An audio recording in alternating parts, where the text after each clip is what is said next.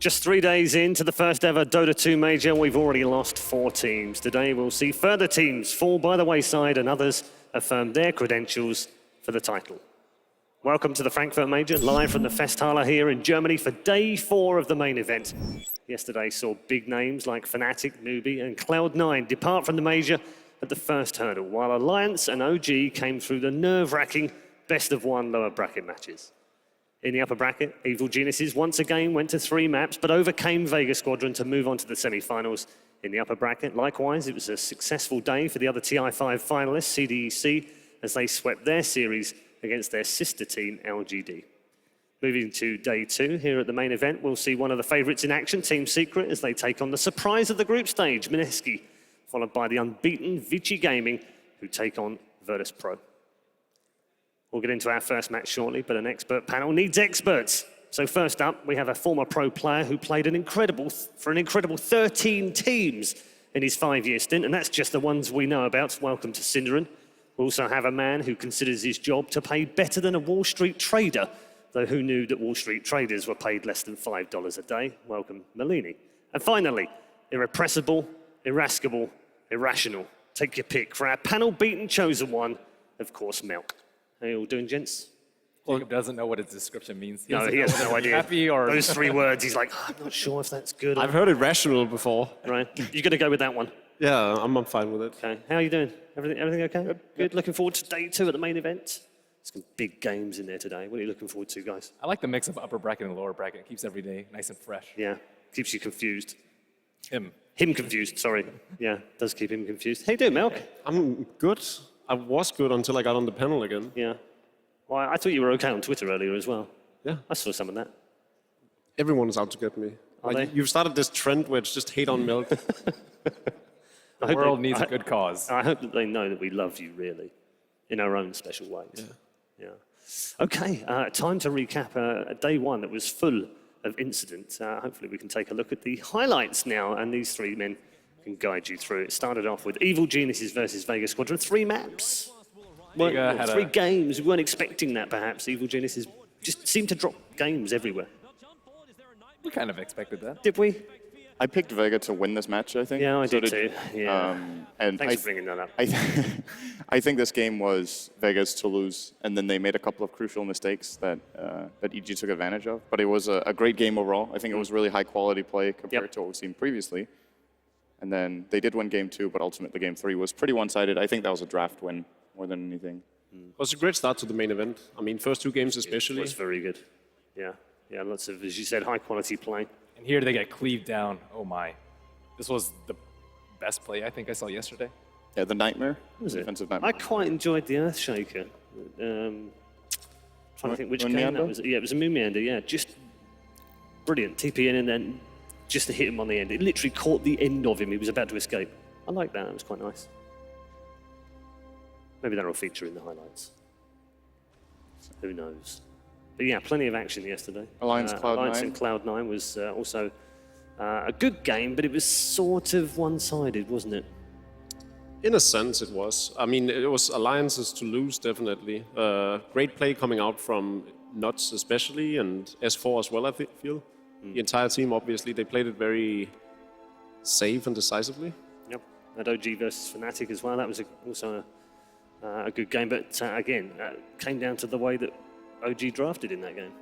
I think they also just played way better. Fnatic made quite a lot of mistakes in this game. It really hasn't been their tournament. They came off to a good start with a first game win against Evil Geniuses, but then, since then it just looks like they couldn't find their footing anywhere. Highlights for you, Ben? In these? Definitely EG Vega. I just like the high quality play from those games. But overall, in the best of ones, though, you'll see a lot more like safe picks, like West Tiny, even like that. That was the play. The Alchemist outgreeting. What else do we see? The Spectre pick. Like those are kind of favored in BO1 just because teams don't like the idea of just losing out in terms of late game. But at the same time, I think the teams that take more chances have better shots. There was also a Sand King pick as well yesterday. That was kind of nice. It got destroyed by the Bounty Hunter, but I'm actually surprised we haven't seen more Sand King, especially in combination with the Winter's Curse. I actually think it's a really good setup where you can channel your epicenter and just Yes, yeah, pull up in the Definitely, with all the It's Dark the Side only Winter one as Wyvern well, play we isn't see, Sand King should have. EG ran it, I think, once at ESL, but or maybe around that time. But that's, I think, all I've seen of Sand King really. Okay, we're going to get into our first day of action, and we're going to kick things off with Secret versus Mineski. What a tie to get us going this morning. Mineski was the upset of the tournament until yesterday, Yes. until the Peruvians came marching in. But still, Mineski in the upper bracket, I think, is a great feat. Great for the Philippines, of course, and their entire Dota scene, probably one of the biggest ones in the world. So I'm happy to see that Mineski has made it this far. I think this is the end of the road in the winner bracket, though, as Secret is the clear favorite to win this, in my opinion. I'm not surprised to see them in the upper bracket, though, at all. I'm a little surprised to see eHome not perform that well in the last match, but Mineski going deep at Nanyang, I think they actually could have went very deep. They placed like close to last in the tournament, but they had a very close series with some of the top tier teams. I think out of the four matches we have in the first round of the winner bracket, this is probably the most one-sided one for me. I'm pretty confident in Secret. Mineski have been playing really well, but they're the type of team that I think Secret just figures out by looking at a couple of replays. There are some very clear patterns, obviously. Don't give them Husk or Dazzle is number one. But I do hope they bring a good game. It would be nice to see them at least take one game. Okay, let's take a look at some of the highlights from the group stage. Secret were in fine form during the group stage itself and came through that very safely. It could have been a tricky group for them, but they seem to play everything out well. They're very efficient in farming, which shouldn't be surprising, but it still is at this level. I didn't expect them to come into the tournament and still come out as high on DPM as they do. They've been having a lot of success with the Shadow Fiend first pick, except when Slaughter has still been in the pool, but this was a pretty close series versus Newbie Young. You still think Secret are like heavy favorites even after this relatively close series? I think Mineski's better than Newbie Young. I think Secret just played better later in, like after this match, I think they got better every single game. Yeah, especially the last one with Poppy's Chen. I think that was a clear indicator of Secret being ready to take on the tournament. I think they match up really well versus LGD, though. I think LG doesn't have the most spectacular early game, whereas Newbie Young and Mineski can actually dominate the lanes much, much harder than LGD can, which I think is a worse matchup for Secret. Overall, they're playing the group stage, though. There was no real issues for them. I mean, a lot of teams have had the odd scrappy game, and they just seem to come through pretty straightforward. I mean, they started out surprisingly against Newbie Young by dropping a game, and everyone was like, what? Another new Chinese powerhouse? Even versus with the anti-mage on their team, though, they were in like a 7,000 gold deficit. So that game was not as easy as EG's anti-mage game yesterday. Okay, let's talk about Roshan control for Secret in terms of the way that They are really good at doing Roche. Yeah. Probably one of the best, I would say. They almost always... The best or one of the best? I think the best, actually.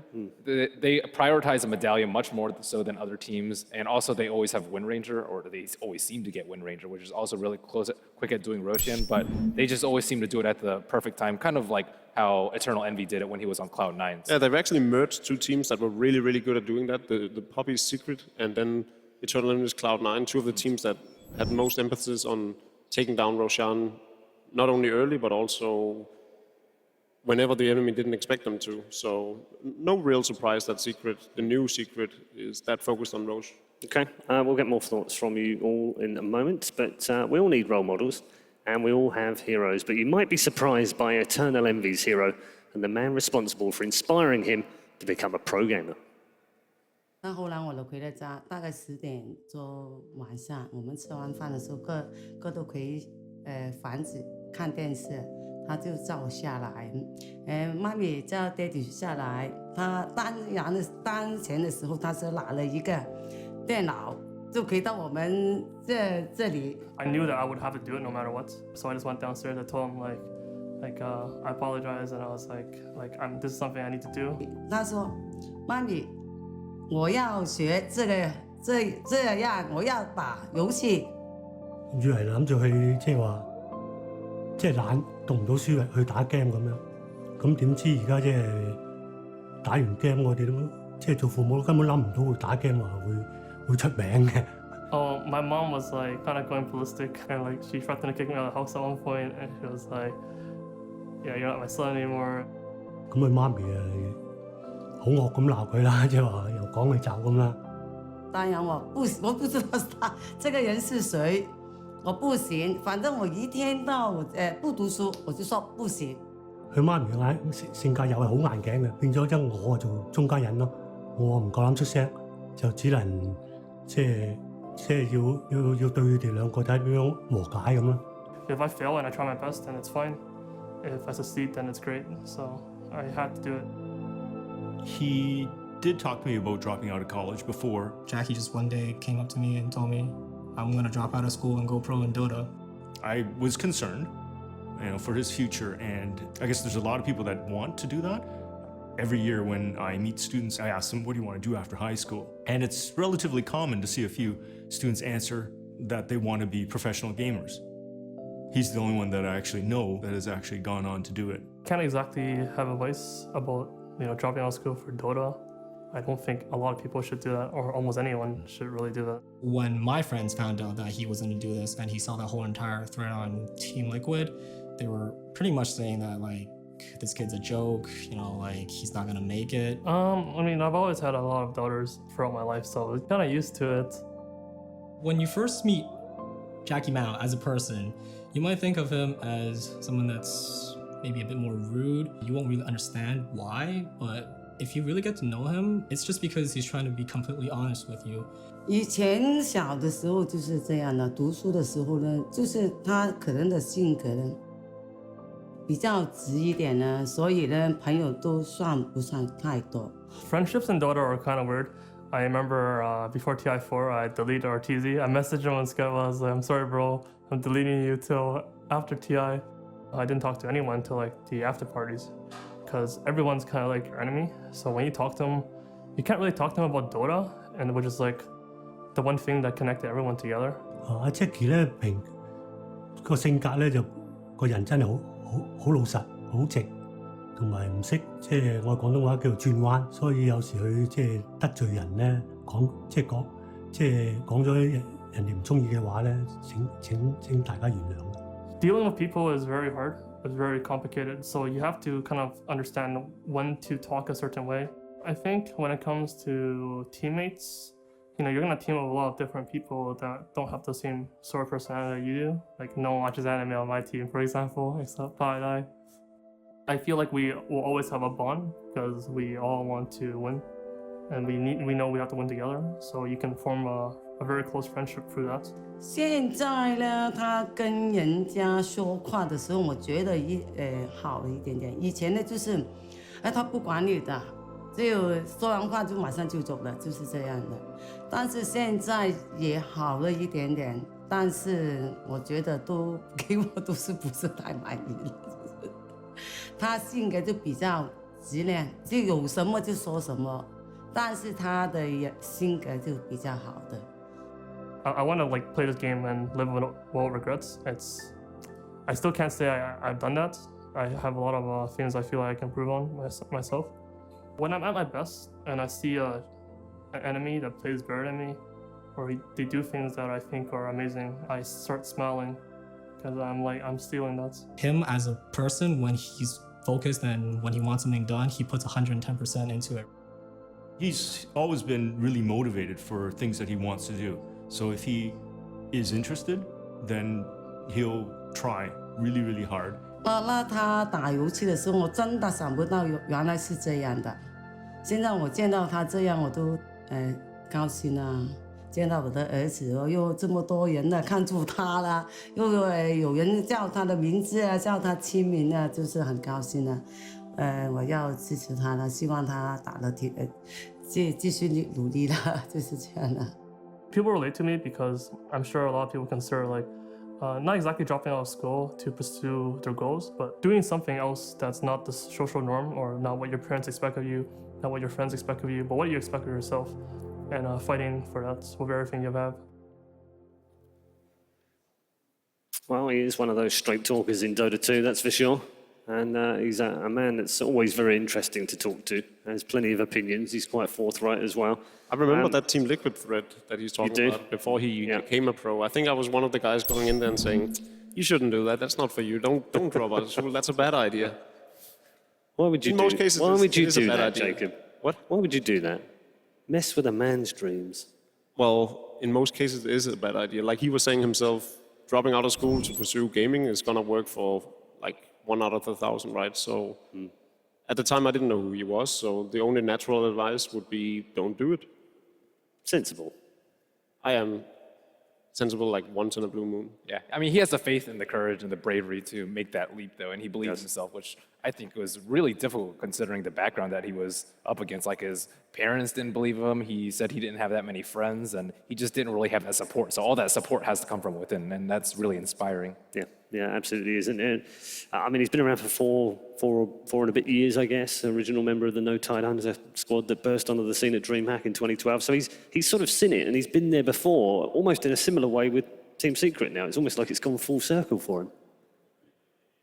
In which way? In the fact that he was in a big team to start with that had I see. instant Okay, yeah. success, and now he's gone to a team with high expectations. So you think he's going to get kicked later? Well, let's hope That's the full circle, right? if we're going all the way Gets kicked round, then and yes. goes full Swedish. Yes, if we go all the way round.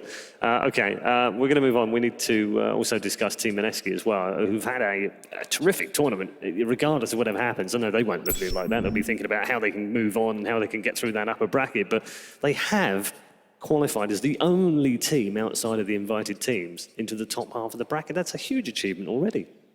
Oh yeah, definitely. And Jules especially is. That's the only guy you know. Come on. I was like, do you know who's on Mineski? He's like, no, not really. He's like, is Jules still playing? I was like, yep. Since then, I like Johnny Vass a lot as well. Anyways, Jules. Johnny back. Jesse Vash, Johnny Jesse Cash. Vash. Johnny back. It's okay, guys. It's okay. He knows one more player in this lineup than he did in It's Newbie not Cup. even the right name. Ish. Started with a J. Johnny Cash plays a great Slardar. All right, well, while you try and remember the team lineup, we're going to have a look at the highlights and you can talk us through them. Right. So, as I was saying, anyways, Jules was at TI1. We haven't seen him internationally ever since. So now, 4 years later, that's an impressive feat for him to still stay with the same team. There's been a lot of drama back and forth since then. He's been in and out of the team. That's just sort of the Mineski we know. Apparently, it's also the Philippine Dota scene. A lot of back and forth. Can we start calling him Johnny Vash? Johnny Vash. I would say I'm disappointed with you, Jacob, but I'm really not. You've come to expect it. I have. So they utilize a lot of heroes very well. Firstly, Doom and Slardar, which I think is important for every team in the upper bracket. Secondly, they actually have a lot of success with Drow Ranger, which is probably the team to have the second most success aside from Virtus Pro. They run a lot of different and cool strats. And Huskar, of course. Who could forget that? We sort of expected to see Huskar take a few games, but the other teams that picked it wasn't as successful as Mineski clearly was. Although you could say it probably caught Alliance a lot off guard. It's not something we're very used to seeing in the West either. Yeah, they try to counter it with Timbersaw in the hands of Bulldog, but that ended up not working out so well for them. So, I don't know. There haven't been that many counters for Huskar, actually.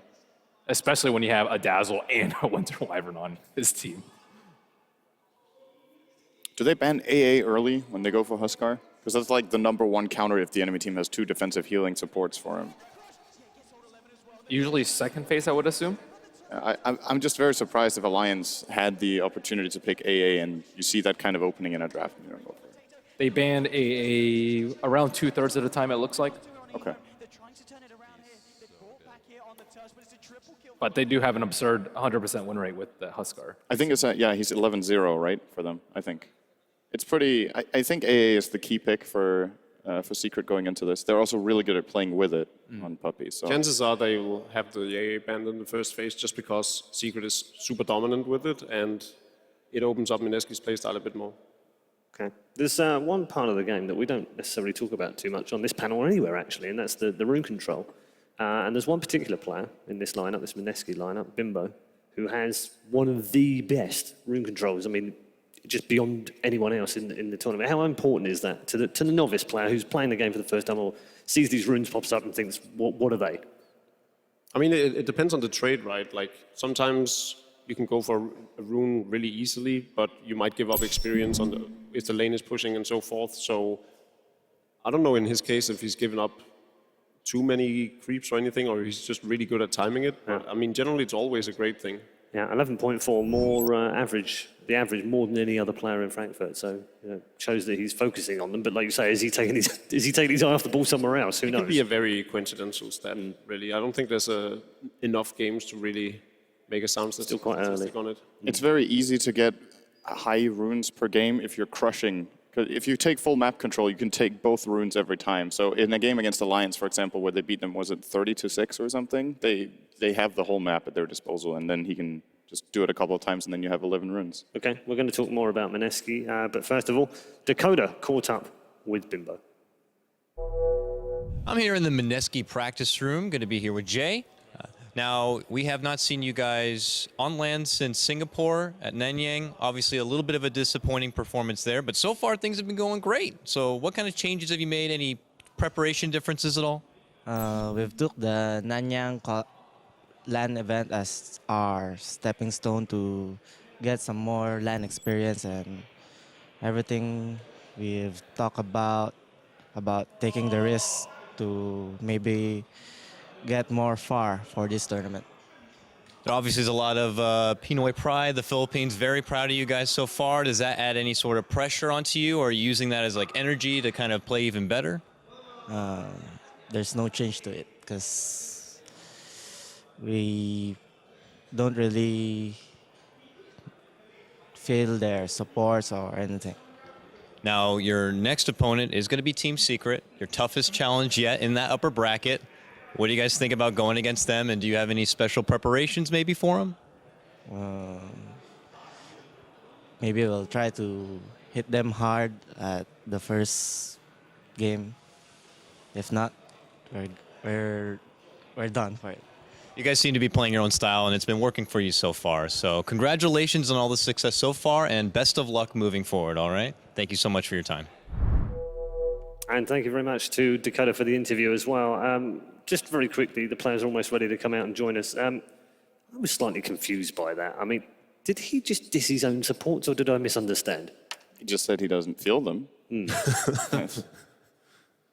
Yeah. He didn't say they're bad people. He just says. No. I mean, I think the way he said it should be interpreted more as they are focusing 100% on themselves and try to isolate themselves from everything. Absolutely. So criticism and he said a bit later on, didn't he, that they're actually just going to go full steam head on at them. And, do you think that's the only way they can win this? Pretty much. I don't know how many other pocket strats they have, though. We saw the Huskar just clearly dominate the group stage. Aside from that, what else do they have? I mean, the Undying is a good pick for them as well, I feel. So I'd say going head-on strong seems to be working for them. The Huskar and Undying are typically some of the heroes that you want to fight with as much as you can. So there's definitely a lot of truth to what he said. All right, we can find out predictions, and we can also talk about the draft in just a moment, but the players are ready backstage. So ladies and gentlemen, please welcome for our first match of the day, Mineski and Team Secret.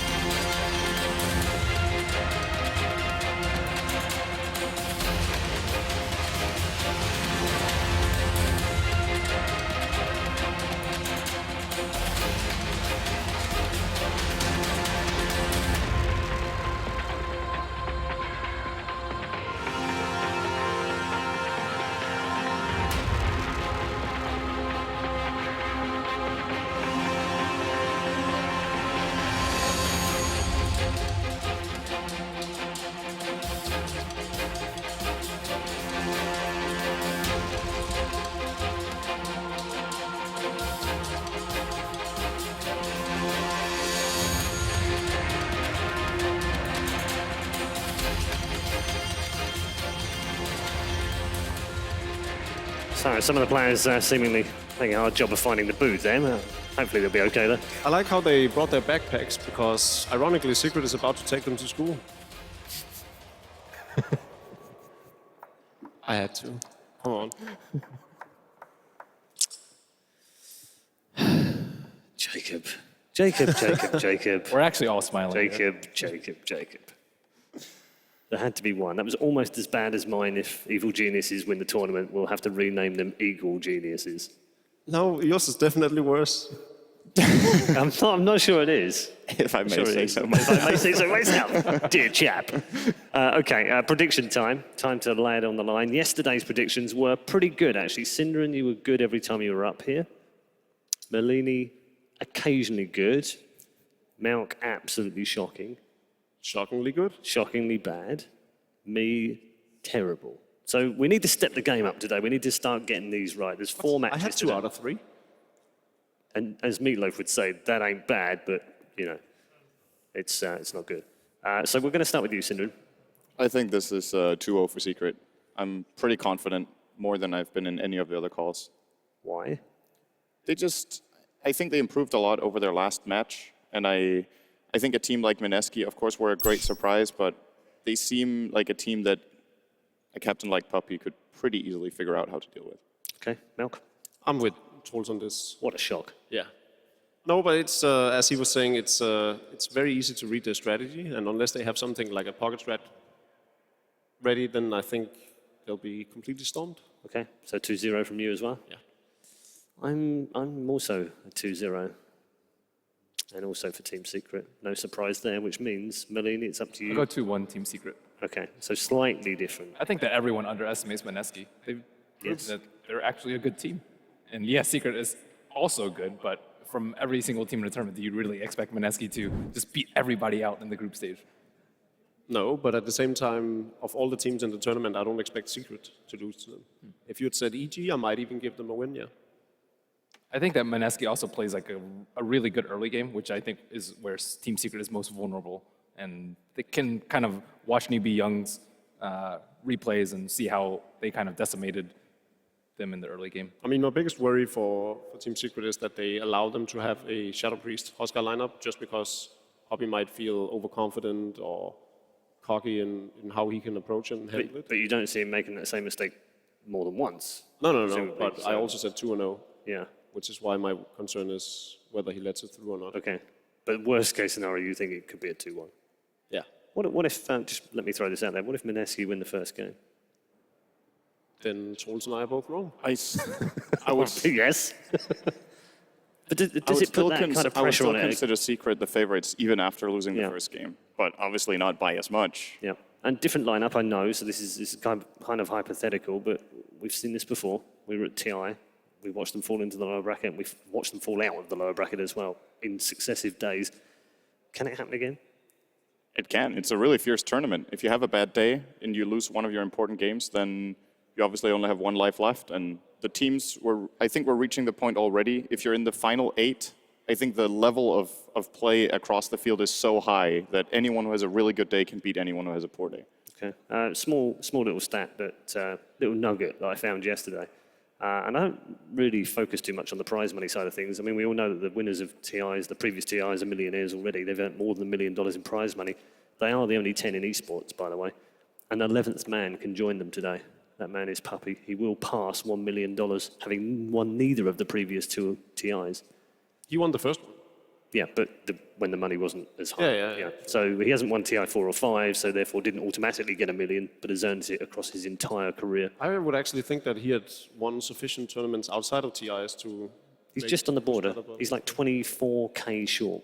So yeah, his share of what would be top 6 money would be enough to push him over. So yeah, nice little extra stat for the day. Nox is already sitting backstage going, well done, Red Eye. It's very good. Draft time, boys, for game 1. Okay, looks like Mineski actually got a penalty. They have 30 seconds less ban time. Yeah. I'm not sure what the penalty is for, if they were delayed or something like that. Maybe someone can tell us that. 10 seconds remaining. I wouldn't say 30 seconds is... I think the highest penalty is that you lose your entire bonus time. That's the highest penalty you can give, and that is harsh. Super difficult. That's what, level 1, 2, and 3? But 30 seconds is okay. That's manageable. I'm Maybe just it curious was what the happened. aforementioned bags, because I don't think you're allowed to bring bags into the game. Ooh. Maybe they delayed the start of the game because they had to go through some in-depth security with their bags and have everything checked. Maybe. Took too long. Maybe. 10 seconds Right. remaining. We will find out and we will report. So they will ban out the Doom against Secret. I don't 5 think that's seconds any remaining. really big surprise. I'm curious to see what happens to Slaughter in this matchup, mainly. First band. Reserve time. Very contested between these two teams. Do you think Secret would take Slaughter if Menesky let it through, as well as their Dazzle and Huskar, for example? I sort of think Team Secret expects them to go for this all-in strategy. I think they want the Slaughter as well, so I wouldn't be surprised to see an Undying ban right Undying would be a good ban.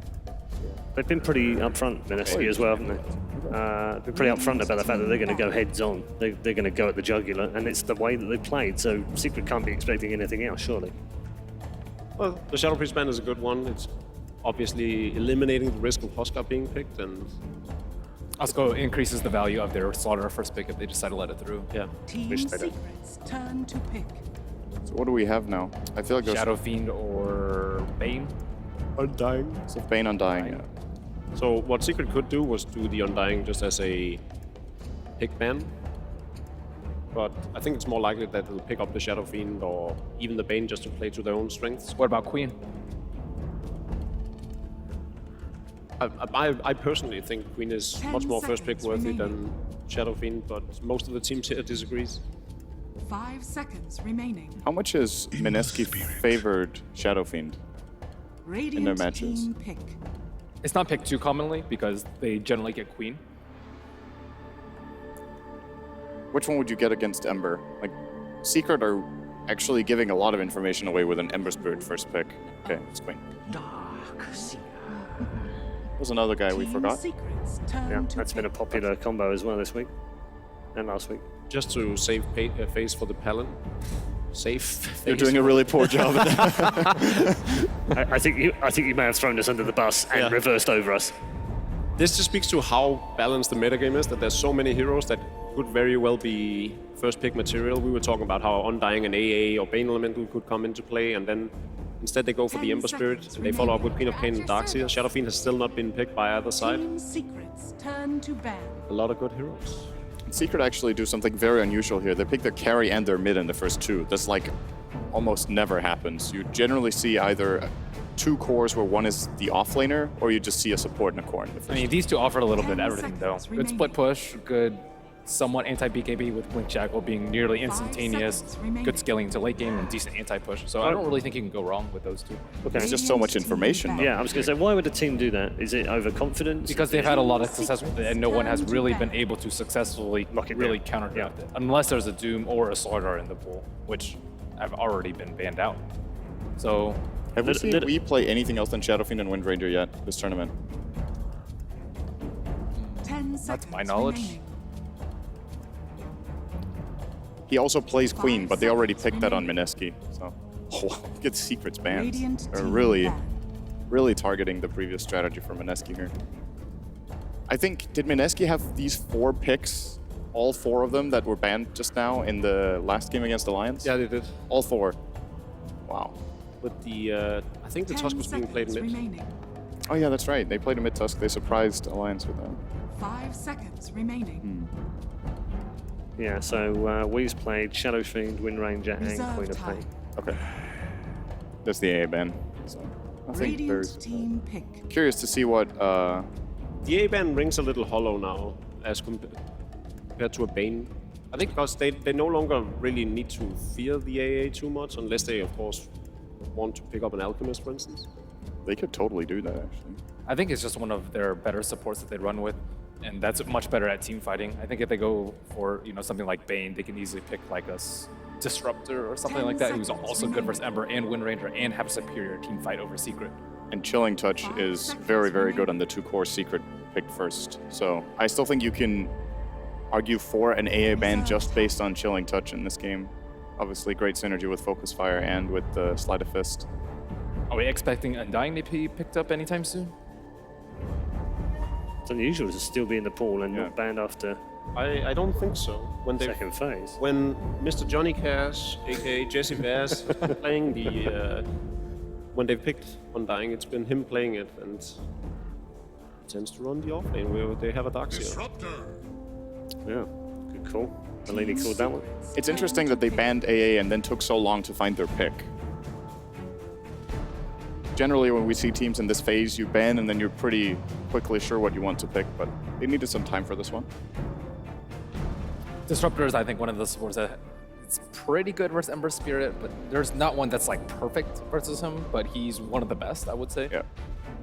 Aside from that, what other ones are we looking at to deal 10 with seconds the Ember? remaining. Because Ember, played by Envy, has just been consistent pain 5 trying seconds to deal remaining. with the split push. You're saying support or hero? Support. Yeah, I think Disruptor, one of the best. Reserve time. Lion comes to mind. Silencer is actually pretty strong. But Radiant then you have a team Silencer support, which I think the results for haven't been very good in general. Disruptor's only 20% win rate, by the way. Team 20%. Secrets Out of how many games? turn 5 or to 10? Only like 5 games, so. Nice. So now another silence coming out for Ember Spirit. This is actually shaping up to be a difficult Ember Spirit game. This hero is so good with Iron Shell, and it fits Mineski's idea of playing hyper-aggressively. Nightstalker Darkseer can start taking over a game at the first nighttime if they get a couple of kills running. So 10 I like this seconds pick a lot remaining. from them. The one downside, though, is that this support duo 5 is not seconds very good remaining. very early on. So pressuring Secret in lanes when they have a Bane is going to be difficult. Reserve time. So we expect the Queen of Pain to be played by Bimbo, right? Yeah. Yeah. So they still have that carry left on Mineski. Don't Secret need a hero up in front that can actually get vision of these heroes? It seems like as the team fights are going to happen right now, Night Stalker is almost always going to be able to get the jump because none of these heroes really want to be up in front and get vision for Team Secret. I sort of like the Undying pick for Secret themselves, just because it can go in and it's, you know, if they fight around the Tombstone, Queen of Pain, Darkseer Disruptor especially, can't really choose to fight elsewhere. And Tombstone also gives good vision at nighttime even. It's pretty useful. Of course, if you cast Darkness, it should still be limited to 475, is it? Can't remember. 675? Is that high? Okay. I think Ben is giving me the look. The look? You gave me the look too, to be fair. All right, this is actually a pretty good solution too. So there's some vision for you with the Hawk. Roar great against Nightstalker. The Boar is annoying too. But of course they have Surge to counteract this flow. I still think this was a very, very nice pick. But it still pretty much means that they can't really fight Mineski in a team fight.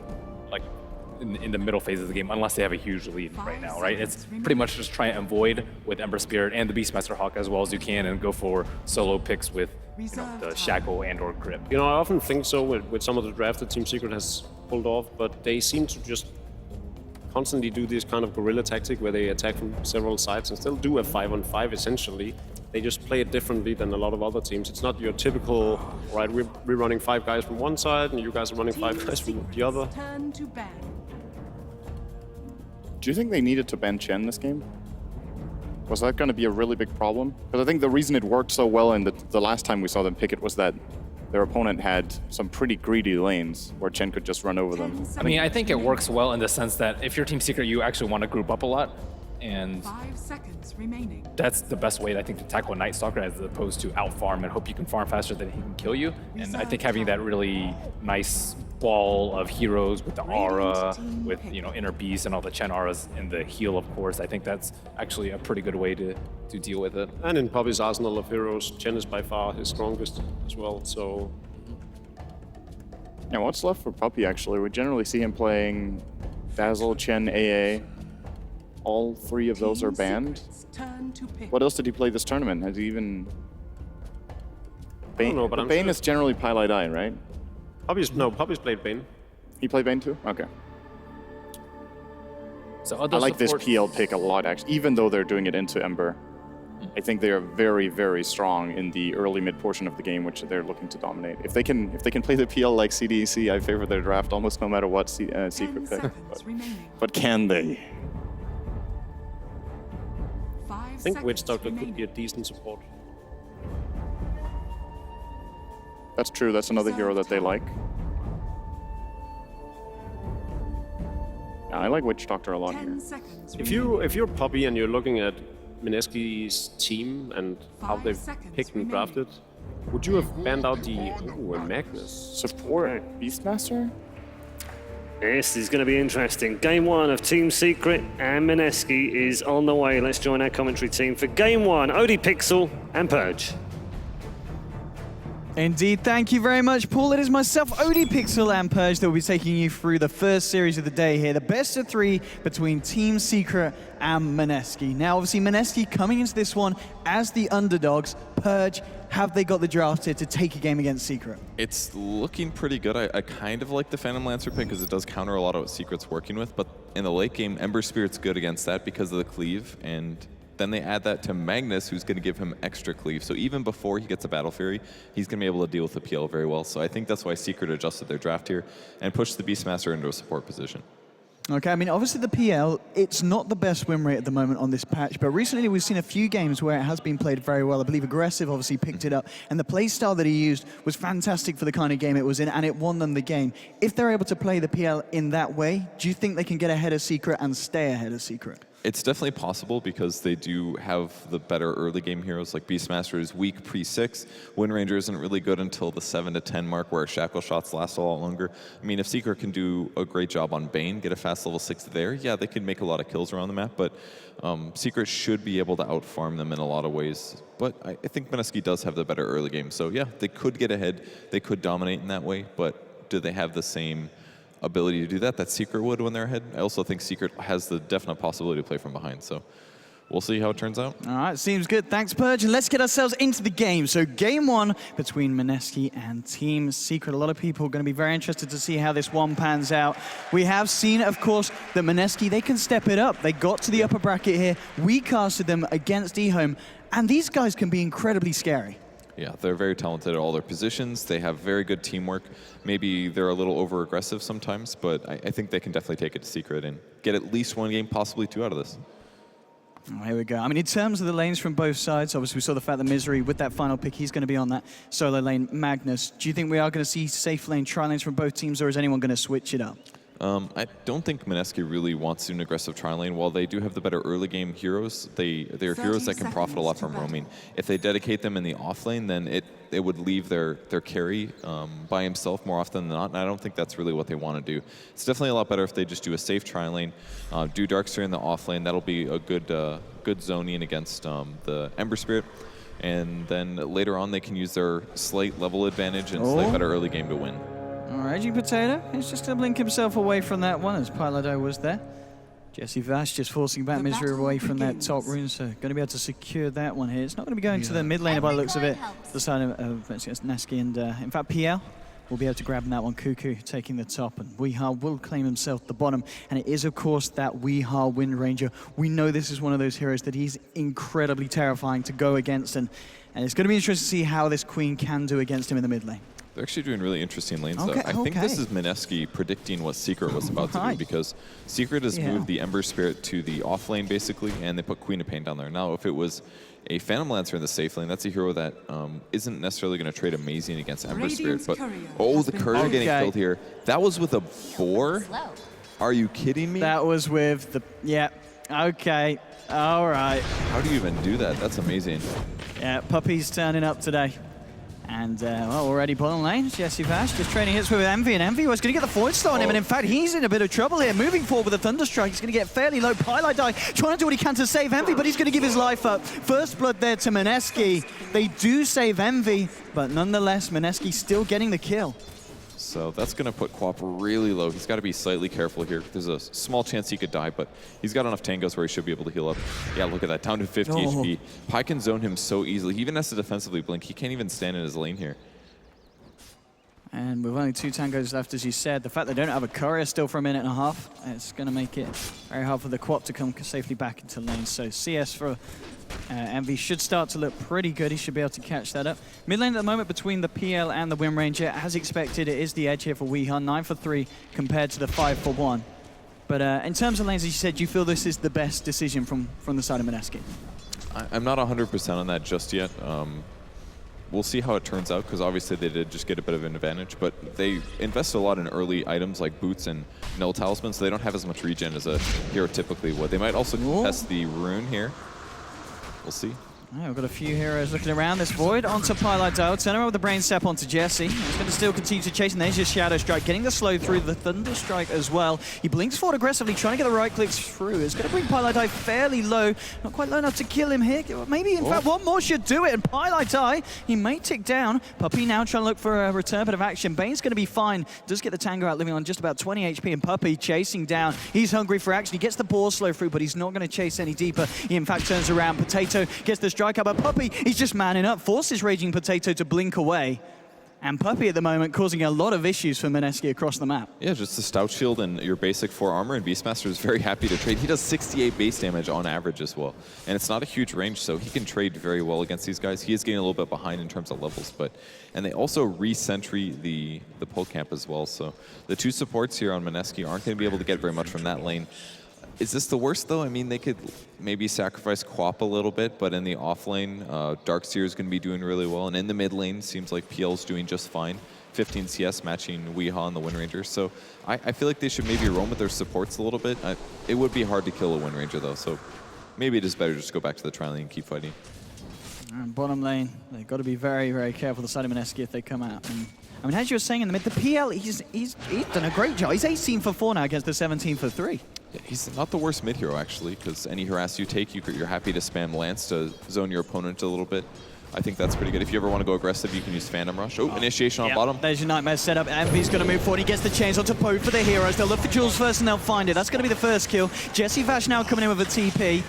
Let's see if they can find anything off the back of it. Looking to trade hits with Piloto, but Raging Potato takes a brain step to the face, and Secret will just get away with the kill. No return from Mineski. It's a very weird trialing for Secret, but it's completely working out. I think a lot of that really was the lack of regen that we had on Queen of Pain. If she had a salve that one time they got the first blood, and she was able to the pick shackles there, and look at this. He's trying to go for the deny, but doesn't manage to deny the rune. It's still picked up, and now Weehaw could be in trouble. Cuckoo trying to chase this in. He's going to try and walk this off, Weehaw. Should be fine. Feeling a lot of aggression, and that's caused Weehaw with the empty bottle, and Cuckoo now have a top one. Envy is going to find himself a regen down here. That'll be really good for him. Looks like he might let it go to the Wind Ranger there. But she just wants to... Jesse Vash? Jesse! He chickened out. I feel like he could have gone for that. Neither of them had mana. He may not have known that, but that would have been big. I really think they did need more regen, though, because after you get a kill, if you're put down to low HP and the support respawns, in some ways it's good for the support. Yeah, you gave them gold, but you show back up to the lane, and this is the first time Queen of Pain has been full HP. If she was able to salve instead, they could have pressured Pi. They're going to try and go again, but there we go. The Nightmare toggles up. It still gets the chains down, and they've got the damage. They'll take down Raging Potato before he can blink away. And a second kill for Secret on this bottom lane. It's a good try by Jules. He put the Nightmare on himself so that Queen of Pain could get away, but the Syrian Chains came just in time, and no blink there means that Queen of Pain gets punished. So in a lane where you thought maybe Eternal Envy was going to die a lot, he's actually getting an advantage here. He's got 21 CS, he's got a kill and assist to his name, and Secret's got to be really happy with this, especially because on the other side of the map, Misery has a lot of levels. He's up to 6 now, and that means that he's going to be able to get a lot more done in the early game from a ganking perspective, and he's going to have a lot of extra levels of Empower. So Envy's doing well. We have on the mid lane, Weehaw's trading at least evenly, and Misery's going to have way more levels than normal, which means it's going to further accelerate Envy. This is looking like a really good game for Secret right now. But at the same time, considering how a lot of people would have had a perspective of Mineski going into this one, they're stepping up to a level that's showing to be even equal to Secret at the moment, because they're not getting crushed in these lanes by any means, and they are managing to keep up at a certain level. Yep, but I think their mid-game outlook is not looking as good because of the farm that Secret is getting. So, yeah, they have some interesting ideas, and things are working out okay for them right now, but it's definitely looking like a good Secret game for the mid-game.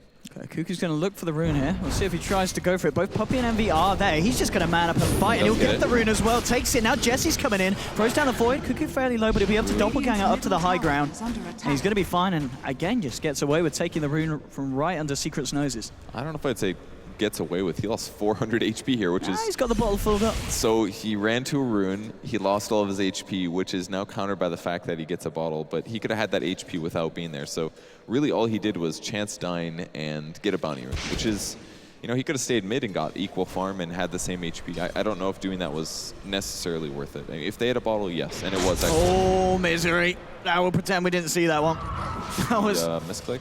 Yeah, misclick. Oh, that's unfortunate. Not great from that. Envy did have a bottle, though, so he was countered, and that's pretty big. So no bottle for Eternal Envy. I guess it was worth it after all. Level 4 in Queen of Pain now. She's got boots and a bottle in the base. And Disruptor's still sitting behind, just in case she gets in trouble. Puppy picking up level 3. Actually getting 2 levels of Wild Axe is a little interesting skill here. A lot of players will be maxing out Wild Boar, even when playing a support Beastmaster, but Puppy's seen a bit different here. We can see at the top, the side of Mineski were looking for something, still trying to use this nighttime, but there is that lane wall from the Dire, so Secret are well aware that Night Stalker's up there, looking to dive with the shell. They're going to actually send the Night Stalker now bottom, see if they've got any better luck against Envy and Puppy. Got 3 of them there. And there we go. Envy's trying to lead in himself with the Axes as well, bringing Raging Potato fairly low, but Jesse Vash is coming in. They get the Void down, and there's the Glizzard's back as well. Do they have the damage? And they do. They'll take down Envy there, Mineski. And mid lane as well, Weeha just getting pressured back. And Mineski keeping it even on the board, and that's a big kill to get. Yeah, and a really good gank too. That was cool. They put Iron Shell on the Night Stalker. He teleported to the bot lane, I think. Otherwise, there's no way an Iron Shell could get across the map. No, it's right, because he was up top. They saw him come into lane from the ward, and then he just hid in the trees, TP'd from the trees behind the tower, so Secret still thought he was top looking for the kill. Yeah, that's really smart. That's reading the map, basically thinking they probably had an Observer ward in the area. And sometimes one of those ways where knowing that they have vision can really help, because you can't trick your opponent like that.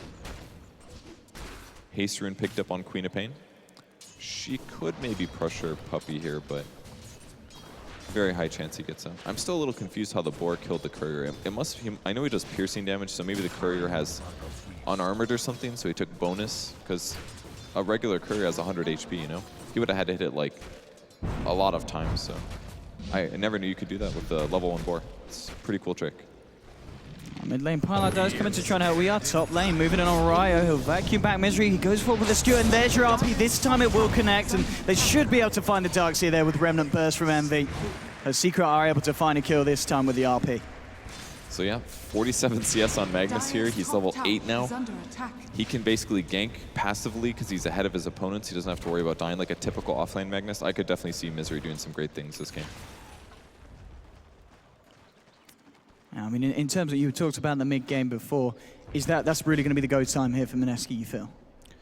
It was supposed to be. I don't know if it'll happen now. Night Stalker's 4 in 9 minutes. Disruptor's sitting at level 4 as well. They never got control of their pull. Secret blocked it twice in a row with sentry wards. Normally they just put 1 sentry down, but that means you only have to wait till about 2.5 minutes or so to end up pulling again. Instead now, this is the first time I've seen them start a pull here, and it's 9 minutes in, and their supports are definitely under-leveled, and they're both supports that kind of need levels. Like Night Stalker you can get away with maybe being under-leveled, but as soon as Disruptor hits 6, you go around the map and you start getting kills, and they've delayed that massively, whereas the hero on the safe lane on the Radiant side, or the Dire side, sorry, was Misery on the Magnus, so he's already set up a kill. So they're definitely behind in their gank potential, and with Queen of Pain dying once in lane as well, you know, they're a little bit on the back foot.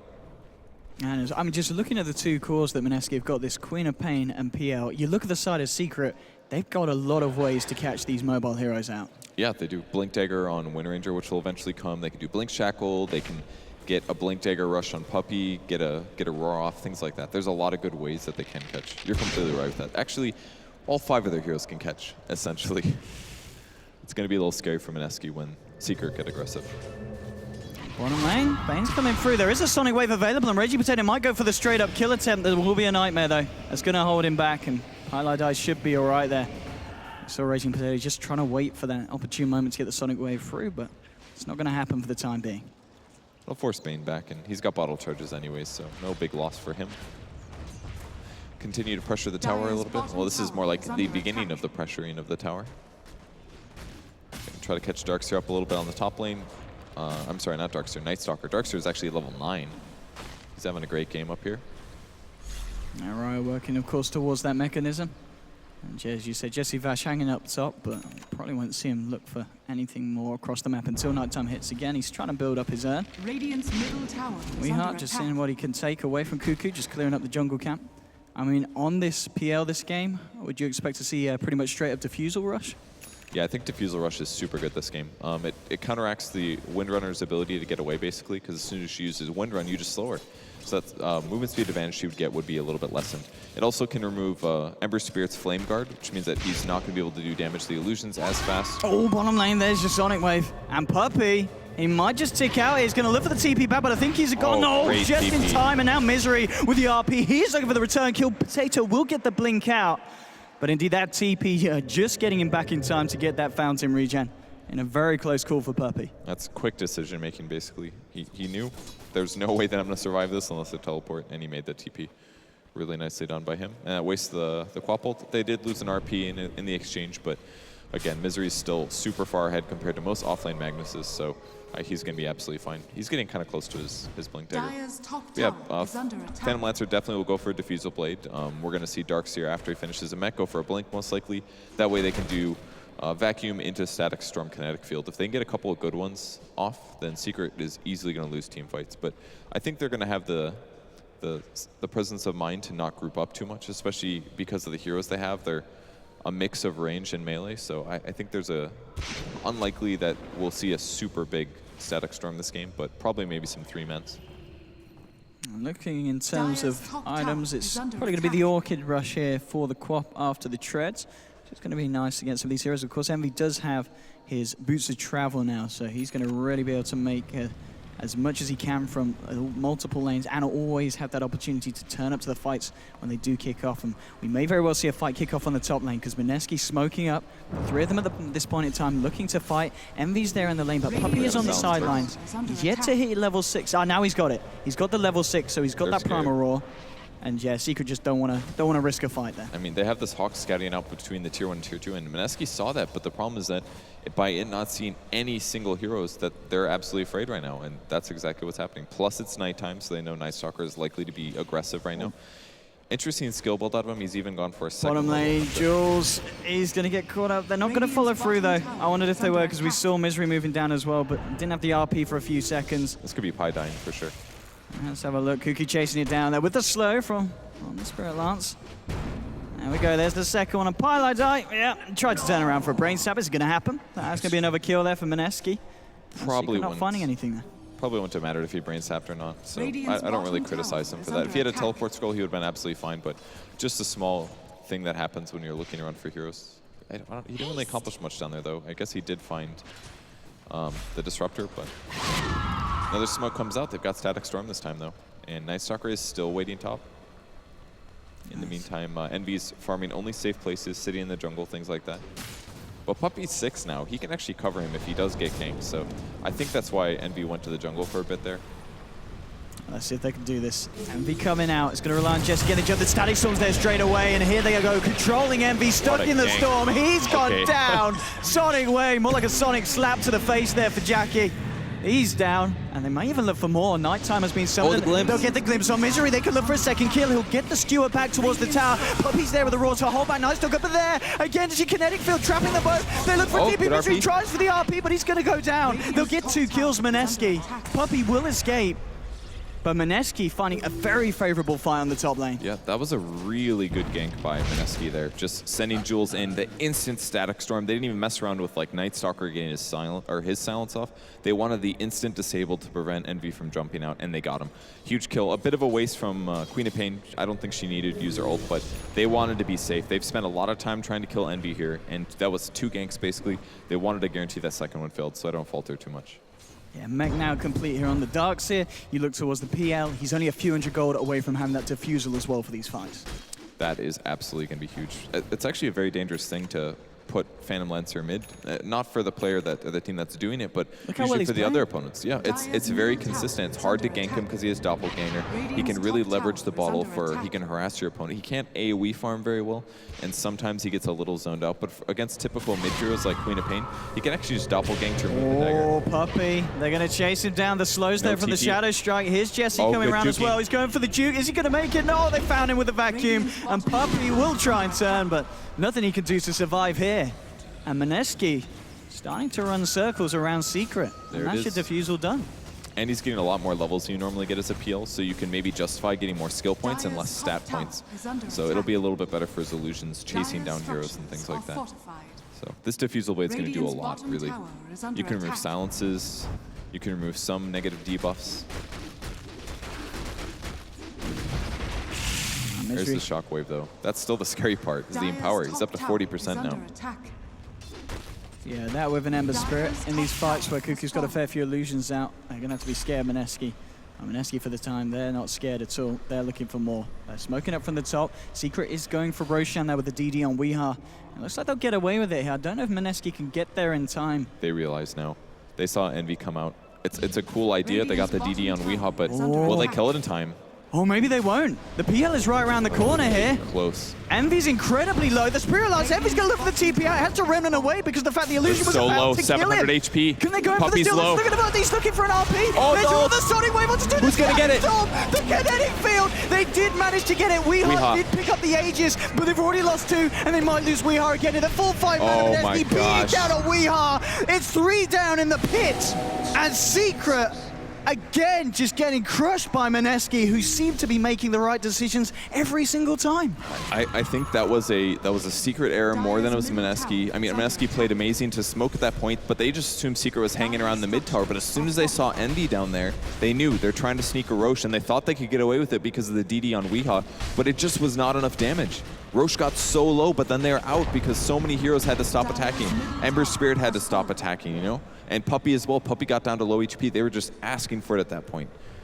If Mineski would have been really passive there, yeah, they would have been absolutely fine. They would have got the Roche. They would have got a big advantage. But that going to Mineski here is very, very dangerous.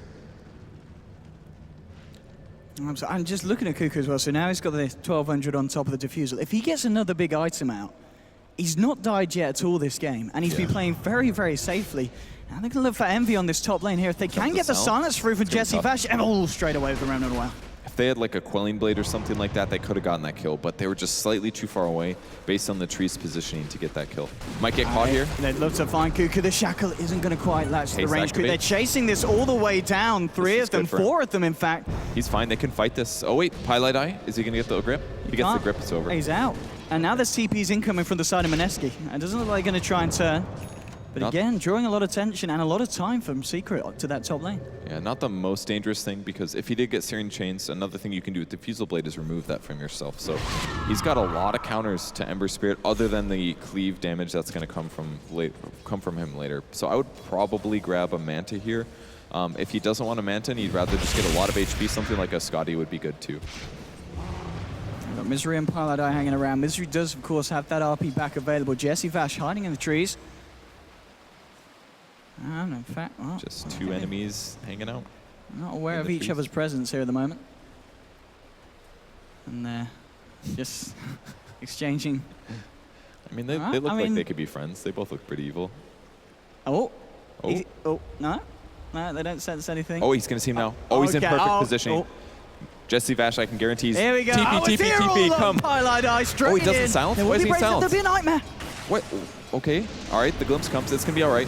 Yeah, they're still got it. They catch him here in the kinetic field. And now Pilot Eye will go down. That's exactly why you wait in the trees like that, because sometimes your opponents get into a position where it's as if you have a Blink Dagger. Like, yeah, maybe you waste a little bit of time, but then somebody passes you and it's the easiest gank ever. I don't know why he didn't silence. Maybe to save some mana here, because he doesn't want to go back to base, but they got the kill. Nice little pickup there. And now it's nighttime. Another reason that he was just waiting. He's like, it's daytime. I'm not going to do anything anyways. I might as well wait for the easiest gimp ever. I mean, at the same time, Secret, some of them did smoke up around the bottom into the jungle. They were looking for Cuckoo, but he's just playing so elusively every time, just avoiding these rotations from Secret. Envy is starting to build on that Battle Fury, but we can already see Mineski getting ahead in terms of the net worth, and you never really want to be going up against a Phantom Lancer if he starts to get ahead of you.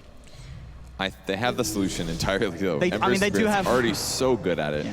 It's basically like he has a Battle Fury right now because of having Empower. And once he does get a Battle Fury, he's going to be doing 85% cleave. And that gives you full cleave on all those illusions. Like, if he ever uses Doppelganger, Cuckoo just kind of dies, is basically what happens. He's going to have to spawn illusions, send them at somebody, and walk away from them. And I think this is a great reason for him to level up Phantom Rush, which he's actually doing. He's got 2 points right now. And that's basically because Phantom Rush, it's an amazing skill, but most PLs don't justify leveling up because they just feel they need more HP, they need more agility for damage on their illusions. But because he has such a level advantage right now, I absolutely agree with this. He needs to spawn illusions and he needs to run away from them. Because every time that Envy uses Sleight of Fist, they're all going to take a stupid amount of damage, and him as well if he's in there.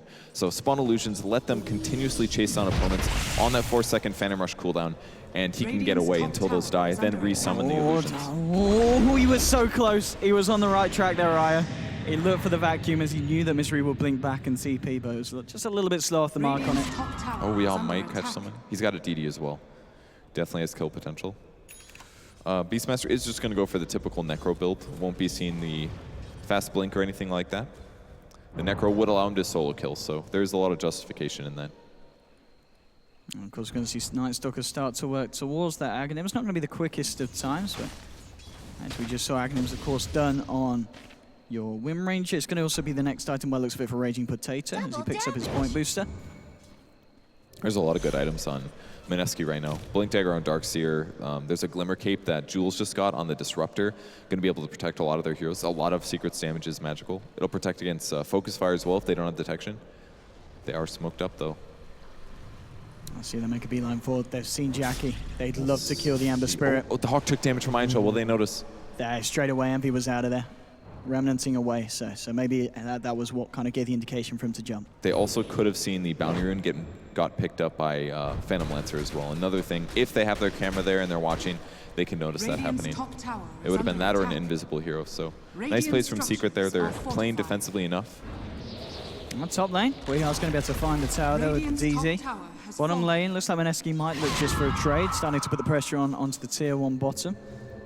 And also Raging Potato going to join them as well here and make his way across. And the line is drawn straight towards the tier 2, so maybe they just continue the push here and try and force Secret to fight. Yeah, that's basically what they need to do. Secret definitely got the advantage in the last 2 minutes. They got a tower by themselves, that he was safe while they had other people farming. And they will initiate soon. He's got his Battle Fury ready. And the Empower, as we can see on the but doing a fair bit. See Vash in trouble. And they found Paladai. Paladai's going to get silenced. Shackle will latch onto Vash. Misery, but there's the Square misses. They get the statics on the kinetic field. It'll trap Weehar. The Roar's out onto the Queen of Pain. Misery caught in the midst of it all. They do get Fiends going onto Jesse. There's the RP, good RP. But Misery's now down. It's a 1-for-1 at the moment because they did lose Raging Potato on the quad. Heavy trying to do what he can with the Slight Fist. Diffusal Blade. He's in trouble, no mana. And he's out of luck as well. Ember's going to go down. It's a killing spree for Cuckoo on this Phantom Lancer. And they will succeed in the fight, and they may even be able to take the tier 2 again. Exactly the plan for Mineski. They've even got a glimpse. Puppy's being caught out. He's in trouble. The Lance is there. He's stuck in the field. Killing spree for Jesse Vash. And once again, another pick off for Mineski. They're playing so well right now. They have all the counters to deal with Secret, and Secret just did not fight that well. The initial Blink Skewer from Misery completely whiffed. Secret, they did grip the Night Stalker and they dodged out of the kinetic field, but that was it. At that point, you're escaping from a team that has a Disruptor, and there's just no salvation against that. And as soon as they drain Envy's mana, he's dead. He's in a really dangerous part right now.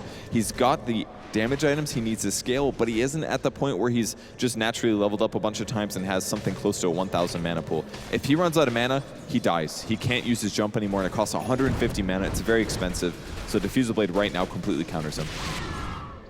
The fact that there's Greaves now done on this Darkseer, these fights are going to get harder and harder for the side of Secret.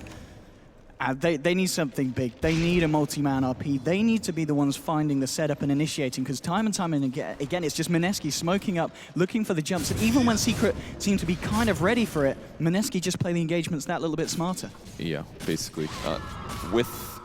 In Secret's defense, if Mineski is using a lot of smokes now, that means they can't do it later. And in the late game, if Secret can drag this out until 40 to 50 minutes or so, then, like you said, if they just get a monster RP, he's going to Sleight of Fist once and everybody's going to die. It will happen at some point. So Mineski still has to be so vigilant that they don't get caught in that way. Because if they do, it's completely over, and everything they work for up until this point could just melt away. And Envy's certainly keeping his game up. He may have died 3 times, but he's still top of the 1 times net worth top. They're going to go for the RP Great there. Glimmer. That's going to keep him alive, I think. Do they not have detection? He's got a glimpse back. Highlight die. Static somebody connected onto 2. TPs will be coming through. They'll kill Jules.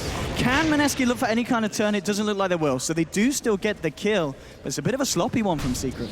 Yeah, I think he made a slightly wrong choice there by going for... He could have glimpsed Bane. He had to glimpse Bane and silence the other heroes. Low chance he was going to live. It basically required Mineski to TP instantly. They TP'd in reaction to his good ulti, but that's too late. They have to be there for that. So, small miscommunication mistake. They should have maybe tried to cover him. Okay, Envy just walking past Ryo there. And Ryo walking past Envy. See you later. At this point, it's all about what Misery can do with the team. Oh, Potato. He's found Paladai. He's going to go for the TP out here. It's too late.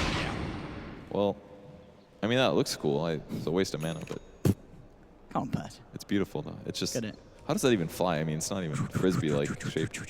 Oh, it missed. Yeah. Come on, step it up, Quap.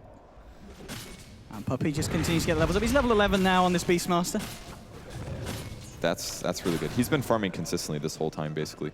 All the times that Secret is doing aggressive plays, it's basically Wind Ranger far in front, Magnus sitting behind, and Bane sitting behind. They have very good ability of killing a single target, and they have very good ability of taking down like 3-man skirmishes. So in that entire meantime, Puppy farms. If we look at his net worth, he's sitting what? He's not that amazingly high, but Beastmaster with just a little bit of farm is actually very strong. Once he gets a Necro 3, he can still solo kill people, especially heroes like Disruptor, maybe even Phantom Lancer. Queen of Pain definitely, although Queen of Pain actually has a ridiculous amount of mana, so there's a low chance of him burning through all of that, but him getting levels right now is really good for his team. And we've got the Ags pretty much nearly being done for the side of Mineski, and well, it's just going to be illusion that they catch out here. Anything else? Night Stalker just less than 250 gold away from his Ags, and Queen just under 650 away from her, so they're almost certainly going to be up by the time the next fight comes around, and going to make it that bit harder for Secret. And they've also got the gem picked up by Darkseer here for Mineski. Yeah, but there is a blink down Wind Ranger, so their catch is getting to be really strong. Any hero that isn't the tankiest person on Mineski could very easily just die. Especially if there's 2 heroes, anybody dies. Wind Ranger +1, anyone on Mineski dies. This is where things get scary because Secret basically only has to commit 2 heroes, and right now it's Bane and Wind Ranger. Whereas the other 3 heroes, they can farm, they can stack, they can go split push into other lanes. So it's scary for Mineski to passively farm. For them even to set up a gank against Wind Ranger, it could easily turn around and have them dying. So they've got to make really good decisions from here out. There's a lot of money on this Ember Spirit, Envy, and he's going to invest straight up in the BKB. So I guess he does have the damage output from the Empower. Just keeping himself alive, as just getting a couple of Sleight of Fists out in these fights that's what's going to be important for Secret, really keeping the Ember alive. It's basically protection against Disruptor ulti is the main thing. And as well, the Orchid. He could buy a Manta stop, but Manta doesn't cover him against Disruptor ult. And Manta doesn't help him that much against Diffusal Blade, because, yeah, you can mantle off the first Diffusal Blade, but he's just going to slow you again right after. So he basically has to get a BKB just to make sure that he's survivable against Disruptor ulti, because if he ever gets caught, dead. With BKB, he's got some solutions. So while it does slow his farm a bit, the HP is nice, and maybe a gank on him will come now, but he, again, still has that BKB. I mean, Potato might be able to force out the BKB here potentially if he goes for the Orchid. They don't even have stuns on their team, if you look at them. There's actually... That's true. Other than Vacuum. You got Vacuum.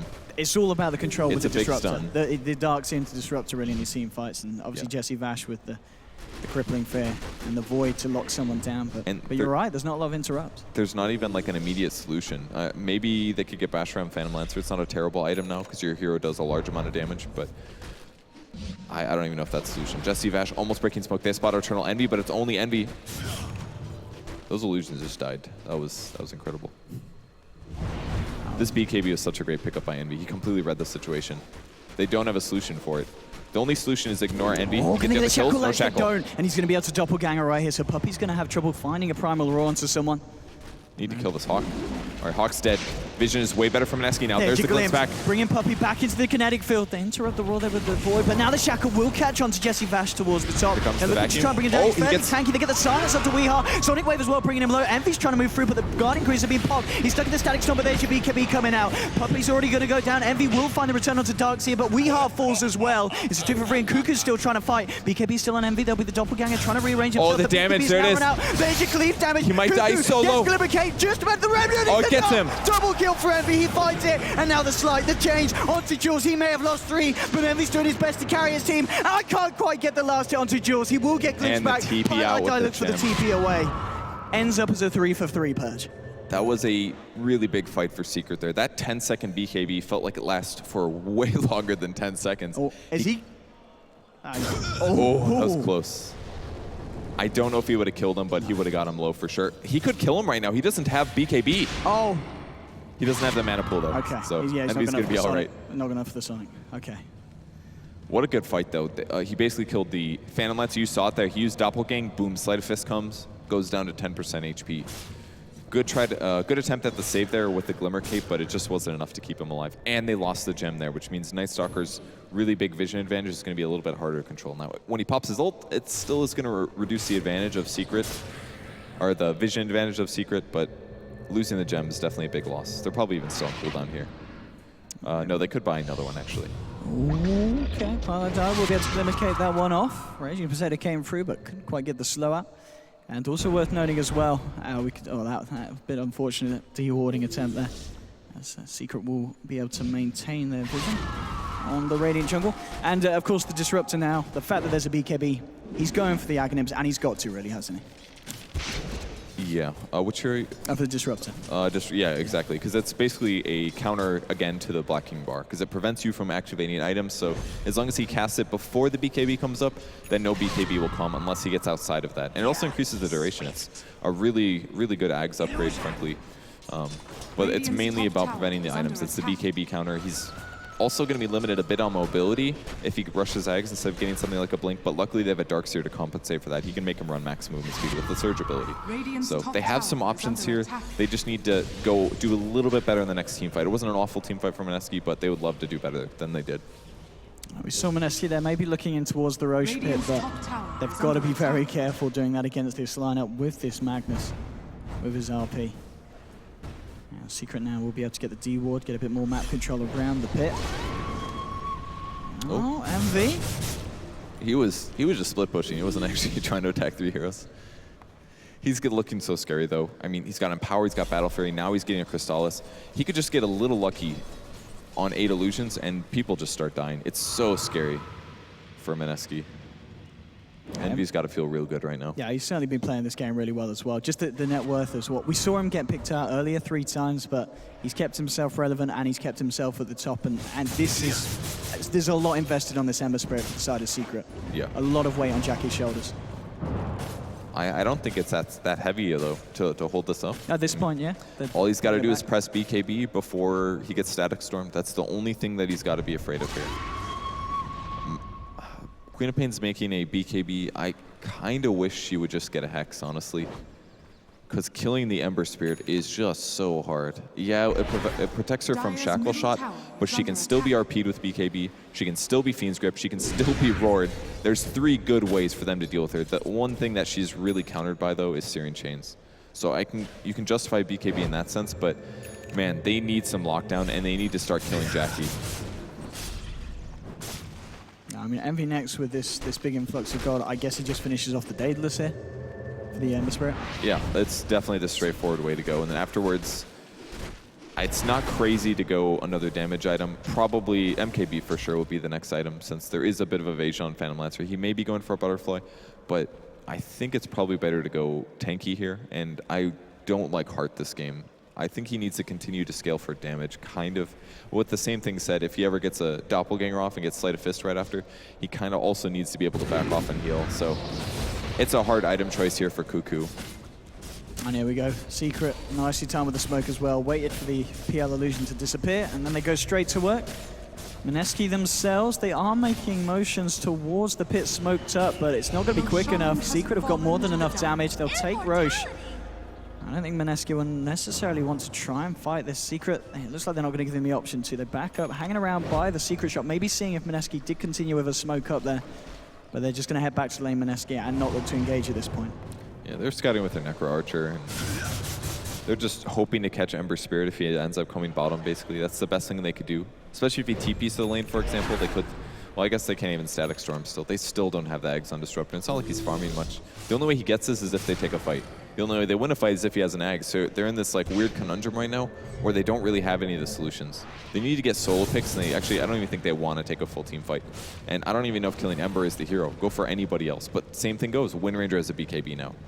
Their draft really limited them once the BKBs came out, and I think they just didn't get quite enough out of the early game. I would say it certainly gets to the point where Secret's looking very scary, and we can see in the net worth how any kind of early lead has now been negated. It's pretty much neck on neck between the two sides. And XP starting to swing over in favor of Secret. It's all going to be really down to this next fight when it does kick off. Who's going to be able to set the precedent and start to get that momentum really going their way. But as you've been saying, Purge, it certainly feels like Secret have already started to do that. Disruptor backing off. Hey. Was that you? Me? Yeah. It sounded like me, didn't it? It did. Misery going back. Was that you, Purge? Yeah, it was me. That was you got me. I was just trying to put it on you. Well, 36 minutes in, 16 for 8. We saw a lot of action at the start, but Secret has certainly managed to slow it down, which is wow. Looking at the numbers, favoring their lineup. It's time to ramp it up. Go time. We're looking for Potato. He gets the BKB out just in time. Ezra is a little bit slow though with an RP potential follow-up, so Potato will get himself out of this one. That's going to be the 10-second BKB now gone. He was hoping for a rune to get full HP, but that's the issue with BKB. I guess if he had BKB there, he was perhaps dead, but they just really don't have the solutions. Maybe it was just a poor Orchid game, honestly, if you think about it. They already had a Night Stalker. Do you really need to protect or to have that counter against Ember Spirit when he's very likely to go either Manta or BKB? You could definitely criticize him. He's moving in, we are, but geez, he has got the glimmer here. He's got the gem in range, so he's going to be fine. Here it comes. Okay, Glimpse BKB. getting the Static Storm out, so we will be Glimmer caped up, and as you said, does still have the BKB here. And try and jump forward there. He's going to bring him pretty low. In fact, he might go down and lose the Aegis here, and he will. But as you said, just saving the BKB for the next fight. If it does continue, Secret still hanging around here, ready to go. If Mineski want to bring it. But Mineski, it looks like they're going to leave it. They've got a bit of pressure going on the top lane from the Darks here, and the rest of them are just going to hang in the base. That's Jackie TPing back up. He could basically stop the split push and show back up again. I'm sure he has a Remnant down. Yeah, he does. Yeah, I think that's the main thing we can criticize Mineski for right now is the fast Orchid pickup. The problem is that Orchid builds up so much better in the early game for Queen of Pain. Whereas if you go Hex, it's very expensive. You have to buy like a 2,000 gold item and another 2,000 gold item. But it would leave Mineski so much stronger right now. I'm not sure if they'd have the same position if she didn't have the Orchid, but I feel like she didn't get that much value out of the Orchid in the early game. It was useful in a couple team fights, but it may have been better to just go team fight with your team a lot, maybe go Hex, because they just have no solutions right now. We're going to try and look for Weeha. Yeah, they'll force the BKB out. Weeha maybe looking to turn, did try for a shackle shot. Simply just going to get himself out of there. That was the 10 seconds, so Orchid paid off in that way. And eventually, when those go down to 5s, Orchid will be good again, but Envy just does so much damage now. Daedalus, Battle Fury, and He's Power. got so much. He's hitting for 300, and he's cleaving about 80% of that, so about 200. No, more than that. That's bad math.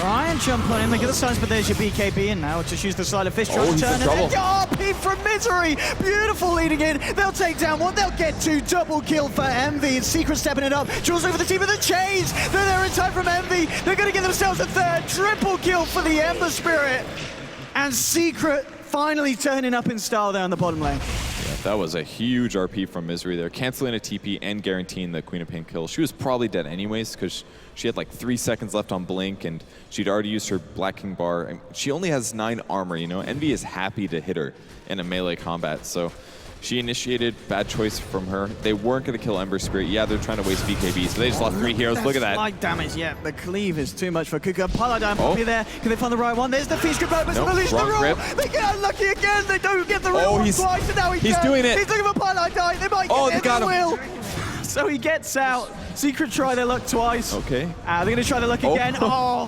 3 times unlucky here for he's the in boys. trouble. Now they'll try and move forward. Is he not The got double evasion going in for a helps. second? The No shackle shot, shackle. but the power shot's off the mark. Weehaw! Oh, man. It was a great dodge from Cuckoo there. As soon as he went out of night vision range, he went up. That power shot Literally dodged definitely- everything there, that PR. Yeah, that power shot definitely would have killed him. Great item build thus far. The Talisman completely paying off there. The Wind Ranger wasn't able to kill him. And he is going to be going for a heart. He's all about the HP at this point. The only way to survive the slate, basically. I mean, the thing is, though, when you, as you were saying earlier, going for the heart, he can turn around, survive, maybe kill a support, but in terms of killing the tankier heroes, he's still going to need that damage item. Like the Butterfly Complete. Yeah, especially if they have things like RP. There's no hiding when you're stunned in a clump with your illusions and he Sleight of Fists you once. The heart doesn't counteract the cleave that Jackie's putting out. It's not scaling in any way equivalently. Like, that's the overpowered thing about Empower. It gives you 50% cleave. That cleave is pure damage. It's adding on what he already does. And the illusions just get so clumped that it's one of the hardest counters in the game. Looking for Envy on the bottom, but again, just quick with these movements back. Playing very safely. And of course, with that MKB now, the Talisman, less of an issue here on this PL when Envy tries to fight. Although it was too much anyway. I mean, just with the Slight and the Cleave, already just seeing the PL melt when he's around his illusions. They just have to have good team fights, and they have to initiate first. And they still don't have the solutions. Darkseer does have a Mystic Staff. Normally we see a Shivas, but I think this has to be a Hex. It absolutely has to be. He's already got a Blink, so the initiation would be pretty good. They need hard disables right now. They need hard disables 10 minutes ago. Secret. Maybe looking to go. There's a lot. Oh, jeez. Now that cleave damage has sent Ryo packing. He's got to run away. And that costs Jackie 50 mana. That's all. It's pretty terrifying. DD and power, the amount of items he's got under his belt, it's going to do it. And Mineski are not going to want to come anywhere close to this push. I like their Secret. move. Going for the here on the top. Damage on Weehaw. Okay, he could actually die here. Weehaw trying to turn with a focus fire, actually forcing Raging Potato back. So Wind Range is going to be all right there. I'm surprised they didn't follow up on that. All they have to do is keep them alive until the BKB ends, and then they could have killed them. Definitely dangerous, and they traded a BKB for a BKB, but I'd say Secret's BKBs are much more valuable, like we said, because it counters all their abilities. So maybe Mineski's game plan is get into little engagements, force them to pop BKB, get those down to 5 seconds. Even if it costs us 5 seconds BKB, they still have far better ultimate disables that go through that. So it's better to trade at this point those BKBs than it is for you to keep yours big. So at least they're making space in that avenue. Like Weehaw's BKB, 8 seconds now. Eternal Envy's, he's 8 seconds as well. So they're still pretty good, but after 2 more uses, they're going to be in bad territory. A bit of an interesting choice of item pick up there from Puppey. He actually goes for the Veil here on the Beastmaster. That's actually very weird. It synergizes with Power Shot, Fiend's Grip, Ember Spirit's magic damage, but Magnus, Shockwave, Skewer, very, very unusual item. I think it's a very good item, and I think there's a lot of synergistic approach, but this game, thanks Pim. Pim Uncle reminding me, when you use Veil on Phantom Lancer, it shows you which one is the real one. Yeah. It makes them glow extra purple, so that is definitely the reason why. Okay, so yeah, using it, because I mean, we saw already how they had trouble kind of discerning the real one from the fake one, so the Veil's certainly going to help that out. I wonder if you can diffuse a blade off the buff, though. I feel like you might be able to. In which case, he's going to have to buy new diffusals. I was going to say, how many charges has he got left? He's got He's down to 3. So he can upgrade it to the next one. It'll give him a buff of 15 agility, and then, 8 more charges. Diffusal Blade's very good right now. And there's the Hex for Queen of Pain. Okay, she sold the Orchid. Okay. Okay, you're on board with that. I was like, she does not have that kind of money. She wasn't scaling well, but I think this is worth it. Sell the Orchid, get the Hex. This is exactly what they need here. And I am sure that Darkseer is going to do the same thing. He's very close, less than 500 gold, and he'll also have a Hex. Well, Secret at the moment around the Roche pit, and they're going to go for Roshan. Mineski, they've got a few heroes around, but it doesn't look like they're going to be able to get there nearly in enough time as Secret just power down on the Brute, and they'll be able to get themselves the Aegis and, of course, that G's as well. Now this next fight going to be even harder for Mineski to try and turn around. Paladin moving towards Vash.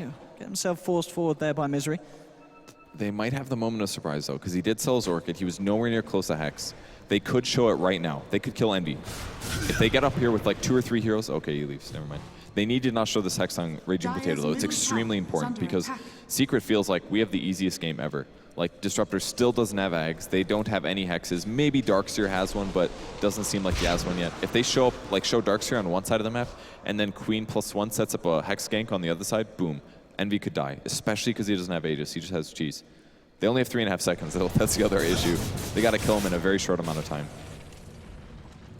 He's got so much money again on in the Ember Spirit. And just look at the net worth difference. He's 10k higher than the highest hero on the side of Mineski. That's that supercharge. First of all, Envy already farms really fast. Definitely one of the best carries in the world. And then you put Empower on him. It's just really, really mean. He gets farmed so fast with this. And there we go. Secret very much ready to go on the aggressive. Still need to take down the tier 2 top, and we're going to see Envy boxing back there to get that creep wave going around. But it's getting to the point where it's going to be about the high ground defense from Mineski, and I mean, you look at Secret's lineup, and they've got all the tools that they need to try and break that defense. Tower is under attack. All right, they have definitely shown the Hex by now. There's a certain point where Queen of Pain can't just not farm, so I think she has reached it, and they're going to know that these exist. Now, there's 2, which is really good for them. but they do have some defensive items. Glimmer Cape on Pile Die here. Puppy, nothing for him. So really just a Glimmer Cape is the only salvation they have other than using their skills.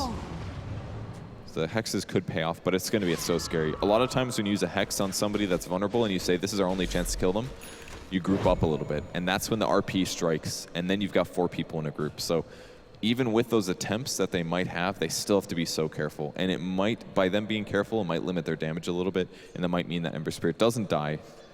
And then they lose their opportunity anyway. So what is the best situation? The best situation is to kill him when he's by himself, obviously, but you don't always get that. So it becomes so hard here for Mineski to do this perfectly. There's so many factors they have to remember. And not something that we see all the time, but something else that's going to make it even harder to kill Envy. Going for that butterfly here on the Ember Spirit that's now complete. That is a rare Ember Spirit item, but I like it a lot, basically, because it's going to force Phantom Lancer to, rather than build stats, he's going to have to get an MKB. Not something he really wants to do. It's not terrible on Phantom Lancer, but it does pretty much, it does nothing for his illusions. It just makes his hero stronger. It allows his illusions to hit through True Strike as well. So that's one thing it does. It basically counters the Butterfly's evasion, but makes Ember Spirit much harder to hit, gives him a lot of attack speed, makes him better in a 1v1 fight. Means that Queen of Pain's going to miss most of the time as well. It's going to definitely limit the amount of damage they can do in a short period of time. So even in these Hex ganks, it'll help a lot. You think I didn't hear that? The Disruptor. Radiant's You think I didn't hear that one? Yeah, what one? That wasn't me! All right, it's the hero! Maybe it's Pimp or something. Pimp. Someone's messing with us. Disruptor's closing in on his Aghanims. In fact, he's selling stuff to make sure he's going to have the gold. So 25 gold time, they will have that Aghanims upgraded Static Storm. But as you said, if he can get out the BKBs beforehand or don't get trapped in by the kinetic field, it's not going to mean that much. So Mineski are going to have to hope for the wombo combo of their life. It's just the fact that at the same time, Secret are going to be looking for their own. It's going to be a little easier for them. So there's your Axe. Let's see if they can do it here on the defense. They need a smoke or something because they need to approach us. Yeah. And yeah, there it is. One of the best ways to defend, especially if they have a Beastmaster Hawk, they're going to be able to see you most likely. And it's pretty clearly daytime. Daytime just started, so this is how Secret wants to do it. Here it comes. They get it, but already the got it down. Oh, it doesn't catch him. God, he's dead for 57 seconds to get off the Static Storm here, but the BKBs are out for Reggie. They're low. They have to do this. There'll be a nightmare there. RP comes out. Weehar's incredibly low. He's got to run. Oh, the Grip Pie is so low. Pie's going to survive. It's a double kill for the Bane here. And Secret lose nothing, and Envy's looking to maybe move forward for more. He drops down an aggressive Remnant. Is it going to go to it? Focusing here on the tower. Fortification now coming out from Mineski. But there's 70 seconds on the clock. And there's Misery. Bringing Jesse Vash back in with a skill. Weehar with a focus fire. Taking down the Night Stalker. And that's a third hero down on Mineski without buyback. And now the Rags are exposed. They'll look for the vacuum cancel. They do get it, but Envy just turns with the sleight of fist. And now he actually remnanting to dodge the lance. Thrown out by Cuckoo. Throws down another. Has to pot the BKB because of the illusion bringing down his mana. Cuckoo incredibly low. Weehar, look at this man. He's going for it. He's going to get it nearly. Cuckoo will doppelganger back. They're still trying to find the kill. Can he get the last hit with the power shot? It's going to be on the point, but the regen is there. Weehar needs to be careful. We'll lose the Aegis. But Secret do find the Rex there on the bottom lane. Maybe looking to try for more. Weehar's going to get hexed up straight away. They got the Spirit Lance down. Cuckoo, has he got the damage? And he just hasn't. Weehar's going to be fine. Jackal gets thrown back. They're looking for a focus fire. Weehar's actually blinked in to look for the fight. There's his defusal blade, but he gets 4-starred back here. Weehar, Glimmer Capes up as well, is going to be okay. Glimpse in 7, and they've got Static Storm up again. Okay, but again, the blink's there. They just need a little bit of mobility. Jules really needs to get searched here. Blink forward and surge him. Vision, who are they going to get? Can they get Envy here? Yes, they can. They cancel the TP. Can they kill him? Oh, the big ult. Down. Envy, is he going to fall? He might just, and he will. Down for 100 seconds. And now Weehar walking back. He's going to get hexed. Mineski looking for the turnaround. They're going to try and chase this here. There'll be the Force getting Weehar away. Also blink out from Misery. Can they chase this one down here? Pile Die right on the edge of the Vision. Can they get Weehar, the glimpse. He casted the animation, but it didn't go through because his Thunderstrike just ended. That definitely would have been a Wind Ranger kill. Instead, they can grab Pile Die. Not the worst. Do they have detection? They do. They put a sentry down. Glimpsing him back here into the field. They'll take down the Bane. They do lose the Rax, but they do find kills off the back of it, and they do manage to get that high priority Ember Spirit kill. That wasn't all bad. It looks really bad for them. I mean, Secret got slightly lucky. It looked like there was a crit on Jules when the Sleight of Fist came through as he was ulting, and he wasn't able to catch Ember Spirit. If he caught him in that Static Storm, it would have been absolutely huge for Mineski, and they had to go for it. They got everybody so low, and unfortunately, it didn't look good. But because of that slight overdive from Weehaw. They got him close to the fountain, and it was easy to keep him there. I mean, Weehaw was glimpses and things so like that. aggressive. Yeah, and they didn't want to kill him at first either because they're like, we're out of position. If we kill you now, you're going to blink aggressively with full HP, and then we just die. So they didn't feel comfortable killing him until they're all the way into the safety of their fountain, where he kept them in there. But it was a little too aggressive from Weehaw, and because of the Disruptor, they could punish that retreat, and they got a lot of important kills. So losing Arax for that kind of gold exchange, I think it's okay. If you look at the net worth now, you know, they're about 2,000 gold higher than they were 10 minutes ago. They might get their next items, and they have the items that they need to turn fights now. I mean, yeah, exactly as you said. We saw it already with the Quap and the Darkseid. The fact that they've both got the Cypher Vices, just fighting back into the aggression from Secret when the BKBs are gone. You've got the chase down potential from the Night Stalker and the Disruptor. Secret have to be very careful how they disengage because Mineski, they're going to chase you out their base every time. Yeah, it's almost nighttime as well. They're checking for obvious observer wards. We'll see if the Night Stalker finds one in his base. Oh, he doesn't get it. It won't be that big of a deal right now, but when it comes to high ground, it will be. So we'll see if that impacts things. They'll be looking for wards until it's night. Once it's night, then the aggression comes. They're going to try to get a kill with that. Highlight, glimmering up. Potato might get caught. Got the Fiend's Grip here. If he can get it off, get the chains out, but the BKB popped straight away by Quap. Doesn't want to risk being caught out by the Bane with his Fiend's Grip. He is on 5 seconds now. More importantly, to get the follow-up. Yeah, he just wanted to remove the Searing Chain so he could escape it. They get the Hex on Envy, but he gets forced out of the Sonic Wave, so he'll be fine. Static Storm's being dropped in the middle, but Big he doesn't RP. trap anyone. The cleave damage. The right clicks from Envy as well. They'll bring down the Disruptor. He's looking for more. Trying to get Cuckoo. Post the Mana Star, can't get out. Focus Fires there. It's a double kill for Envy. The cleave bringing Rylo as well. And at the same time, back by the wall, they'll also take down the Night Stalker there, Pilot Eye Misery. So again, finding 3 kills. Mineski, they do have buybacks and they're going to use it. They're going to get the PL back in the game straight away. But Night Stalker and Disruptor are down, and they don't have their Static Storm for the fight. Envy, rooting into the base. And this ward's up too, so it's giving vision. That fight just did not go perfectly. They have to be the aggressors, but they didn't quite catch Secret right. And there's a Force Staff on Bane as well. The Quap ulti was wasted. They used it on creeps. Oh, right, Cuckoo, if he goes down now, they're looking to set up a Shackle. Oh, what a shot. It's going to Stretch get it out. PL and the Quap. PL is going to go down as well. Killing spree for Weehaw and Envy. And that is GG. Secret may have suffered in the early game, but they took it to the later portions and they just played a hell of a lot better. Yeah, that Ember, or sorry, the PL pick definitely threw Secret a bit for a loop, but they said, screw it, we're going to play support Beastmaster. Puppy knows that he can handle it, and he played just fine. The important part was, again, their aggressive trialing went so well, and Misery was able to get so much farm in the safe lane, so it transitioned into having that overpowered empower stuff, and there's nothing they could do to slow it down. I mean, we certainly can't say that Mineski didn't put up a fight. It ends really up 19-19 on the scoreboard. It was just the later decisions that Secret made were that little bit better, and Mineski weren't able to quite bring it through. Maybe they stepped it out earlier. We saw the stat come up with the PL win rate. The fact is 50% ending between 30 and 40 minutes. It's down to 35% win rate when it goes later than 40 minutes, and that's going to be another game adding to that stats. But indeed, Secret will take game 1, and we'll be right back with game 2. But for the time being, straight back to Red Eye on the panel. Thank you very much to ODPixel there. And, wow, what a first game. It looked like Mineski had the edge early on. Gentlemen, what do you think? Did it go pretty much as we already talked about? The fact that we thought Mineski would try and take this early, or take the fight to Secret at the very least, but then, you know, Secret would come back into it? I mean, interestingly, do you want to go first? Yeah, sure. I mean, that happened, and I was surprised by how successful they were for the longest time, up until the point where Eternal Envy decided, I'm done. I'm done messing around. Yeah, we can start fighting for real. And so, not surprisingly, Secret won, but I was surprised by how well Mineski put up a fight. Okay, Ben? I think the Roshan was kind of a Mineski's downfall. They had the Night Stalker with the Ags, but they weren't able to control the pit at all. I think if they didn't have that Roshan, or if Mineski, took a big fight and were able to take Roshan, they probably would have ended up winning the game. The important thing for me was when Envy got the BKB on the Ember Spirit. It allowed them to play very differently. The main counters that Mineski drafted against the Ember were silences, and you just get a BKB and you counter all of them out with one click. So by that point, they had the guarantee that Envy could dish out damage in fights, and that's what was holding Secret back earlier on, was that he was constantly pressured out of fights and couldn't engage because of Disruptor and Night Stalker. And the Hexes came out a little bit too late. Yeah. Okay, let's take a look at the highlights from the game. The early part of the game was with Mineski, and at this point, they were doing well. Yeah, Mineski actually contested this one, but Secret ends up getting, I think, the Roche as well as the Aegis, although they suffer very heavily. It's a rare punish for Team Secret. And then this was pretty good by Mineski. I think they actually utilized Night Stalker the best of most of the teams that I've seen this tournament.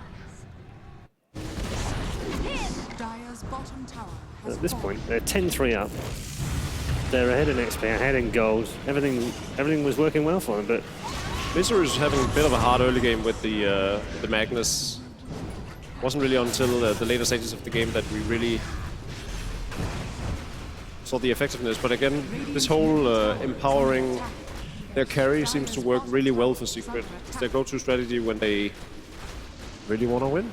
I feel like we didn't get to see Darkseer have the effect I was imagining when I looked at Mineski's draft. I never really saw a very good vacuum into Static Storm. This was the fight that really turned the game around, because I think they actually took the gem from Mineski at this point, and yeah, they were really scared of the Blink RP before they got their BKBs, and they weren't able to dish any damage. It was like an isolated Beastmaster at the beginning of the fight, and Envy does a really good job of cleaving it down. Like, watch this Sleight of Fist, it just destroys the Phantom Lancer. And nice jump by him, and I think it ends up being like a relatively even fray, 3 for 3, but with a gem exchange, it's definitely in favor of Secret, because that's what you need as a Night Stalker to control the entire map. Would you agree, though, that the Darkseer didn't ever really combo very well? They didn't combo with the Disruptor as well as I hoped they would. They missed a couple of Static Storm. This is one of the biggest RPs. Kinetic fields. Yeah. There's a vacuum there, it doesn't really do anything. It isn't easy to pull off, to be fair, the vacuum static field kinetic storm, but it felt like they were always casting their spells at different times. They weren't actually trying to land the combo, but rather just do their own spells. Also didn't really see Sonic Wave synergize very well with the vacuum either. And you need to do that when you're playing against a lineup like Secret's. I feel like Secret were positioning on occasion in ways that would allow Mineski to pull the combo up. It just didn't happen. And the final GG's. Once BKBs come out, actually Secret became a lot stronger, because then they didn't position as well against the RP, because they're like, oh, we're okay, we have magic immunity, but then they just get cleaved down. So, game 2, what did Mineski change up? I don't know, I think their draft was actually really good. If they panic and they're like, oh, we have to change this and this and this, then I think it's going to go worse. Stick to their guns and just play it a bit better. Okay. What about from Secret's point of view? They must be very pleased. Obviously, it's gone their way, but they'll be a little worried about being, pressured early on, won't they? I would have, yeah, exactly. I would have been a bit rattled if I was probably considering how far behind they were in the early game, and that this could have gone terribly wrong for them had it not been for some misplays or lack of team play on Mineski's side. So I would probably not underestimate the early game as much as he did. That Beastmaster pick was, of course, fairly greedy in comparison to so many other supports. And Eternal Envy on the Ember Spirit. Good game from him in the end. I mean, very quiet early on, but that's the mark of a good player, isn't it?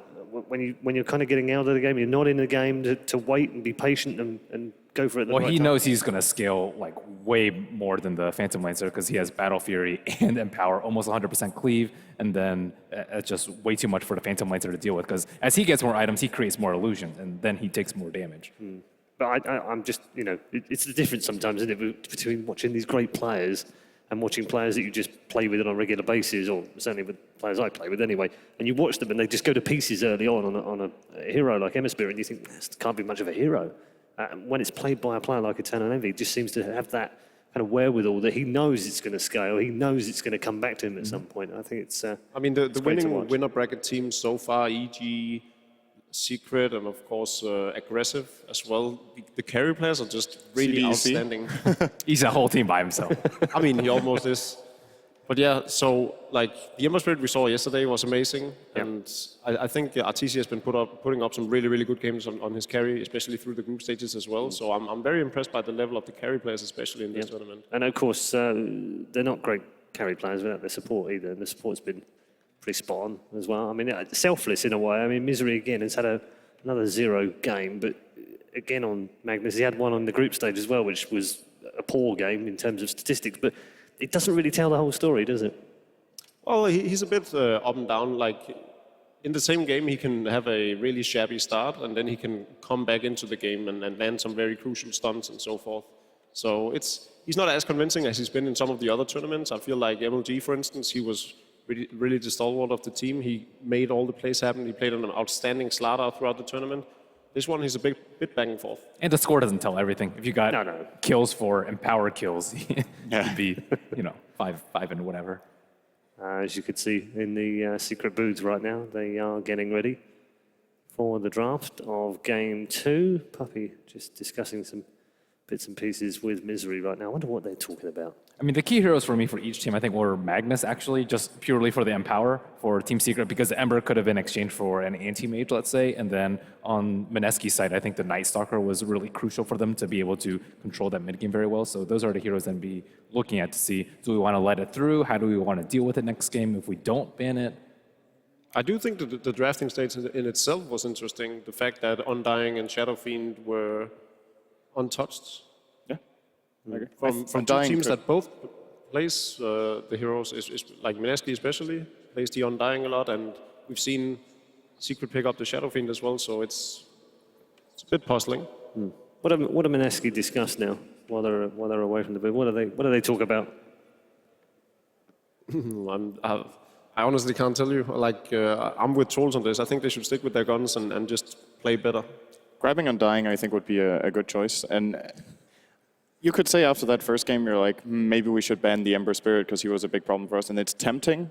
But at the same time, if Secret really want to first pick that hero, you get a lot of information out of it. Like, I felt like Mineski had a good draft in that game. And a big part of the reason why they got such a favorable draft was that they knew 2 cores in phase 1. I think it's actually a pretty clear weakness, but Secret has so much confidence in their ability that they could pull it off. I'm a bit hesitant for them to pick the Undying, actually, because I think that Secret will handle it the same way EG did, as just split push and wait until the later game, where I think that Secret completely outclassed Mineski. But can't Mineski play it with a hardcore late gamer? They do play Anti-Mage, for example. I think so, but at the same time, Secret also have better Roshan control. So even if it's equal late game in terms of heroes, in terms of... Undying Night Stalker and Anti-Mage.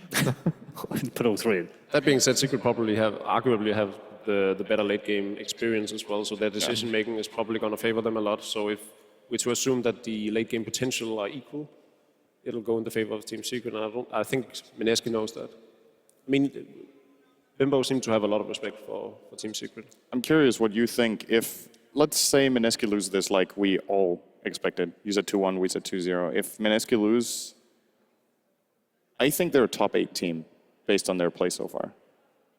They would beat their next opponent. Do you think, who can they meet if they lose? We will have a look at the bracket. So when they drop down, they're going to meet either, and I can't guarantee which way around this is, but it will be either Alliance or OG.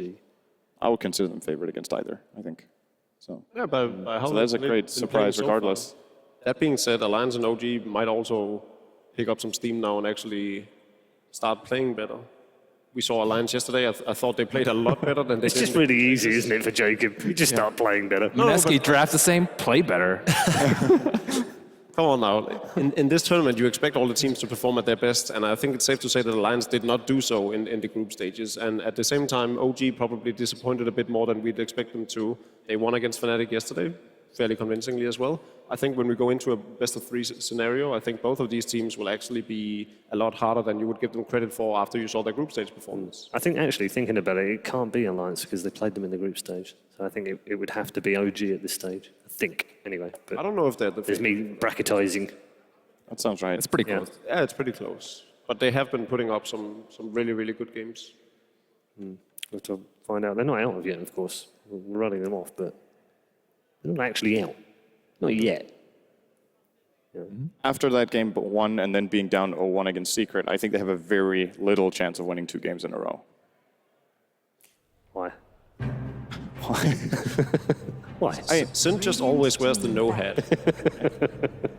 He does. We're into the draft for game number 2. Team Secret up by 1-0. Why do Secret have a time penalty now? Is this some sort of new rule? Do you just... No, so I actually know this one. Team Secret brought their gear from the practice area one of the days, which is not allowed. Are you sure? I'm pretty sure, unless they got another penalty for something else. Okay. All right, they do ban the Ember. There is like a high level of security regarding all of this because of what is at stake. So I think it's only fair that these things are being enforced. Yeah, for sure. I'm just wondering if Mineski did the same thing in game 1. I think it was the bags, man. As the Darkseer again. Team Secret. This went pretty fast. Okay. Is that almost identical bans? Almost. They banned out Ember. Yeah. What did they ban in game 1 instead of Ember?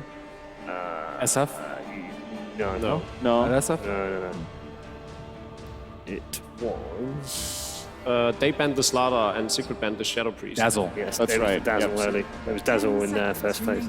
So I'm just thinking right now, based on what we've seen from Secret in general so far in this tournament, Envy has played Doom, Ember, and Anti-Mage exclusively, or has it one game on another hero? Because 2 of them are banned already, so Mineski might just be targeting him full out, knowing that they can ban AM second phase. He played Wraith King? Okay. So Melina has been talking a lot about this Roshan control, and one of the things about Secret is, and one of the things about a lot of these teams here that are performing exceptionally well, are that they love playing the Dire side. And it's I would love to see the winning percentage of Dire against Radiant, because it does seem heavily favored towards Dire. I think in this version, in competitive Dota, there was a very high win rate for Radiant, but I don't know if it's the case for this tournament, which would be really interesting if it's not, because I remember it being so significant that people were starting to talk about nerfing Radiant. I think it was something like 55% win rate for Radiant in all competitive games in 685, something like that. Could be wrong on that, but I do agree, though. I think the Dire Roshan advantage is pretty crucial, and if the teams are starting to figure out how to deal with the Radiant lane advantage, then Roshan definitely means more past minute 20 than Radiant's advantages do. 5 seconds remaining. Rude. They're going to ban Huskar again, Secret. No chances to.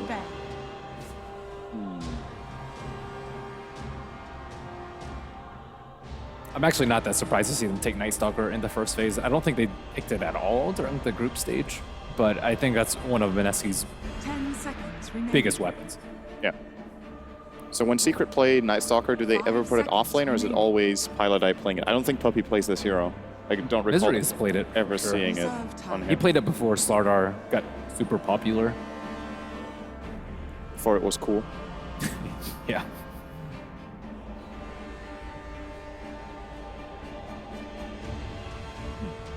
So what other strategies do Mineski have? There we go. Sometimes they run the AUK, although not very successfully. So now it's probably an Envy Quap, I guess. He also loves that They hero. have played some safe lane Shadow Fiend. Yeah, they play it either way. Okay. But I would agree with you. I think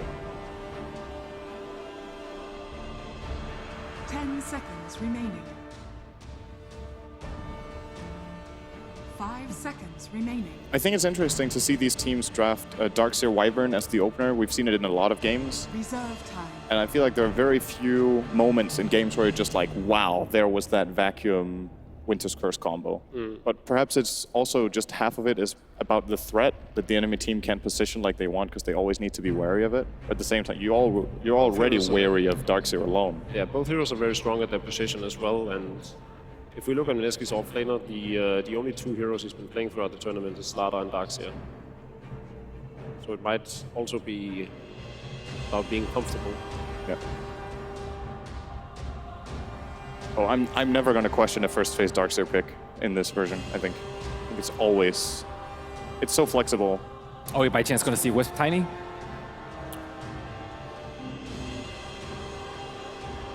I like the combination of playing a carry that's good at split pushing together with Darkseer, because Darkseer will always be shoving the one lane with Ion Shells, and then you have a carry in the other lane. They could even consider going for the Anti-Mage that we were talking about earlier, also to steal it away. Secret won't run that with this. That's too much, isn't it? We've seen weirder things, and They're definitely taking their time here. Maybe they did want the Shadow Fiend. Yeah, if you look at what Benton picked right now, Imbo's played hero pool so far is down to a Wind Ranger. with the TA ban and Shadow Fiend being picked up, Ember Spirit ban. It's a pretty good win during the game. Yeah. There we go. Nice. Team Secret's turn to pick.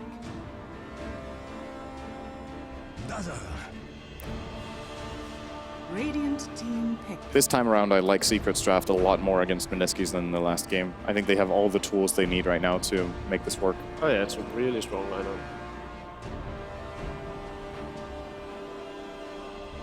So are we looking at safe lane Queen over safe lane Shadow Fiend? Yeah. I think so. Make the most sense. I think Team Secret should be looking at banning out the anti-mates for their last one. If Mineski wanted, they'll pick it now. Secret has shown so much of their hand. This has got to be a safe lane Queen of Pain, a support Dazzle, obviously, and then Night Stalker could still be a support.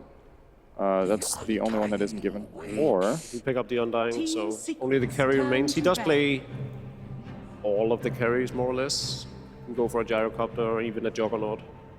this also sets up well into the anti-mage if they want to go for it still. It's what we were talking about before the draft even began, that Mineski can try to play this very heavy aggression, but also ensure their late game this time around. 5 seconds remaining. Undying is one of the best heroes at enabling an anti-mage, because it's very difficult to challenge into, so AM will be farming, and if you don't challenge into it, he's also great at pressuring the enemy's safe lane and taking towers early just to open up the map. But looking at the Mineski lineup, if you're a Secret right now, do you fear a Gyrocopter more than an anti-mage? Just through the sheer synergy with the lineup? You fear a PL? Okay, it seems. Or they go all in on greed and they grab the AM now, and then they play an offlane Queen of Pain with Dazzle, Night Stalker as the supports. I think it's pretty greedy though. By what Mineski said, how they wanted to go in their face at all times, I think Gyrocopter is a lot better pickup than the anti-mage.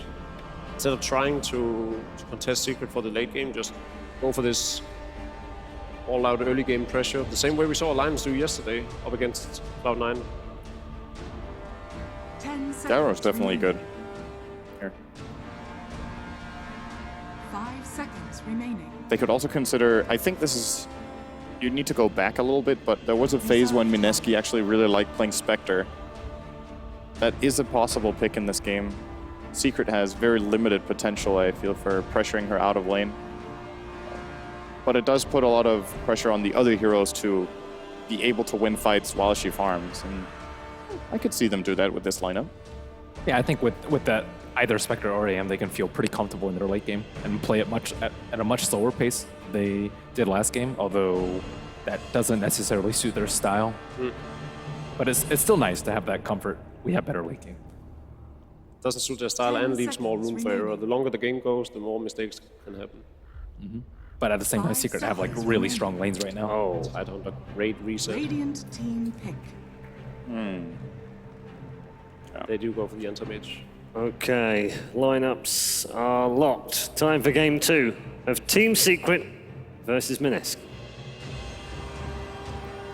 Indeed, thank you very much, Paul. We're ready to get ourselves into game 2 between Team Secret and Mineski, and the drafts are out. Final pick, Tidehunter. Talk to me about it, Kevin. Tidehunter. He's so much fun. He has tons of cosmetics, because that's all I care about. But great teamfight hero. He has a spell called Ravage. It stuns pretty much everyone in the fight. So what's probably going to happen, especially with the anti-mage pick on Mineski, is they're just not going to want to fight that often. So they need to give themselves a little bit of space. They need to make sure Tidehunter doesn't get the fastest 6, and then they should be okay for a while. But even with that said, Secret can still farm very fast with Shadow Fiend and Queen of Pain, and they also have pretty good anti-mage gank options with Queen of Pain and the Night Stalker. So it might be a little hard for Cuckoo to stay alive on anti-mage. We'll see. Okay, I mean, in terms of the lineups, we're seeing some stuff again. Obviously, the fact that Mineski, they really prioritized that Darkseer pick. They get it first. And Ryo, in the first game, he did a good job at farming, but there never really was the opportunity to find a good kind of 5-man vacuum wall against Secret, because they just played so well around the team fight. Yeah, they did. And it also had to do with the stages of the game that they're in. In the early game, Mineski wanted to get a lot of ganks off and be aggressive. But in the mid game, when they had no stuns to lock down the Black King Bard Ember Spirit, then they didn't want to fight. So I think that's just a natural progression of the dodging that happened a lot during the game. Here we go. See if he can do it this game. And I mean, in terms of dodging the fight last game, this time with a Tidehunter, you think they'll be looking for more fights in the mid-game, Secret? Secret definitely will be. Mineski maybe as well, but it's much more likely that there'll be 4-man engagements while anti-mage is somewhere else. Or there'll be fights somewhere where an anti-mage could show up to TP to a tower and then join the engagement. Tidehunter offlane versus an anti-mage, though, it's not really a good situation because while he can deny anti-mage's farming, anti-mage will drain his mana, and then Tide is basically just like a walking, damage blocking, mana-less hero. And he is going to have these mangoes, which will help, but there's possibilities that the supports could just leave anti-mage in a 1v1 at some point when he has the level advantage over Tide and not really have any threat there. Looks like Secret were looking to get the bottom room, but realizing that Mineski are there, not really wanting to go into a fight. Head up towards the top. Pylai die. It's forcing Darkseer away from any chance of sneaking in that rune. The battle begins. Looks like they'll both go the respective ways. And in terms of the lane matchups, as you said, starting off, you can imagine that we're going to see a lot of backup for the anti-mage down there, and then the rotations will come out from Mineski's lineup. Yes, most likely, because again, anti-mage can just solo versus Tidehunter so easily.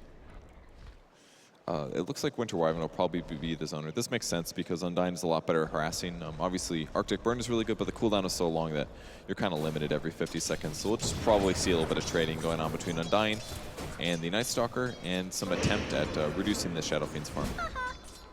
And we'll indeed see Raging Potato, of course, this time on the Wind Ranger, as opposed to Weeha himself, who was on it in the game one. And bottom lane, Cuckoo, taking a fair bit of harassment, didn't skill that blink first, went for the mana break, the more aggressive point to take at this stage, so we can trade hits here with the opponents.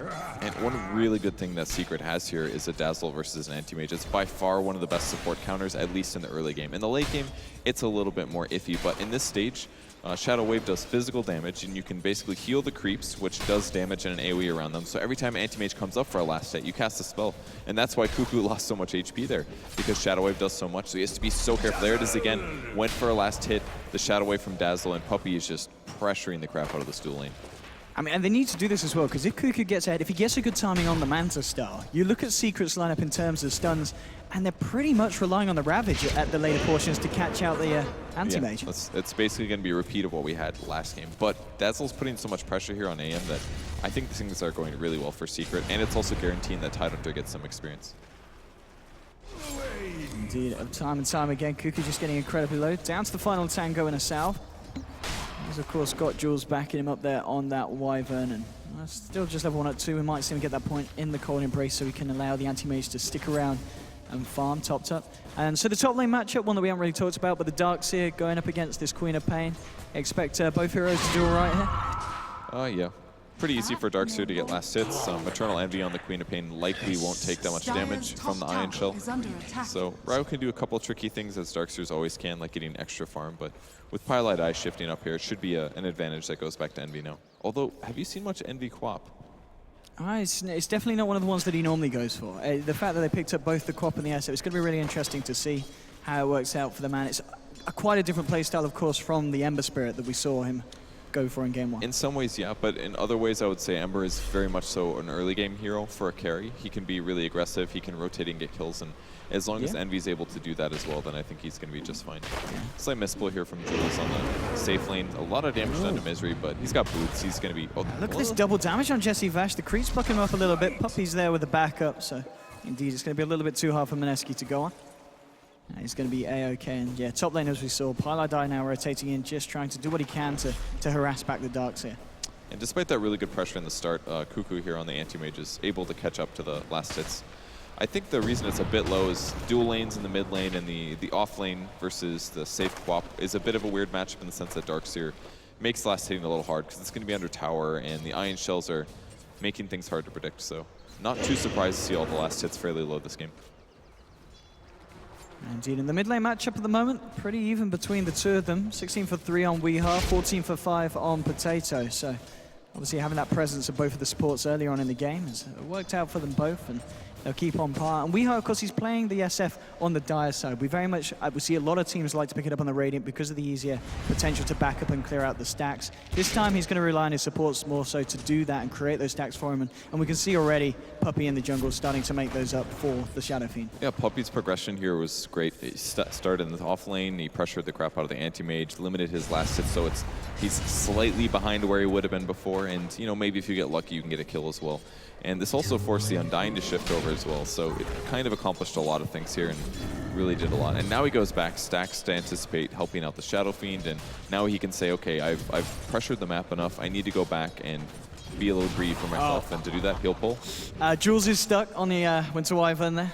Got himself in a bit of a tricky position with the Arctic Burn. So, I mean, Paladai's going to come up and, okay, Jesse Vash gets him out there with the tango. Paladai are coming right round into the two of them here. Perhaps a void down onto Jules.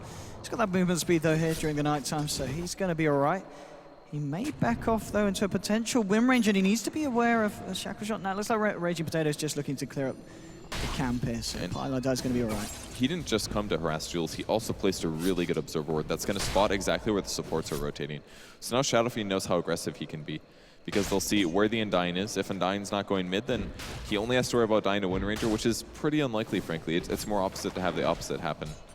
So Weehaw is going to be able to get a bit extra last hits and advantage out of this mid lane because of that really good observer ward. Oh. Jesse Vash and Paladai still just keeping the attention of each other. Bottom lane, we're seeing them do their best to harass Misery back. He's certainly not finding the greatest of CS, but he's getting what a tight hunter needs, and he's getting the levels here at the moment.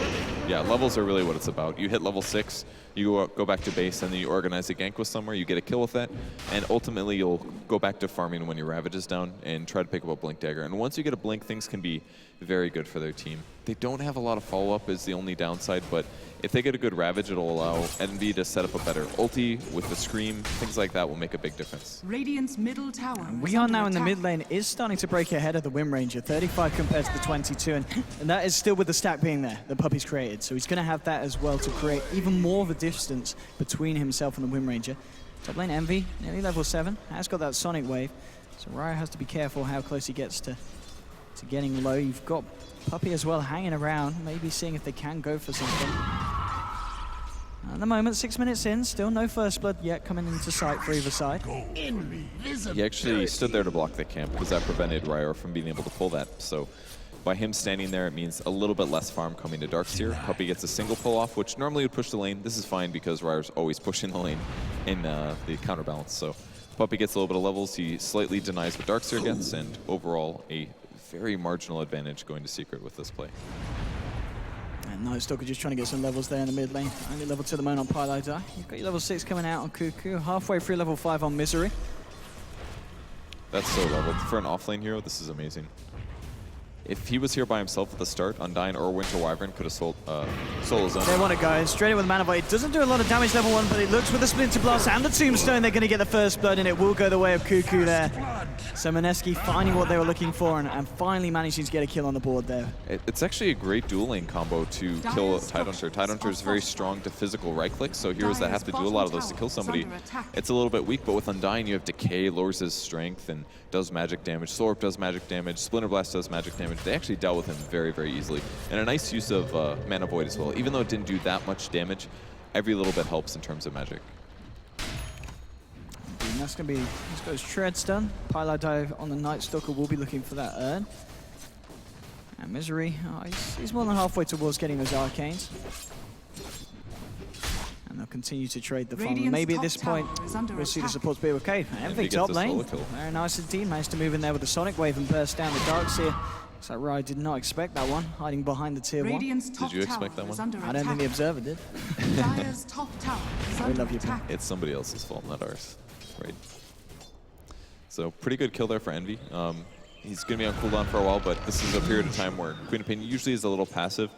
It would be nice to have his ult if he was worried about Mineski actually roaming and ganking, but they don't really have the best ganking supports. Winter Wyvern and Undyne aren't really known for that, but with that said, Jules is actually doing pretty good on levels. He's almost level 6, he just hit 5 here, and when he does hit 6, ganking for him is actually a real possibility that could happen. Yeah, especially if they manage to do it in tandem with the Darkseers. Ryo's been having a great time at the top. Level 7, he's really recovered from the fact that he was getting harassed back at the start. He's starting to get that CS. Envy looking to wrap around potentially. Same time, mid lane, they're going down Paladai down with the focus fire. They'll get it. Raging Potato picks up that kill. And a second pick off now for Mineski. That's a really big kill. Not really expecting Wind Rangers in most cases to get CS. I feel like Raging Potato is doing worse in this lane though than he should be. Like obviously Weehaw's playing Shadow Fiend, and Shadow Fiend can farm very rapidly, and he got stacks, but he's sitting like half of the CS. I really feel like it's a big difference. A top tier Wind Ranger player like Sumail or something like that would be able to be semi-competitive in matchups that aren't maybe in his advantage. So I feel like he has been all less hit a bit. He did get pressured a little bit as well, but his CS is quite a ways behind Shadow Fiend's, and that could really add up over the course of the game. And Cuckoo now with the Perseverance. Of course, looking for as best of a timing as he can get on that Battle Fury. And of course, Envy, we're yet to see him leave the lane. Level 8 at the moment. At this point, is it just reliant on the crop to farm up the first item, maybe something like an Orchid, and then look to be a little bit more mobile across the map? It's definitely going to be an Orchid game, yeah. Just because it helps him kill the Wind Ranger, it helps him really pressure the Anti-Mage. So there's a huge timing window there. If you get your Orchid at a really early time, like before Anti-Mage gets Manto, which is more towards the 20-minute mark. So if you get your Orchid anytime before 20 minutes, Anti-Mage is a pretty straightforward gank. Queen of Pain plus one other damage source means a dead Anti-Mage. Now, they don't have the best damage sources this game. It's a Dazzle, a Night Stalker. Shadow Fiend isn't that mobile, so it's hard for him to gank the AM, but the Orchid alone will give them a lot of options towards shutting down this Anti-Mage and delaying his Mantle style, which is really where he gets strong at team fighting. So Orchid is definitely going to be the play here. I want to talk about this, a bit of an unusual one coming out from Weehaw. Brown Boots, Aquila, Shadowblade. Not weird at all, man. He's been doing this all tournament. Okay. Grabs the Shadowblade, and this allows him to help gank the Anti-Mage. I mean, this is the Weehaw build then. It's not something that other SFs normally emulate. I mean, it is a very, very old school build, and going back pubs like 6 years and stuff like that, Shadow Fiends would consistently build Shadowblade, but it's coming back a little in the pro scene just because it turns the Shadow Fiend from a passive sieging hero who would normally grab like Mech, Sanjinyasha, BKB into a hero that can grab Shadowblade, get a kill or two using an ultimate, like a freebie kill, and then buying those tanky items. So it's just a slightly different play style. It's more oriented around ganks, and that's exactly what he's going to try for. Absolutely, straight up. As soon as it comes out, moves to the bottom lane. He's going to look to try and set up. He's got the level 2 Requiem, looking for the timing. Oh, the Sentry. They've watched their replays. Yeah. They know Weehaw is going to go for those kind of things. And oh, Shackle onto Envy, landing onto the one tree next to him there. Vacuum back as well, but they don't quite have the control. Envy will be able to blink it out. Misery is there and does have that Ravage if they want to try and turn. Sonic Wave is up as well. If Mineski come too close to this Tidehunter, Misery may just want to look to pop it. They're coming up the lane. Misery's there hiding. He's going to move forward. There's your Ravage. Sonic Wave to follow up as well. Straight into the middle. There's one. They get the Shadow Strike out to Potato. He did get the win run off, but I'm sure they'll chase this down for a second kill. TP reactions are coming through, and that's going to be enough to turn this. They're going to force Misery back. They've got the Arctic Burn slowed down. Envy's still sticking about for this. In fact, he blinks forward. He wants to try and get the kill, but he can't quite close the gap. And now the snow's on him. Envy could be in trouble. He's desperate for the kill. There we go. He does get it, but now is he going to be able to get himself out? He's got a TP. He's got to blink in 2 seconds. I think he's going to be fine. He's going to get away with this. He blinks. He TPs. He got the kill, and he gets himself home. Envy. That was looking scary, man. That Arctic Burn helped so much. Envy blinked aggressively, and he was just a bit too far away. Wind Ranger was trying to kite, but just didn't have the cooldown on her abilities. Maybe if she didn't waste a Shackle shot on the Tidehunter, she could have killed Envy there, but she did use it. I'm sure that was one of the factors that said Envy felt comfortable going for that dive. So really well played by him getting that kill. Oh, Winter's Curse, straight up onto Pylite Die, trying to look to set up a killer for Cuckoo, but the Sick Charges are there. And the Mana Void, it's not going to do too much. It will just force Secret back. Fairly low, and there is backup coming from Mineski if they want to try and jump in behind the tower. The Creep Wave pushing through, and Pylite Die realizes he's got to get himself out. He'll TP back to base. Envy continuing to pressure onto the mid, and thanks to that kill as well, more than halfway towards finishing off that Orchid now on this Queen of Pain. Yeah, every kill that he gets is so important because it's making it harder for Anti-Mage to get that second item. He's getting close to his battlefield. Again, another Sentry Ward going to spot out Weehaw. Shadowblade not really providing a lot other than allowing him to farm a little faster and move around the map undetected. Also means that his opponents, it's going to cost them money just to gank the Shadow Fiend in addition to their time. So the Shadowblade does have a lot of uses here. And even if he hasn't gotten a kill yet with his ultimate, it still makes a huge threat. The supports can't just idly sit next to a Creep Wave and farm there. They have to sit together, they have to sit by sentries, they have to spend their very little money on protecting their carries. And it limits them in other ways. Wyvern would love to have an Arcane Boots right now. He would have them if he didn't have to buy that pair of sentries earlier. Certainly putting the pressure onto Mineski, but it looks like this is going to be the chance that Mineski are going to take to look for some pressure of their own. They're smoked up, moving towards the bottom. They've got both Weehaw and Pylite Die here on the side of Secret. We'll see if they can get the jump here. Don't. And they're going to be able to do this though, because they're fairly tanky. Pylite Die's caught between 3. Jesse Vash is also moving in. Pylite Die looking to see if he can take the courier. He's going to pop the Night Tide, but the slows are too much. He's trying to get himself out of there, but the vacuum's down, and they'll get themselves the Night Stalker. So they take down the NS. He will be out for the count. In top lane, Secret will manage to find the tier 1 trade, and Boosted Travel now picked up here onto this, and Misery's thinking about it, but Raging Potato with that haste string, a little bit too speedy. Oh, the shackle on Envy. Oh, latching beautifully. They got the damage though with the Winter's Curse. They should do as well. They'll take the kill onto Envy. Lovely play there from Raging and Jules, and they'll try and look for more. Chasing down Misery here with this haste string. There's your Boosted Travel. Weehaw coming in. The Ravage, and he's going to look for the raises. He takes down the kill onto Wind Ranger. They'll try and see if they can get some more. And meanwhile, in the mid lane, Puppy's caught out by them, but he'll Shallow Grave himself, heal up as well. Looking for the raises onto Jules, getting himself into the sidelines. Will he live? Still in the mid lane, Puppy lived. He got himself out. And now Jesse Vash trying to chase back onto Pylai. And it looks like it will just be Envy and Potato going down there. No one else to fall. Man, that Winter Wyvern ult was so smart. It prevented the Ravage from coming. If the Ravage happened, they were probably not going to get that kill, but it guaranteed the extra stun. The Ravage was delayed, and they scored that kill. Wind Ranger did go a little overly aggressive. I don't know if he saw or heard the TP or not, but that Ravage absolutely wrecked him. And luckily, Weehaw made the right play as well. He didn't wait for the Requiem. He just did the easy hit raise because there was no Wind Run. So nice plays there by both teams, really. And Misery now, he's got the mech complete here on the Tidehunter. And Envy just short of the goal for the recipe for his completed Orchid. And you look, of course, the Anti-Mage did finish off that Battle Fury now, so the farm game's going to step up, and we'll see if he's going to be able to close that gap between himself and the SF at the moment, sitting about 1.7k on top of him. Really good aggressive wards for taking this tower. Pi's in the position to attack from the back. If they go from the front, Misery's got Ravage. No, he doesn't have Ravage anymore, but he does have a mech at least to protect his allies. That Splinter Blast did so much damage. That's going to be the mech coming out. Commit, and they will take the tower. Secret's still moving forward, and maybe even thinking about fighting here. Raya did now put a skill point into the wall. He was holding it off until level 10. A little delayed. You could maybe argue that he should have had one earlier, but I don't think it was going to make a difference in any of the ganks that happened thus far. So just cared more about vacuum, I guess. And again, a pretty careful game between both sides. With 16 minutes in, it's just 4 for 4, but both are looking for blood now, especially with that Orchid done on the Quap. Secret, fairly deep here at the moment. Mineski actually smoked up around the mid lane, hoping that Secret were going to come in for a bit of action.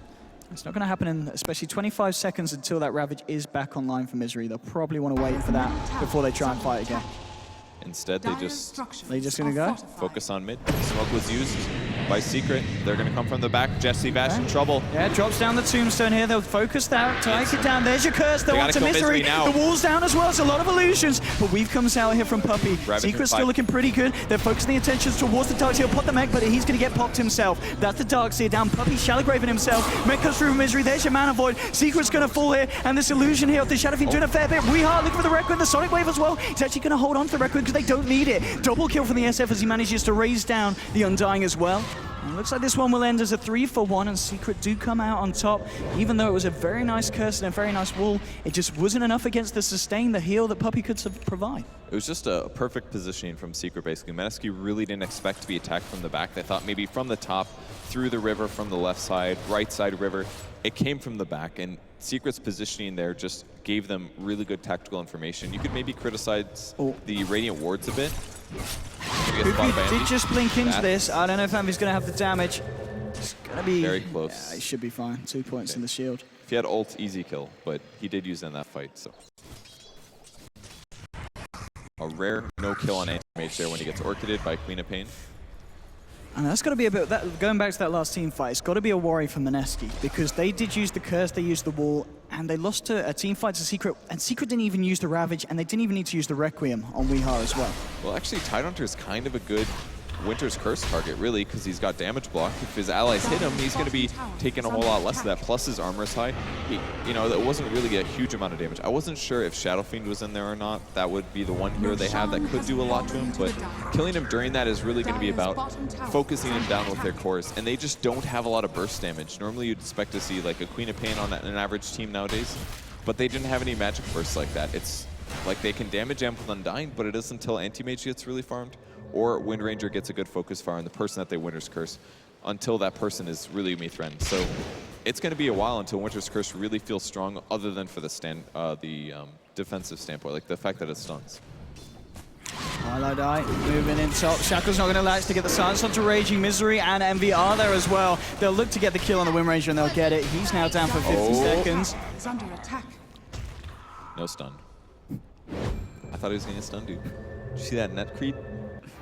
I didn't actually. What if they used a Helm of the Dominator on the net creep and then stunned him with that? That would have been cool. If there was a Helm of the Dominator. Well, nonetheless, they get the kill. And they're maybe even looking for more. They're starting to push down mid.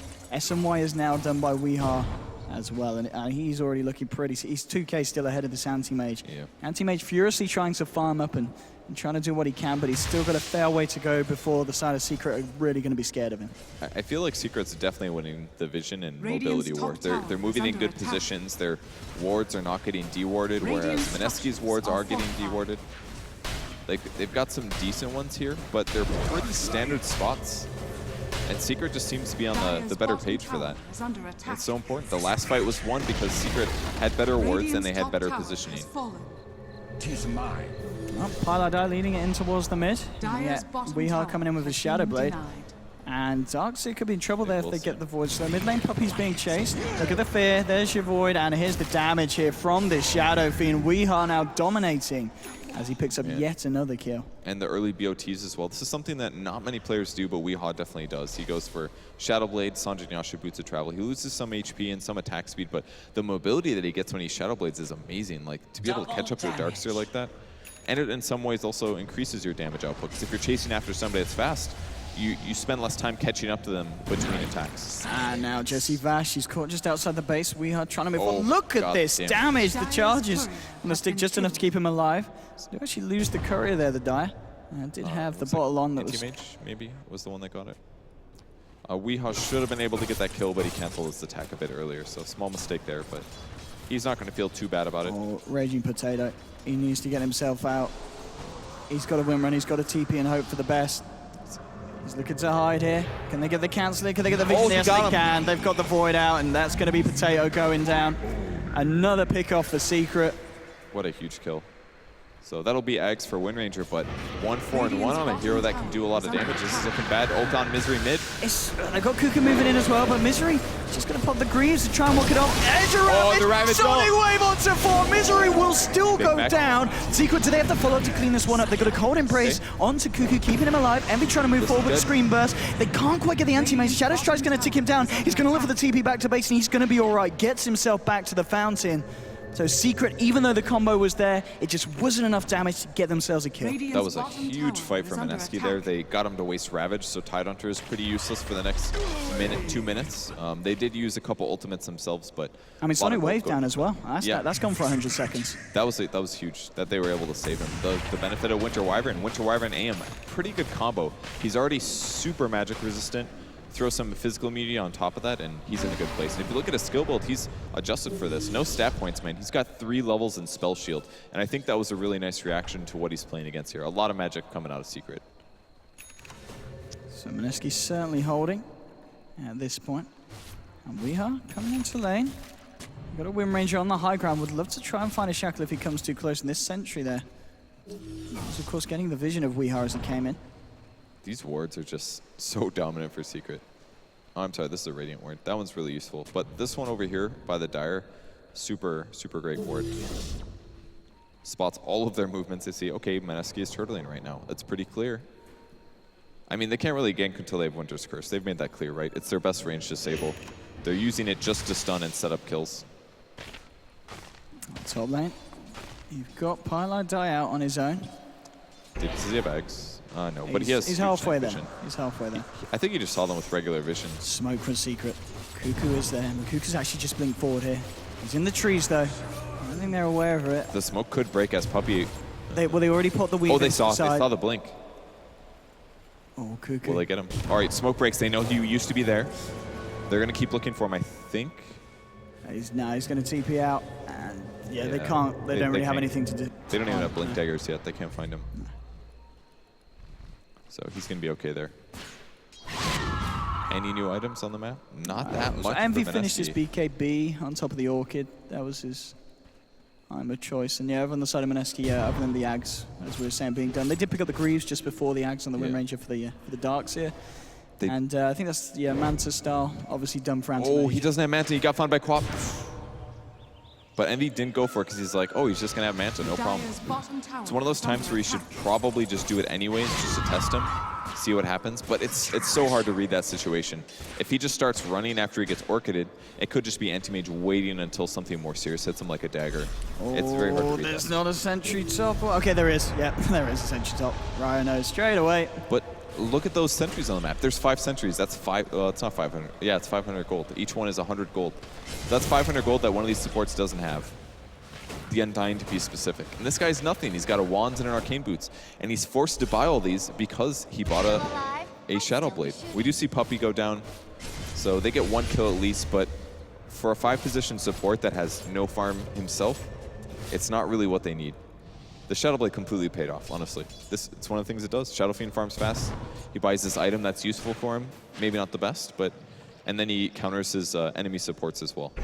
Cuckoo looking for some aggressive jungling here. Over the other side, Weeha is around. Is he going to try for this? He's going to go for the TP angle. Cuckoo nowhere to stop it. And the Anti-Mage is playing this sense, but he's still managing to keep himself relevant, still just behind the Shadow Fiend. Hasn't quite been able to get himself right on top because he's not been able to find himself in a huge fight favoring the side of Mineski. About 25 minutes in, 7 to 10. The fights haven't really been that frequent. Yeah, I don't really like his net worth right now. It doesn't make Mineski look like they're in a good position. Anti-Mage just should be ahead of everybody else. Like, Weeha has basically just farmed incredibly fast to be able to keep his net worth up this high. And he's got the right items to deal with SF as well. He's got the Talisman now, so even if he does get stunned, and he jumps in Mantis, the mana drain that's coming out from the illusions won't be as fast as they'd be expecting. Like, Anti-Mage needs at least 1 item right now to be competitive with SF, and he's not there. And also the fact that the Wind Ranger is going to be going for the BKB next, so there's not going to be any MKB coming out anytime soon for any of the heroes on the side of Mineski. So, as you said, the evasion is going to be absolutely huge there for Weeha. Misery, he's still looking for that Blink Dagger on top of the Grease. 1,200 gold on the way to it.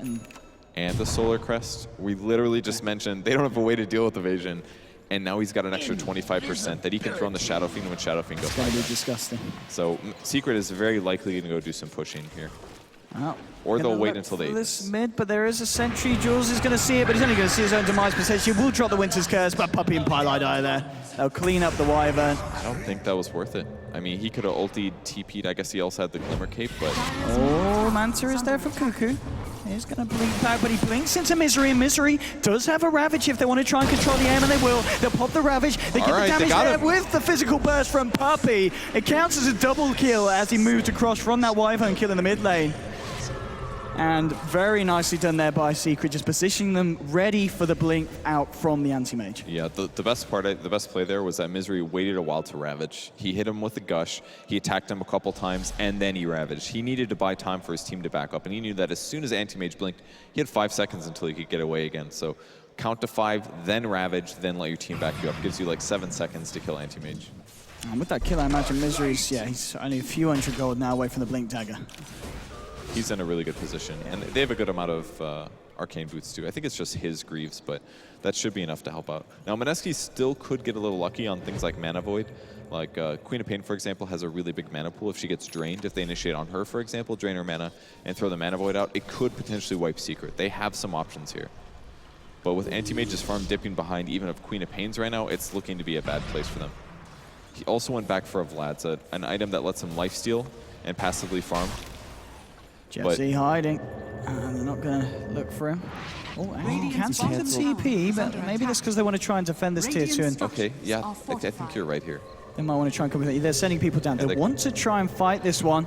Jesse is going to move in. There's your tombstone drop. We are getting blocked a little bit by his own creeps, but he's a little bit too speedy with these boots of travel and this SMY. They just aren't going to be able to chase him.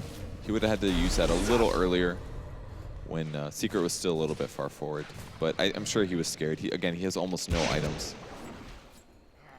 If he would have been out of position, like if Night Stalker would have found him as soon as he comes out, he just would have died if he went a little too early. But it's hard for them to know how many people are actually there.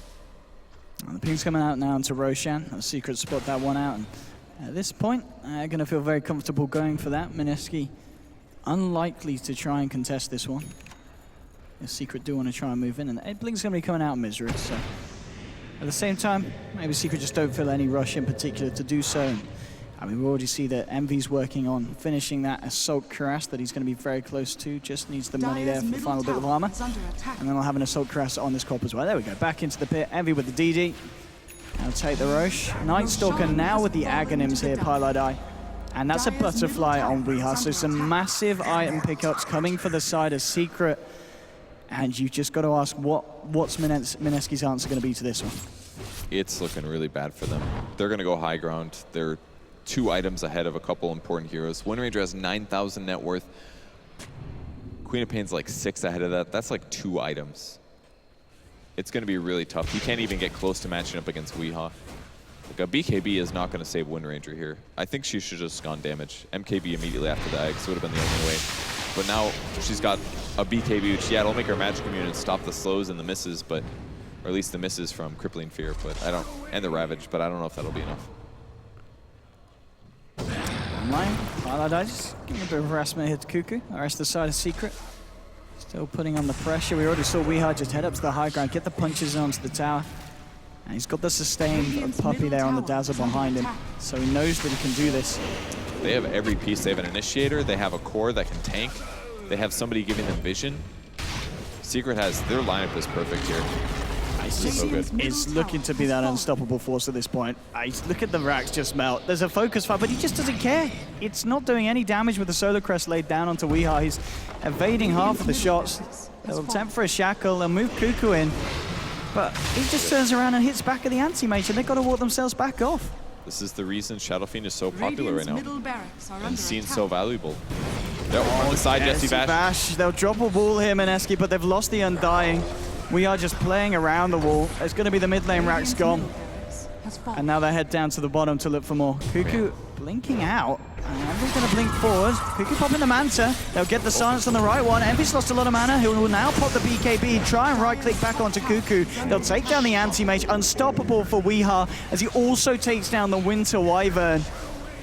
And only 2 left on the map here for Mineski. Secret having a pretty insane game. Game 1, we saw them struggle a bit in the early game against Mineski, but they turned it up for the late game, and in this game, Secret, they've been turned on from the start.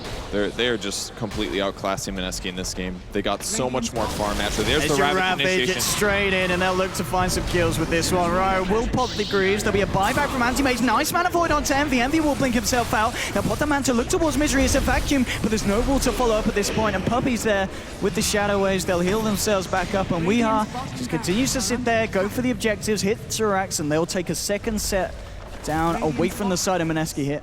I don't even think they leave. Go back top lane, they continue. I guess they're low on mana.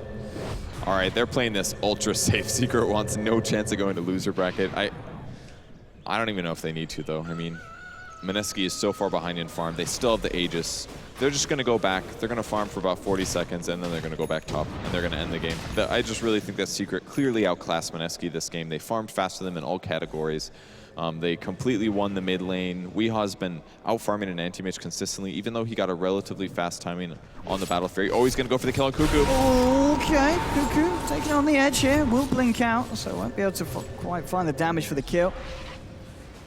Scaring away the anti-mage. But yeah, as you said, the fact that this Shadow Fiend 8k ahead of this anti-mage. Yeah, I almost feel a little bad for Mineski in the sense that, don't you think they would have rather been matched up against somebody else in the winner bracket round? I think they're a very good team, and they definitely can match up against some of the other teams, but against Secret, arguably one of the best teams, top 2, top 3 teams in the entire tournament, they're very far behind this game. And there we go, Envy just moving forward. There's an MKB now on Weeha as well. It's just getting scary and scarier. Mineski are smoked up. They're going to look for an engagement. They've got all the ultimates. Misery, the one that's revealing himself at the moment in the lane. At the same time, Envy's going to find the pickup onto Rim Ranger, so they've already taken out Raging Potato. Cuckoo will blink himself out, and they'll into the fight here. Envy, they'll drop the wall on him, but the BKB's out from the man. There's just Sonic Wave flying through. Does actually clip both Jewels and the Darks here. They'll get off the Winter's Curse. Turning on to Envy. Can they actually kill him in time? No, it's a double kill for Envy. Monster kill streak for Weeha. Make that a triple kill. And Secret playing on a totally different level to that of Mineski in this game, and they take it 33 minutes in, 20-7, Purge. They made that look pretty straightforward, honestly. Won all their lanes, got the items they needed. Yeah, they died here and there. Mineski had a couple good ganks and stuff like that, but they just consistently stayed ahead in farm, in warding. They always knew where their opponents were. and they never let them get a really good team fight. Absolutely not. And we saw, though, in game one, Mineski, there's still a bit of hope for them. These guys, they can step it up, but as we saw there, they just couldn't do it to the same level as Team Secret. But they will, of course, get another chance. Be in upper bracket, they'll be knocked down. In a best of one, maybe Mineski can do it enough to keep themselves in the tournament. I believe they're going to best of threes for sure. Oh, best of threes now, sorry. It's all best of threes now. round. They're already on the second round of the loser bracket, and I definitely think that there's some teams down there that they can beat. So the hope is still alive for them. Indeed. But as expected, a lot of people would have thought that this was going to happen. Secret 2-0 the side of Mineski and move forward in the upper bracket. That's it from myself and Perj. Back over to you, Paul, on the panel. Thank you very much, OD Pixel and Perj in the commentary booth for our second game. And the first match of the day is concluded, and it's concluded pretty much as expected in the end. Malk, what did you make of it? Yeah, as you just said, this was probably what was to be expected. Trolls and I are obviously with the correct prediction. Ben, not so much. I'm half correct. I got Secret. That's also half wrong. I felt the knife coming across from the other side of the desk there. Well, I feel like Mineski played the expected game that we sort of thought they would. Yeah. And Secret just had a much better grasp of how to handle it this time around. They had a much more well-rounded lineup. They had a lineup that could fight at all times. And I think Misery on the Tidehunter seemed very comfortable. A lot of these Ravages really set them up for success. Yeah, and Puppy, he learns fast, doesn't he, in that captain's role. He knows, if he doesn't get it quite right the first time, very rarely does he make the same mistake again, and you saw that in the drafts. I think he really learned from game number one that their safe lane is actually the best place to pressure. They killed the Queen of Pain a couple times in the first game. This game, they had the Dazzle, start there early, start heal bombing the anti-mage, and he never really got the farm that, let's say, the SF got the entire game. Okay. Overall, how do you assess the match from Mineski's point of view? Bearing in mind that they've come into this potentially expecting that this might be the best team in the competition, or at least one of the top three, and they might end up coming down to the lower bracket. What will they have learned to take with them? I think they should be satisfied with game number one. And I think the problem they had in the second game that made Secret just outclass them was that they couldn't put the same amount of pressure. Their support duo, they didn't have the Night Stalker that had a big impact on game number one. They were playing for a very late game-oriented anti-mage, and the Undying never really got to do what it wanted to do in the game, I would say. Wyvern Undying as a duo very much relies on early pressure that they just didn't succeed in putting. But overall, I think Mineski can be okay satisfied with this as long as they don't crumble from here on out and look at their game one mainly. In the grander scheme of things, why is Tidehunter starting to become so hot recently? He was picked by EG in the group stage. Now we see him picked in this game number 2. He's incredibly difficult to kill off on the off lane, and he can catch up and farm very quickly. He has some very valuable items to a team atmosphere, so I think he's a very worthwhile pick.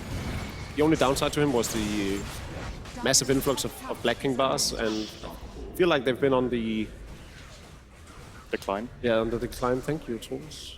You are a master of the English language. And as such, people just play around the BKBs much easier now, and that's when Ravage comes into play. You can easily net 2 easy kills off of it. In addition, it's also a great hero for high ground defense and for high ground siege. Because what we saw in this game was that Shadow Fiend just goes to hit the barracks, and when he has an Aegis and a Tidehunter in the backhand, it's very difficult for the opposing team to actually engage into it. It's also how we saw EG using it. It was actually more of a tool for high ground siege than anything in that game, where the enemy team, you can't really fight into it until you have the BKBs, like Jacob said, and if you don't, and the enemy team has great base push, you just lose barracks very easily. Okay, we'll get more from you all in just a minute, but first let's catch up with Dakota. He's with one of our winners. Thank you, Paul, here on the stage with Envy. Congratulations, a dominant performance for you, taking down Mineski.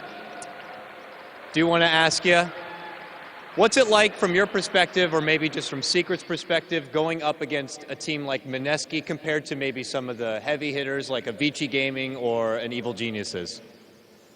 Well, I mean, you usually meet those teams later on, but Mineski, they play like a team, and their carry player really wants to win. That's how I feel when I play against them, so it's not that easy.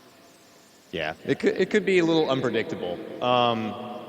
Game number 2, we got to see you play Queen of Pain. Not something we get to see you do very often in tournament play. Was that premeditated right from the draft? Maybe something you wanted to play, or what was that about? Yeah, I've been asking for a Queen for quite a while. I just watched CTY play, and I was like, yeah, I can do that too. So I've been playing a lot. Just like you said in the video, you see something you like, you want to steal a bit of it right there. And finally, of course, you had to represent the name Eternal Envy, but if you had the choice to change your name, what name would you have picked for this tournament? It would be Alan Meyer, because I just watched that anime. It's good. I love it. Envy, congratulations again. Good luck moving forward, all right? Let's give it up one more time for Envy and Team Secret. Awesome. We'll just go ahead and send it back to the panel right now. Malini's busy clapping next to me. That's a very poor clap. That's like a Mount clap. Mal, can we see your clap? Mine has style. His is like... See, that has power and passion. I like that. Wow. Yeah, he's just broken his fingers. Brilliant. Well done to Eternal Envy and well done to the team as well. They've made top 6 now. It also puts Puppy up into that top 11 position of earning more than $1 million in his career of prize money, which I think is it's a milestone for him, especially when he's not been one of the players that won either TI5 or TI4, where they automatically become millionaires overnight. So well done to him on a distinguished career for a very long time. That's not going to satisfy them. They're not going to be pleased with top 6. They want to go all the way here. Oh yeah, it's definitely the title he's going for. As you were saying, if you already have $1 million, who cares? Yeah. It's just another few measly dollars. He wants the title. I think TI was especially disappointing, considering they ended up 6th to 8th place? 7th and 8th place? There we go. Yeah. And so they have this new lineup. It's made for success. They have Eternal Envy as well, who really wants titles, never really succeeded much with Cloud9. So it's much less about the money and much more so about the prestige and the pride. They're going to go through to play either Vici or Virtus Pro. Do you think they'll fancy? Will they not care? I mean, style-wise, the way that they match up? I think they would prefer Virtus Pro. Yeah, I thought that as well. Seems to be the team that they have a fairly good understanding of how to handle. Yeah, I don't know. I wondered whether Eternal Envy might like a crack at Vici, considering they're the team that have knocked them out of the previous TIs that he's played in. So I was about to say, didn't VP knock Secret out of TI5? Yeah. Yeah. And Vici have knocked out any team that Eternal Envy has played at TI4 and TI5. So maybe a bit of revenge on the cards for him. I was going to say Secret would probably favor playing against Vici Gaming. I think they have a better understanding and more experience playing against that team than Virtus Pro. And Virtus Pro being the Achilles heel from TI5, maybe they would want to play against them just to beat them and show them who's boss now. But I think Vici is probably the easier matchup, actually. Okay, and in the bottom bracket, Mineski going head-to-head with OG. It's going to be tough for both those teams. Yeah. But it's a best of 3, so where would you favour that? Yeah, I think it's the toughest of the opponents from the best of ones, though, of the 4. Yeah, we picked OG out yesterday as potentially probably the team who might have had better chance of getting into the upper bracket. I favor OG in the matchup. I don't think they are as bad as we seemingly make them out to be. Not that Mineski is bad either. I mean, all the top 16 teams here are amazing teams in their own right, but I still favor OG almost heavily after seeing this game, just because that was a very underwhelming performance for me. Even though you're up against Secret, it just seems as if there's so many holes that needs to be filled for Mineski to actually be able to succeed against teams of this caliber. And I think OG has probably learned a lot from their group stage. Okay, thank you very much to all 3 of you. We are headed towards a break right now, and when we come back, we will have our final match of the upper bracket. You won't want to miss this one. It's the Battle of the Vs. Vici Gaming go head-to-head with Virtus Pro.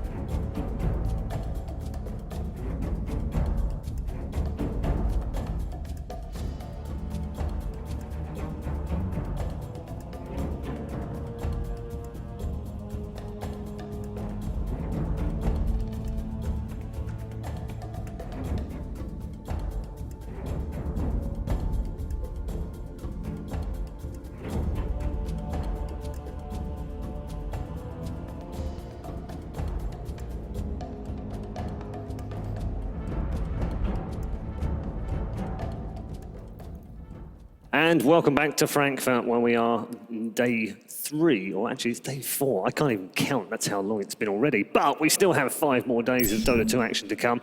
And we are finishing off the upper bracket quarterfinals with our final game from that upper bracket, but not the final game of the day, thankfully, because we still have 2 more from the lower bracket to come. We're going to move into Vici versus Virtus. V for victory, at least in one of these cases it will be proving. And we have 3 men on the panel who are going to break it all down for you. Alongside me is Purge, back to the desk once more. We also have to put up with Malk again, unfortunately. But luckily we have Cinderin to bail us out on the end. I don't know. Do you see how I did that? Does Cindy even balance him out? I mean, normally I just sit here and make fun of Malk. Are you serious? Wait, hold on. Now he has Did you just call him Cindy? No, Oh. Cinderin. I mumbled. I'm sorry, I do that. But now he's got a fellow Dane to back him up, and I feel like if I go on the offensive, I'm going to get double teamed. Oh, you're fine.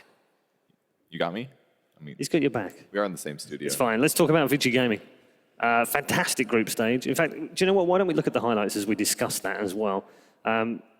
More than solid. More than solid. And yet it feels like we haven't really talked too much about them as potential champions. Why? Well, first of all, because they weren't on the stream. Yeah, that's why. Because they play so few games. Good point. Because they win Good point. But if you were doing your homework, you would have watched all of the games, and I know you did. But we still didn't talk about them because they weren't on our stream. Yeah. So anyways, Vici Gaming definitely one of the favorites for the tournament. We said this going into the tournament as well, but I think both Ben and I had the same prediction that the top 3 would probably be EG, Secret, and Vici Gaming.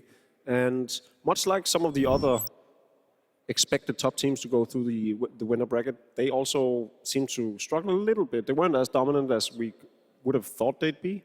And I think that's just been the sort of nature of the tournament. All the teams are at a very high level, and all of them have very, very close games. Okay, well, let's take a look at the highlights from Group B. Vici Gaming topped that group, of course, in a group which also had Vega Squadron, OG, and Team Unknown in it as well. So it was a tough group. And when we understand what Unknown did yesterday and what OG did yesterday, and the fact that Vega Squadron are also in the second round of the lower bracket, that makes that group potentially the strongest of all. This game was a little interesting. They ended up picking the Timbersaw, but a little bit of an early fight. I think Vici Gaming definitely has a really good shot of getting to the top. I mean, they had a lot of good recent performances. They got to the finals of Nanyang. They got 2-0'd by Secret, and then they remet them in the finals, and they lost going 2-3. So Secret, after last set, they look amazing, right? So a lot of teams are going to have trouble even competing against them. But I think Vici Gaming can do it, and I think they have the team that can adjust. And I have a lot of faith in Super right now. I think he's playing really well in the mid lane. And I think Vici is always one of those stable teams that what was really impressive for me was their TI5 run, where they started off on the wrong foot and then they managed to climb all the way to 4th. I think they lost to LGD and then LGD got 3rd, yeah. So they played the entire lower bracket. So even if they lose this matchup against VP, they're on my short list of teams that could still make top 4. Okay. Yeah, it's very strong in terms of kills as well. They seem to be just putting a ton of them in every game. It doesn't seem to matter who they play, what style they play. They're just out there, killers. I think the statistic that Brian gave me was that they were the second highest average most kills in games in this patch of the teams at Frankfurt. So, you know, So they're aggressive. Who would be highest? I was thinking that as well. He never tells me these things. It's like teases me with the second highest. And I sit there going, I'm going to have to go and find out who's first now, and I haven't got time. But still, very impressive, though. And it sort of says a lot for the fact that they are aggressive. They do want to go after the game each time. It's probably CDEC, by the way, because I think there were some stats yesterday that 2 of their players were in top 5 of highest KDA. So I would guess that that's going to lead to say that CDEC has the most kills. Or they just have few deaths. Also possible. Yeah. What is it about the Chinese scene, though, that seems to produce these, you know, these guys that want to play aggressively and show us, you know, right from the get-go? It's interesting because go back a few years and it was the direct opposite. But they've just, I think the way the game has developed and the way the patches have worked is that they have adapted to a new playstyle that just fits them better. And they've played it for the last year and a half, I think, more aggressively. I think that's a very good point to make. Excuse me. Sorry. Have you finished your lunch? I just finished it. Okay. Thank you. The other point is that the reason they played like that 2 years ago, 3 years ago, was because it was more efficient to just farm. Yep. It wasn't as efficient killing. So as soon as the Chinese learned that there was more golden killing, they adapted, they adjusted their play, and then they started killing people instead. Okay. Seems fairly simple, fairly straightforward to me, actually. It makes a lot of sense. For the first time in 3 days. Well done. Thank you. I'm proud of you too, Milk. Really? Are you buttering up to him as well? Have we changed now? Are we just going to... I'll give him that one. He might just switch it By over. the end of the week, they're going to be my fanboys. Yeah. Unbelievable. Do you know what? Let's check in with Vici as they headed in to the Frankfurt Major.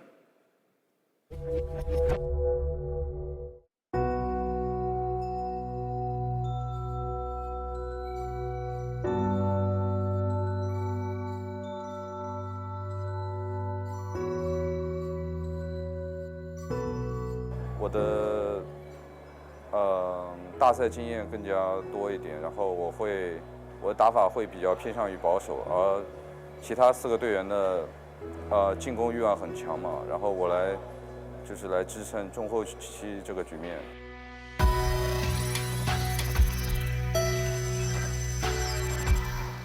I guess the reason why we stayed together for 2-3 years is because we get together along really well, and all of us has a really good, attitude towards the game. We don't really get mad at things easily. We are pretty nice people.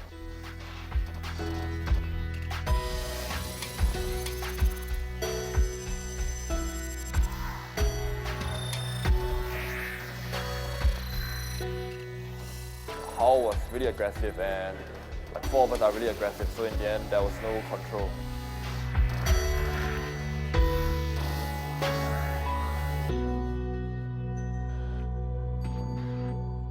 我觉得4大联赛让职业选手有更多参加比赛锻炼的机会，有更多的机会证明自己吧。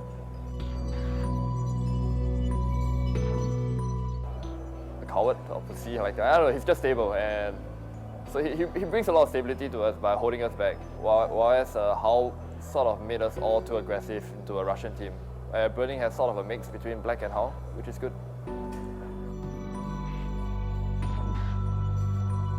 我们这次的法兰克福的目标肯定是争取拿冠军，对。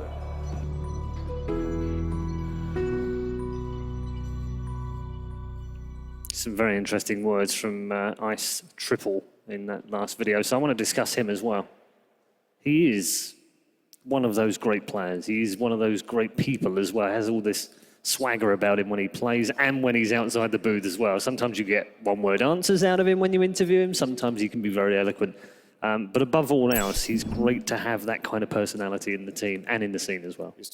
He's funny, basically. He's the, I guess a good way of explaining it is that he is the Asian region's answer to No Tail, I would say. He's a little bit, he's lively, he's funny, he is maybe a bit more on the trolley side, whereas No Tail is just more, he's still serious in interviews and stuff, where Ice likes to mess around a bit more.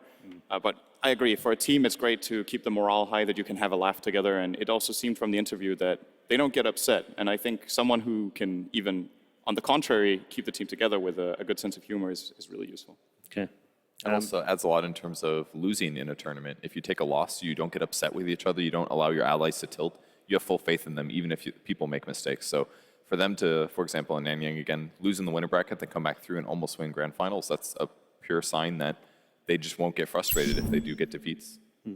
Okay, we're going to move on to Virtus Pro. Fantastic, of course, at TI. Really, deep run there and promised so much as well from the way that they played. And I guess we could say the same about them here as well. They've played very well in the group stages. In parts, a little patchy, but now they're in the upper bracket. They've got a shot. They could go all the way, could they? Or do you not feature in the top 3? I think they got to really catch this right and hit a huge patch of momentum for them to actually go out as champions of the tournament. But top 3 is definitely within reach, I feel.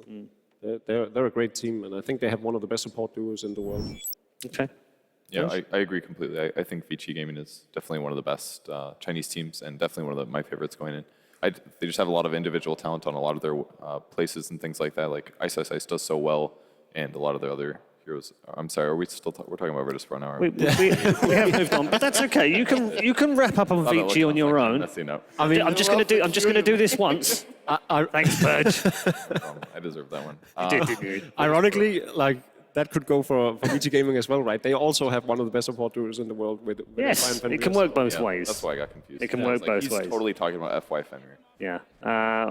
Well, the group stage did go relatively well for Virtus Pro.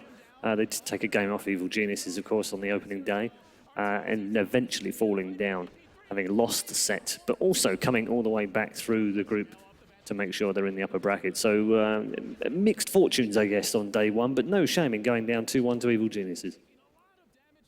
Definitely not, and I thought they put up... Do you want to? Go ahead. Okay. No, after you. They put up a great fight against EG. Take it away, Tools. They put up a great That was a brilliant setup. So good. How would you yes, commentate with this indeed, guy they every day? How would you do it?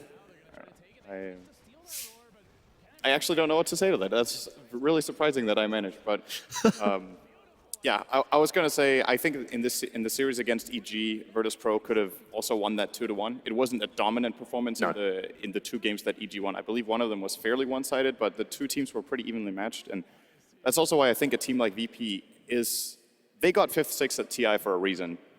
The only teams that they placed behind were obviously the champions and the 3 strongest Chinese teams of the tournament. So if they've learned something from that and improved on some of their aspects, I could totally see them make even a top 4 here. I think they've been really good. It's really interesting, actually, because when you look at their results over the last few months, they've been very consistent, but they seemingly keep finishing 5th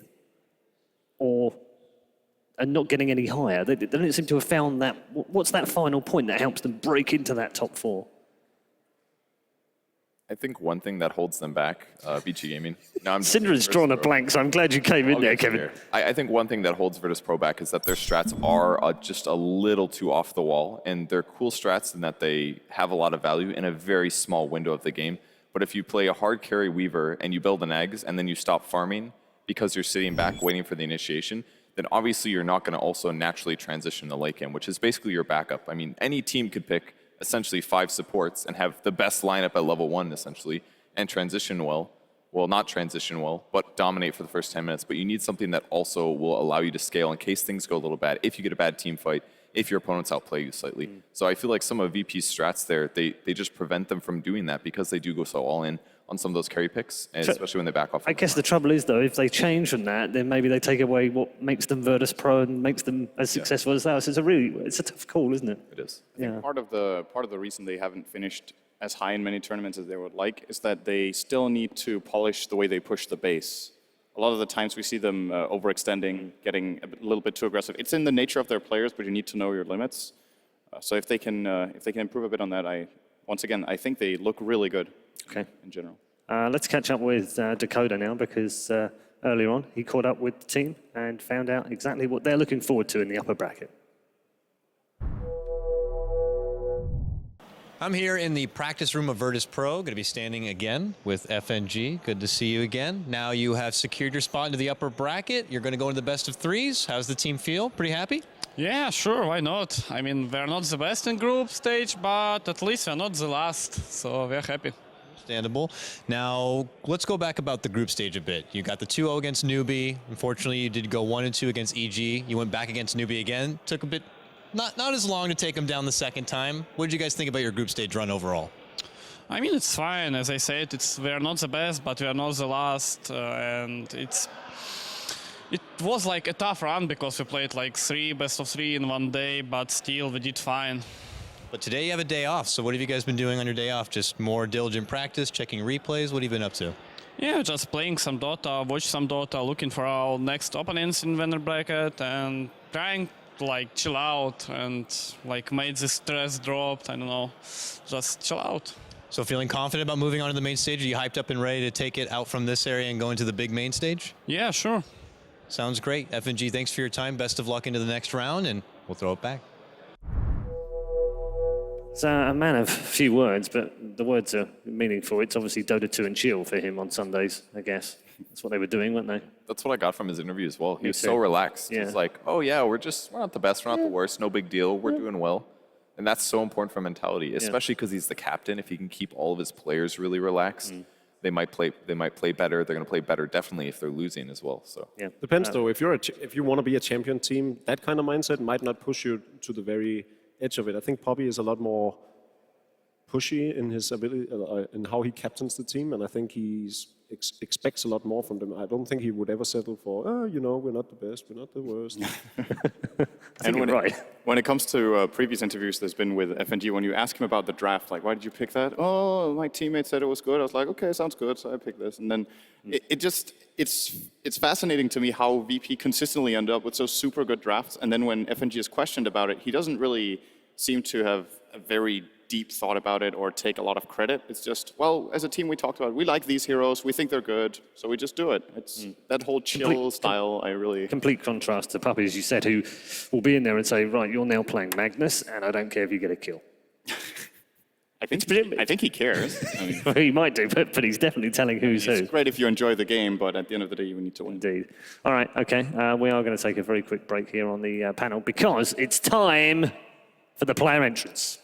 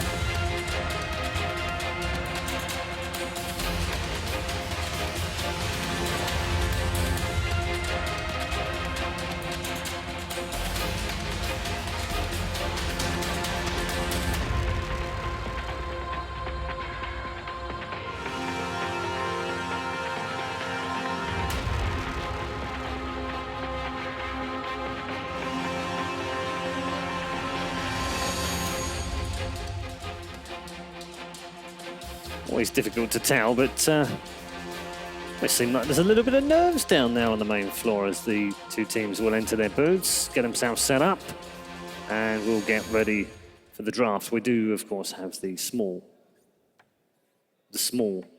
point of predictions. It's almost time to put you on the spot and get your predictions. I know this is your favorite part of the show, Malk. Yeah, I don't mind too much. I'm always right. Pretty chill. Pretty chill. He's always right. Except when I'm in his own mind. Yeah. Yesterday, your predictions were not always right. Not always right. 2 out of 3 and 4 out of 6 in your seat. That sort of counts for you because people replaced you. I don't know where you went yesterday, but anyway, it doesn't matter. I don't want to hear, by the way. 4 out of 6. You need to do better today. Well, I'm 100% so far. You are. Absolutely spot on. We're going to start with Synderen, though. I'm going to say no matter what, it's 2-1. And I've picked VP for this. I think they will edge out VG Gaming this time around. Now that I say that, I was actually wondering to myself, has VP ever beaten this team? And I couldn't remember. So that might be a problem. Well, you got a problem then. Was this one of those moments where Ken came to you this morning and you were like, yeah. I just think this is the closest matchup in the winner bracket in the first round. I think it's so hard to call. I picked VP based on just the games I saw. Like you said, maybe we haven't seen VG Gaming enough. Perhaps if I saw their games a bit more, I would be favoring them. But overall, very quickly, because the draft is about to start. And Melk, sorry? Going to be slightly more bold. I do think Jules is right in saying that it's going to be the closest game, yet I believe in a 2-0 for VG Gaming in 2 very nail-biting games. Okay, mine was VP. Where are you going, Purge? Once again, I completely agree with Melk. For God's sake. So I'm going to accept that. I would say 2-1 maybe for VG Gaming. I think it's going to be close. Unbelievable. So two of us for VP and 2 of us for VG. That's very balanced. I think that's probably a fair reflection of actually how tight this game's going to be, isn't it? Because it is going to be a tight one. We are just moments away from the draft, so hopefully we can drop into that in a short while. Where's the draft going to be won and lost, do you think, between these two? I'm thinking about the really interesting thing for me is that there's very little overlap between the 2 mid laners. Most of the other matchups we've seen, there's some sort of a shared hero pool, but Super and G play very different heroes to a large extent. With the exception of Dragon Knight I think. Queen of Pain is an overlap. That came to mind. Dragon Knight sometimes. Apart from that, it's two different VP's directions. been playing it a lot recently, and I think it's definitely a hero that Super is well known for. Super have been playing a lot of Alchemist as well. Not something I expect G to play, but yeah. I'd love to see a stat on here at the main event how much Queen of Pain has won. We know Mineski just dropped one game today, but I think she's undefeated otherwise. At main event only? I can. After we got to Festhalle. 57.9%. That's overall. Win rate. Overall, I don't know what it would be separating. Yeah, It's still a I'm really sure good win rate Knoxville for can do that. so many yeah. games. Yeah. Yeah. I think she went up about 7% since group stage, because I believe she was about 50% during group. So wow. Interesting. Yeah, And she must have almost won out. That's from 19 picks as well. And wow, look at that. Perfect timing. We are into the draft with Vici versus Virtus Pro for game 1. So I think there's going to be a Slardar that VP is going to aim to get. They picked it a lot of their games in the group stage. So whether or not VG Gaming will ban it, that's a real question. I'd like to see the Night Stalker come out again for solo especially. I think Virtus Pro's real strength up against VG Gaming is Solo the plays pressure and they Solo's not on this game. 5 seconds remaining. No, I'm thinking about Vega now. Yeah. Almost the same game, Russians. Sometimes we get teams confused. I know what it's like. Starts with a V. I do agree though, last time I saw Vici Gaming playing, Solo played an amazing Well bailed. In all seriousness though, I think it is a great pick for Virtus Pro in general. We haven't seen it that much from them. But that trends back to mind as a classic VP pick for these very unique strats they put on, where they, for instance, do their carry position Vengeful Spirit, or as you were saying earlier, the Nerubian Weaver. I don't see it coming, honestly, because if they're going to pick a Night Stalker, they're not going to put on Lil, because he plays much more action, like hard farm for position heroes like Visage or Skywrath Mage. He wants to play heroes that's going to allow him to get ahead, basically. And if they pick a Night Stalker, it's going to be on FNG, and then who's going to buy the wards? You know, he'll never get an X, I feel. So FNG usually plays. That's you know, I wouldn't be even surprised. He's like, I'm going to buy Ags and then support items the rest of the game. That's what we've been seeing lately. Start our first pick. The only Chinese team in the tournament that seems to favor this hero. And they played a bit differently too. It's played by burning rather than Ice Ice Ice. I mean, they could probably still play it on Ice Ice Ice if they wanted to, but last time we saw them play it was burning took up the role of the fish. And nobody touches carry Slardar anymore, but I think it's still viable. It's just you have to get things done with your early ganks, otherwise it does fall off. But against a team like VP, if they're not even going to pick a super hard carry themselves, maybe this is a really safe play to go for VG Gaming. It's also a good deny. And it denies, yes. Looks like VP were not expecting this. So where do we think the Broodmother fits into all of this? For Virtus. A couple times. Because they have done it, haven't they? Yeah, a couple times in the group stage. Yeah. I would not first phase pick this hero in the current metagame. No. But could it be a late pick? It could. Do you think VG know that, are aware of that? I think cover they are. it? Phobos and Mag both have a lot of experience on the Broodmother, so they should keep it in mind. And on VG Gaming side, Ice Ice Ice also plays an incredible Brood, so there's plenty of space for that hero to be a pick. We didn't get to see Sumail play the Timbersaw yesterday, but I could hope that we get to see Ice Ice Ice, because he's probably the most renowned player on the hero. Yeah, I would agree with that. Gyro and Dazzle not the best win rates right now. Gyro sitting at 46% and Dazzle at 43. 43 on Dazzle. And they're the second and third most picked heroes of the tournament. I would rate Dazzle a lot higher than 10 that. seconds remaining. Well, Secret just won him. I don't know if those stats updated, but maybe he's at like 44.5 right now. Does that make you feel better? Marginally. It's also worth noting that despite that he keeps getting picked or banned, Doom is on 42.9%. I'm not super confused about that person. I still feel his mid game is a lot weaker than it used to be.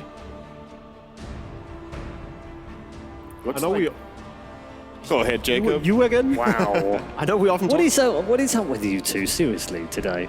Why do you have to interrupt us, Paul? Go ahead. Great minds think alike, or you wouldn't know.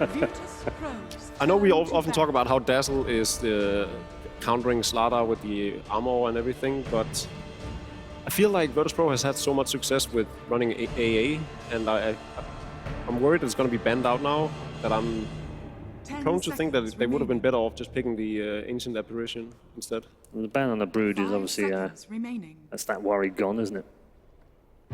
So it proves they were worried about it. I'm not sure if I like A with Gyrocopter though. That has like very, very little synergy to start off. Like obviously Ice Vortex with chasing with Rocket Barrage is good, but in the later stages of the game, Gyro's not as much like a focus one hero kind of carry. He's a hit everybody equally. And he's not, A is not amazing versus Slardar unless you initiate, and most times Slardar will be the one that goes in first. So I think it's just safer to pick Dazzle Bandit, and I think, like you said, they're just using Dazzle to protect against Slardar. EG dealt with it 2 days ago, I believe, or yesterday, with Sven and Dazzle, and that worked pretty well. Yeah. But I think Sven is maybe not the best go-to for that. I'm not sure what is. This could potentially be where the Dragon Knight came into play. Yeah? Yeah, that's a good point. I'd like Dragon Knight Dazzle, that sounds really good. Good against Queen of Pain as well. High armor, very high HP, so her burst damage doesn't really do you that much. But it might also play into VT's hands and have them pick up the Timber Saw for Ice. Against Dragon Knight? It's pretty good, yeah. But they go pretty mobile when they pick Dragon Knight. They go a fast Blink Dagger after like Tread's Drums. So I feel like, you know, stuns are really what beats Timbersaw in a lot of ways. Don't let him cast spells, don't let him move. One thing to remember here for Vici Gaming is they are not afraid of playing a carry Queen of Pain with a different itemization that's a lot more right-click heavy. So even if you look at Vici Gaming's lineup now and you're like, well, if they pick Timber, they don't have a real carry to go with Slardar, they can get the damage done. So even Dragon Knight won't be safe against all of the output that they can do. They're gonna ban Ember though, so they are expecting this to be an offlane Slardar or an offlane Queen of Pain. I like the Dragon Knight thought a lot, but not now. Maybe 5th.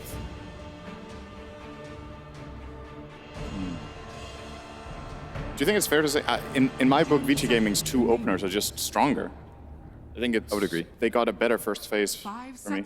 A lot stronger too, especially with heroes like Undying in the pool.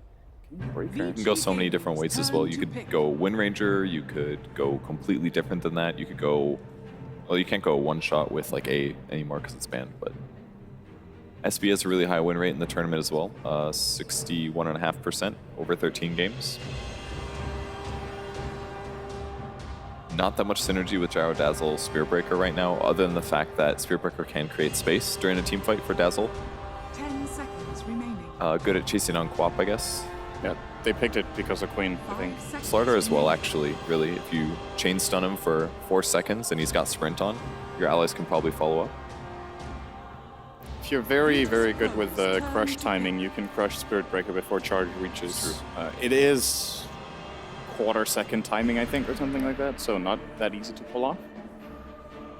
But now with the Wyvern, that is an exceptionally good counter to Spirit Breaker in general.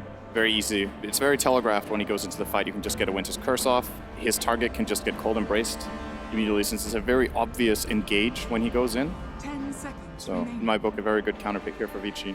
They're getting a lot of really favored heroes right now. And I guess Virtus need to be a bit careful here, don't they? This doesn't get out of hand. Yeah. It'll get out of hand when they take their last pick and they do something weird. So I think that's what they're aiming. If they're going to do something weird, what would they do? What would we see? Visage is no weird. They picked it constantly for a little. Yeah. He should be able to do really well on that. So what's 5th pick funny? They could Weaver again, I guess, but they already have Gyrocopter. It's basically a G hero, in my opinion. I think Lena's banned. I was going to say Lena. Yeah, Lena's gone. Most of the heroes that he's been playing is actually already gone. How do you feel about Wind Ranger this game? I think it's pretty good. Yeah, I think Wind Ranger is decent. I'm also trading back to the Dragon Knight.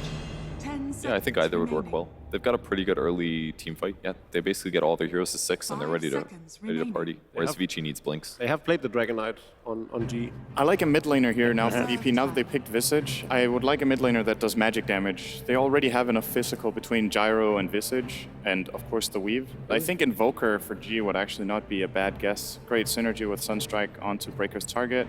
And something to kill through Cold Embrace, simply. Because if they go all in on this physical heavy stuff, then FY is probably playing the Wyvern can really ruin their day. I'm not completely sold on Invoker because I think it leaves them with a lacking of Disable, really. They'd have Grave Chill, they'd have Bats dropping. This and is but- starting to look ridiculous now, isn't it?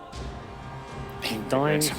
Why haven't Queen of Pain slowed up? What the heck? There's a lot of good heroes coming up VG Gaming right now, but we did see EG in a similar fashion do the same thing yesterday, where they just allowed Vegas Squadron to have their dream lineup. Yeah. EG picked a bit outside the box and still ended out on top. And I feel like VP has the heroes that counter those strong heroes. Like Undyne in lane is not the best against Gyro because he has magic damage to deal. He has Flak Cannon to kill zombies in a team fight super easily. Like, they have the solutions towards Undyne and Winter Wyvern. They have lots of magic damage. I'm not so sold on the Spirit Breaker, though. I think he's going to have a fairly difficult time in this game. Do we think this is a G hero then, the last one? I think so. Yeah, unless he takes up the Gyrocopter, but otherwise it's most definitely a G hero. Wind Ranger or Dragonite, to me, sounds the most likely. And they ban a PL for VG Gaming. I think that's a great choice. They definitely don't have the ways to deal with that many illusions, unless they pick their last hero as such, so. I kind of like where PL is right now. He's not so strong that you should pick him every game in the first round, but he is still something that you can pull out occasionally if it fits the lineup. So, Beastmaster, Dragon Knight. Really favors VG that they have the very last pick. They get to assess what they need to pick up for Ice Eyes, unless they just put him on the Slaughter and pick up a carry for Burning instead. And they have Dire as well, which is seen to be winning more. Yeah, leaves them with a lot of options. And this particular draft is actually a huge deal. And G's played Dragon Knight twice in this major. He's also played Beastmaster once, Lena twice, and Ember Spirit, of which there are mostly banned. I think the TA ban was good. That would have been a really good hero. That will be a Wind win. Ranger. Okay. I don't know about this. A little bit more standard, but I don't like it a lot either. It's a little... I just feel that the lineup is a bit all over the map. Sometimes that's good though, because it covers all your weaknesses, but will your strengths, your diverse strengths be enough to beat a focused lineup? Not sure. The Shackles will be good. They can Shackle after Spirit Breaker charge. Queen of Pain's gonna have to get a BKB, almost for sure. Here comes Sniper. Here comes Tenkies. That would be more wacky. Got 12 seconds left. Random it. This is a carry pick, right? For sure. What is even left? Could they get away with an Anti-Mage? Or an Alchemist. Oh, wow. So, what a lineup for Super VG Alchemist, I guess, and then Burning Queen of Pain? Burning will play Quapper or Slar. Probably. Okay, thank you very much, guys. We'll head over to our commentary team for Game 1 of VG Gaming and Virtus Pro. Thank you, Paul. That's right. VG Gaming versus Virtus Pro. Both of these teams had incredible runs through the loser bracket at TI, and one of these teams will return to the losers bracket after this series here in the Frankfurt Major. But which one of these two teams is it going to be, Blitz? For me personally, I sort of like Virtus Pro's lineup. I feel like this kind of mixes a perfect amount of aggression blended with some late game ability with the Wind Ranger, the Visage, and the Gyrocopter. So for me, they get the slight edge, but whether or not VG can kind of incorporate the Alchemist really quickly into the lineup, that remains to be seen for me. The Alchemist is definitely an interesting one. Did you actually foresee that coming? We've seen a lot of VG Gaming pick up Alchemist before for Super, but in this lineup, especially against a team like Virtus Pro, who is known for the traditional CIS aggression, is it a wise choice? I think so. We saw how CTY actually ran it on eHome yesterday. Do you remember they used it as the counter initiator as the safe laner? And I think this is the better way to do it because when you're up against the Wind Ranger mid, it's kind of a wash of a matchup. You can't really lane dominate, but the Queen of Pain can lane dominate. You can get rid of the offlaner by yourself, more or less, kind of like a Gyrocopter, and more importantly, you get those free levels, that free farm, and a hero like Alchemist, you'll be able to trade farm fairly effectively no matter what, because this hero doesn't need the same level of farm to really be on equal footing. You're almost always going to be ahead just because of the bounty rune. So starting things here in our first game, looks like Virtus Pro are going to be heading on down to that bottom bounty rune. VG Gaming not going to contest. A little bit surprised that Virtus Pro aren't maybe trying to make some sort of sneaky maneuvers and try and fight over that first bounty rune in order to deny it away from the Alchemist, which is usually the play by these teams. But Virtus Pro perhaps a little bit scared of the early aggression of heroes like Undying. Yeah, you definitely don't want to fight into Undying plus Arctic Burn and the Slardar stun. That's a pretty easy recipe for losing the fight. You do have some heroes that at level 1 are okay, but why even risk it? DK Phobos. Unlikely to challenge here. Looks like Super will get that first bounty rune. Ice on the other end is going to go and try and take that bounty rune, and he gets it successfully. Okay. The question is whether or not he's going to be able to get away with that They're one gonna need some unscathed. sick body Lil, block. he's going to be able to get a really good body block with a shackle over the top, and Illidan looks like he will be the one to claim the first blood. No, it's going to be G taking that last hit instead. But nice choice by God. Split second there, choosing to level up Shackle Shot, allowing the Gyrocopter to have time in order to get there for the Rocket Barrage, able to take that first blood. Yeah, and he's going to get harassed pretty heavily, but this mid lane, FNG decides to try to go for the courier. Isn't quite there, though. Nice. He gets a lot of damage there on Super off of the Shadow Wave, obviously. The courier snipe would have been the best deal, but G takes a lot of damage from the early aggression of FY, pretty standard for Winter Wyverns in that middle lane. Yeah, and he didn't level the win run because he was trying to get that first blood, and even though Ice, this is going to help him. It kind of resets everything in the mid lane because G just got the first blood. That's even more favorable than getting the bounty rune, unless you're the Alchemist. But something I would like to highlight is just the fact that you don't necessarily have to, try lane in your safe lane just because Burning is going to be given such a favorable 1v1 matchup. And this is going to allow Vici Gaming to run some pretty aggressive dual lanes here. And also be stacking up for the Alchemist, as we could already see that medium and hard camp are attempted to be stacked up by the Winter Wyvern, which I believe this is why FNG does lay out some aggressive wards, trying to get vision of the rotations of FY. Yeah, precisely, and this is why they decided to lane the way they did. The Queen of Pain, you don't necessarily need her in the mid lane when you can just decide to do these dual lanes, and the Spirit Breaker is doing quite well for himself. He's got 3 CS, he's almost level 3, he's got that crucial level of bash, and he's gonna get harassed at top, but he'll just charge away. Simply charge out. Meanwhile, the bottom lane, Ice and Fenrir are attempting to steal this pull, and they're gonna start going on to FNG. He obviously has enough space to be able to stay ahead of both his Undying and Slardar, while DK Phobos cancels his charge on the middle lane. Will sit on the bounty rune, pick that one up, while the regen is picked up by Ice's Slardar. For me, this feels like such an important match for VP especially because they seem to have this monkey on their back where they're at the cusp. They're like the gatekeeper for tier 1 teams. If you beat them, you're a tier 1 team. If you can't beat them, you stay in that tier 2 region. And I really feel like this is something that they need to get the ball rolling because oftentimes you'll see them get so close. For example, in the group stage where they were able to take a game off EG, but they just weren't able to close out the series. Right. I mean, the story of Virtus Pro has been 5th through 6th. Tournament after tournament after tournament, which is a decent showing, but not good enough to be considered champions. Yeah, definitely. And Vici Gaming on the flip side, consecutive top 3 finishes at TI, if I remember correctly. So this is a team that's really used to winning at this point. Or actually, they got fourth at the most recent one. So 3rd at the previous TI and 4th at TI5. So they're in a much better situation as a team. Fenrir has been left alone at this bottom lane while Ice goes scouting away. He does have the boots set up, and with a potential extra level in Crush, he could go for maybe a wraparound in the middle lane. We'll see actually running into the Courier here. But he's still going to try and go for the kill onto G. Super doesn't have a level on Stable Concoction, so I'm not sure if Ice can really get this one essentially by himself. Yeah, and G's actually not standing in the Acid Cloud, so even though the Slithering Crush is physical damage, it shouldn't be able to do enough there. Without the stun, this is pretty typical. But Ice might just be making the rotation in. Once so again, that Super can farm. DK Phobos is going to charge away from the attempted go by both FY and Burning. Yeah, both offlaners are actually being shut out pretty hard. And CS advantage does go the way of Vici, which is a little bit surprising.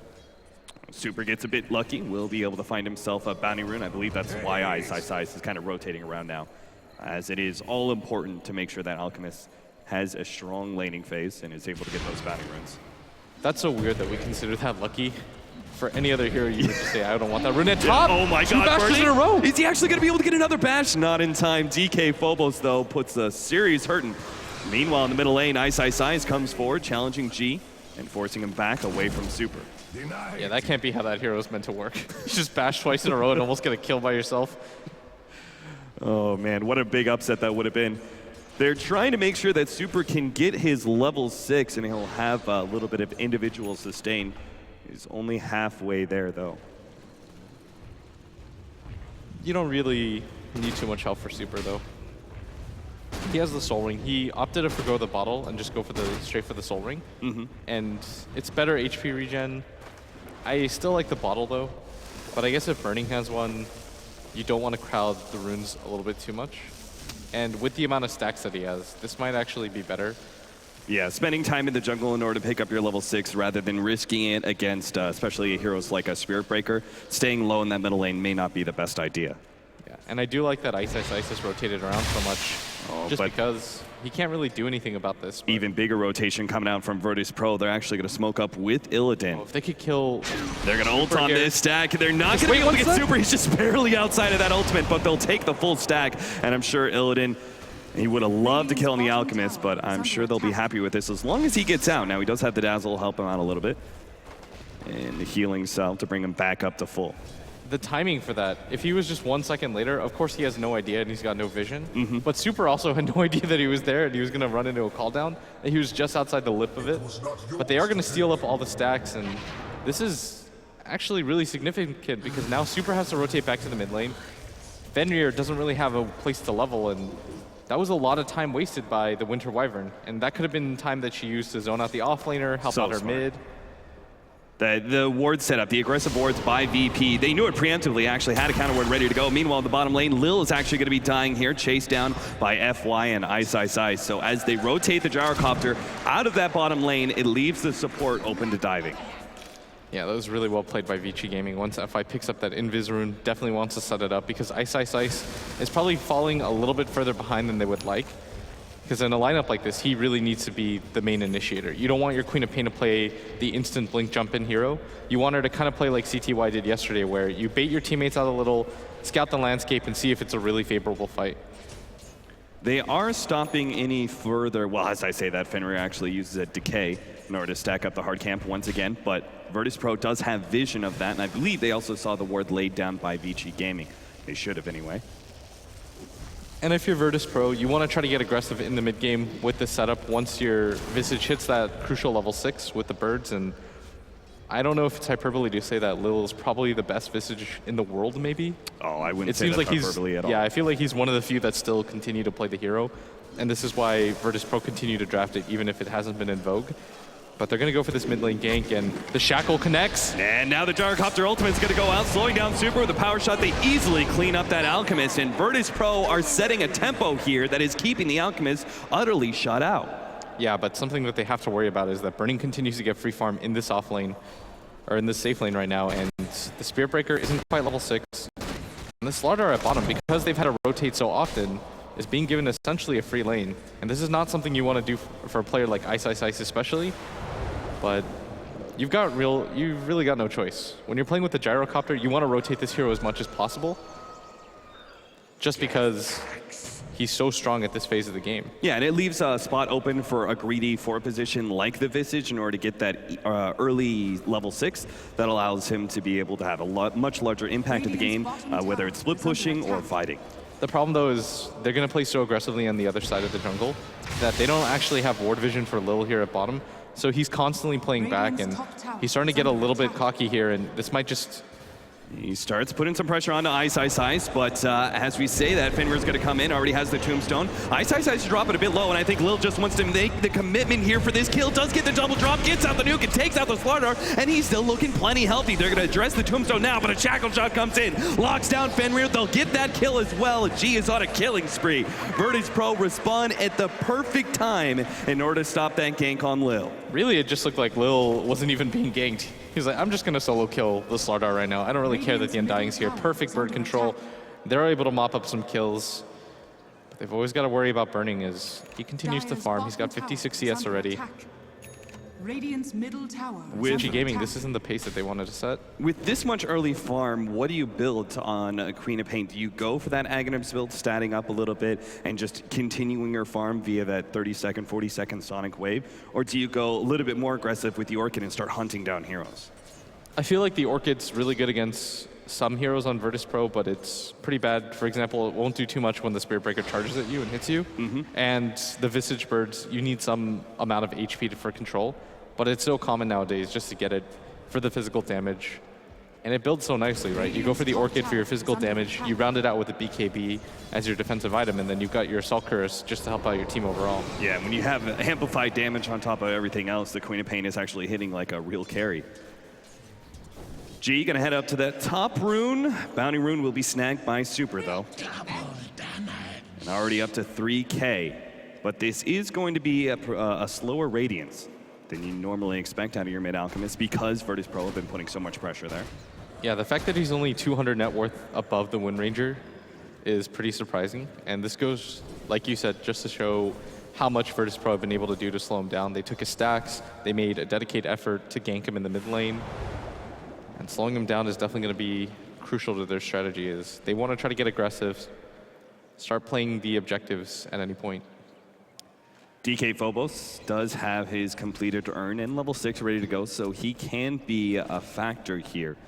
And maybe gaining a quick pick off for VP, but right now they seem more concerned with just farming up and perhaps making up for a lot of the time that they spent in the enemy jungle.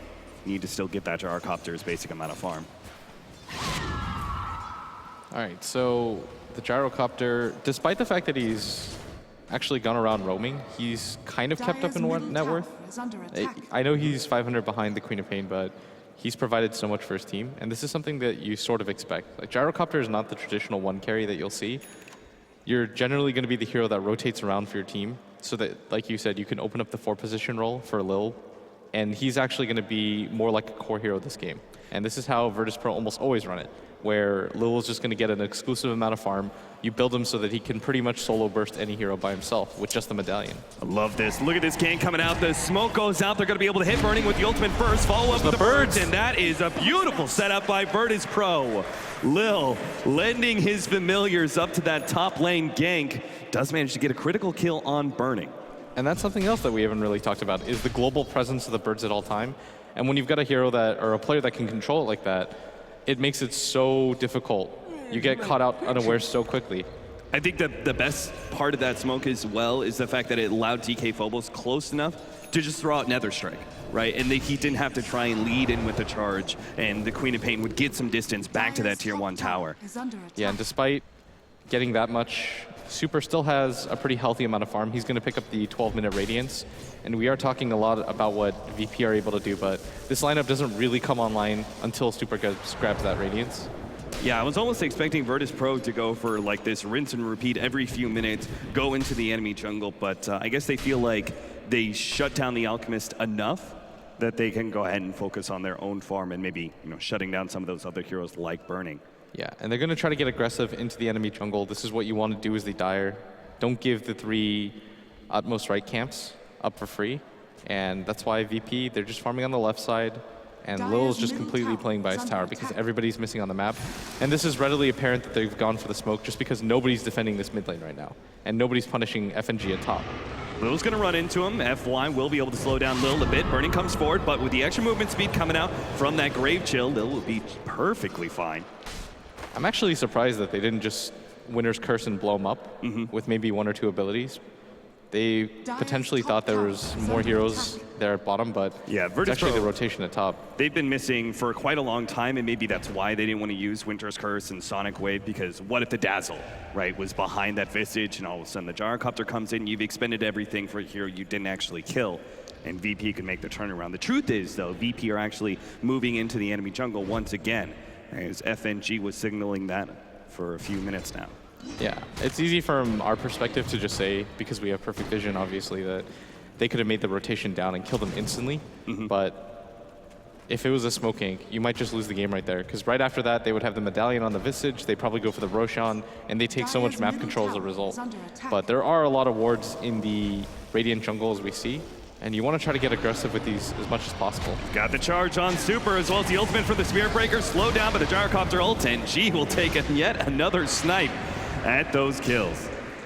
And 6-1 in 14 minutes, and he goes for the Shackle a little bit too far, but this should mean the mid tower for VP, as they're going to swarm around. And Vici Gaming I don't even really think they have enough to quickly push down this tower. VP might have enough time to respond. Dire's structures are fortified. G catches 2 Queen of Pains. Wolf Illusions, obviously. VG Gaming will be able to take that bottom tier 1 tower, looks like, before VP rotate. They did have a glyph, but they're going to pop it now. It doesn't look like they had enough TPs or mana on some of these heroes. DK Phobos doesn't have a TP. Wind Ranger has no mana for once, so they're just going to keep going, pressure the tier 2. Short distance at the middle lane does allow VP to just kind of keep going before VG Gaming can rotate. Yeah, and something pretty interesting is that the Gyrocopter opted not to go for the stacks. And I think it's just because it takes quite a while to do those ancient stacks at this phase of the game when all you have is the Helmet Dominator. He's actually just using it to roam around with him to give him max mobility. And I believe that Aura, yeah, it helps your team out too. And when you've got a team that just essentially wants to continue running, it's sort of like drums in a roundabout way, minus the stats. Yeah, it is a pretty interesting idea. Some of the slows of VG Gaming are going to be counteracted perhaps by this Kobold. And obviously you want to stay ahead of this Alchemist and Slardar as much as you can. Ice does have a Blink Dagger, so that's going to be a bit of a challenge for VP to void him. Lays down another aggressive ward. VG Gaming, they're just counteracting aggression with aggression of their own, essentially. Every single time VP make that engagement into the enemy jungle, VG Gaming do something similar and lay out the wards necessary to perhaps find a pick-off later on. Yeah, VP, if you're VP, you've got to clear out your jungle or the wards as much as you possibly can, just to make sure that you're not being scouted out, that one of your heroes don't just get 2 or 3 men smoking. Because that can lead to something like an early Roshan for Vici. They still have the Slardar, and this is what they're going to do. Try to find a pick-off, maybe even open up Roshan if they can go for this. Well, FNG, he'll tank the gank, and that probably opens up the fact that there is some sort of ward in their jungle. But still, that was a 3 or 4 man smoke from Vici Gaming, only catching out a Dazzle. VP are going to be okay with that as long as they don't lose more. DK Phobos charging in, but can't quite go in just yet. The rest of his team not ready to go. Yeah, there's almost no chance that he goes for that at that point. The Dazzle is still dead, and this is a pretty crucial hero for their lineup. But Vici Gaming, they're just playing around this area. Burning's going to now TP to the top lane, push it out a little bit, force some pressure, and maybe if they're fast enough, you can open up the map a little bit more. So Burning goes here at top, you force a TP rotation. Push out in middle lane, DK Phobos charging through, but that does get pinged out by Vici Gaming. So you could already see Burning is quick on the retreat there. Is going to be going for the Orchid build. We'll see how that fares for him because he can just easily be blown up by that Spirit Breaker. But as we were talking about, that silence is still going to be useful against VP, and obviously the physical damage in conjunction with the amp will work out pretty nicely for Burning. Ice jumping forward here, trying to put some pressure onto Illidan. VP do respond with a TP out from DK Phobos, which is revealed thanks to that vision from Amplify damage. Yeah, and this is so important for VP that they were able to take down the enemy mid tower and they were able to save their own because it allows them to continue to protect their jungle. And I've been stressing this a lot in our cast lately, but I just feel like being able to save your Radiant jungle just allows you to continue to get ahead. And it makes it really difficult for Dire to play aggressively like this. If they decide to show 3 heroes mid on the side of Vici Gaming, but they can't really do anything because the potential for a 5-man is so fast for VP. Burning? Oh, okay. Misses out on that one. Burning had a free deny in that top tier 1 tower, but doesn't see it in time. And that'll be another tower going to Virtus Pro. Yeah, he probably just kind of was thinking of other things, looking around. Yeah. But VP, they're going to get aggressive here. No reason not to is... Nice. This is where you're ward. going to be the strongest. Some of these laning wards, I think, are sometimes hard to actually find, but Vici Gaming does manage to run into him. Nice blink back there from Ice running into the smoke of VP. It's so hard to go up without vision there. But Vici Gaming, they might just decide to go for a smoke of their own immediately after. And this is such an odd time because VP were actually the ones playing aggressively. Oh, they saw the charge. DK Phobos actually running into the smoke. Now the ultimate goes out from the Gyrocopter. They have the Winter's Curse locking down Illidan. Burning's going to come forward, blows out the Sonic Wave as well. Do they have the heal? Oh no, FNG's not here in time. DK Phobos going to be the next target. Lil comes forward, trying to go for Ice, but a Cold Embrace will help save the Slardar. Nice shackle shot, preventing Vici Gaming from keep on going forward. Ice does his Blink Dagger up, and he's going to go for Lil. Locks him inside of the trees. Burning jumps on top of him as well. Shalgrave will be able to buy him some time, and that's why Super throws that stun over to FNG instead. The shackle shot doesn't last this time around, but Fenrir almost gets blown up. Unfortunately, another good cold embrace from FY does save yet another ally. Virtus Pro stumble into just the wrong team fight as they trade 1 for 4. That was so intelligent by VG Gaming, the way that they set that up. The smoke fails from VP, so they immediately gather up as 4 because FNG has shown himself at top. And that was supposed to be the bait for VP. You show FNG at top, they don't naturally assume that you're going to go for your own gank. So VG Gaming know that at the very least, that's a 4v5 fight. And because FNG had a TP to that top lane, there's almost no way that they're going to win that. Now, unfortunately, VP had kept their middle tier 1 tower healthy enough that VG Gaming wasn't able to push it in one go. With the glyph and the TPs in, they do force VG Gaming back and manage to get the deny. But VG Gaming obviously in a very good place with the Alchemist making a sizable recovery. DK Phobos now going to run into Ice, but didn't have his Nether Strike up just yet. So couldn't really continue for that. Yeah, and you notice that VG Gaming, they continue to try to take control of this jungle right now, and this is helping them so much because every time they're spotting the rotation out of the gyrocopter, and you can't just continue to buy smokes. You have to eventually save 1 or 2 of them for the Roshan attempts or more important objectives. And I think that's what that mid smoke was for. But unfortunately, they ran into the wrong target. VP, luckily, do find one of those wards deep inside their jungle, but there's still this other one by the rune area that VP actually unknowingly copied not so long ago. FNG lays out another ward by the Roshan pit. That's obviously what we're going to be looking at next with the minus armor synergy of the Alchemist and the Slardar. VG Gaming could do it rather easily. But VP do have the Wind Ranger, Ice. Well, his Blink Dagger was being canceled out there by the Urn, but DK Phobos chooses not to go for that kill. Yeah, and their ability to keep up this tier 1 bottom tower for VG Gaming is continuously allowing them to split push cap. Because if they didn't have it, then Burning might have to be there a little bit sooner. Right. But because they've constantly been able to keep it up, he can just continue to play the farm game. Ice. I love the way he's playing this. Just so aggressively in the face of VP, giving them a taste. Hey, look at me, come for me, try and catch me. But he's always able to get back in time via the Blink Dagger and the sprint. Yeah, and this is so frustrating for VP because they're so committed to this bottom tower, but look at what the rest of VG Gaming are doing. Like the 2 cores are farming in the jungle because they have that tower available. So it's almost like they're challenging them. Ice is, like you're saying, presenting himself as a target and saying, okay, if you go for me, the instant TP rotation is going to come around and we will win that fight. Yeah, and as the analysts were talking about before, the Cold Embrace is actually critically important here against a lot of the VP members, whether it's the Spirit Breaker or the Wind Ranger's Focus Fire. It is a very decent counter to VP if they ever do manage to catch that Slardar. So you just kind of have to make some sort of move or completely round out because VP, they've wasted so much time in this bottom area, continuously trying to take that tower or look for an opening, that they've actually given up more than a full 2 minutes of farm to these 2 cores, and this has allowed Burning to catch up in net worth. He's now only 400 behind the gyrocopter, and most importantly, this Alchemist, yeah, you're meant to be ahead, but 5,000 is still significant. Absolutely.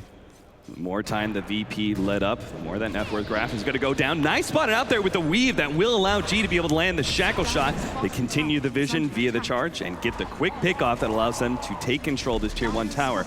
Question is, are they going to go for more? It may be at the cost of their top lane because Burning is already on top of that tier 1.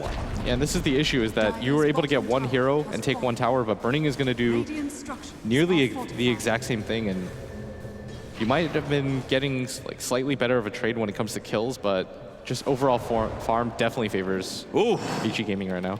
And shackle shot did come out, but the TP was a bit faster. They will be able to get another deny. I think if you're VP now, you want to try to get aggressive. You just completed the BKB now on the gyrocopter. Start going around the map, claiming more objectives, because right now this passive style isn't going to benefit you in the long run, just because of how much more greedy VG Gaming are playing. Yeah, Super is about to become the full Naga Siren. He's got the Radiance, Boots of Travel, Manta. Next up, it's going to be the Octarine Core. And they're actually going to try and take Roshan here, but Virtus Pro, they're going to be able to run into this one, but the initiation comes out from Ice. They're going to try and blow up Illidan first, but he gets off the BKB. Super turns around, two-man stun from that unstable concoction, and they will be able to get out. Winter's Curse now laid onto Lil, trying to pop that hero, but Visage is still alive. Burning comes forward and finishes him off, but farther up, they get a Shackle Shot onto the Slardar. Now they're going to be able to get FY as well. Vici Gaming coming forward. Nice charge from DK Phobos, pushes a couple back, but VP are actually going to try and make the retreat, and they're splintering off. DK Phobos is going to be the first one to TP out, and Vici Gaming may be happy with this one. Might just look to take Roshan instead. Virtus Pro still hanging around, but they've lost DK Phobos. He will be able to charge in. Oh, that shackle! That shackle shot comes in. Burning is going to be the target, but the unstable concoction buys Burning time. He actually gets away with the blink, and God is going to be stunned up. It goes for Fenrir instead with that minus armor. Will be able to get that one kill. And Illidan, he actually found the Queen of Pain, able to take her out, and Vici Gaming will be the ones to lose for this time. This constant bird control from Lil too is what's enabling them to win that fight, because he was so instrumental in disrupting the fight as much as possible. And is that how they spotted out the Queen of Pain? Because she was stuck in the trees. Yeah, he was just hitting him with the birds. Nice. He well continues to play out that fight, and despite the advantage that it looked like Vici Gaming had for a little bit, like they were fighting in a choke point. Oh, Ice, the three-man stun. They're going to go the minus armor with the stable concoction, and Super just takes him out in one hit. God, he's going to start backing away, but the shackle shot's onto him. FY, he's going to catch up as well, slowing down G. They're not going to be able to get Roshan in time, or they will. Lil gets the Aegis, but it's a disaster. VP have lost 3, and Lil may not even get out. Unstable concoction going to be able to catch him next, and there just seems to be no hope for Lil in this coming life too. Yeah, he's definitely going to die here, and he was able to snatch the Aegis, which should slow down the aggression of Vici Gaming after this huge fight. Oh, but that's even worse. I didn't even notice that Vici Gaming were the ones who got the kill on Roshan, so they at least get that bounty for themselves, even if the Aegis is negated. Exactly. They were able to grab it with the Acid Cloud, I believe. Mm-hmm. I think that was the only thing that was in there. And that was pretty unfortunate for Virtus Pro, because for a second there, it looked like they had such a great fight, but everybody begins to respawn. The Alchemist comes in, completely messes up that fight. BKB next up for Burning, so he will be able to play this a bit more aggressively as time goes on. Virtus Pro, what seemed like a shining moment for them once they beat Vici Gaming in the initial fight. The reinitiation by Ice's Lardar opens things up for Vici Gaming to be able to still hold on to their significant advantage. In fact, the Alchemist is almost looking at double the net worth of both the Gyrocopter and the Wind Ranger. Yeah, and this is the power of both the Dire and the fact that the Slardar was the hero that died first on Vici Gaming, is that they were able to get him out there so quickly right after. And I mean, Virtus Pro definitely didn't expect that. They probably thought that Vici Gaming was going to be on the heels, but continuing to press forward. And Illidan at top, you've got to be careful. You do have the BKB, but they have Winter's Curse. He's gonna try and get away, pops the BKB, just hoping to be able to stay ahead of FY, and smartly just keeps running rather than trying to go for the TPO. Still, I think that was your next BKB charge. That's the 8-second, and most importantly, the Alchemist has become sort of like the Naga Siren. Yeah, full split push build is ready to go. You have every single 22 seconds, illusions to throw out. You've got Chemical Rage, which barely has a downtime now, about 8 seconds. Ice is going to be picked off, it looks like, by DK Phobos. Good bird control once again for Lil, making sure that Ice has no rebuttal. Yeah, but Super is the hero for me to watch continuously. Like, the fact that he's at 20k net worth at just 27 minutes in, even though you are the Alchemist, I stress this is still pretty farmed. They will have their completed Aghanims coming in for Lil. He just needs 100 gold. That's a sizable increase in physical damage and control against the Alchemist. If he can complete that Solar Crest, and they have the Weave as well, there is a chance that VP can take out that huge net worth hero early on in a team fight by just focusing him down, but it just seems like for now, Vici Gaming are always going to be able to have the better control of the map via Super. Unstable Concoction coming in, does manage to stun up too. FY, not go for the Winter's Curse, but he will be charged up. Now the Gyrocopter ultimate gets laid out. Now the Winter's Curse laid out onto DK Phobos with Sonic Wave over the top. It looks like Spirit Breaker might be going down. The Illusion's chasing him, but Illidan does take out the Tombstone first. Unstable Concoction landing on 2 once again. Super is nailing these ones. Meanwhile, Ice actually just stunning up God, making sure he can't get back into the fight as Illidan desperately needs the help, but he's not going to get it in time. G comes in, will be able to take out Burning, but Super comes in with yet another Unstable Concoction, slowing down G, does get the kill before DK Phobos can push him back out, and VP are going to fall one by one until Vici Gaming have it all. And that's a 5-man wipe. This is so disastrous for VP as they're just not scaling in items anymore. If you look at the Gyrocopter's farm, he has the BKB, he has the Helmet Dominator, but these are largely defensive items that won't really do anything for you when it comes to the damage department. And you need some damage right now, because if you saw, when they initiated on Super, G tries to use the focus fire on him, they just simply don't do enough damage at this phase. Yeah, and he's going for the Chrysalis build, which is standard for Wind Rangers, but they are going to desperately need an MKB, I think, as the Solar Crest, now completed on the Undying, is just going to make this Alchemist even tougher to deal with. Yeah, the problem right now is that the Gyrocopter is more tanky, but he doesn't do enough damage, and the Wind Ranger has the inverse problem where she does do a lot of damage, but she gets chased back so soon.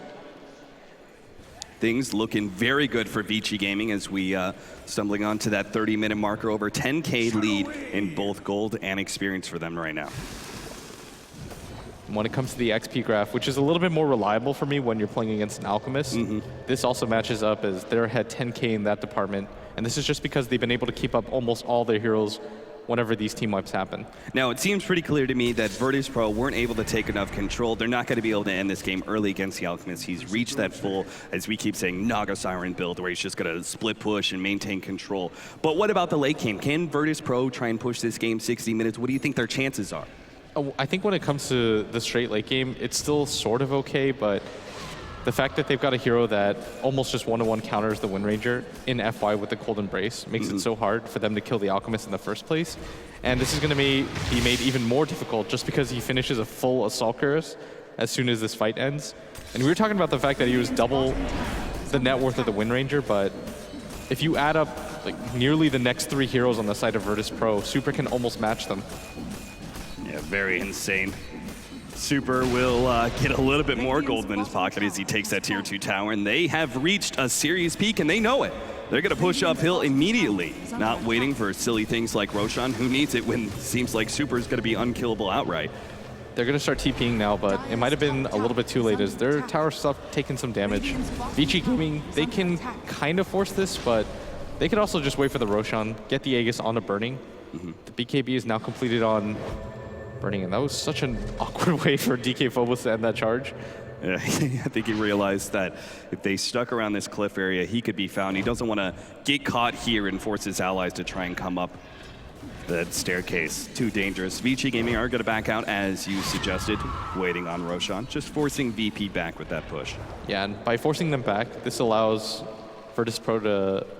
It forces them to smoke because Vici Gaming are going to split up and farm out the map a little bit, and I think that VP know that, or they anticipate it, but Vici Gaming have the same idea, as they're completely grouped up on the high ground, and they completely sense this is... Yeah. They're even pinging out as they're moving. If no one's pushing out the bottom lane, and they also have that aggressive vision in between the bottom and middle lane, next to the base of VP, they know that VP have just completely disappeared off the map. Yeah, and if Vici they just Gaming stay on want to take this fight. Absolutely. To stay on the high ground. Shackleton, oh my god, what a long range one. Fenrir will get the save. Oh, the 3-man stun! Initiates with the 3-man stun. Winter's Curse on the DK Phobos, but who cares? Burning's come forward and just hit the biggest sonic wave of his life, taking out 4. DK Phobos to fall as well, and VP just got utterly obliviated. At that point, Virtus.pro were kind of in a desperation area because they knew how far behind they were, so they go for the smoke, but Vici Gaming know that as well. They're thinking to themselves, okay, we're so far ahead at this point that Virtus.pro have to do something desperate. Nobody's showing on that bottom lane, nobody's showing in that mid lane, and this is why it's so important to have a hero that can instantly wave clear so that you can move on from target to target and not make it so obvious. But because VP were a little bit too impatient, Vici Gaming, they take the high ground in that fight. They're able to get that 3-man Slardar crush. And now Vici Gaming going to push into this tier 3. Still another 15 seconds until the Gyrocopter's back up. This is looking like a full lane of Rax. And Vici Gaming can actually just back up and wait for Roshan at their leisure. Yeah, they're going to take a free Rax. They don't even have to use the Aegis that they don't even have quite yet. And once they grab that, I mean, it's going to be so hard for them to grab. I like how you're already calling it Vici Gaming's Aegis, because they have so much control, it just seems like there's no chance that VP will actually be able to contest for that Roshan kill. They're probably still going to try, because they're not scaling in items anymore, and it's not like things are getting any better for them. So you continue to just hope that maybe you'll have a successful fight. But DK Phobos, for example, has completely just been left behind. He's only at 6.4k net worth. Yeah. No real items on him that are coming out either. Maybe the BKB, but I don't know if that's game-changing enough, because they simply just don't have damage. You know, I was going to call it Virtus Pro. It's a do-or-die smoke for them to go into the Roshan pit, but they don't have a smoke that already happened. They used their last smoke. The next one isn't up for 7 minutes, which means it's even less likely that VP will be able to contest for that Roshan without the surprise advantage. Yeah, and Burning is probably going to go for the Shivas. He's got the play mail on him just because the Alchemist already has the AC completed, and there's about to be a heart on Super 2 as he's going to be fully 6-slotted. Item after item just racking in for Vici Gaming, and they're just going to wait out Roshan. Virtus Pro obviously have to contest, but or they got to be able to find their opening 15 seconds. Now Ice making the jump on Illidan here, follow up FY, and they just gets blown up. There goes the carry of VP. VP is still going to try and fight it out, but immediately the Dazzle's going to lose his life. The Orchid controls him. DK Phobos not going to make an escape either. 3 down, looking for more. G is going to be the next one caught as Shadow Strike catches him out, tries to go for the TP away. Ice gets the stun in time. That's a 4th down for VP.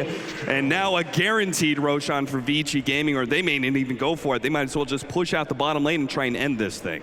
I think you just continue to push right now. You don't really have to wait for the Roshan just because of how far ahead you are now. And Vici Gaming, they're on the Radiant side of the map, but that was pretty much something that VP had to do. You have to take that fight at that point. Right. Even if you don't have a smoke, because you're just getting further and further behind. With Aegis and Cheese on the side of Vici Gaming, there's almost no chance that you win that fight. Heading on in through the middle lane to go straight to bottom without waiting for that creep wave. Lil, the only one to be able to defend. 4 staffs himself, does make a resummon, tries to go for the kill on Ice, but Cold Embrace stops that one in a heartbeat.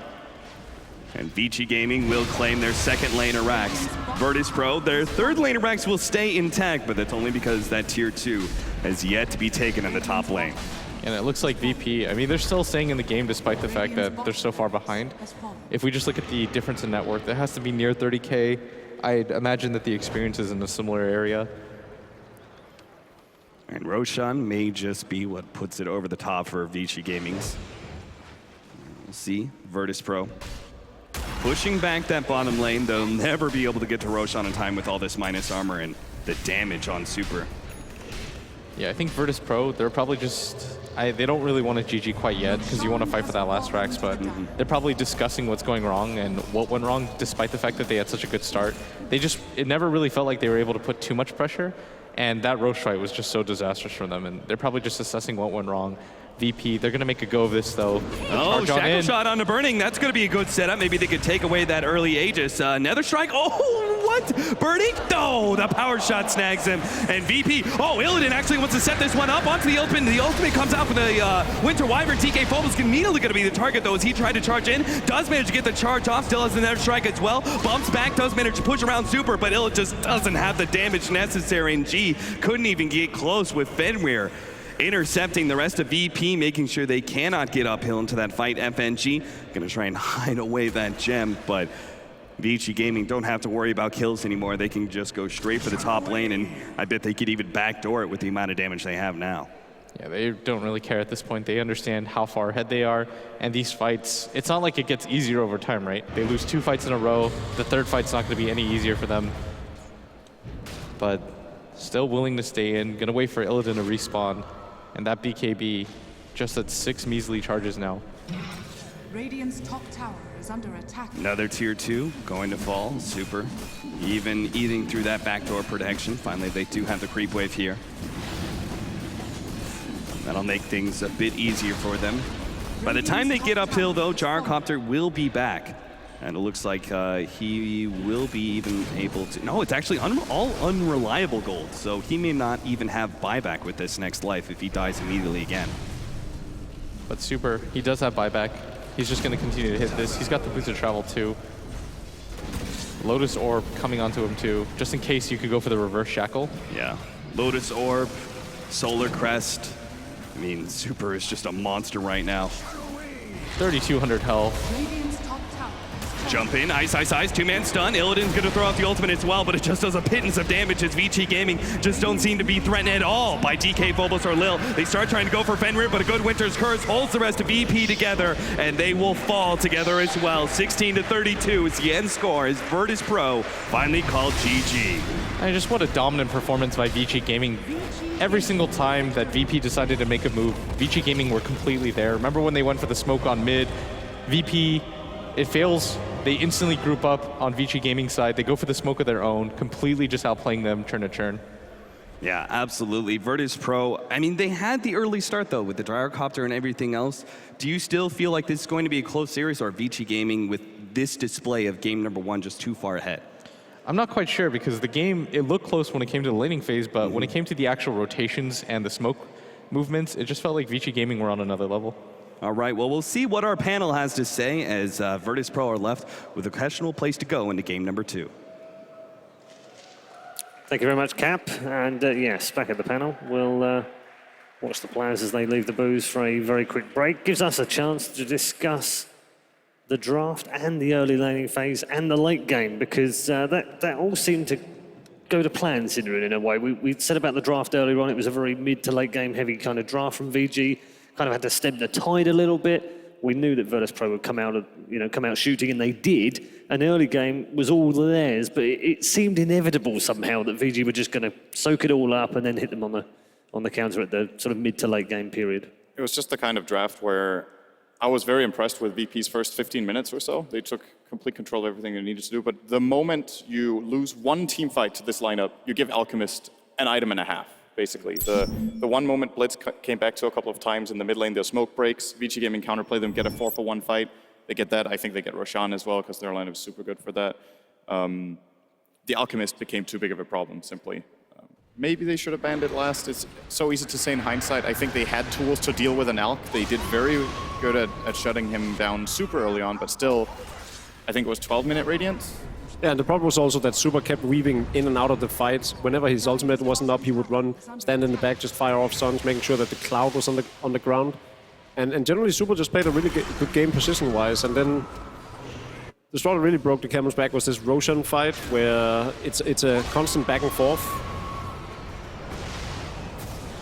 I think Ice played really well as well. He was a big part of Vici Gaming's fights. He was constantly weaving out, landing stuns on enemy heroes and things like that. And then he allowed the damage of Super as well as Burning to come through and have good team fights. Yeah, Slardar was a really good first pick for them this game. It's very clear that they understand how to play the hero. And just all around, all of Vici, I think, did very well. Of course, it's difficult in a game like this to shine on Undying. He just did what he needed to do. A couple of really great wins. His curses too. The Cold Embrace is always on point. Yeah, the really good part about the Undying was that Virtus Pro kept on wanting to fight around the Tombstone. In some of the fights, they would take it down early on, and in some of the other fights, it would remain up. And the problem is when there's a Tombstone, there's the Alchemist Cloud, there's the Undying ultimate going off. It's very hard to fight in, but it's also very typical Virtus Pro fashion to just continue fighting until either they or their enemy falls. Yeah, they're definitely not going to shy away from a fight, that's for sure. This was a very important moment. Yes, they get the Aegis on on Lil, but it costs them everything. And they didn't even get the Roshan kill, dying to the Acid Spray. This is... Right here, Vici gets such a big lead that they can kind of cruise it on home as long as they don't take a bad team fight. I thought one thing that really hurt Virtus Pro a lot as well is that the Dazzle never really did anything, and that was due to Burning's Orchid. He maybe needed to back off, get some farm, maybe pick up a Guardian Greaves, because he just had no solution. Every fight, they would jump on him, silence him, he's dead. Doesn't get a Grave off, doesn't get a heal off. Grave could have been pretty significant in some of these fights on some important heroes. Even on a hero like Lil on the Visage, for example, give him an extra 5 seconds to throw out 2 Soul Assumptions instead of just 1. Could have made the difference in a fight. Do you think this tournament is possibly the demise of Dazzle? It has a very, very low win percentage. It does. At this point. Unfortunately, it's been a popular pick, and it's down in the 41, 42% region. I think it seems like the hero needs to not get picked as early as it does. You need to wait out and see exactly what's going on in the draft. They did pick it in response to, I think, Slardar, which I feel like is pretty reasonable. But more often than not, he depends on having a carry who really benefits from the Shallow Grave. It's great with Gyro in a way, but it's not good against the heroes they were against in the game plan. Yeah. But it seems like team fights tend to drag out more now. And one of the same reasons why Tidehunter might be a slightly more popular pick is that these team fights drag out longer, so BKBs gets less of a problem for the Tidehunter, and at the same time, that 5-second Shallow Grave isn't nearly as good as it was when it was all about the burst with Lina, for instance, and so forth. Yeah, and I think Dazzle's strength right now is high ground pushers like Shadow Fiend. I think it's really good with a Shadow Fiend because you can heal up the damage he's taking. He's got a lot of armor, but in drafts like that with a gyro, for example, he's got no salvation after the grave. You grave him for 5 seconds, you know he's going to die. And usually they just stay and fight because they're like, well, they're going to catch up to me anyways because it's the Queen of Pain. And maybe Dazzle just doesn't fit that well against Virtus Pro's play style, perhaps, because they do that aggressive, run around the map, same way that they play gyro. Run across the map, go get kills, start fights, and then all of a sudden, like 20 minutes in, he's only got a medallion and arcane boots, and maybe really needed that fallback position. Even a Ghost Scepter would have helped a lot against Queen of Pain or Slardar going aggressively on him. Good game from Super in that one. Obviously, Alchemist working well after sort of the early game got out of the way. It was really him coming into his element. It's always been fascinating watching Super play Alchemist since back in Dota 1. He was probably the best player in the world in the hero. I think he still is. And he just seems to transcend the barriers of the metagame and always make Alchemist a viable pick. I can't remember a time when you were like, oh, it's really unfortunate Super can't play Alch right now. But Generally, he plays a lot of melee heroes on the mid lane, which has fallen out of favor outside of the Alchemist. So it's still, it's great to see him still getting to reap the benefits of the playstyle that he's always played. And on the flip side of that, G had a decent early game, but it was going to always be difficult for him to maintain that early form, wasn't it? Yeah, I was a bit surprised they went for the Windranger. It did give them a couple of key shackle shots, but later on in the game, you're playing against this lineup with, for example, Cold Embrace is just a full shutdown, right? I'm not sure why you're smiling so much. It's not related, sorry. Okay, continue. Spontaneous laughter? Check your flies. Fair enough. I didn't think Windranger was the solution they needed. Like I mentioned, they need some sort of magical damage. Power Shot is okay for the first 15-20 minutes, and then it just becomes weak. Yeah. Cold Embrace really shut them down. It looks so good in the early game, though, because at first I was like, is G really that amazing in Windranger? He started off 4-0-0. Like, he played very well in the early mid game, but when you're relying on shackle shots in the late game, like, there was a couple fights in those late game-ish fights with the smokes where he would throw shackle and it didn't land, and then the fight's over, basically. If he got a shackle and they used that to kill a hero, they would have won the fight, but they didn't get the shackle. They weren't able to focus the Alchemist enough. In his defense, some of those shackles really should have latched. I was watching a few of them, and I was like, what? How did that not latch? Normally, when you watch a player like Weeha, the most sick latches comes out of the shackle shot, but with G, they could stand next to a tree, and there would be none, and I was like, oh, okay. I just think Windrunner is, I'm losing faith in the hero in the late game, basically. It's great if you have the better late game, because then you just wait until you get a shackle shot, but if you're in a game where you need to get an advantage, then it's scary, because you'd have to have perfect vision to lead into the shackle. Maybe you itemize differently or something, but these blink daggers after Ags, in some cases, they just don't quite pan out if the shackles don't latch. Okay, so what do Virtus Pro do? What do they do differently for Draft 2? Well, they gave away a lot of good heroes. I personally don't think you give Alchemist again as a 5th pick. Apart from that, I don't know. And do we see their bans different this time? I mean, it's difficult because they sort of had a good ban phase and they still gave away a lot of very good heroes, and collectively VG was very strong. It again ties back to the initial pick, the fact that they pick up the Shadow Priest as the 2nd pick. I still disagree with that, and one of the reasons why AA would have been a better pick is because so many heroes in this meta has the whole healing, but also very tanky ability. So AA is just regarded as one of the very best supports, so that you would take a Shadow Priest who obviously have a lot of good functionality against the Slardar, for instance, over an AA. It is also for the rest of the draft, and in this case, you're playing against a team that is known for playing a lot of Alchemist, or even ISIS plays sort of tanky offlaners as well. AA would have AA would benefit a lot from playing against VG Gamers lineup. I agree a lot if you think about how that game went. If they had an A instead of a Dazzle, throws out his ult, if Quap blinks on him and silences him, okay, maybe A is going to die. But as long as he gets his ult first and he trades his life for a core, then it's completely worth it. And then you don't have to worry about an Orchid as much. And you can sit so far back that your ult hits no matter what. So I think you're definitely right there. And A would have been much better than Dazzle in that game. We'll probably see Virtus Pro grab Slardar as well. They do have the overall first pick in this game. It always alternates between game 1 and 2, right? And then coin toss for 3rd? Or is it based on seed? I don't think it is. I think they just choose. They choose, yeah. They decide whether they want to take side or whether they want to take first pick. First game, one team gets to choose. Second game, another gets to choose. And 3rd is coin toss for who gets to choose? Or is it higher seed I would that gets imagine. to choose? No, I would imagine it's the coin, but I don't know for sure. But it's definitely the first two. They can decide what they want to do, because we've seen this before. Evil Genius. Yeah, we've seen teams play 3 sides of Dire. Yeah. Yeah, I believe in the first one, the first choice always goes to the higher seed team. In game number 1, they get to choose. Okay. And then it does alternate. So I think Virtus Pro will probably go for first pick this time then, and get themselves the slot, or at least just get it out of the picture. Something I'd like to see is that they just go for a more typical Virtus Pro lineup and care less about the metagame and go for, maybe the carry position silencer or one of their vengeful strats. Granted, Vengeful Spirit hasn't really worked out too well for them. Did they not just do that though?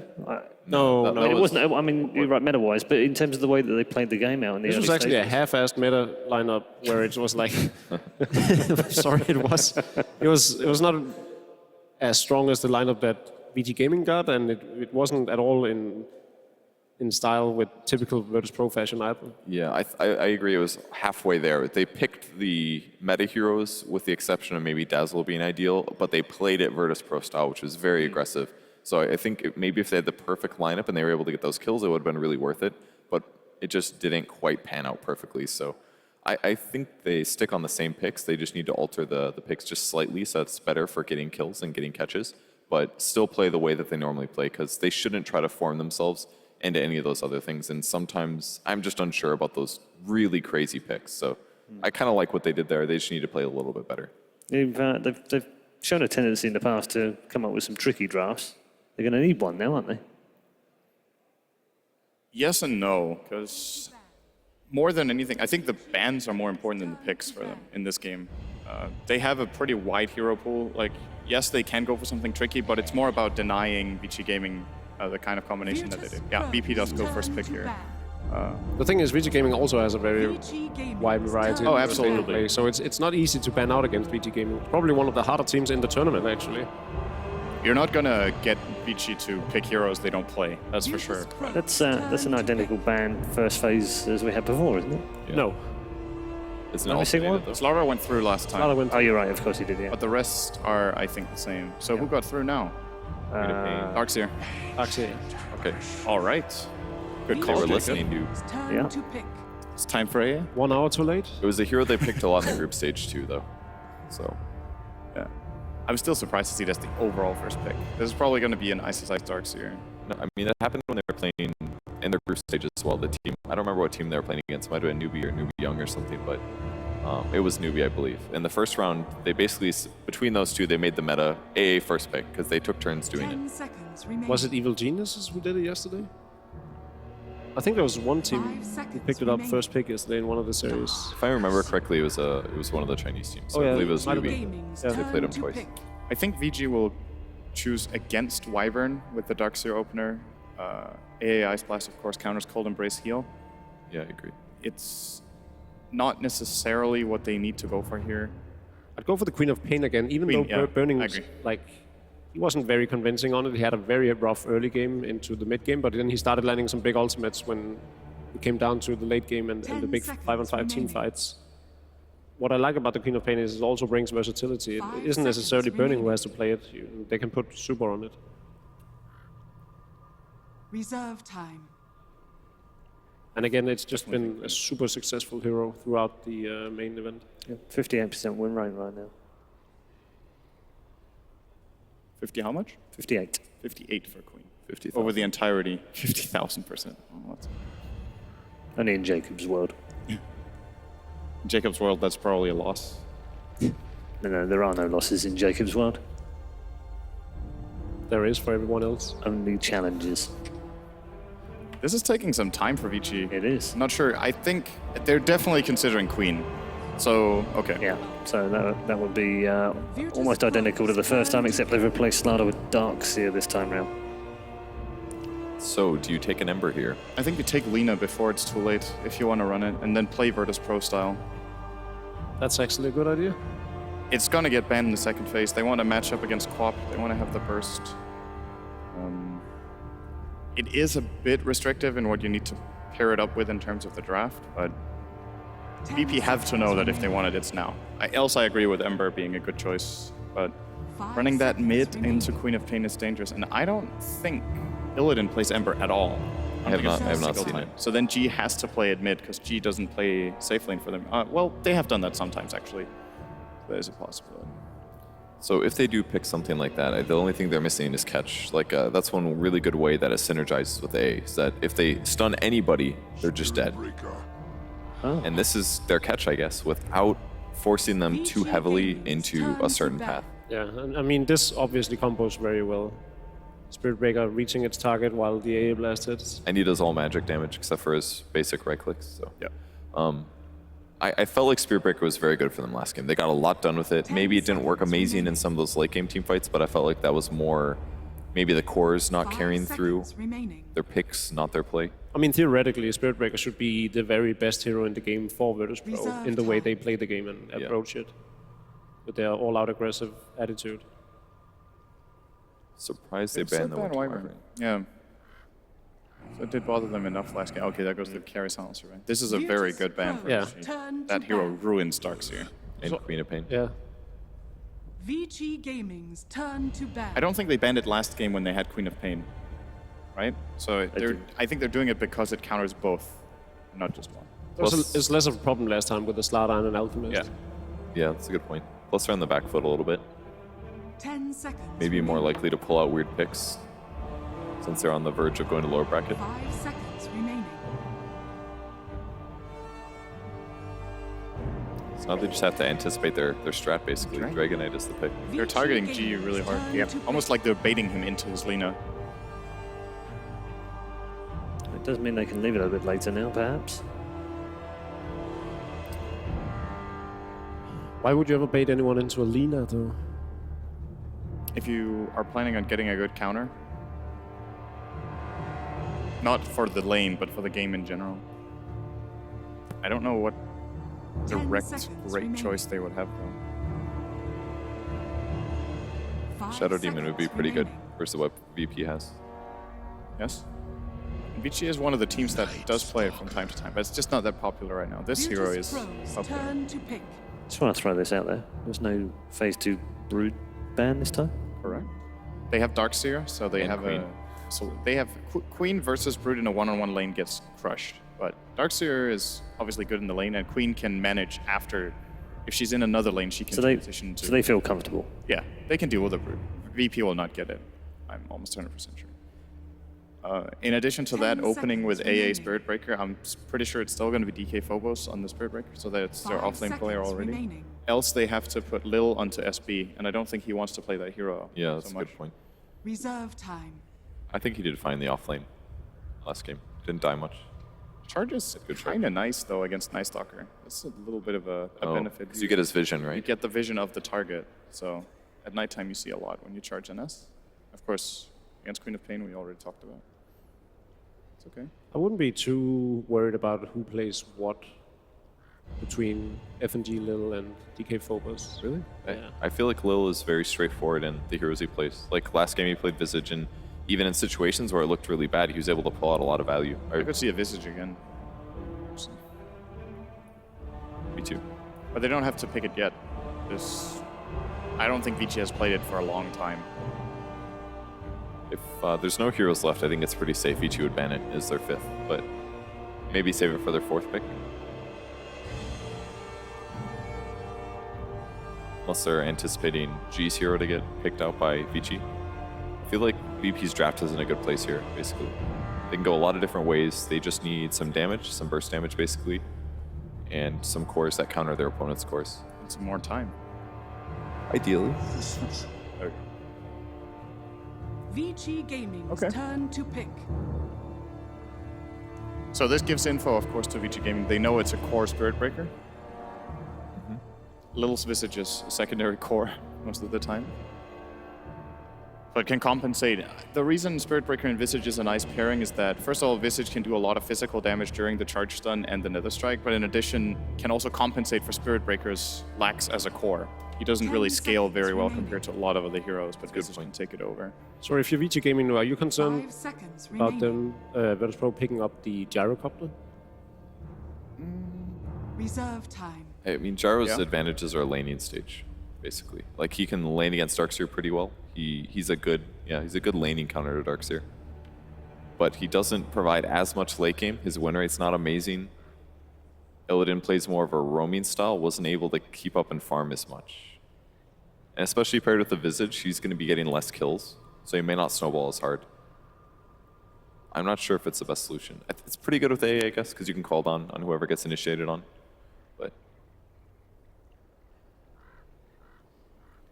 not to forget, they've played some Drow Ranger as well. They do have the Visage. That's true. Against Nightstalker, Queen of Pain, though, and Darkseer. Yeah, it's a bit risky.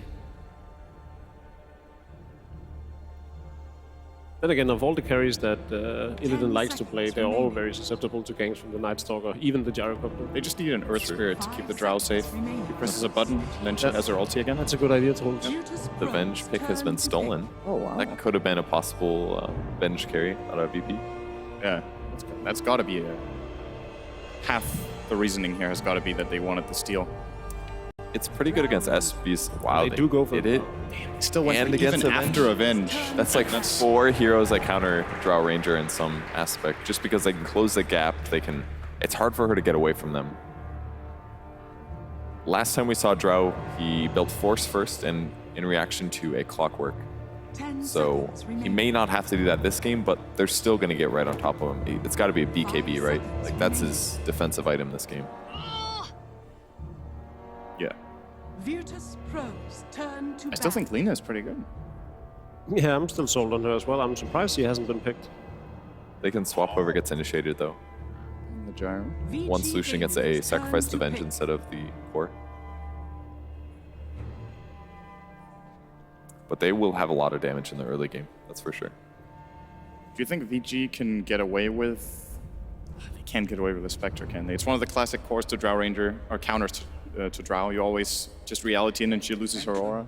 This is another hero that can come up close and is very good. Ooh, I like that pick a lot. It's the This looks bad for VP. guy that was famous for his Phantom Lancer before aggressive existed. It's true. Back when it was really annoying to play against. Yep. It's not anymore. I don't think it's that bad. Less annoying. It's basically like current Alchemist. It's annoying in another way now. It's still annoying. Yes. You just have to be careful with your draft, and VP was not prepared for a Phantom Lancer pick. I guess they can gust and possibly figure out which one's the real one, but...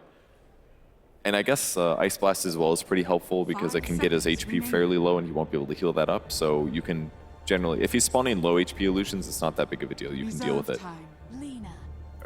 Okay, the Luna is locked after a very tricky draft for Virtus Pro. Let's find out how they get on in Game 2 as we head back to our Archon known as Capita Blitz.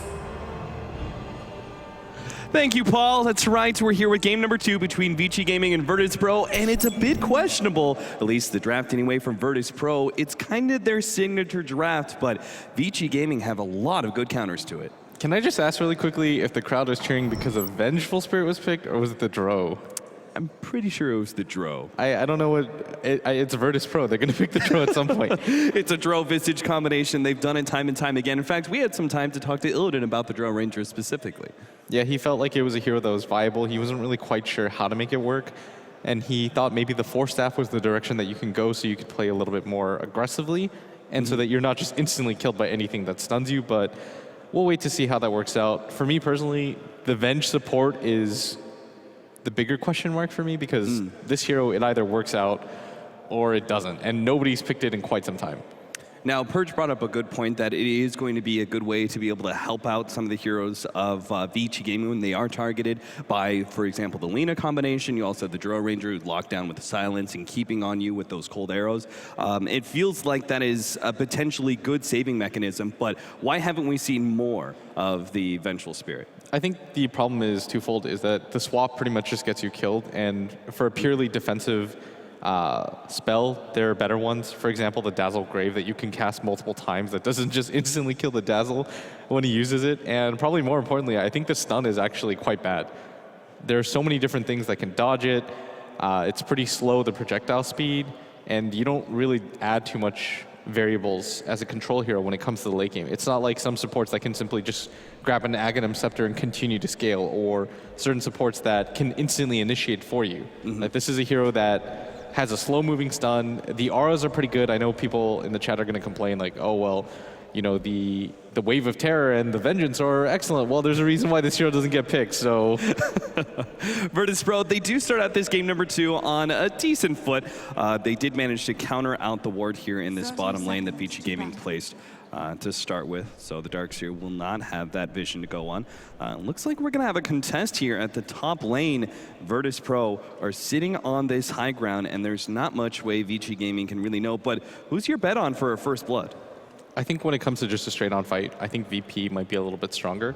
They don't have a straight-up reliable stun, but with the chilling touch, I don't think there's any way that Vici Gaming is going to fight into this. And that's why immediately they back out. Bottom lane, though, they will have a contest. Illidan, unfortunately, is not able to get that Banner Rune, and now he's stuck close melee range with Ice, and he's taking so much damage from that Ion Shell. Even FY's coming in with his boots. Somebody's got to save him. Lil's going to be able to come in and get the Grave Chill to slow him down, but Illidan, he just took 430 damage from that. Yeah, and he's going to have to rotate all the way around. They're going to walk on this high ground. More awkward. FY is here now with a double Ion Shell ready to go, but the 3 heroes of VP will be able to push him back. But that's a full lane that looks like that they're going to miss out. The creeps already clashing, and VP not even close to being able to get there in time. Yeah, and I think Ice looks at the situation and says, okay, I'm not actually going to get there in time. FY, though, is going to be able to soak up a lot of this experience, so he's probably just going to go to the jungle, stack it up a few times, and this is how he's going to get farm. Meanwhile, DK Phobos does successfully pull the creep wave, and it looks like he's just going to tank it, so the creep equilibrium does go to his favor, and he'll sit right in front of his tier 1 tower. Our mid matchup is probably going to be one of the most interesting ones. Of course, G, very familiar with Queen of Pain, knows her pretty much in and out. Should be able to find some openings as the Lina against the Queen of Pain, one of the few heroes that can match up against her. When it comes to just the straight CSing, it's a little bit difficult for the Lina because of her slow projectile speed. But when it comes to just flat harassment, like, G is so strong. Being able to use the Dragon Slave and the stun combination, and something that we haven't really talked about is the precision aura is going to be quite good for this hero. Already bumping up over 70 damage a hit. There's almost no way for the Queen of Pain to trade effectively. So you can really abuse that extra almost 100 range advantage that you have over the Queen of Pain. And harassing her down with those steady right clicks.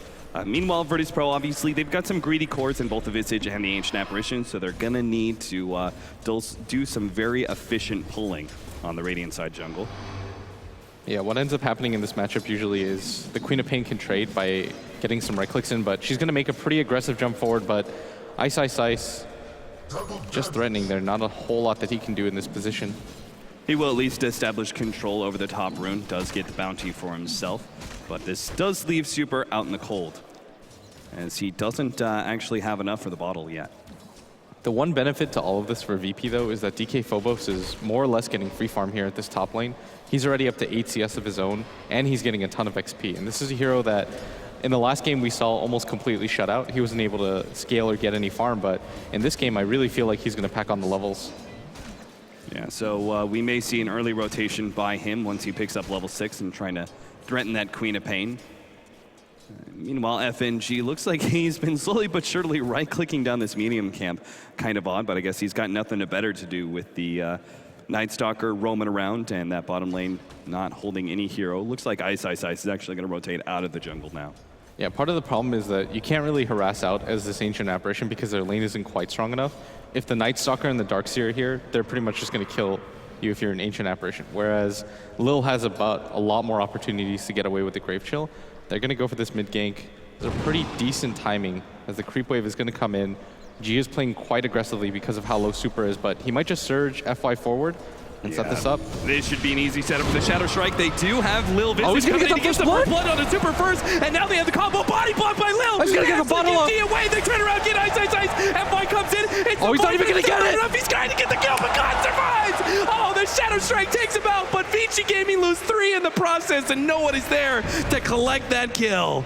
They don't even get the experience out of that. Well played by G, holding his ground, understanding with the drawer. DK Phobos gets the charge away as well. Virtus.pro making the moves in the early game to establish an early lead. I mean, that was so well played by G. From a mid player's perspective, he just holds his ground. He understands he's got enough damage. Super only has a paltry 3 armor, not going to be able to trade hits. That was so well set up, and what was looking like a free smoke gank just instantly turns into 3 heroes dead. They had the bottle coming in for Super as well, but they didn't want to wait for it. as I believe that smoke was running out. Now, of course, this is the first nighttime, FY only being level 2. If only he was able to collect the experience for that Lina kill, you'd see him be a lot more dangerous, but Illidan is left alone in this bottom lane. I'm sure he's not going to poke his head out, though. He realizes how dangerous this lane could be, the Darkseer Night Stalker duo. The Drow has already paid off for them in the laning phase, just because it was able to set up for so many different kills in that mid lane. But this is the one disadvantage of playing this as a safe lane hero, is that you can't aggressively push out as if you were a Gyrocopter or a Queen of Pain, because there's so many different combinations that can just kill you. Like, they're just going to double Ion Shell, maybe try to go on him. FY, though, is going to run into some problems as DK Phobos is already starting the charge. Yeah, unfortunately, he's only gotta level get so 4. lucky. So he's not really going to be able to keep FY in one spot. And again, this duo is still able to stick around and fight against the tri lane if they try and go for it. The Iron Shell's preemptively laid out in the creep wave. All they have to do is stick close. FNG was hiding himself in the side trees here in this top lane, collecting some experience, and will show himself to try and get some CS, and looks like even harassing Burning a bit. Part of the problem with this tri lane is that there's no real kill potential. But this mid lane... The stun on the super, he will be able to blink back, but they're just going to keep on going. Chase. DK Phobos, he's leading the charge here, and G, he'll finish him off with a Laguna Blade. Picks up yet another kill. And sure enough, G proving his worth as a mid laner. Now bottom lane, Lil. Small bit of action as FY goes on to him, but a Grave Chill as the response is good enough. Yeah, and this Darkseer has actually been set pretty far behind now. He's got okay CS, but because of that failed gank attempt mid, he hasn't gotten as much as he should have in the laning phase. And this is a hero that you can't just straight up sack. And this dual lane aggression was meant to work out pretty well, because if you look at VP's lineup, they don't have any stuns at that bottom lane. How are they ever going to set up for a kill? They always have Surge, or the Night Stalker is fast enough to run away at night. And so Vici Gaming, it's hard for them to die, but they expected to get some kills out of this, especially on a hero like Drow Ranger, where you can just double Ion Shell and chase her off. But Illidan's done such a good job of his positioning so far. And G is not going to mess around with the Laguna Blade on cooldown. He'll actually clear through this hard camp stack, and DK Phobos will assume that mid lane for a while, just getting some of that solo experience. So something we should talk about once again, though, is this safe lane. As this Phantom Lancer, he's got a fair amount of farm. The problem right now for Vici Gaming is that the Lina is much further ahead than they expected. Like in that last game, even though it was 5-1, we saw a lot of different opportunities for Vici. Like we talked about how the game isn't really started until Super gets his Radiance, right? Or when Burning starts to participate in fights. And once we saw that happen, Vici Gaming really turned the game around. But in this game, the Queen of Pain is so far behind the Lina right now. She's 1,500 net worth already, just at 7 minutes into the game, that this is fairly game-changing when it just comes to the straight-up laning phase. And Super's going to try to make the rotation, but they've got to get something out of this. And Fenrir's already going to lose the smoke. Super's going to try to hide away, but you have to get a kill out of this rotation. There is something that we do have to mention. The change-up, the interaction between Lina and Phantom Lancer is actually more favorable to the Lina now, right? Because you have that slight animation for Doppelganger. It does allow a chance for you to be able to hit the Yule's Light Strike Array combination on that carry. Yeah, FNG right now continues to soak up XP in this top lane, and this is quite a fast level 6 for a hero that you'll usually see it around the 10 to 12 minute mark. But for him to be able to get at the 8 minute mark, 9 minute mark, this is going to mean that the Queen of Pain simply just can't survive. If she gets caught by a stun from G, it's an easy setup opportunity. Same with DK Phobos' charges. He's going to go for it at top. Yeah, Burning, they do have almost the level 6 on the Ancient Apparition. He does manage to pop the Doppelganger at the right time. But that said, G was coming in. Looks like FY spotted the Lina's rotation over, so. Yeah, he's instantly going to TP out, but they wanted to try to use the Ancient Apparition ult if possible.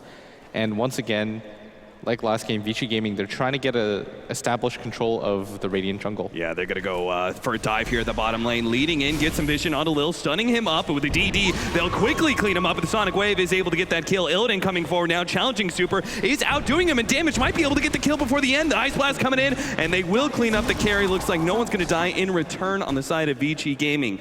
A well-executed tower dive.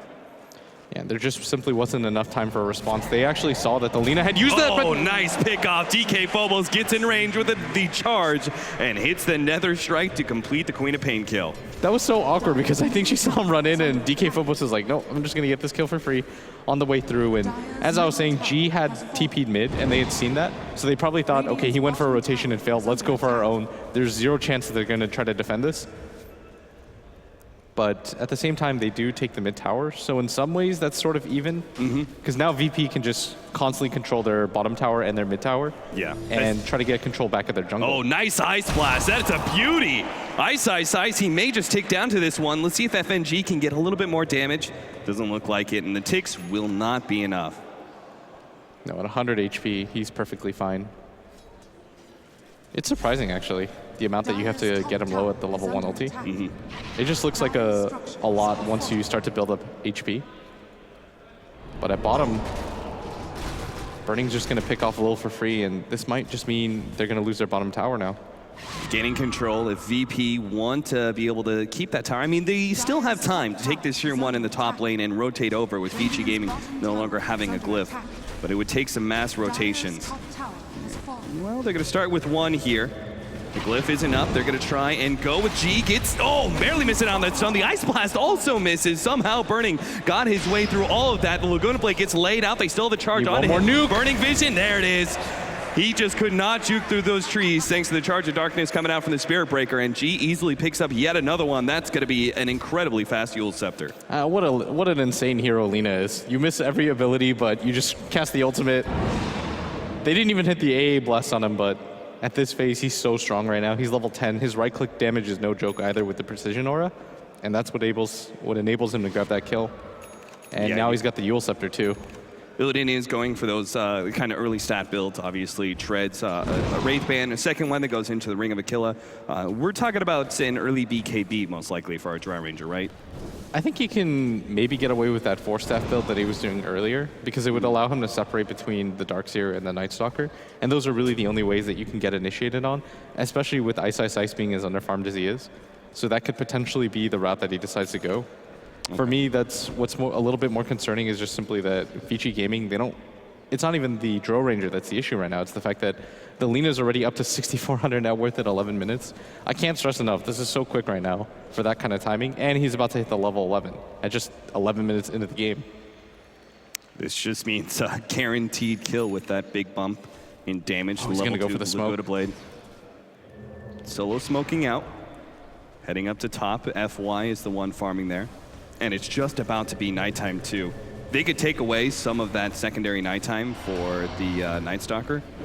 You feel pretty confident. Charge coming out. He's still going to keep going here. Super is going to be almost stunned up. If Fenrir is able to interrupt that combo, but they still get off the ultimate now. Lil's going to be able to come in with birds. We've seen this story before, and once again, the Queen of Pain is going to go down. DK Phobos is the target, but they do have the Ice Blast coming in. DK Phobos turns, will get the charge out. Looks like the Ice Blast missed on FY, but they'll still be able to get the kill. Lil keeps on going. He's got another nuke. Will be able to finish off the Vengeful Spirit. Turns out of Burning. It will try and fight him too. The birds don't have the stun just yet, but it looks like Burning, Doppelganger away, does have the wand and will be able to get out with a little bit of extra heal. Illidan's trying to catch up desperately. Will have the slow slow him down. Now the charge, the Lil, they're going to be able to catch him out the slow, and they have just barely enough. No, Ice. He saves him with the mech and gets Burning away to safety. What an insane chase by both teams. FNG understanding that if he can get another Ice Vortex off, maybe that slows enough just to connect with the birds, but the right-click damage just isn't quite there for them. Still, a pretty decent fight for VP as they put a lot of pressure. They kill the Queen of Pain, who continues to lag behind in net worth. And if they were able to get the Phantom Lancer, that would have been the icing on the cake. But just the amount of pressure that they're putting up this game, even if it's not as favorable as their 5-1 start from the last game, it feels like their attack is a little bit more balanced. Vici Gaming going to go for a 4-man smoke now. Once again, trying to maintain control over that Radiant side jungle, but VP, very similar story to game number 1. They've been making a lot of excursions into the Dire jungle. And charge coming out, DK Phobos. Oh dear, he's going for super. Might just be able to get this kill with the Ice Blast over the top. He needs a little bit more damage, but no. Vici Gaming will control DK Phobos, and super will survive this time around. DK Phobos is so unlucky. Every single time he went for a charge in the last game too, he just happened to run into 5 heroes. And he probably just thinks to himself like, damn, I am so dead. Create some space though for Virtus Pro. They're going to go for a mid lane push, which is exactly why Vici Gaming are quick to push out that bottom lane. They may not want to fight around this tier 2, but if they can make a trade-off, it'll be worth it. But Vici Gaming, they got to make a concerted effort right now to get their mid player involved in some kills right now, because the Queen of Pain is pretty far behind the rest of the field. Just level 8 at 14 minutes into the game. This is actually equal to both the Visage and the Ancient Apparition. That's the worst part of it all. Yeah. Even if your net worth is ahead, what does it really matter when you're at the same experience share of both supports on the enemy team? And it seems like Super is still going for that Orchid build, which is looked at as being an all-right counter to the Lina. She does the Yules, you respond with a Silence, and she's only able to get out the Light Strike Array. But a very late Orchid could be utterly meaningless. Yeah, once you have enough HP on G, what does it actually matter? Like, he's going to go for the Aghanim Scepter of his own, or he's just going to blow you up in that way. FY will be running into G here. And it is nighttime, so he could get a long duration silence, 5 seconds onto him. He's going to make the circular rotation. Oh no, he's going to be caught. Yule's Scepter. They have both the Sun of the Light Strike Array as well as the follow-up from Lil. It's not even necessary. They delete the Night Stalker via Laguna Blade. And now the charge coming up to the top lane as well. Will bump into Burning. DK Phobos keeps on going, turns around, actually pops the ultimate onto Burning, trying to lock him down. Lil birds do drop, and Burning just gets controlled. Once again, Lil's on some serious strike with that Visage. Starts going on to Fenrir, but he's got to back up. Little does he know, Super's actually sitting here invisible. Yeah, and great rotation by VP as they recognize that Burning's an acceptable target too in that situation. And G, even without the ultimate, he puts up so much damage. He's getting a little bit low. He's going to go for the burst on him. You realize what's happening right now. The Ion Shell gets laid out. There it is. The combo comes out. Meanwhile, FY, he's being controlled up by Lil. Once again, they get that kill. Killing spree already. Lil is looking towards the next. Oh, that damage! He's being controlled. He doesn't have a Blink Dagger. Illidan ripped him a new one, and now Vici Gaming have lost 3. They got the pick off on the Lina, which was a little lucky, but it's still not worth the trade out here. Yeah, and part of the problem too at that top fight was that Ice didn't have the mech, but for a second I think Vici Gaming thought he did, and he didn't have the mana for it. And the Soul Ring was still on cooldown for another 2 seconds. But that top fight, I mean, that really does help out Super, but you saw the issue with how many levels he has right now. Like, maybe if he had the level 4 blink out, he would have had enough time to refresh it. But even with his death, like 8 seconds ago, his blink is still on cooldown right now for another 2 seconds. We're seeing this. I mean, at least he got some reliable gold out of that, but I'm just not sure. I mean, do you think about changing your build? Do you just forget about the Robe of Magi like it never happened and go back for the Aghanim Scepter? I don't think so. I think the Orchid is still really powerful. Okay.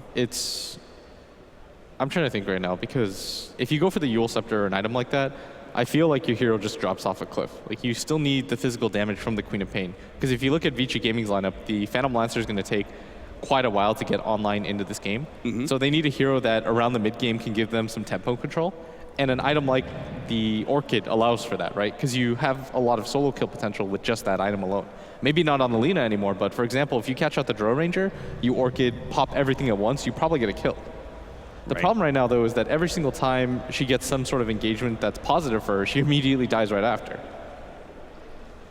Looking at the rest of VP, DK Phobos actually has 600 gold right now. Do you start considering going for that Midas build, or is this just too fast tempo of a strategy for VP to go for that kind of farming item for an Ancient Apparition? Because we oftentimes see it just to increase those levels, get the Aghanim Scepter with a little bit more reliability, or do you think VP have enough control he could just go, maybe even some of the combat builds that we've seen from Ancient Apparitions where they go like the Force Staff? He might decide to go for that because the Aghanim Scepter isn't as necessary in this game. His ultimate alone already counters a lot of what Vici rely on. For example, the mech is so pivotal to their strategy right now because the Queen of Pain doesn't have the amount of farm that she needs. Yeah. And you want to be able to back up Fenrir when he grabs that swap.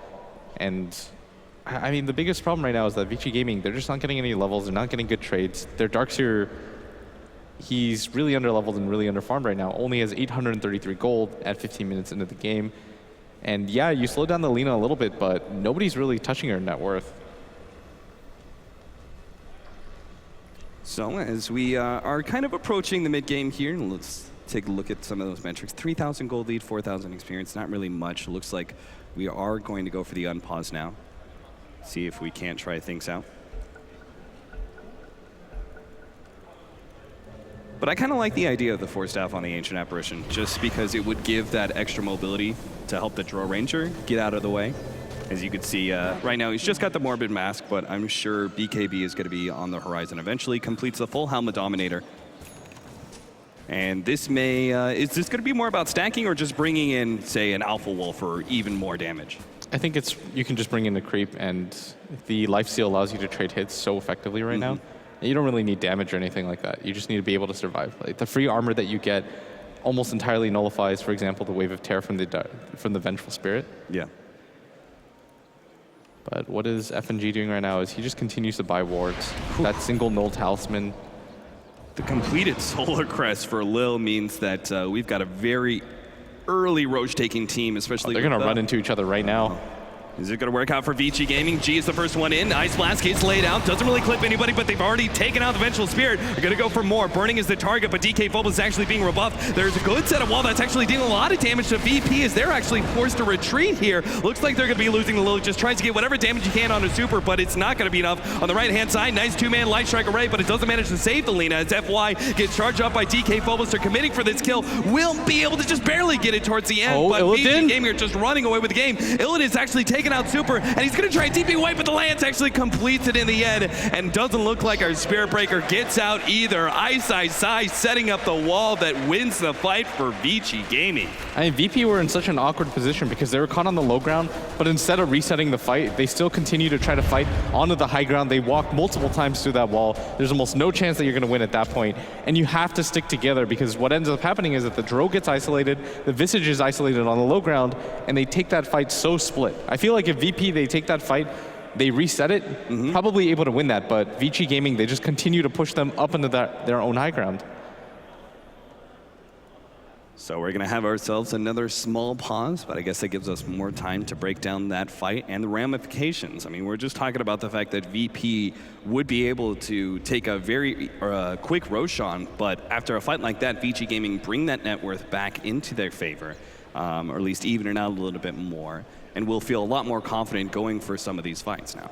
If that fight probably doesn't happen, or if they win that fight, then they immediately go for the Roshan, they get a lot of momentum. You can continue to go take all the tier 2 towers out, and then you probably have enough of a momentum swing that you can just carry it into the late game.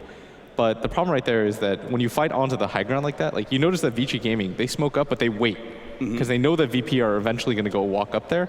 And every single time we've seen in all of these games, the smoke placement has been better for Vici Gaming so far. Because they take advantage of the high ground. They know that they can just place the Darkseer wall down. And it was probably a really good Darkseer wall, but they didn't have to continue passing through it. But at that phase, they were all clumped up on the left side. The Queen of Pain just blinks in, gets really aggressive, and no chance for them to win. All right, well, it seems like we're going to be heading back on into the game as both teams are ready to go.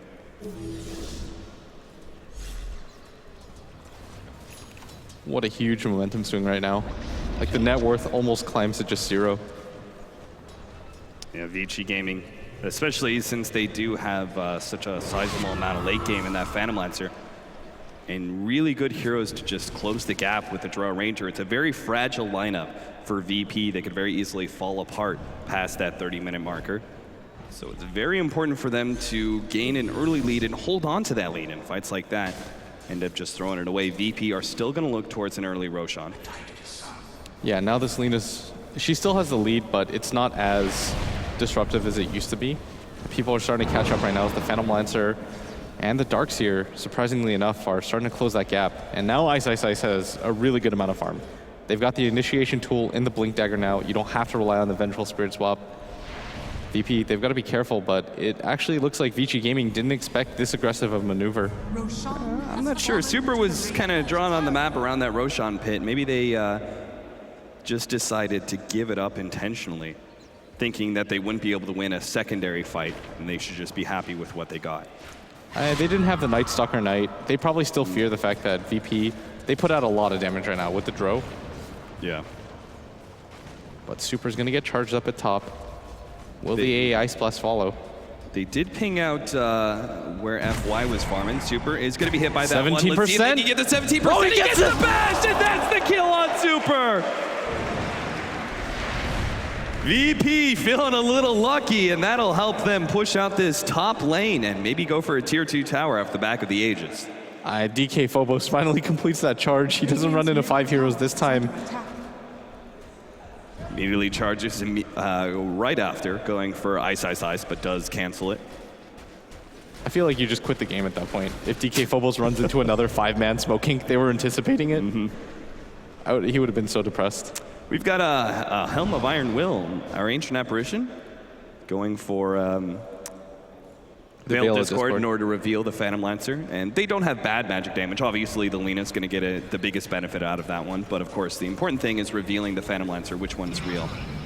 Yeah, they're going to take down this mid tower so fast. They have the Aegis still on G. He's playing really far up. Aghanim's almost completed on him. After they take down this tower, he should just about have it. Middle tower has fallen. Jeez, that Aghanim's completed by 21 minutes for Lina. That's really good timing. Yeah, especially since she's actually died 3 different times. It's pretty close in net worth to the Bloodstone. It's just 700 less. Oh, hold that thought. He runs into an invisible Spirit Breaker, doesn't expect. Oh, the charge comes out instead of the ultimate. Now pops another strike. Will be able to catch Burning. The Ice Blast over the top, ensures a kill. They did get a vacuum wall, the Sonic Wave over the top, but VP still looking healthy enough to turn around and fight. Ice has actually been stunned he gets up. frozen. He has another stun. Fenrir will take that sacrifice, but it's actually enough. Ice is still charged up. He ends up going down anyway. Fenrir couldn't save his ally. Throws himself needlessly into the flames, and Virtus Pro take another 3 kills. And this time, Virtus Pro were able to reset the fight a little bit, and being able to take down the Phantom Lancer off the bat means that Vici Gaming, at best, are fighting 4v5. Illidan, he knows what's up. The charge comes out on an FY, but I doubt they're going to be diving deep. Illidan, thanks to the catapult change up, where it's no longer magic immune, just magic resistance, you can dominate it. And he's going to bring double catapults for this push uphill. Things have changed. They have indeed, with Solar Crest making it even tankier. Tank the tower shots, keeping both catapults alive. And with the amount of damage they have from the Drow, plus the familiars. He actually popped his down aura that tier too. 3 tower so quickly. The range Rax is going to fall. Oh, they don't have glyph for this. They're really going to fight. There's still an Aegis here for another 2 minutes. They start poking at Illidan, hoping to be able to get the swap out into a bad position. The Ice Blast is coming in for the vacuum to intercept. When the Ice Blast hits on 2, and Lil, he's locking up. Oh, that charge! Right through. Now Super's going to be the target. Can they get the 17%? It's not even needed. They take out 3, will take over the melee Rax, and VP hitting strong here in game number 2, have taken the early control and are not letting up off the gas pedal. And in that fight, they just had so many consecutive spells land for them. FNG over the top with the Ice Blast. DK Phobos hitting multiple heroes on his way to his main target. And G, double-man Light Strike after 2-man Light Strike. And now Virtus Pro, they can play this pretty damn safe. They can go afford to just focus on some of these outer towers, wait for the next Roshan, because they've shut down Vici Gaming so much, the Phantom Lancer is an imminent threat, like he normally would be. Yeah, and you saw the Ventral Spirit Swap. It was incredibly useful there. They were able to kill the Drow Ranger quite quickly, but the problem is they were so grouped up around him, trying to kill him, that it just made them such an easy target. And Lil, who completed the Solar Crest not so long ago, was already 2/3 of the way through his Aghanim Scepter. And Ancient Apparition with Veil of Discord is now looking to go what I believe is going to be a 4-staff. The problem right now for Vici Gaming is FNG doesn't even really need the Veil. Like, if you look at Burning's items, he doesn't actually hit for very much. He's only got the Yasha for damage, so you don't have to worry about him quite yet. Yeah, and his illusions aren't tanky at all. They just get wiped out by a lot of the AoE from VP. So identifying the PL is actually rather easy. But Vici Gaming, they know they have to stem this blood flow. They're giving up too much gold to Virtus Pro. They're going to try and fight around this tier 1 tower. They pop the nighttime darkness. In the previous fight, the one thing that Vici Gaming didn't have going for them is that Ice had already used the wall vacuum combo at top, so the wall was still down. But this time around, they've got it up. I think VP are going to be a little bit more hesitant in fighting straight into that combination. Because if he catches them with a really nice vacuum wall, it's not like anything VP has can stop that. Like, they don't have a 4-staff, I believe. They don't have a mechanism to instantly heal after that combination. So you've got to be kind of careful still. They will have BKB now coming in for Illidan, and looks like BKB is actually not that far away for DK Phobos either. G has 2,200 gold. Where do you go from here as the Lina? Because if the Phantom Lancer was actually doing more split pushing, we actually used to see like Shadow Blades being picked up, but it seems like so unnecessary since VP can just go uphill and end the game potentially. Yeah, that's the problem right now for Vici Gaming, is that because VP can continue to just apply pressure, that it's hard for Burning to just reliably leave his base. Also, you can't really go for the split push when you're playing against DK Phobos and the Spirit Breaker. True. Because the combination of just that hero alone, you get lucky as we saw at top. Plus the Ice Blast is enough to kill pretty much anybody on Vici, maybe with the exception of Burning. So just make sure that you can't die in a team fight, pick up yet another BKB. If you get all 3 cores with BKBs and your supports actually have a good host of utility items and added damage. No, BKB is definitely the item. It's the item that allows you to continue to scale and make use of your items. That's the number one thing, is that the item BKB, it allows you to get off your ultimate, get off your Dragon Slave at least once or twice, and put out some damage. Because you don't want a hero that has 12k net worth and you can't utilize any of it because you get stunned once. Tier 2 tower easily being cleaned up as it's still daytime for another 3.5 minutes. So Virtus Pro, I'm not sure if they want to push uphill without Roshan. It is coming up in 2 to 3 minutes. Potential spawn time starts in 1.5. Yeah, Lil almost has the Aghanim Scepter too. I think you just pump the brakes a little bit. The Lina's about to have her BKB completed as well. You just wait a little bit, farm out around the map. They should really get the Aghanims completed though on the Visage before they go for the high ground. There's absolutely no reason to go for it before that, especially when you've got a Drow that has this much of the precision aura and her ultimate. Yeah. Virtus Pro still posturing aggressively here, sitting in the Dire secret shop and taking over their Ancients, so they're Illidan's got to be continuing careful. the farm, but does have most of his allies behind him, and Lil is actually sitting farther forward. You're gonna get the charge onto Burning. He should be able to doppelganger before the charge completes. And Nether Strike, not going to be used by DK Phobos. He knows that even if he does try and go that one, it's going to be really far forward, not a fight that VP want to take, especially with the saving mechanism of the swap ready to go on Fenrir. For me, in this fight, what I'm just watching out for is Ice Ice Ice almost entirely, because this is the hero that's going to set up everything for Vici Gaming. And when you're playing the offlaner and you're a player like Ice Ice Ice, your team's going to give you free reign. They're going to say, whatever opportunities you see, if you see a good timing for the vacuum wall, just go in. We'll follow you in right after. Is this, we don't see too many Aghanims, but it seems like this wouldn't be a bad Aghanims game with a heavy right clicker like the Drow Ranger. I think it's okay right now. It would definitely pump up a lot of your damage.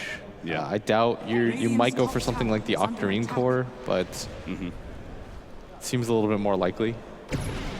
Vici Gaming, popping yet another darkness. You don't want to walk up. Yeah. Even with the smoke, there's almost no chance you win that fight. They're wrapping around, but Virtus Pro are actually scribbling around on that dire side map. Looks like they want to push uphill as soon as this darkness fades. Yeah, they've got the BKB now on the Lina. I believe Lil has almost completed that Aghanim Scepter, but they're just going to give the Solar Crest to Illidan.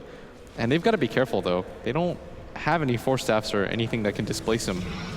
So if he gets swapped out like this. Yeah, Illidan gets targeted, but he pops the BKB, now makes the turn. Fenrir, he's definitely going down. Burning has been silenced up. Super's being controlled up by DK Phobos. They turn their attention to that core. Now VP actually get a pretty decent vacuum surrounding them, but it's still the BKB from God, putting himself on the front lines, able to take out yet another core. FY's going to go down to the right-hand side. Virtus Pro, though, they've made enough of a dent. They're going to start retreating now. Don't want to be sticking around that wall. They've already forced one buyback, and they can take this tier 3 tower at their leisure. Yeah, and they're just going to call there it is, GG.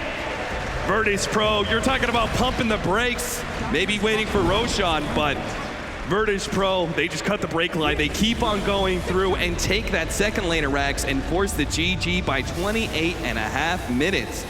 And just as many of the analysts predicted, and of course you and I, Blitz, this series is easily going to be one of the closest of the winner bracket. We're going to go to a full game 3. These teams are so close to each other, and this time around, they were able to utilize their early game advantage and finally start to snowball into the mid game.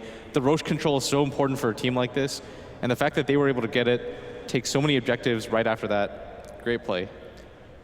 Analysts thought that Vici Gaming had enough counters, but Virtus Pro played to their own style and does manage to win this game pretty handily. We'll see what happens game number 3. The analysts take it away. Thank you very much, Capitalist there. Yes, they've had a number of nicknames of Virtus Pro. I think they've probably just done a new one, Virtus Blow. They puffed and huffed and they blew the VG house down in game 2, and we're all tied up at 1-1. Yeah. I like that. That was, you're not feeling it, Kevin? No, that was, I saw where you're going with that, but it was just off the mark a little bit. Okay, all right. Sorry. Didn't get the purge approval, damn it. Means it's a good joke. Good. I like the double burn back. That was good. fantastic game 2 from Virtus Pro. Exactly what we wanted to see from them that we didn't see in game 1. They actually kept it going throughout the whole game. Especially G. What a He was performance. incredible. Makes you wonder why they didn't pick up the Lina earlier. They did it one other game. Well, they got it banned out first game, wasn't it? Yeah, but I mean, early in the draft, Yeah. like I think Truls called it on the first pick. He was like, Lina would fit in really well here. They need to pick it for in this first pick round. Otherwise, it'll be banned out. VG Gaming didn't ban it out. Virtus Pro still didn't pick it up. VG Gaming didn't ban it out. Virtus Pro finally picked it up as the 5th pick. Easily could have been a second pick, considering the performance. It's a hero that G has had 2 games on where he's just won the whole game for his team. And I think that's basically what happened last game. Obviously, there's some great roaming that helps set that up as well. But he had amazing performances on Lina, and he just keeps going crazy. He's got such a good hero pool. He has like 3 or 4 heroes that he's extremely good at, I feel. Here we actually see Lil go crazy yet again. His visits both games has just been a complete menace against the Chinese wall. So I think, does he kill 3 people here? This is one where they almost kill the PL, but he gets away. Oh, they get him afterwards. But no. Oh, that's right. He gets mech'd here. yeah, that was a sick play from Thought he was Ice gonna Ice Ice. But it was actually surprising to see Lil do so well because he was actually really behind in levels in the early game. It was actually FNG that got amazing levels in the offlane, so it was a little surprising to see him come back so hard. Right before the dreaded leg. Again, Lil picking up kills. One of the best things about Visage, I think he's actually very good against Queen of Pain in a lot of ways as well, because even if she silences him, he still has defensive and offensive options. If you saw the stat that we got toward the end of the game, Queen of Pain got, or Super rather, got his slowest first item Orchid of all time by 5 minutes. Record breaking. He got his or the slowest Orchid? His slowest Orchid by 5 minutes. He was completely dominated this game. I think he was 3, 8, and 5 at the time. He lost his lane. He got ganked by Spirit Breaker countless times. This is the same reason VP picked it in the first game, but this time they just make it work so much better. It was a good attempt to win the fight here, but they had no stun follow-up on the Dry Ranger, otherwise they could have potentially won that fight. And a great Yules as well by G to interrupt the vacuum wall combo. And at that point, the fight was completely over. Their combo really, or their team really came together well in this win. Okay. One of the other points I wanted to pick up was the Super from the first game. Had an absolutely extraordinary game, 1,004 GPM, the new record for the tournament so far as well. Beating CTY from yesterday, where we thought that was going to be impossible to beat him, and yet in game 2, he was almost non-existent. I mean, if you put the 2 together, you average. So that's fine. Doing fine. Is that how you used to get away with it? Oh yeah, good job, Super. 0-20, then 0-15, so. Yeah, so minus 17 and a half. Pretty good game. You know math? I do. I also know how you play.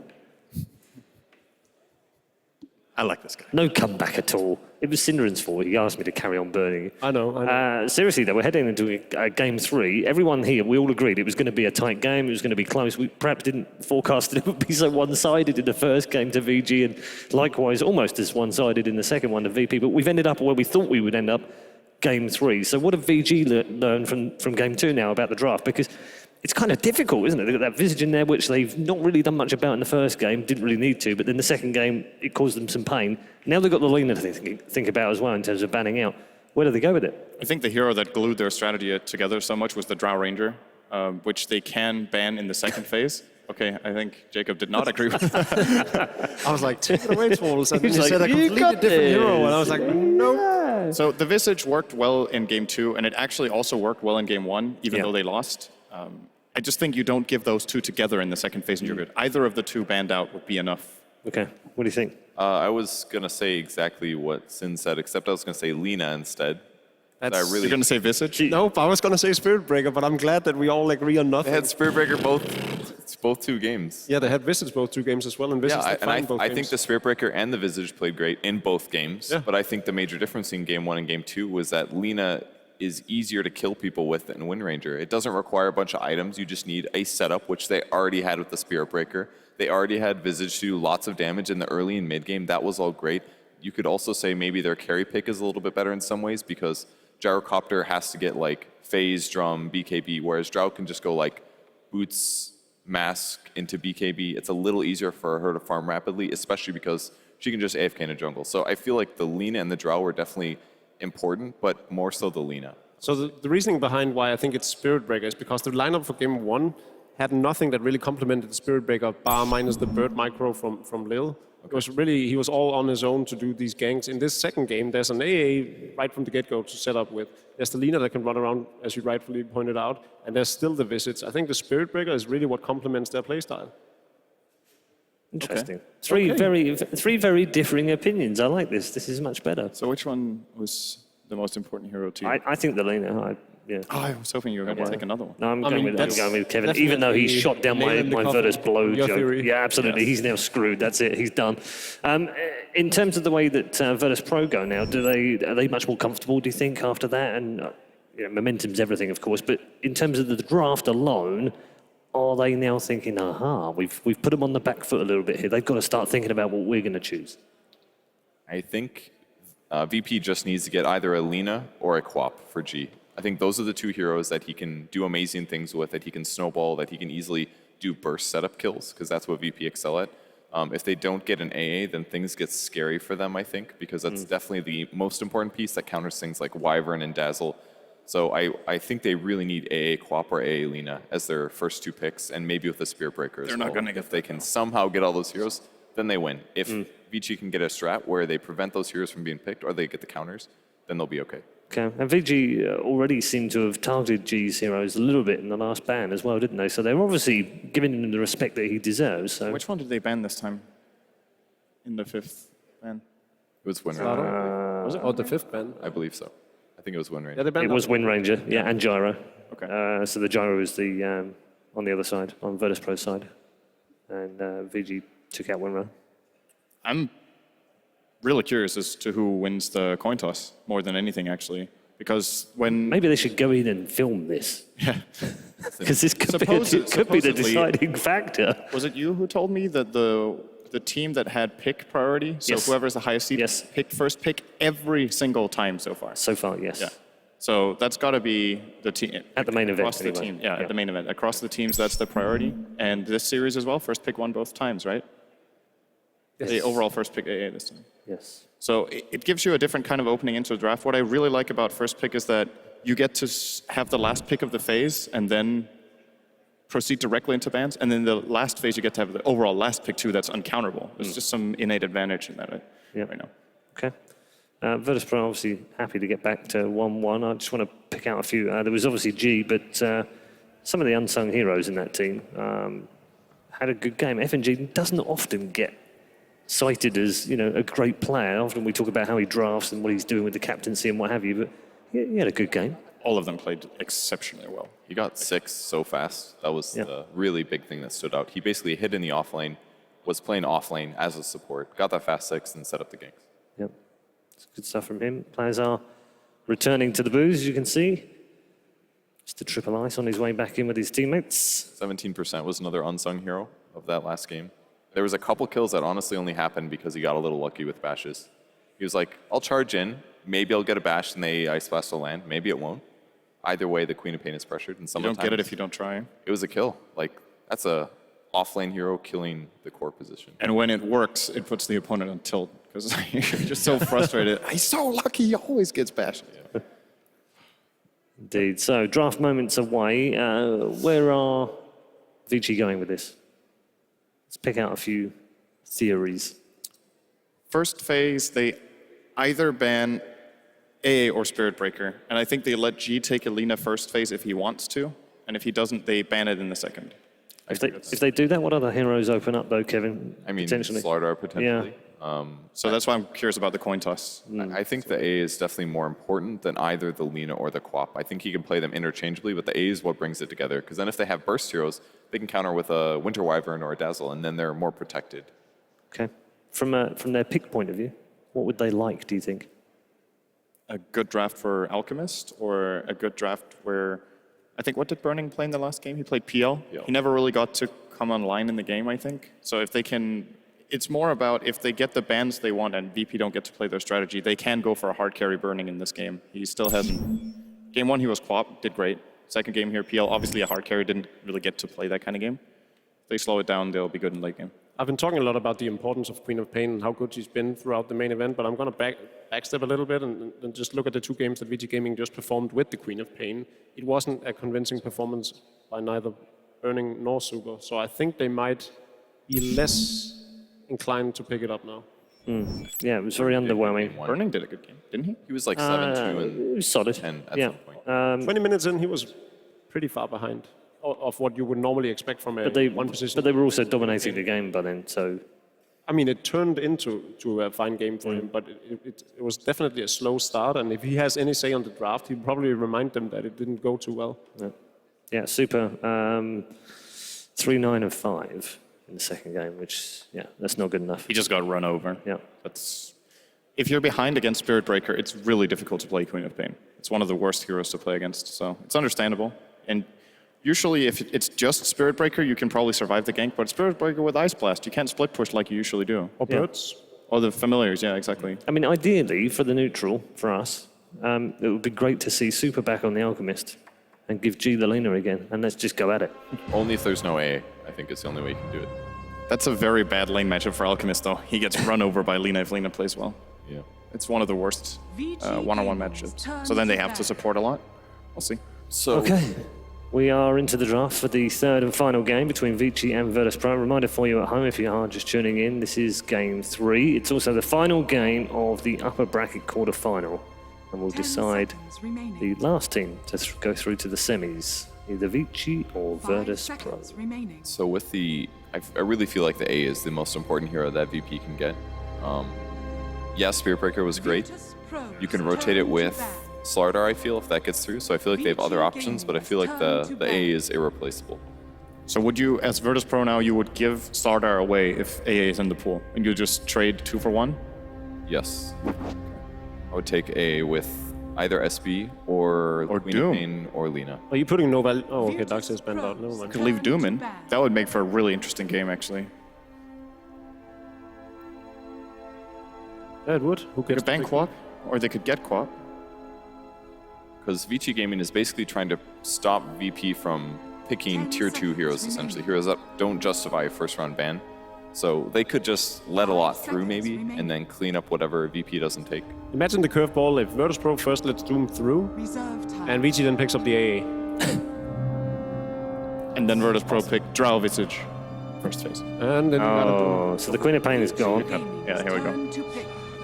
Sorry. And the Slaughter comes out. Doom AA? Or the Drow. It's too early for Drow, isn't it? Slaughter is also very good against Drow. Doom kind of counters their G hero, basically. And I feel like they need that for winning fights, so... Do they want to pick the Lina up? They're almost first 2? forced to pick Doom, is what I'm saying. I mean... Doom plus Lina, and they don't get AA. The most obvious thing right now is just Doom AA, right? 10 seconds remaining.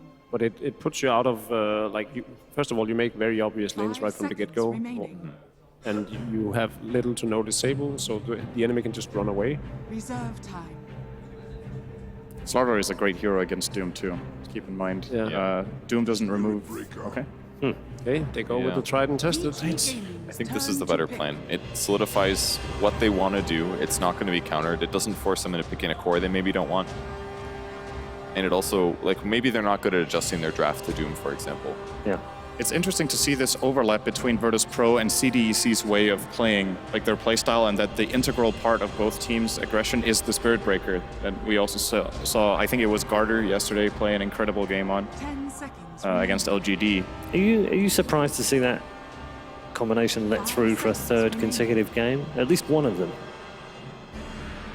I mean, it's the second consecutive game for that combo, but Spirit Breaker in all 3 games? I would have been very surprised if VP had first pick and Vici let it happen. But because of the trade they get and the fact that they now get to pick into ban, not so much. Yeah. So what did Vici pick up here? I don't think they're going to get the Doom. You think? I don't think they're going to get Doom. It's too. And we've only seen it played once together, Slaughter and Doom. No longer viable when they have the AA and Spirit Breaker. It's 2 heroes that are not, like, Doom doesn't do anything against either one of them. They're going to just Doom the Spirit Breaker? You don't want to... They're going to steal the Visage. Ooh, okay. I like this. I think Lil's very capable on many other heroes, though, so it hurts VP a little bit, but I don't think it hurts him that bad. Visage has a really good synergy with Slaughter. The Familiars hurt. So the Brood's gone. Going to be no surprises late in this game. This time they don't have Darkseer. It's like VG Gaming just has they have a playbook that says if we have Darkseer, don't ban Brood. If we don't, ban it. Yeah. That's just their second phase opener. In every single game, I think they've just banned Brood third. 10 seconds remaining. Gyro gone. Prevent VG strong tri lanes, I think, is their goal right now with the gyro ban. Yeah. You think they'll pick up a Spirit Breaker to disengage and play the not a Spirit Breaker, an Earthshaker, and then play the Spirit Breaker as an offlaner? I think if anyone gets okay. Shaker, it's Vici. But I don't. It's not good against Visage, I don't think. It's kind of good against Slar, but I think it's accomplishing the same thing that Spirit Breaker is. It's set up. So the Wyvern goes instead. Yeah, it's defensive, but and they kind of need defensive against Slardar a little, but I feel like there's a better hero than Earthshaker. They did not ban Lina. Quap is gone.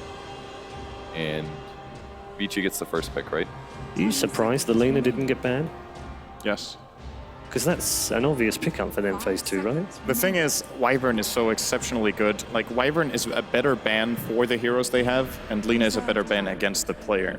So they're prioritizing the strat over the ability of the enemy player. Which is different to what they did in game 2, where they almost targeted G's hero for.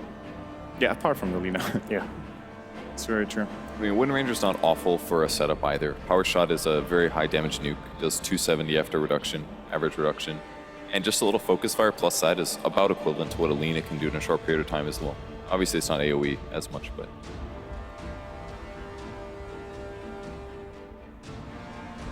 Considering the success of Game 2, don't you have a hard time not picking up the Lina now?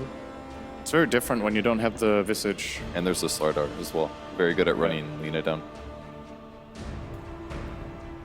That maybe if they pick Lina, they do need Earthshaker, like you said. This feels a little bit like game 2, where they were almost hoping that Virtus.pro would pick up the Lina, as if they had some sort of cunning plan to cut her out of the game, but they didn't. Now they're doing the same thing again. But I think they have the better heroes for it this time. Yes. For sure. She's weak to physical, basically. The bats will hit her. I mean, she can attack them pretty fast, but Slardar initiates on her. There's can be follow-up. She could just die right at the start of the fight. And draw. Part of the reason they probably banned out Winter Wyvern. I think this was a really good ban from VP. They took a lot of time to think about it, and they just end up with the safe choice, I would say. Because it can very quickly go wrong. I mean, you saw last game how strong Drow Visage is. You put a Slardar together with that, and any amplified hero is just crushed. I think the fact that they get away with Doom, actually. Huh. Yeah, I think the fact that they played it last time and it worked so well, and they know it works so well, means that they don't want it played against them. If they can Doom Slardar at the start of a fight, I really like Doom. But if Slardar goes in first, then I don't like Doom. It's preventing Slither Crush is very, very valuable. I think a Viper for VG Gaming right now would be pretty good. Yeah, that's a very good pick. 10 seconds remaining. Magic resistance, survive the burst, basically. Yeah, it's also, you don't care so much about getting doomed. It's true. Doom keeps taking damage from your passive. And with Scorched Earth as well. It is probably the hero in the game that cares the least about Doom. It's between Viper and a Razor who already cast ult and a Death Prophet who already cast ult, I think. Death Prophet has more value with her other spells, I guess, in some cases. And takes damage. Well, no one. We had 6 games with the Viper in so far, 33% win rate. Wow, that bad. I felt like Viper was decent in a lot of games. He does have a timer though. He works decent with Slardar because you can amp up Viper's damage, an aspect of him that most people ignore, but he actually does hit pretty hard. He's pretty susceptible to stuns though. Corrosive Skin isn't like going to make or break you not dying to Magic Burst. Okay. The reverse draft. You don't take it, we'll have it. This is interesting. Now, I'm thinking of G heroes that remain. And there are Storm, who no one plays. Do you think that's a mistake, by the way? Do you not think they should have taken the Lina and left the Doom, knowing that potentially VG aren't going to pick it up? I mean, surely it's less likely they're going to pick the Doom than the Lina. Yeah, it gives a different type of information, though. I hope this Lina's a support Lina, because right now she's far too valuable a target for the Doom compared to the other heroes that they have on VG Gaming. So that if you put her on the middle lane, Super's going to have a terrible time throughout the game. So in that regard, I still hope they pick up the Viper for him. Is this the Venge carry? It's probably. I like Magic Missile against Slardar. I think that's. Wait, if this is a Venge carry, then it's a mid Doom. Oh, okay, so probably not. Unless if they play. They can play the Breaker support. They've done so already. They've also played a Slardar support. I think that's scary against Visage Solar. They could aggro try, and then it's weak. 10 seconds remaining. It could just be support though. Could technically play a 4-position Doom. 5 seconds remaining. I think this is the most interesting draft of the main event we've had so far. Okay. There's a lot of mind games going on in here as well. We're gonna go for that. So it is a mid laner. So dual lane, off lane, Solar, Lich, I'm guessing. I'm really worried about Super's game. Especially if they dual lane. It's a little bit harder to cover mid, because you can't just smoke 2 and go gank occasionally. I mean, on paper, there's some easy heroes to blow up in the A and the Vengeful, but there's also just so much to deal with the Lina. Okay, they barely even hesitated to ban Lycan. It's like they've seen this before, or maybe some scrim information against VG Gaming tells them that... VG could go for the Tiny as well. We've seen them play it without a Wisp, which is very uncommon, especially in the Western scene. I think it's good. I think Tiny or Viper both holds a lot of value right now for the VG draft. There is, of course, an Alchemist, but there is an AA on the Virtus Pro lineup, which makes me doubt that they'll go for it. I think that'd be pretty good. Viper with Ice Armor. It's going to be really hard to kill for VP. They do have minus armor with Venge, I guess, and some damage amp. Checking that. Yeah, that would have been a good pick for VP. Turn to pick. So what's left? Windranger. Yes. If you go back pre-nerf, this would be an instant Storm pick for VP. The nerf was pretty significant. I still think the hero is situationally viable. In mid lane? Yeah. Or absolutely. Is a situation but it's not a good matchup. It is weak. You need even less counters against you to make it work. Yeah, there we go. I'm going with the TA. It's only for a guy. Okay, really good against Lich. She's got a few damage sources. Visage has a lot. Slardar has few. He'll be pretty survivable. It's mainly for the lane matchup. They know it's Alina mid, so they want G to win his lane. And if he doesn't win, they want to force Vici to help. But what can they help with? They can put Lich there and then they crush Slardar. Yeah. Or they can put Visage there and then they're off lane. What is that going to be now? Off lane Spirit Breaker, I'm guessing still. And then safe lane Doom for Illidan. VP has a good mix of damage too. Lots of minus armor, lots of magic bursts. It's going to be hard for Vici to build. If you go BKBs, then they'll just kill you with TA. I think Viper's incredible now. Yeah. Remember to lock things out. It's peculiar. And Viper would have... One of the more interesting drafts that we've had so far here, and it's all come down to the final game. Let's head back to Capitalist and Blitz. Viper, Viper, Viper is what the analysts wanted to see, but instead it's going to be an Ember Spirit for Vici Gaming to round up their draft. Blitz, who won this draft in game number 3? I actually really like Vici Gaming's lineup, but at the same time, Virtus Pro, they've got Doom, that hero. It's kind of... I mean, it's a Doom. Even after the nerf, it's still a Doom. Scorched what is nerf? incredibly He strong. still stops you from using items. You can't really move against him.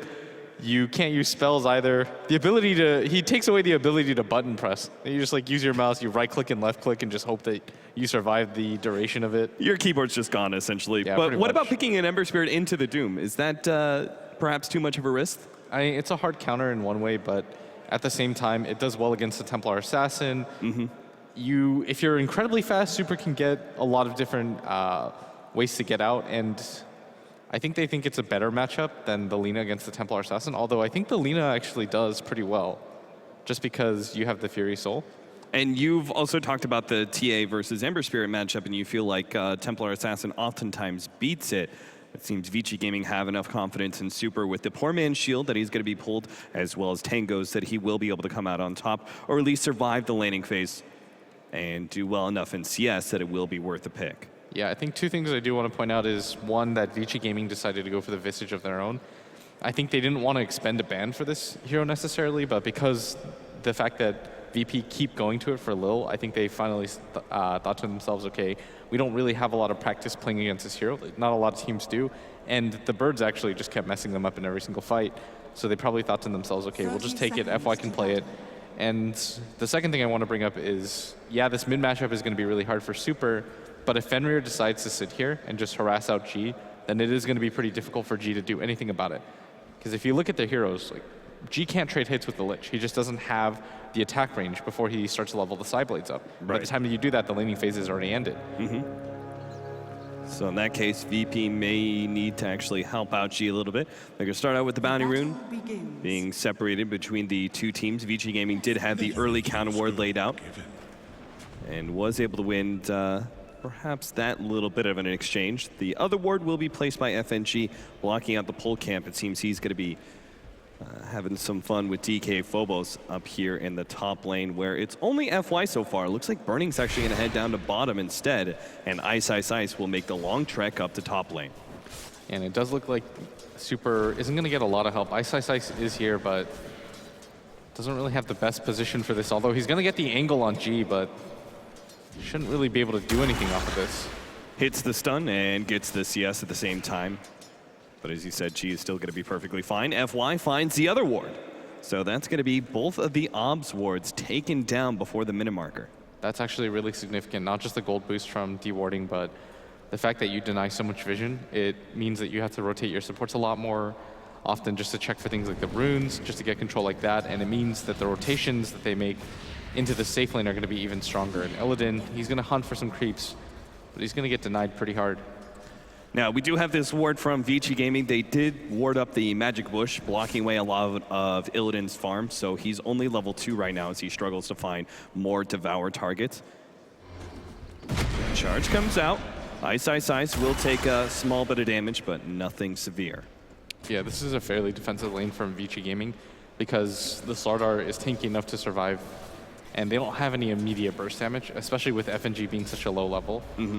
But they're just going to do an entire lane rotation, like you said. Burning's here at this bottom lane now, where he should have a lot more success against Illidan. And the Lich is actually pushing him back pretty hard right now. Shouldn't VP be rotating a support to the bottom lane to help out Illidan, at least until like level 3, where he has that extra boost in Scorched Earth? Yeah, I think so. And interestingly enough, they're actually giving FNG almost all of the farm here at this top lane. Probably just trying to get on boots so he can do something. But at the same time, this would be an opportunity for DK Phobos to actually get some measure of farm, or maybe they looked at the last game and said it wasn't as necessary for this hero to get farm. What we probably just need really is levels. And he's acting more as the support than FNG is. All right, the first hit bash. Grave Chill is going to slow down that attack speed, but DK Phobos, you got to get out of here. You don't have any help from FNG. Of course, he does have the charge, so even if they hit this nuke, they might just be able to throw out the Soul Assumption as well. It's going to bring DK Phobos low. He really needs to charge out of this scenario. The Soul Assumption comes out. Obviously, it's not going to be enough, and he will be forced into the healing cell. And he forced them to use the maximum amount of time possible, and they used a lot of spells, and all it really cost them was one salve and one charge. And if you watch FNG at top, he's kind of got core-like farm right now. He's got 11 CS to back himself up, and this mid matchup, without the help of the Lich, we saw how much Super's actually struggling right now, which is why we were so surprised, right? That Fenrir didn't just immediately swing over here. There is still the sad song of Illidan, who's just not getting anything after the Lich spending so much time in the bottom lane. The trade-off worth it for G, and Illidan will be able to come back eventually as he starts maxing out Devour, gets all that extra farm, but Burning is already level 4. He's free to sit in this 1 versus 2 matchup. Still favorable. Yeah, and once again, the top lane, it just kind of feels like VP have gotten the better of the exchanges when it comes to the laning phase right now. Because DK Phobos is level 3. Ice at top. Charge! Ice barely gets the stun out in time. And that half a second was the difference between life and death for this Slardar. Yeah, he most likely would have died there. But again, this lane is playing largely defensively. And at bottom, the Lich, his problem right now is that he's rotating so often between this mid and this bottom lane. Because if he leaves the bottom, then Lil will just show up and start to right-click him down. But if he doesn't help out mid, then G just gets a little bit more out of this laning phase. We have gotten to the point now where the Ember Spirit is a bit more secure because he has the level 5. The Flame Guard does a decent amount of damage, so he can actually maybe get a kill on the Templar Assassin if G overextends. And obviously the level 6 makes the lane even easier for him with that free escape. The bash. DK Phobos, can you get another one? Can't get the attack off. Grave Chill, too strong. Yeah, but now they're starting to rotate things a little bit as FNG is going to be the one that doesn't take so much of the last hits, and now it's going to be DK Phobos. And I really like this distribution of farm. They're going to go for G. They will be able to get the nuke out underneath the refraction, and looks like Super, he's going to commit for this one, will be able to get the first blood. The kill turns around, though. Lil is able to get the pick off on the Ember Spirit in return. Really nice rotation in by Fenrir. And this is something I wanted to see. I want them to dual lane. I want them to slow down G as much as possible when it comes to farm, because their Ember Spirit has to space create like crazy this game. Yeah. Ice still only level 3, while TK Phobos as well as the Vengeful Spirit, thanks to a lot of the farm they've been getting. Both level 4 and can easily, again, go for a quick kill on Ice if he's not careful. DK Phobos getting a bit more farm priority, it looks like. This Lina has been completely unpressured this game so far. She's already got 28 less hits, despite the fact that she hasn't had a support half the time in her lane. And you notice that Fenrir is just making the rotation mid to bottom, over and over again. And this is quite a confusing game for him because there's no real safe place for him to be. But you've got to just keep making the rotations in response to what VP are doing. Super gets out that defense in Remnant and will start to go on to G.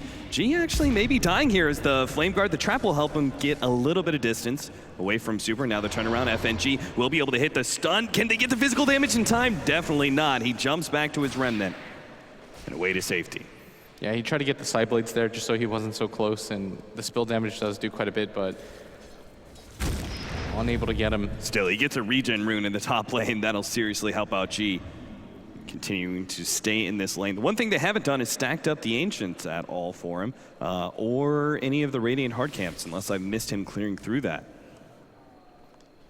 I think for the most part, he's just been sitting in the lane and playing relatively even to the Ember Spirit. If you're getting this much farm out of it, I think it's okay, but he hasn't had the opportunities to really go in there and stack. And because the supports have to rotate so frequently, from VP, it's been hard for them. And it actually looks like they finally adjusted to the warding that Vici Gaming have been doing game after game. Yep. That was the second or the third game in a row now that they've placed that ward, because I believe they were dire all 3 games. I think VP understand that they have to protect their jungle a little bit better this game. Yeah, it was pretty obvious that Burning had vision of that rotation from the 2 supports as he backed up just perfectly in time. So VP both countered that Magic Bush ward earlier and then the Rune ward secondary. A lot of this matchup, I feel, between these 2 teams is going to be determined by the vision.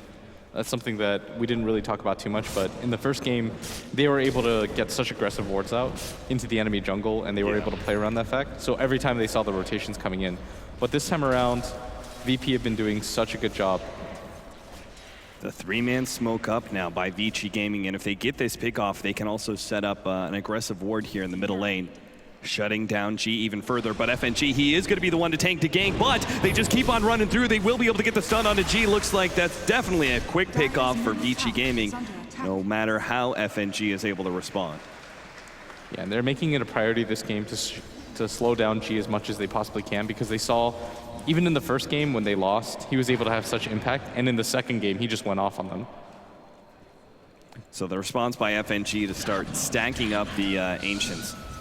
So G will still have a road to recovery. I think at this point you have to, right? Like, he's getting a little bit too far behind right now, which is odd to say because he still leads the charts when it comes to last hits Lil tonight. does have a Slardar on his tail. Only reason Ice was being that aggressive is because he had a DD.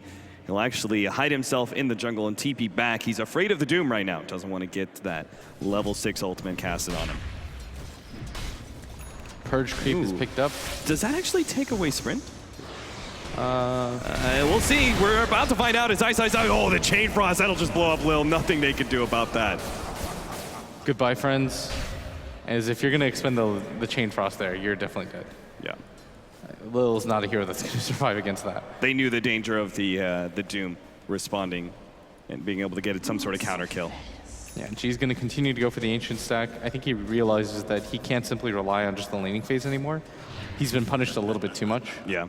And DK Phobos, he does have his ultimate up, but I think it's going to be relatively unlikely that they go for this. Smart read. They have the Nether Strike ready to go. Super gets blown up, but at the same time, Burning is able to wipe out that Templar Assassin. Throws a Laguna Blade out. DK Phobos manages to get the bash, and that'll be the kill onto the mid Super. But Burning, he's going to be swapped back into the Ice Blast, and that'll be a return 2 kills for FNG. Watch out, Core Vengeful Spirit, even if it is played by FNG and not Illidan. He's getting enough farm to make it work. That's fairly significant, is even if they lose the 2 cores there, their 2 supports get so much out of that the Vengeful Spirit is already level 7.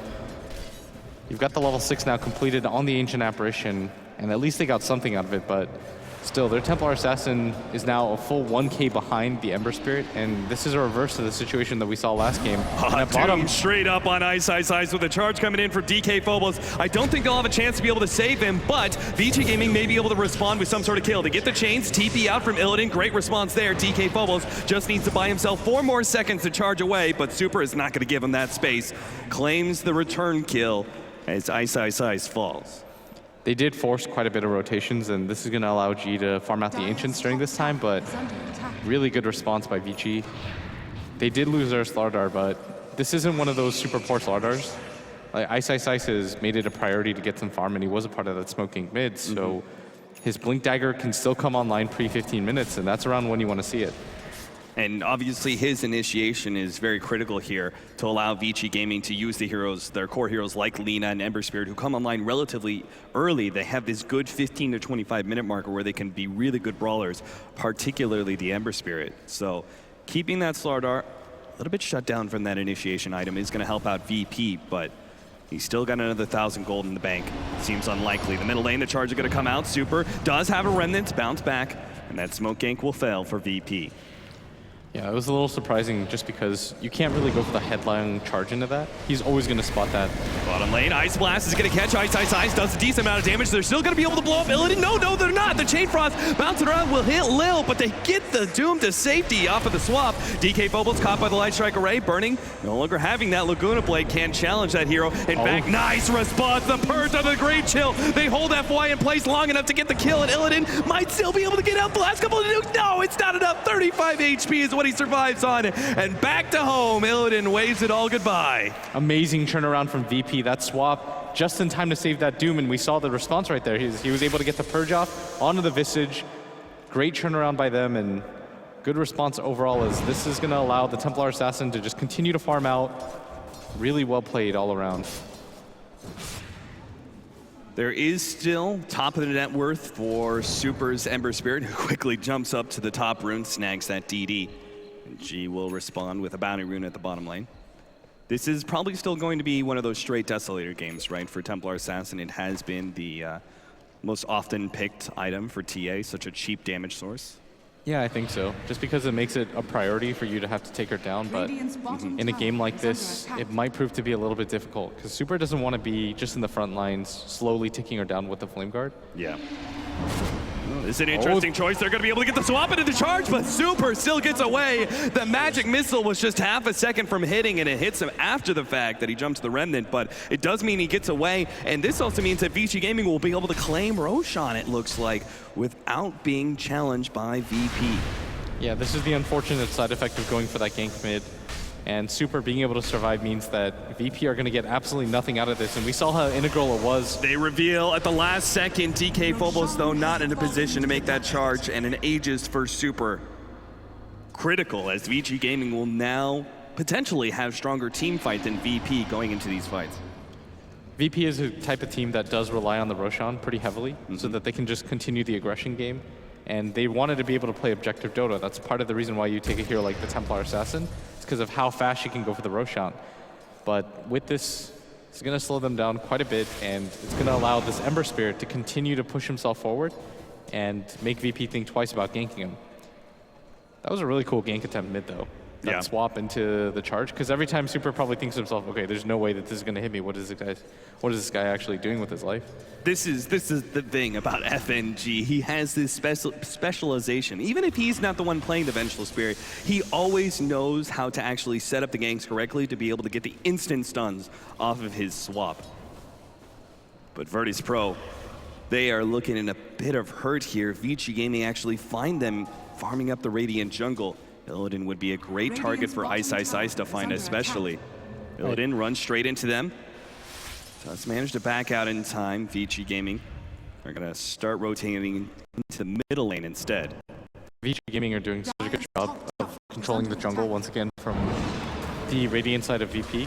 Like, they're able to just take control of this bottom area, make it so that VP have absolutely no choice. They've just got to give this up. And meanwhile, Super with the Aegis, he's going to bait himself mid because he realizes there's no reason for him to be there. There's no chance that they're going to defend this with the position that they're in. And Super's kind of just making himself a target and saying, okay, gank me. But VP are well aware that this is a waste of time. So instead, they just go for the trade-off. G will add his extra physical damage to claiming that tier 1 tower in the top lane and continue their push out. Desolator coming closer and closer for him. That said, Burning is about to complete his full-out Bloodstone, just needs another 125 gold. So if they could actually win a team fight off of that, we'll be in a pretty damn good position. Even just the Bloodstone by itself as a team fight item. If you're going to be targeting that Lina first, Death may allow the Ember Spirit to still continue going strong. Yeah, the pure damage from the Aghanim Scepter is only really effective when you think that a hero is going to go for example, the first or second item BKB. But usually the magic damage alone from the Laguna Blade is still incredibly high. So if you can get the Bloodstone, continue to scale, it's a much better farming item than, say, just going for the straight up Aghanim Scepter. Yeah. You can pretty much spam out. And that is something that Vici Gaming do have to concern themselves with, is how well would they be able to scale into late game, particularly since it seems like just from their composition that they would be very reliant on the Ember Spirit, who could be just shut out by the Doom. I think the biggest problem right now for Vici Gaming is that they don't have a hero that can really go for the high ground. Oh, little great response. He managed to throw out the cold feet to stop the aggression out from the Slardar. As fortunately for him, Ice was just 50 gold away from the Blink Dagger. That would have been an entirely different story had Ice had that item. And right now, Super, he's continuing to try to press the tempo. And like I was talking about, you want to do this if you're Vici. Like, you want to be able to take such a big lead because you don't have the best high ground heroes. Like, what are you going to do? Have Super just right-click a tower? Yeah. It's going to be incredibly weak. So you need to have such an advantage that it doesn't really matter that you don't necessarily have that hero that does a ton of physical damage straight up against the tower. And this is why when the Ice Blast comes in, Vici Gaming just keep pushing forward, even if Illidan is here. He's got that purge to be able to remove the Flame Guard, so that's an advantage that Super will not be able to rely on necessarily. Middle tower is under attack. But it looks like they're just trying to posture themselves, hoping Vici Gaming will go back, but not committing to a hard defense. He'd much rather just spend more farming time, as FNG is doing that at top lane, and the Desolator's now complete for the Templar Assassin. You notice, though, as soon as they take down that mid tower, they get so aggressive into the jungle, and this is the correct play at all times, is that when you take down that bottom tier 1 and this mid tier 1, you want to be able to get aggressive like this, but Cold feet, they might be able to hold FY in. The Ice Blast comes in, they're going to try and pop FY real quickly. Ice has the response though, gets the stun on the Lil, and DK Phobos just starts hightailing it to the right-hand side. Hoping to be able to get a charge away, should be fine unless the Chain Frost stops him, but he positions himself. Oh, sneaky play. DK Phobos? DK Phobos tries to TP out. The birds are going to reveal, no, DK Phobos has been spotted. It was such a smart play, but VG Gaming, they're smarter. That was insane. For a second, I thought he was just scot-free. He was going to go charge to the bottom area, but Super was already waiting for him, so he's like, okay, I can just hide myself in here. It won't break down the tree line. Maybe if I instantly TP, but Ice. He wasn't going to get fooled by that. 4 minutes until the next Roshan. FNG has a completed out 4 staff now. So that'll help match the initiation of Ice. He'll be able to swap whoever goes on. Oh, but look at that. No, the Ice Blast! It's not going to hit, and that's going to be a wasted Doom. Ice's quick response time. It looks like they spotted out the Ice Blast incoming, thanks to the counter wards that are just layered in this middle lane. So he knew, okay, if the Ice Blast is coming, there's got to be some sort of follow-up. Yeah, and he's just going to book it. Would have been a really good opportunity for the Doom to be able to kill that Slardar. That is a level 9 Slardar, but unable to do so. And VG Gaming, it's not like they're super far ahead though. It's only 1K, and part of that is just because Doom is always able to keep up. And they haven't really been able to push that Aegis into more towers. They were only able to isolate out tier 1s. So VP, they're only behind by 1 tower, really. They've got a good amount of net worth spread between their heroes. FNG taking that third place marker over the Visage and the Slardar. Their other two supports are looking pretty decent as well. Charge coming in instantly gets canceled. I do like the distribution of farm a little bit better on VP, but when it comes to Vici Gaming's core heroes, number 2 and number 3 for them is going to be the Lina on the net worth chart. They're barely behind the Templar Assassin, and the next one up is the Doom, who's quite far behind both of them. Yeah, and we're talking about an Ember Spirit who hasn't even completed Battle Fury, so his farming rate is only going to increase as he picks up that damage item. Is it's actually complete now. Has both the Broadsword and the Claymore coming into him. That's a really reasonable time for the Battle Fury on the Ember Spirit. Because usually this hero kind of sucks around this time. Yeah, especially since he was feeling so much pressure in that middle lane, has died 2 different times. He'll start stacking up the Ancients for himself.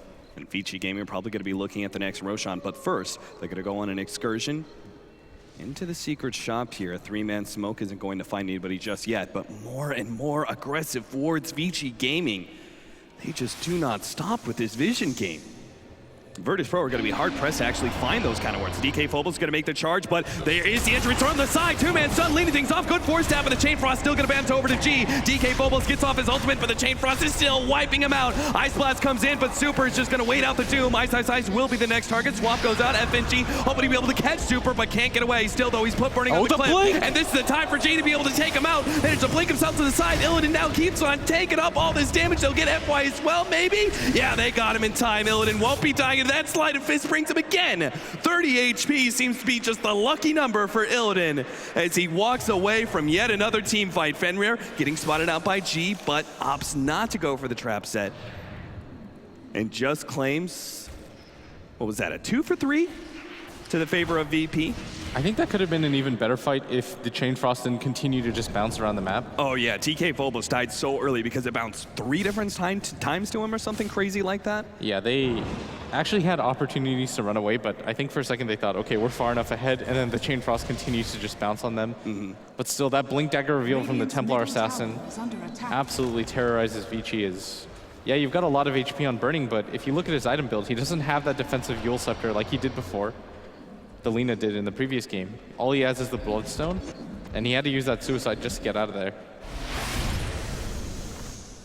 As VP, do you start considering picking up an early gem? Because you know Vici Gaming have been so adept at laying down aggressive vision, and it's not the traditional vision as well. It's always these weird laning wards that are tough to find. You'd have to purchase so many counter wards to find all of this. I think the problem is who's actually going to hold the gem and who's going to buy it. They don't really, they're not in a position where they're overflowing with gold or anything like that. Yeah. And there's no natural holder.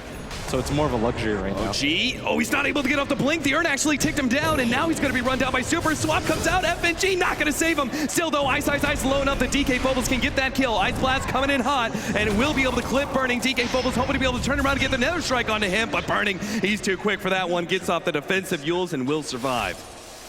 Yeah, Burning just completely styles all over them right there, and with the Urn and the repeated hits, the Templar Assassin wasn't able to get out. That was so close, though. It was the fact that he put the Urn on the Templar Assassin and barely managed to eat through the refraction, and then a take-up Urn hit the TA before he could blink out. They're going to run into FY in the jungle. Sorry, buddy. He tries to go for the deny himself off of the familiars, but Illidan's damage is too much to handle. Yeah, that was actually insane. He went down so quickly at that point. I think he just gave up on being able to survive there and said, okay, I'll try to go for the deny. But that was still a Doom expended, and this is going to allow Vici to get a little bit more aggressive into the jungle. There's not as much for them to fear. And I do like the Doom has still kept the Purge, because he realizes that Super's Flame Guard is going to hurt the Templar Assassin quite a bit in these fights. Yeah. Ice. Oh, blinking in. Not the blink you wanted, though, Ice. You want to just get some aggressive vision up, but the Nether Strike will catch him out. They'll still get a chain down. Chain bouncing around. Oh, actually went out DK Phobos. That's not going to be the chain they really wanted, but Illidan's dropped low. Good force tap. Burning going to be the target. The Ice Path. Oh, they swap him back in. They will be able to clip him with that one. Laguna Blake gets laid up, but DK Phobos also surviving. Super going on to FNG. The new comes out from the Visage. Oh, he's still not dead. He bounces himself back. He's got to retreat out from here, but Lil keeps on going. G hoping to be able to catch up. Blinks forward and takes out Super. That's going to be another one down. FY managed to just barely get a support kill. Ancient Apparition does fall, but VP take control of a huge fight right in front of the Roshan pit. And this is the strength right now of Illidan because they can't really stop this frontline tank for VP right now, and at the same time, G just goes in FNG with the perfect bait. You notice that he just pushes himself further and further into Vichi's line of sight, and Vici think to themselves, okay, we're going to commit for this. They're not able to get anybody but the AA. Oh, Vici Gaming, they've done this before. Ice is going to try and make the initiation, but no, this time around, DK Phobos gets off the charge, and Roshan will go to G. Still, though, they had to sacrifice the Spirit Breaker. Super has his Flame Guard immediately taken away from him, and FNG has the opportunity to stun, but not before the swap goes out. Oh, nice. Super doesn't have a Spirit. Is controlled up. FNG, next level play, still catches Super on the way out. FNG doesn't even die. Ice can't even get FNG. He's too much to handle. Ice barely gets away. But still, VP win yet another fight around the Roshan pit, and they're going to find Burning. The trap goes out, but they don't pursue. I mean, this is all FNG's game right now. 2 fights in a row, he baits himself, barely has a sliver of HP in both situations, gets the Ember Spirit to commit. That just kills all momentum that the Ember has at this point, and Super's just got to be kicking himself right now. People ask themselves, what is with VP's obsession with the Vengeful Spirit? Why are they getting the Vengeful Spirit farm in that top lane? Well, you see exactly why. They give just enough for the Vengeful Spirit to be relevant as a 4 position, tanky enough to be able to come in, swap out those heroes, and still survive time and time again in these team fights. I mean, we saw how useful the Force Staff was. When the original engagement set up, he was able to force the Doom onto the high ground when he only had 500 HP. That's kill range for Burning. And Burning at that point then gets swapped in by FNG, immediately blows up before the Roche fight, and then from there on, he just continues to push further. And then at some point, he's at something ridiculous. He has like 100 HP, and then he starts to play the Roche pit area, and Super continues to try to pursue, gets locked in by the Templar Assassin, immediately gets blown up. And twice he does that to him. And Super, he committed the buyback as well for that one. Yeah, he's down to 6 Bloodstone charges already. He has dropped a large amount in net worth. The Doom is about to take him over, actually, as the Tier 1 tower goes down in the middle lane. That's the kind of support play that you want to see. I can't talk enough about that one. The ability for him to kite like that. Doesn't even really have any DPS items. Looks like Illidan, is this going to be the Shivas to help the initiation of the Blink Dagger? Oh, it definitely is. Even the AC at this point is going to be okay. Yeah, because you have this minus armor from the Desolator as well. Yeah, the downside though of getting this purge creep is that it does cost quite a lot of mana. Yeah. So I can imagine him just going to go for the Shivas. Yeah, so and then AC considered after the Shivas. Yeah, just stacking up armor here is perfectly fine because he's not a damage dealer by any means. You just need him as a frontline tank. What ends up happening in these fights is that the Doom goes in, DK Phobos charges through everybody, and this allows G to just kind of come in a little bit later and mop up. But they don't even have to rely on that anymore because G now has the BKB completed. With this Aegis, they will take probably both the Tier 1 and Tier 2 in this bottom lane. And now Vici Gaming's all that vision that they had set up aggressively, after 2 different team fights lost, they're not going to be able to take advantage of any aggressive plays. Probably going to have to sit back, farm a bit more, go for this next round of items. For example, FY, halfway to that Axe. They do have Force Staff now for the Lich, and we've seen how successful that's been. Super definitely has to farm. And the fact that he lost so much gold in that last engagement, dies, buyback dies once again, and they don't even get the Roshan fight for that. They didn't pick up any towers, so he doesn't really have the gold that he once did. That would have been a really good Daedalus timing for him, because if we remember, he had an 18-minute Battle Fury despite having a rough start in this game. And now it's transitioning into something like a 30-minute crit. Not even the full Daedalus, just the crystals alone. And sure enough, VP will take this Tier 2. G, he's got a large amount of farm. He can even go for something like a Chrysalis himself. Doesn't seem like there's going to be any need for an item like an MKB. He's already got both Blink Dagger and BKB on himself. Yeah, just continue to scale up. FNG, he's going to look for a swap target, waiting from somebody for Vici to actually farm this wave out. But they're being so scared. Maybe the initiation on a Fenrir couldn't quite get in range. Vengeful Spirit did not let it bend. Burning got his TP canceled, and they don't have Glyph either. I think you just take this tower. Oh, super. He's going to go for the tier 1 tower in the bottom lane while VP keep on going for it. They managed to get the Doom on the ice. FNG hoping to be able to get swap up, perhaps a bit too far though. Doesn't have his Force Staff anymore, but he does have a Ghost Scepter. That just opens up the Laguna Blade, extra damage. They will be retreating now. Vici Gaming, they're going to be able to catch more though. Oh, G turns around, gets that BKB with Ice Blast coming in. They actually preempted that one, but Burning still one step ahead. DK Phobos gets off the ultimate ahead of Ice Ice. Immediately gets a bash, but DK Phobos, just like FNG, a bit too deep. They've taken away the range ranks, but now G is going to be caught on the way out, and he doesn't have a BKB. He's going to need to go for the quick blink out. But Super is right on top of him with the Flame Guard Light Strike Array, and sure enough, G also just gets destroyed. Vici Gaming, they hold very strong there after VP just get a bit over anxious, trying to end this game too early. Yeah, for me personally, what really determines a Chinese team, more than just like the farming efficiency or anything like that, is just their high ground defense. Like they're always willing to take that, even if they're behind in net worth, just because they know they can continue to bait you further and further in. And FNG, for as well as he played in that last fight, kind of slips up a little bit there by almost engaging a little bit too far. When he goes to the Force, absolutely doesn't really have the opportunity to swap out, Ghost Scepters himself, but instantly gets blown up. He's got to be a little bit more careful than that.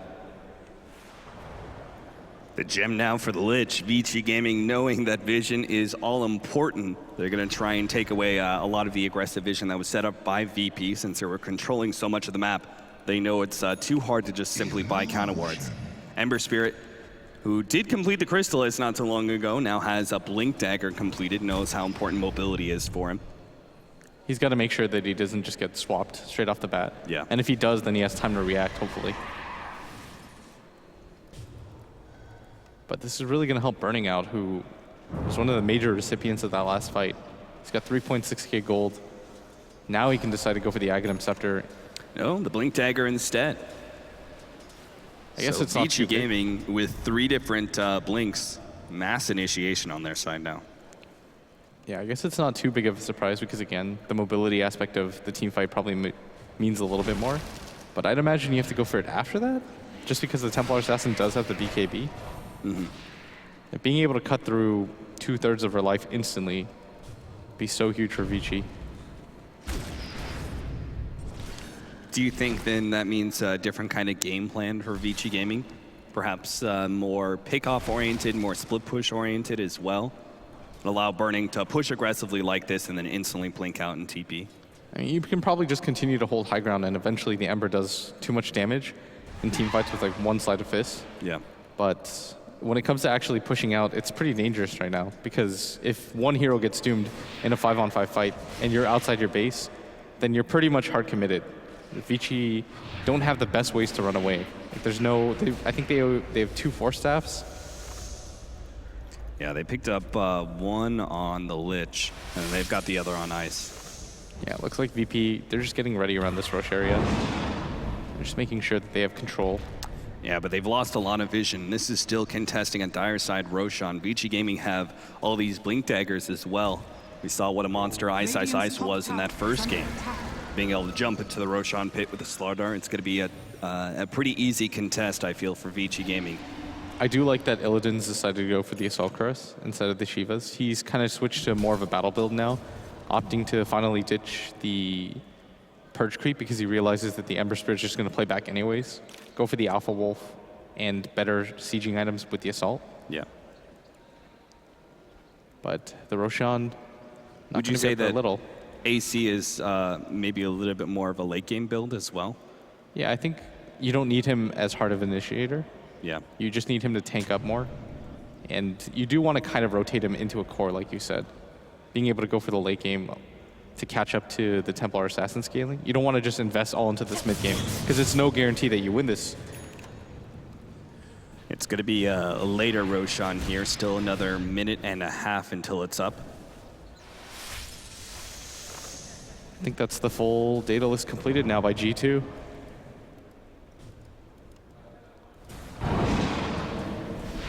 Maybe one of the most significant item pickups is going to come on the Ancient Apparition in that Aghanim Scepter. So maybe you wait a little bit if you're VP, but you have to fight around this Roshan timing. Yeah. There's no way that you're going to be able to go high ground without it. And even with the Aegis in the previous fight, they weren't able to do it. Right. Right now, they can't just Doom and Ice Blast a hero and expect it to die because the Ice Blast's going to fade, but with the Ancient Apparition completing the act... They might just run into a Burning here. Oh, this is going to be two? Maybe no! Double blink out from Vici Gaming, and immediately the Blink Dagger pays for itself on Burning. And Super, well, he's going to catch Illidan here, Force Staff, trying to get ahead of those familiars. And VP, well, no, TK Phobos, he got spotted by the Remnant. Ice Blast are going to come in, and Ice is going to be able to stay ahead of that one. TK Phobos goes for the charge, but a Sleight of Fist kills him first. VP rebuffed once again after a 5-man smoke. Doesn't find the hero kill they wanted. Ice does get stunned up. FNG gets himself over the cliff. They start targeting Ice and will be able to get the Doom out on him, and they move forward for FY, but unfortunately his armor is protecting for the time being. Summons more familiars, and God, he actually is losing time with his BKB, but a big crit comes out on Burning, another one of those, and Burning will die. Kite him up. He's gonna be controlled up. Yule Scepter Illidan can't play Redemption here. FNG managed to get the swap out, and G will get out, but FNG, he'll die in the process. So close to getting Visage. Ice. He knows he can get more. If he could possibly just sprint forward and get a good sort of blink initiation, Lil sacrifices himself to make sure the core survive, but Vici Gaming coming back into this game, fight after fight, will now take control over that Roshan pit, which is just about to spawn. Ice immediately running out, making it so that the Doom isn't necessarily as big. And Burning does such a good job in these fights, positioning himself, and he makes sure that he's not in range of G whatsoever, so that by the time G's BKB runs out, then Burning can isolate him out using the Yule Scepter, collapses on him with the stun, and part of the issue there, I think, is that G used most of his BKB charge just chasing after a Visage that just wasn't dying. Right. That's a 30 armor Visage, even with the Deso. Yeah, you can't forget about Grave Creeper's Cloak, but the Invis initiation to catch G, 2-man step from Ice. The charge is coming through, and that'll buy space for Illidan to start backing up, but I doubt Vici Gaming care about a tier 2 tower. They want more, and they're gonna find it too. DK Phobos, Light Strike arrayed up, and will die again. Vici Gaming, they are not stopping. They keep forward this aggression, not giving any space for VP to come back into this game. Yeah, VP. They're starting to lose a lot of the momentum that they had once built up. Their Templar Assassin goes down in consecutive fights. And now the Aegis is going to go the way of Vici Gaming. And it's Cheese as well. This is big. They're going to get clipped by the AA Blast, but this shouldn't matter whatsoever. Super ready dropping items in preparation for this. Vici Gaming, they've got to feel so emboldened now. Fenrir snags that Cheese for himself. And Ice already trying to get in a position where he can catch someone out. They show up in that middle lane. Yeah, looking for somebody super preemptively. Burning's already there. Was in the jungle looking to invade with the Slardar, but he's just going to get out, circle back. He's almost got the Aghanim Scepter. And with that, it's going to be so scary for G, who barely has any HP. He heavily relies on the BKB for survivability. But once this Aghanim Scepter comes on this Lina, there's no real way for him to just jump forward like he has been in these fights. Yeah, and because they lost fight after fight, the Templar Assassin's farm has been a bit stymied, and he's not going to be able to get that MKB, which means the Solar Crest pickup from FY is actually going to cause him issues. For me, what matters a lot more in this game than anything is the ability for VP to collapse on the Burning, because they have to kill him. For how much damage Burning's able to do, he's not actually that tanky. He's got one defensive item, doesn't even have that much armor unless he's being frost armored, but he's been able to just outposition them repeatedly in these fights. And this isn't even typically a Burning hero. Usually you think of him as one of those cores that can just split waves, split push you nonstop. But lately it just feels like there's much more focus on these teamfight heroes that just rely on positioning. And he's been playing them really well. 9 experience from that level 3 Doom upgrade for Illidan.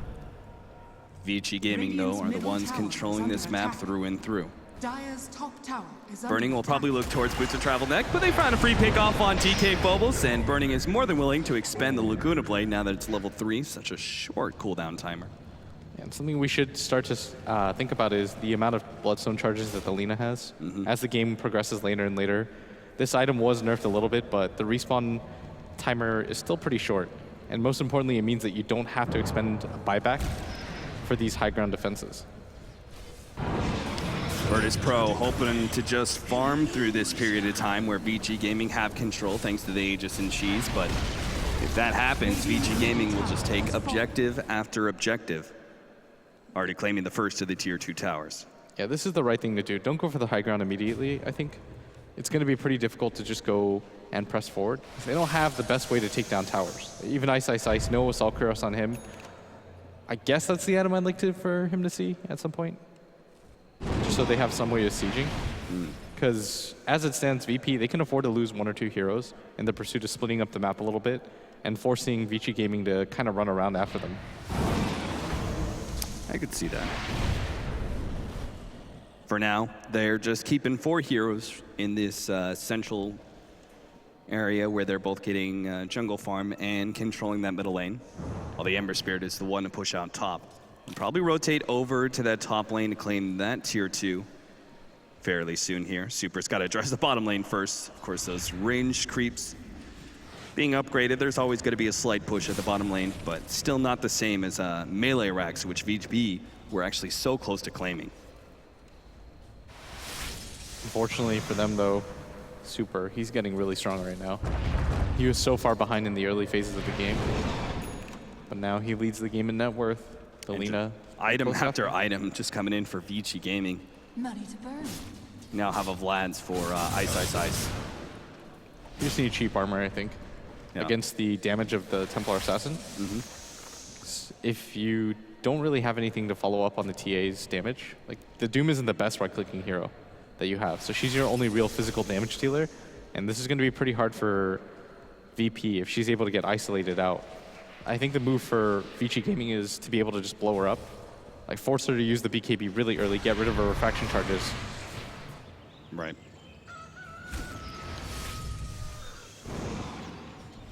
His net worth advantage, though, is still very minimal. 2,500 to Vici Gaming. The experience is a bit more telling in how this game has gone. 14,000 lead for Vici Gaming. Yeah, they're going to take down tier 2.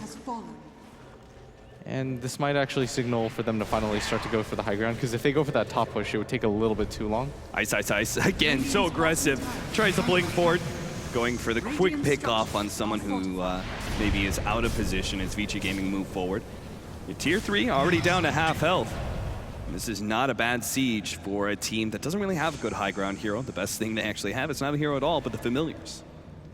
You don't want to overcommit if you're on the side of Vici Gaming, because we saw the high ground defense can definitely change things, and it makes it so much easier for VP to fight around, because they can plan out their defense a little bit better around that chokehold.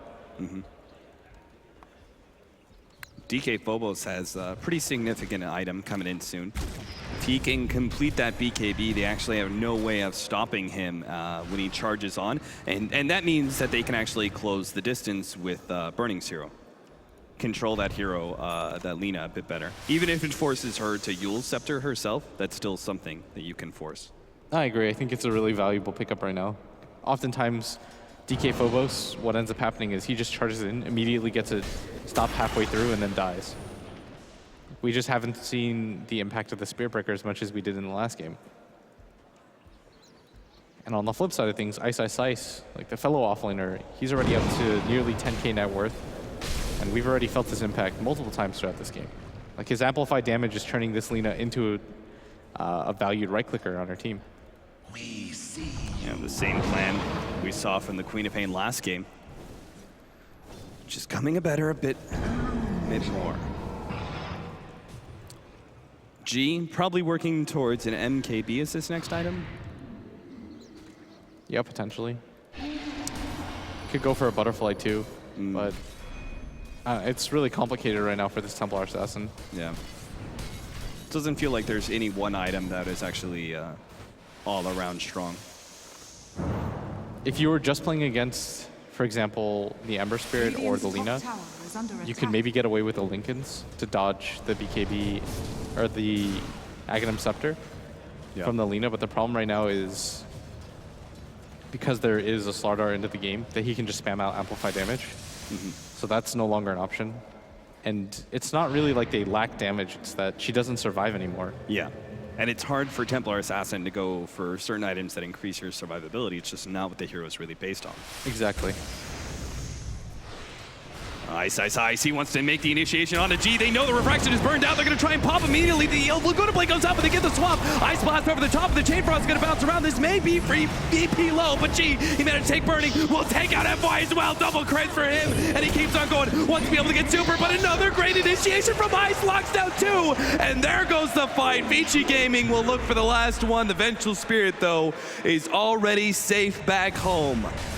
Yeah, and they finally sort of got the fight that they wanted to this entire game, being able to get on top of Burning as fast as they can. They blew him up, but what they forgot about is Super's actually the real threat when it comes to physical damage. Yeah, and he's got such high amount of Bloodstone charges, plus he just bought Boots of Travel. He's going to be able to join his teammates for this push uphill, and this is going to force buybacks. Yeah, with multiple heroes dead, it's going to be hard for them to hold this, even with the buybacks. There's no glyph available. Super Doom is going to be the first one out. Ice does get swapped in, but a good force staff actually gets into a position. Now Burning comes in. Hello, that's going to be a 2-man stun. Illidan goes down. G's going to be comboed up, and VP, they're just falling apart. That's 2 diebacks as Vici Gaming take control of the base. What was once VP's game on the cusp. Vici Gaming holds strong and taking number 3 in this winner's bracket best of 3. What could have just been a 10k lead into Rax. Vici Gaming being able to hold that high ground despite the Aegis from VP. I think if VP showed just a little bit more discipline in that push, this could have been a different story, but Vici Gaming, they persevere. They're going to take this series 2-1 and continue to advance throughout the bracket. Vici Gaming, once again, we saw it in the group stage. They played up against Vega Squadron in a similar scenario where Vega Squadron, their early aggression was able to allow them to hold a lead over Vici Gaming, but when they tried to go for the push uphill, this is where Vici Gaming, as you said it earlier, the Chinese team, so good at being able to hold the high ground. So that brings a close to our best of 3 between these 2 winner bracket teams. It's going to be VP dropping down to the losers bracket first. We'll see how they do. The analysts, I'm sure, have a lot of predictions about their run through this tournament. Thank you very much, Capitalist, down in the commentary booth, and back up here on the desk. There's, I guess there's a little bit more argument to be had after that, because as far as I was concerned, 5 minutes ago, Virtus Pro were winning that game. Maybe 10 minutes ago. Yeah. A few minutes more. But at some point, I mean, where did it go wrong for them?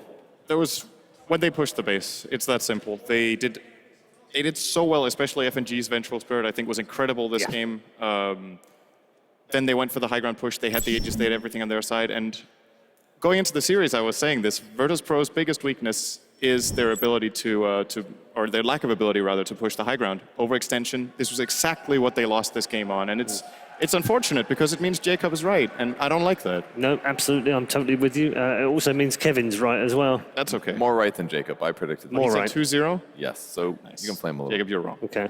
Yeah, I was a little disappointed in that high ground push. The rest of their play was amazing. To get there was great, but I felt like in all the late games, it was always letting Vici Gaming go in first. And catching G those 2 times before he's able to BKB, it's so hard to win those fights. And it also made Doom feel like a non-factor. It was never a Doom on a good target. Maybe like Illidan played amazing up until like 30 minutes, but those last 10 minutes, it was just Vici or Virtus Pro walking around the map looking to start a fight, but never getting to start it the way that they wanted to.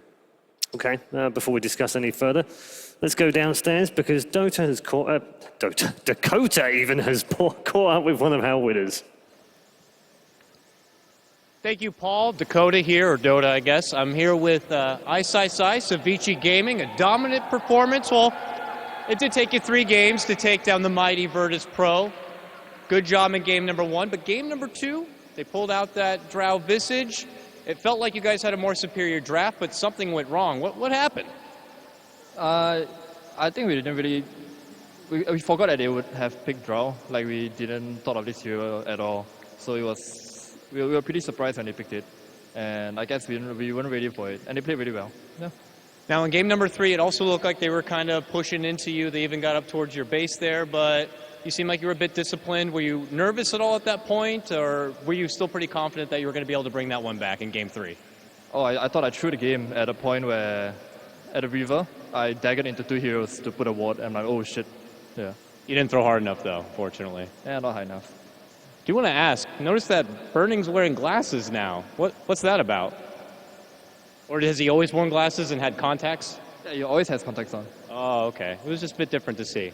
And I did want to ask one last question. Do you ever miss playing in the mid lane and playing cores like Invoker and stuff like that, or are you happy playing in the off lane? I'm happy in the off lane. I mean, that's super in the middle, so that's pretty good. And I don't know, it's better to play in the off lane since you can do all kinds of fun stuff. Yeah. Fair enough. Well, congratulations, a big win for you, and we look forward to seeing you more from the future. Let's give it up one more time for Ice Ice Ice and Vici Gaming. We'll go ahead and send it back to the panel. Thank you. Thanks very much, Ice Ice Ice. Brilliant. He's always great for an interview as well, and he's right in a way, isn't he? Why would you throw Super out of the mid lane? Yeah, and all kinds of fun stuff that fits pretty well with Ice Ice Ice. Yeah, he's going to have all sorts of fun stuff in the off lane as This well. goes into the 95 percentile of most serious interviews Ice Ice has ever done. So, yeah. Goes in the top 3 straight away. Indeed it does. Fantastic from Vici. Virtus obviously have to drop down to the lower bracket. What can they take from this game, though? Because they played well. I think they played very, very well. Like I said before, the main thing, they just need to be more patient with high ground pushes. It's the only real finger I can put on their play this game. Of course, the reason they lose the game is that they're playing against a phenomenal team. Against a lot of the other teams in this tournament, the lead they built early on would have been more than enough to win the game. But if nothing else, it shows VP that they can compete with the absolute best and should be striving still for a top 3 placement if they can. Okay, we also, it's good to recap where we are in terms of the bracket, Kevin, because we now have Evil Geniuses, CDEC, Team Secret, and Vici Gaming in the semi-finals of the upper bracket. Is that about right? I think the only one that's slightly unexpected is CDEC, really. People were expecting them to do pretty well, but I think they've definitely impressed coming into the tournament. But in terms of Secret, EG, Vici Gaming, a lot of people are naming those as their top 3 for the tournament. Yeah. Nothing too surprising. All of those will finish at least top 6 now. So it's good job from all of them. Talking about good jobs, thank you very much, all of you. Thank you very much. Even Melk has done a reasonably good job today as well. You're welcome. I'll take it. We thought we'd give him that anyway. That's the biggest compliment you're getting out of Paul. Exactly. We can't give him too much pretty good today. yourself, Paul. Thanks, buddy. That's not. I mean, let's be careful here because I think we're getting carried away with the compliments, right? And we don't want that to happen. There is one other member of our broadcast team. You might have met him yesterday. Of course, it was great to have him on the panel, but he wasn't really in his element. Really, where he likes to be is having some fun, usually at the expense of others. This is what Pyrian Flax got up to when he was with Team Secret. Hey, what's up? This is Pete Flax. I'm here at the venue, and I heard a rumor that there were going to be signings being done by the players at an autograph kind of station, and I heard Team Secret were going to be doing theirs around now. So I thought I'm going to go and try and find them because I'd love to get a chance to talk to Puppy and maybe Cyborg Matt and see what I can get out of those guys. So stay tuned. I'm going to go find them. Secret. Team Secret!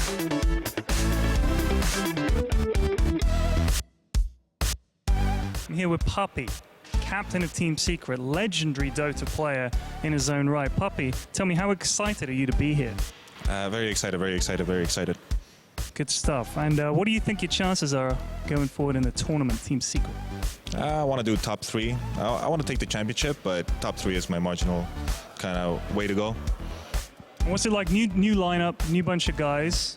How you've worked with a few of them before, I guess. Not so much, really. Kind of a new team for you. What's it like being a captain to a new team? How do you assert your authority? A lot of beatings? Sometimes, yeah. Sometimes. Weeha needs a lot of beatings, actually. Like most of the time. I mean, yeah. He's come from a long way. You know, he's had his moments in the public. But yeah, Sama needs some whipping. That's definitely for sure.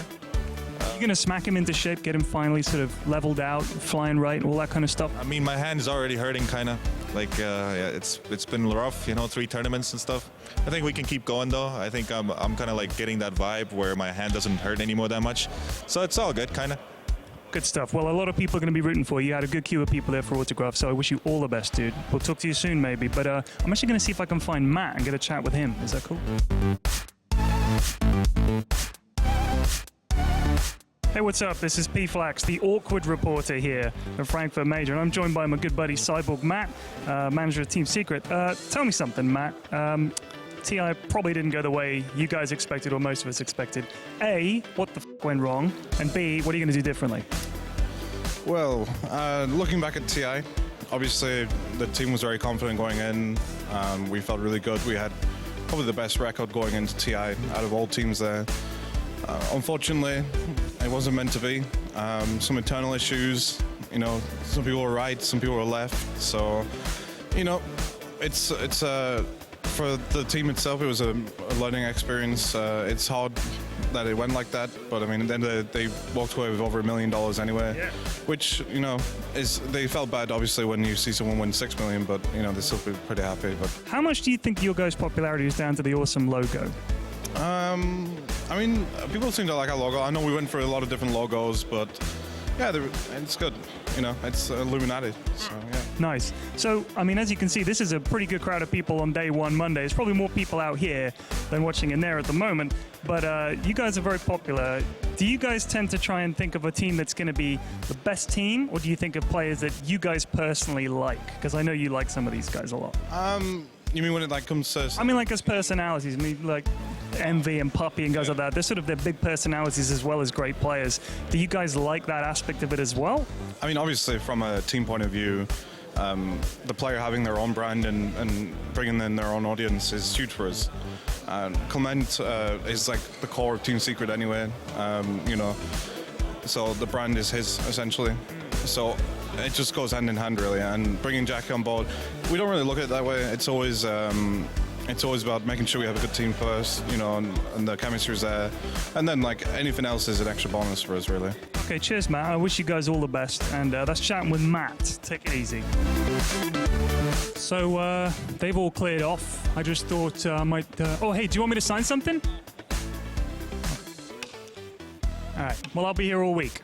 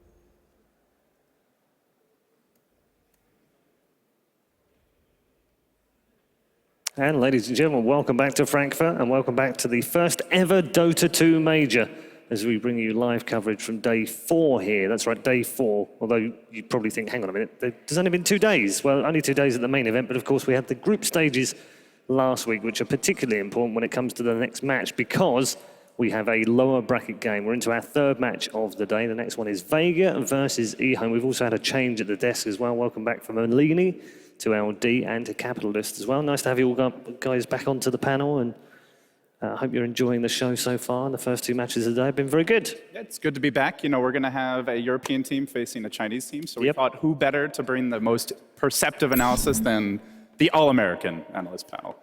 I'm sort of like an honorary American in this panel at the moment. Britain. Which is fine. Same thing. No, I'm not going to make it off this desk alive. You may not. We're going to start things off with Vega Squadron.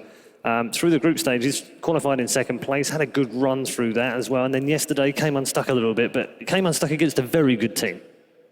Yeah, they had a great showing versus EG. Being able to take a game off them is very impressive. And I feel like Vega is capable of beating any team in this tournament. Not to say they will necessarily be able to make that run and go deep, but they're not a team where like, there's no way they beat Secret. They can't possibly beat EG. There are teams in this event where that's your honest evaluation if you're not trying to lie to yourself. And I think Vega is one of those teams that can go deep. Yeah, they've already shown previous strength against Team Secret. They've matched up against them before. They also, obviously the game against EG, but Vici Gaming, right? Those for me are the 3 teams to look out for: EG, Vici Gaming, and Secret. And since Vega Squadron, and in my opinion, they should have actually beaten Vici Gaming, but they failed to stick the landing, right? And that's something that I think is very key for Vega Squadron. They're so good in the first 25 minutes of the game, but sometimes they fail to actually take it to 35, 45 minutes with the same kind of showing that they had before. And they're one of the only teams to actually win a major tournament aside from Evil Geniuses and Team Secret, so that's definitely good. It's in their favor, isn't it? They know they can do it, and they did it in a very impressive style. No land for that bracket as well, yeah. Let's take a look at the moments that they had through their previous games and just pick out a few highlights of some of the play that they've shown so well, because they have played really well, haven't they? They have, and it's been impressive to see because you look at that ESL tournament and almost every game it felt like they got Broodmother, or Broodmother was a huge factor in the draft, but that hasn't really been the case anymore, so they've had to evolve a little bit, and they've still managed to find a lot of success. Yeah, it shows a certain amount of depth to their roster, that they're not as dependent on MAG as I feel like they used to be.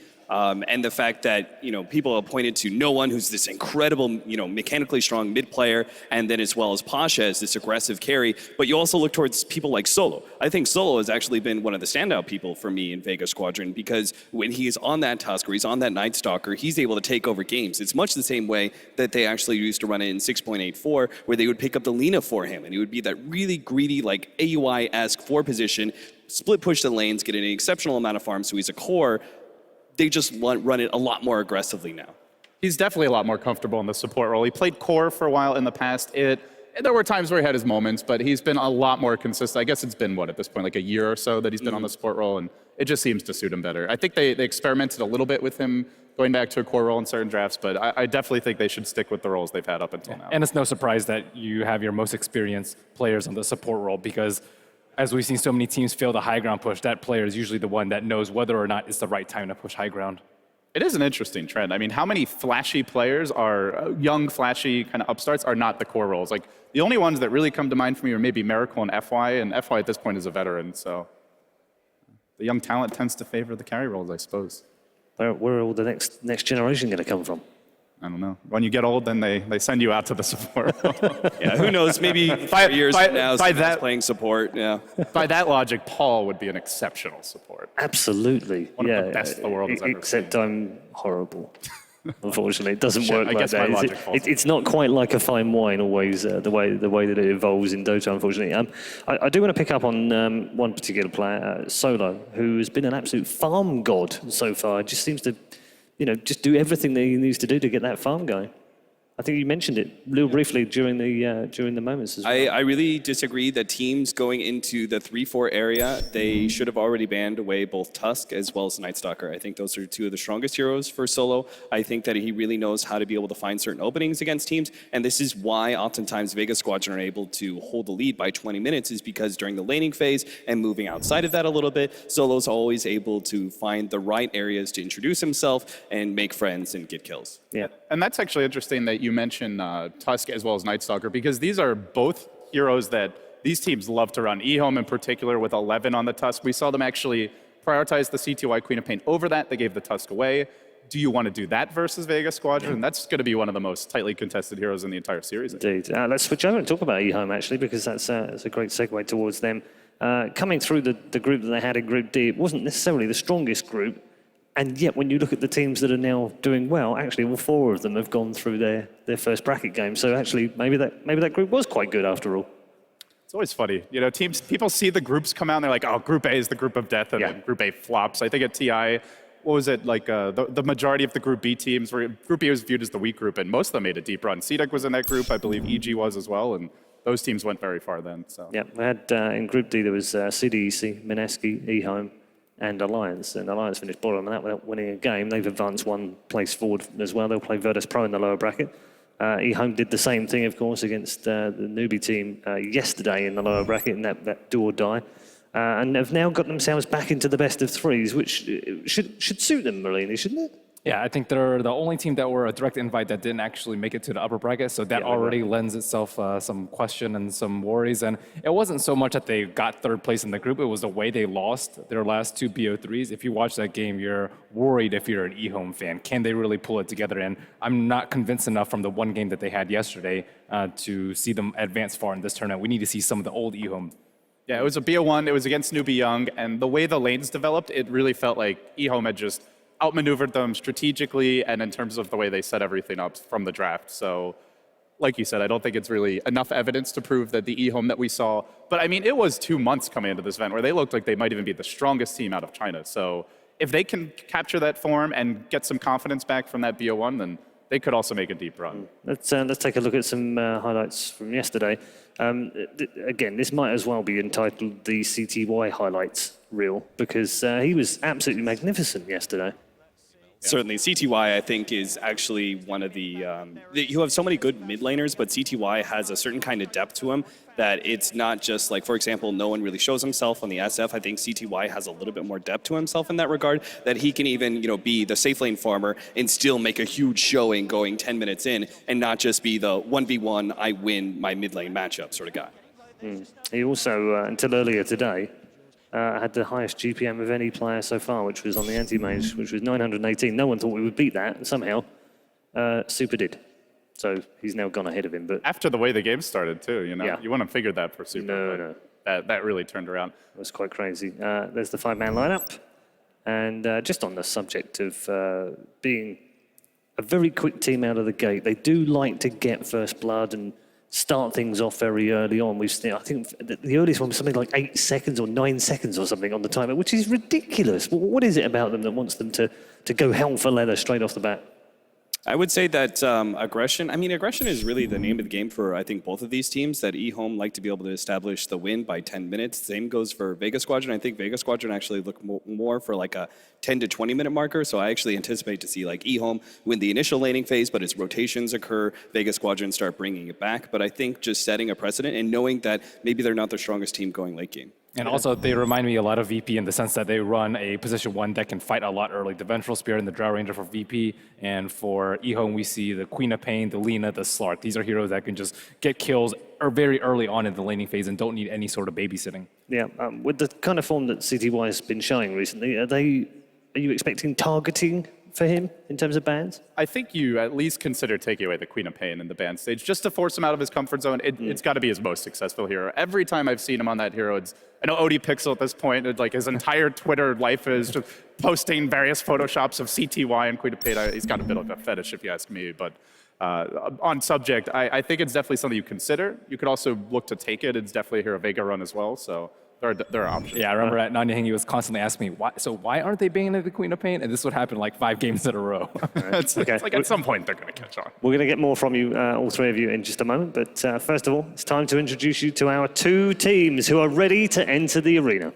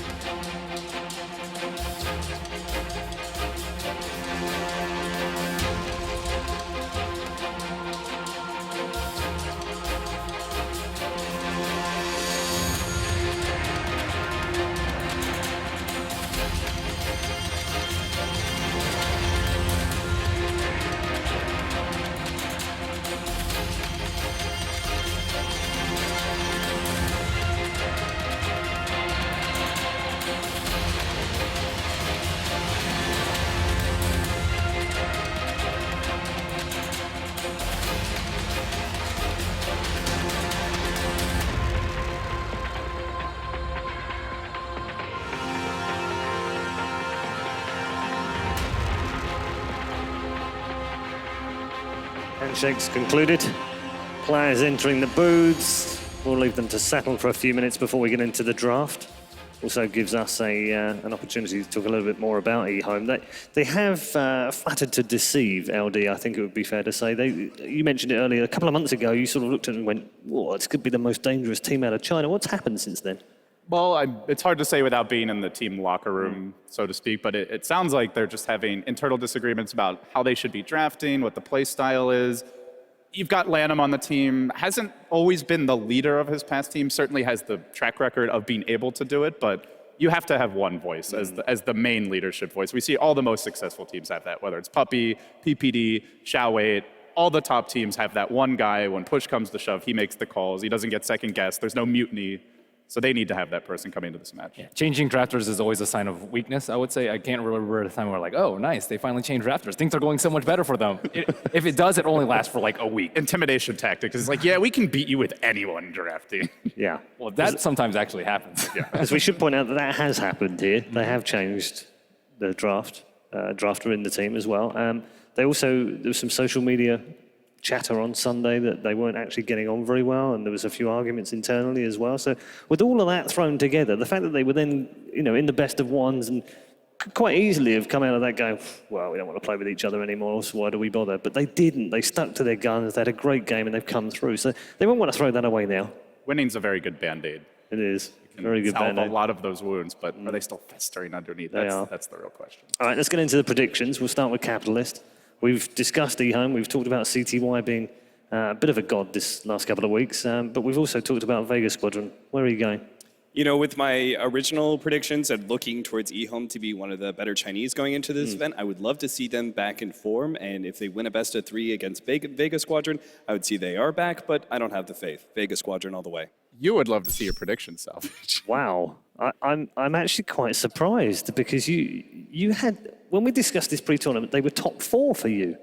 And it's fallen away. LD. He's trying to save face. That was before they played, though. I mean, yes. Let's also go back to the fact that Vegas Squadron are my boys through and through. The fact that Vegas Squadron is facing up against eHome is just sad for eHome. Okay. What happened to your boy Maybe, by the way? How's he doing? Whatever. Maybe he's still a god, all right? Well, How many boys he's a do you demigod. have? He's got a large harem. Unbelievable. LD, prediction. In the end, I think Vega have looked more stable, more solid throughout this event. I think they're a little deeper in terms of hero pool and playstyle. To me, eHome almost always win from an early game advantage, even through the first 5 to 10 minutes. And snowballing, if they don't get that, I think they struggle. So I'm going to say Vega. Okay. Interestingly, I've gone for Vega as well. I don't know if that perhaps means that you two guys are... Time to change. Yeah, maybe you're jinxed. Abort. Let's just see whether Malini agrees or not as well. American. I'm joining with the American thing here. Yeah, I'm going with Vega. You're going with Vega as well. You're okay, guys. It's fine. Malini's gone for Vega. Oh, Vega. Why not? I think that they're more consistent this tournament, especially than eHome, and like they're performing like a little bit above their average, whereas eHome, you don't know where they're going to be. Yeah. Are you taking into account things before the Frankfurt Major as well? That lead up, the ESL 1 New York win? Well, kind of, but that was a while ago. Right? This is a few days ago that we're talking about eHome having mighty struggles. Okay, so you've gone for Vega more because of the disarray that maybe eHome are in rather than the way that Vega are playing? And the strong performance. And the way? Okay, all right, okay. So it's a clean sweep for Vega. I mean, let's be fair. They had a great showing versus EG. Taking a game off them and being competitive in the other two is very impressive, and the same versus Vici. So they've had the better tournament up until now as well. Against two very tough teams who we've already agreed are likely to be top four and are already proven, actually, that they're in the top four of the upper bracket as well. So yeah, exactly. Okay, Vega all the way. If there's a sliver of hope for your boys eHome that you had at the start of the competition. Not my boys eHome, just maybe. Okay, right? okay, but I just want to... Let's be clear, I'm not a fan of eHome as a whole. We'll clear this up. At the start of the tournament... Maybe he's not even on you. Capitalist We've got said... an eHome hater on the desk. Capitalist said eHome would finish in the top three. That's what he said. No, I said top four. Top four, okay, I missed it. For me, I thought they would actually be returning to form to going into the majors, but I look at the way that they've been playing. I look at, like, CTY is just my big hope. I'm like, go CTY, go. Same thing goes for LGD, right? If maybe goes, the whole team's going to be awesome. If CTY dominates, then eHome's going to be great. All right, 4 bans down in the draft. Nothing untoward in that. I suppose Undying probably the one potential talking point. eHome actually plays Viper a lot, so I don't really think they mind giving away Queen of Pain as much as the other teams, just because they just love giving Old Chicken his Viper. I'm not sure if they're going to pick a first phase. It should be banned second phase by Vega, if not.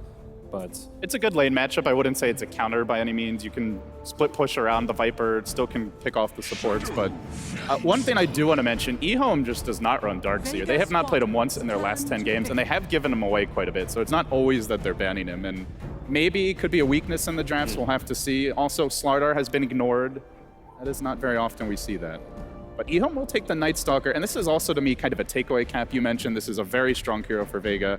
They can run as a support, they can run as an offlaner, and it can do a lot of work in the laning stage. And the Chinese region as a whole really values, I think, the Night Stalker alongside the Tusk, so I think that's still pretty good for eHome. And for me, it's going to be more interesting to watch CTY potentially playing the SF and then Vega Squadron on the Queen of Pain, where I would normally like to see those swapped. I would love to see an SF no one face up against CTY's Queen of Pain. Those are definitely the more like iconic pairings over the past couple weeks, but I'm not going to see it here. None of those strong supports picked up yet as far as like the more defensive ones goes, but Dazzle's going to get banned now. There's still a Wyvern out there. Great against the Slardar.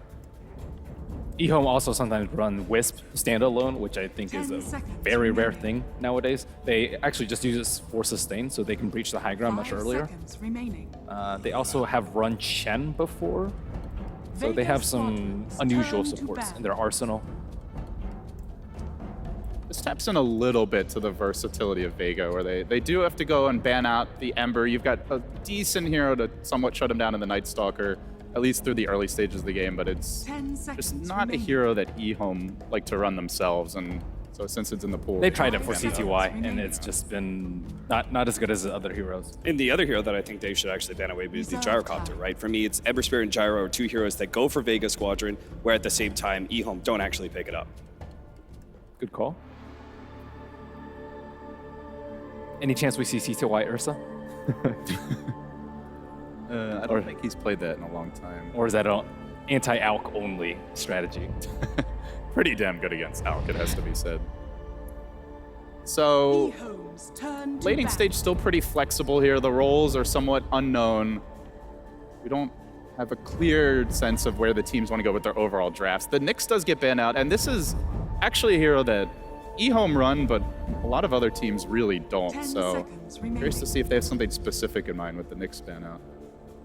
I think it's just really valuable versus the Queen of Pain, and as you said, eHome do run it, so I think that's probably one of the more dangerous heroes.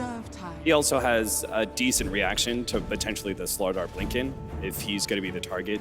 Spike Carapace real quick. Can really shut down Queen of Pain if she's split pushing, and especially if she doesn't have a BKB. Combined with the Night Stalker, yeah, that would be such a dangerous game for Queen of Pain to do any kind of split pushing alone. You also have to worry about the Broodmother if you're eHome. Could be shipping up to be a Broodmother game. They still have a couple of picks, but Darkseer is banned. Neither of these heroes are particularly great against Brood, certainly not in the laning stage. Night Stalker, yeah, if you get farm, you can hunt her, but you're much more worried about not getting bulldozed early on.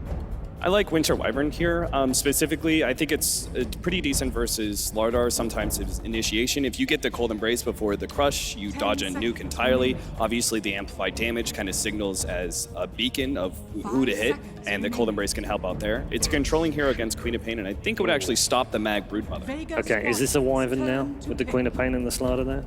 I mean, especially with what we saw earlier with Vici when they had that demolishing game against Virtus Pro. They were the 3 they picked first. It definitely could be. Albeit they don't have the option of the Undying in there, of course. If they want to go Brood, then obviously you want to save that at least for the 4th pick here. I imagine eHome might consider banning at 5th, depending on what their last 2 picks are.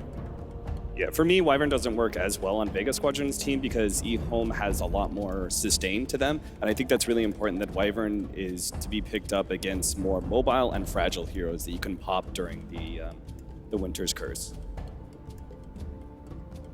Beer Shaker definitely makes sure that there's no chance of Vega Squadron go for any sort of like weird Broodmother situation. So they're pretty much locked it in now that the Slardar is going to be played in the offlane. I still don't think it's so clear-cut. I think I've seen Broodmother pick a decent amount against Earthshaker. He struggles very early unless you have like a carry that can kill him early on. So I don't know. I'd still be looking out for it. Obviously, once he gets like the Blink and has a bunch of points in Aftershock and has the Echo Slam, then he can somewhat shut down the Brood if he's got support. But the other hero that sometimes teams get ambushed by is Huskar. eHome has decent physical damage. I wouldn't say it's exceptional. And they're going to totally switch it up here. This is the Bane counter, I suppose. And this is something that they picked up in that series against LGD, right? That was actually a really good counter by them. Right against the Sleep, the Grip. Yeah, this is game 5. Actually, you know, it's maybe even more picked for the Amp, potentially. Yeah, take it away both the Amp, remove a lot of Bane's potential. You also have Shadow Strike in there.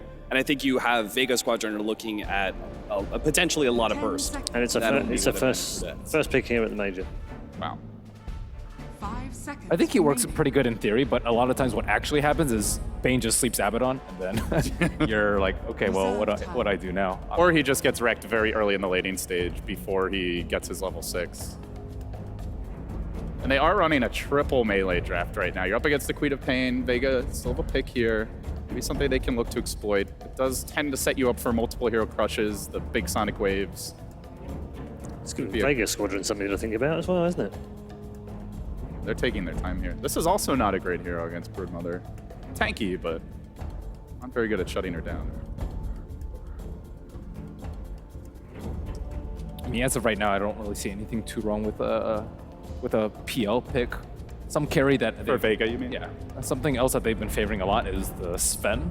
Although I don't really see the armor being particularly useful here. There's a lot of nuke damage. Yeah, I think it's more of a factor when you're facing a Slardar and maybe they want like that range damage dealer. The Wind Ranger comes to mind as a possibility. It's something they run on occasion with the Slardar. Winter Wyvern. Go Wyvern. Okay.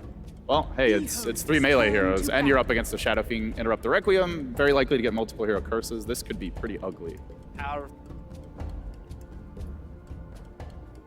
I feel like Vega Squadron definitely have to pick up a late game carry here, and Winter Wyvern would be able to slow down some of the potential early push from eHome. But again, I still look at this, and with the Abaddon, perhaps the early mech on SF, you've got a lot of sustain that I'm not sure if Wyvern is going to be able to cut through. And again, I'm not sure if they're going to be able to pop one hero, but Slardar Winter Wyvern does have an amazing amount of synergy. I mean, they have so much anti-BKB versus the Shadow Fiend, though, and that's, you know, some teams have been getting away with the first pick Shadow Fiend because there's been no anti-BKB, but all 4 of those heroes are really good versus it. Yeah, eHome definitely need another damage dealer. There's just so much lockdown right now. If it's only a Shadow Fiend. There's some decent defensive capabilities here. The shield, the main one, and eHome, they are going to play it safe. They banned the Brood 5th. I still think that's the right move here. Not worth the risk. You know you're up against eHome, though. This team very rarely goes for late game oriented strats. Their draft seems like kind of a mid game timing, so if you get too greedy of a carry, it might be something eHome can punish. We've mostly seen the fighter ones for eHome, though, although there are the occasional anti-mage picks that we see for CTY. Yeah, they ran one Spectre. They lost that game in 25 minutes. They ran an anti-mage. They won. They're going to ban out the Slart. I think I'd still be fine with the Wind Ranger that you suggested earlier, Ben. They could put the Queen of Pain as a safe lane farmer here. The part of the problem with the Abaddon is oftentimes his range is very limited for those saving mechanisms of his heal and his shield, and that puts him at very close quarter where he's potentially shackled with the hero that he's trying to save, and it works really well with the Slardar. We go with the Luna. Squadron's turn to pick. They needed a teamfight hero that would also push high ground. This is like the poor man's gyrocopter, basically. Yeah, exactly. And the Abaddon makes the Luna a lot more viable, I think. And I think you definitely need that second core that can scale. You're up against just so much single target lockdown. So I do like the Luna grab here in that respect. Is a bit squishy, does have pretty good defensive heroes, and you want the frontliners as well with Luna, which they have, but we'll have to wait and see if it's going to be enough. Yeah, we've often seen Luna just way too weak and just bursted down by Queen of Pain the whole time. But with the Abaddon, I think she's actually pretty viable in this situation and kind of dissuades Vega from running an aggro duel. And there's no Brood Mother. Yeah. The last time we saw Luna versus Brood was the last time Toby was on the panel, I believe. Yes. This is really going to prevent, I think, a lot of, like the Phantom Lancer, I think, is less viable against the Luna. Animage, same thing there. I think they had to go for a mid-game aggressive hero. Okay, so they go for the TA as the final pick. Game 1 of eHome versus Vega Squadron in the lower bracket is brought to you by Synderen and Toby1. You know, it means so much to me, Synderen. It means so much that LD remembers. He remembers. Thanks, LD. Much love. He made it sound like you got kicked off the panel for making that Well, I comment. was, because I was replacing you on the panel at that time during the group stage. Then you came in, and you all slaughtered me because the Luna got completely destroyed. But you called it. I called it. It didn't get played the way I thought it would be played, however, because that's one thing which Luna does give. She gives your entire team a big buff up during the team fights. You can clean out a lot if there's any kind of illusion kind of base, so it's... She's a wonderful hero. She did get buffed up a little bit, so she's a little stronger now. And with the help of the Abaddon, maybe she can live longer than 2 seconds. Yeah, that's generally Luna's problem. I think, was it the only Luna pick this tournament so far that she was against It's the Brood? the only one I remember, so... It might have been picked one other time, but definitely some really difficult games that Luna... Yeah, it's never really an easy game for a Luna. I think there was another Luna game where it actually came out on top, because there was like a heavy CS Luna stat I remember seeing. But yeah, we can have the stats man let us know about that one later on. But for now, eHome, it's interesting synergy they try and do. Like they pull out the hero, which normally, if anyone was going to be a betting man, you'd probably look to see PPD being drafting this hero because it's one of his big heroes he pushed into the scene. But now we see Lanima on this Abaddon. How is the synergy meant to work for eHome? What's the plan? So this, to me, is one of the absolute best counter picks in the game against Bane and Slardar. It's what triggered it. It's not because it has great synergy with Luna or with any of the other heroes for that matter. It's simply a way of addressing the problems that are Amplify Damage and Fiend Script that you can just remove with that Aphotic Shield. It's very powerful. And the unique thing about this as a support hero compared to every other support hero in the game is that you can't just kill it off and just play from there. A lot of other counter picks just get shut down if they get ganked, but Abaddon with level 6 can of course just trigger the borrowed time and play from there. Another very little bit of interesting synergy in this lineup is of course when Luna uses Eclipse, you turn day to night for 10 seconds. That's nice for Night Stalker. You don't plan around that in the lineup, but it actually does allow them to make use of Night Stalker a little bit more during the day. There's also something which works during the nighttime, because when you have that increased vision that the Luna grants, and then the reduced vision the Night Stalker has, your smoke, you can actually get even closer to the enemy with it. So when you go for these smoke gangs, look for eHome to just manipulate that a little bit more. Obviously not just about the Eclipse, it's about the whole vision kind of game which can come from eHome into the midpoint of the game. And they can dive pretty heavily. Like you put that Aphotic Shield over on a Night Stalker, he's gonna willingly just jump in. And then you got the life which can be given from Lanham. And they actually running almost a tri-lane here in mid as the Bane looking down on both the SF as well as the Abaddon. But with the shield up, the Abaddon can just get back to the front lines and the TA can't just zone him out. One more thing to keep in mind in this game, of course, is it is a support Night Stalker. They're already pressuring Pasha in the top lane. Night Stalker benefits a lot from having a Aphotic Shield. He's such an aggressive hero by nature during the nighttime. Even in a support role, he can extend himself even further into fights and look for kills. So I'm very curious to see this lineup from eHome work, or be played rather, because it can backfire very hard. This support duo of Abaddon and Night Stalker can you know, it's double melee. You're playing into a lineup that has heroes that, on paper, are great against melee heroes. So they need the execution to be there, but I would love to see it work. Yeah. I'm kind of keeping my eyes on this bottom lane, because Mag's already had a little bit of a crack at Old 11. And on this off lane, with Slider now hitting level 2, the ability to have sprint and chase after the Earthshake, because he went for Totem to start with that little bit of extra stun. But that's all he's got to really work with. The top lane's also getting a little bit contested, as Kaka as well as Lanham. They are going to slow down right now over on Solo, and Solo gets a little bit of life back with that brain stab, trying to run himself out, but Lanham's got the shield up. They don't want to attack into him, because then they'll just trigger the shield and kill off Solo, deny himself up to the Trolls, attempt to do it, able to do it as well.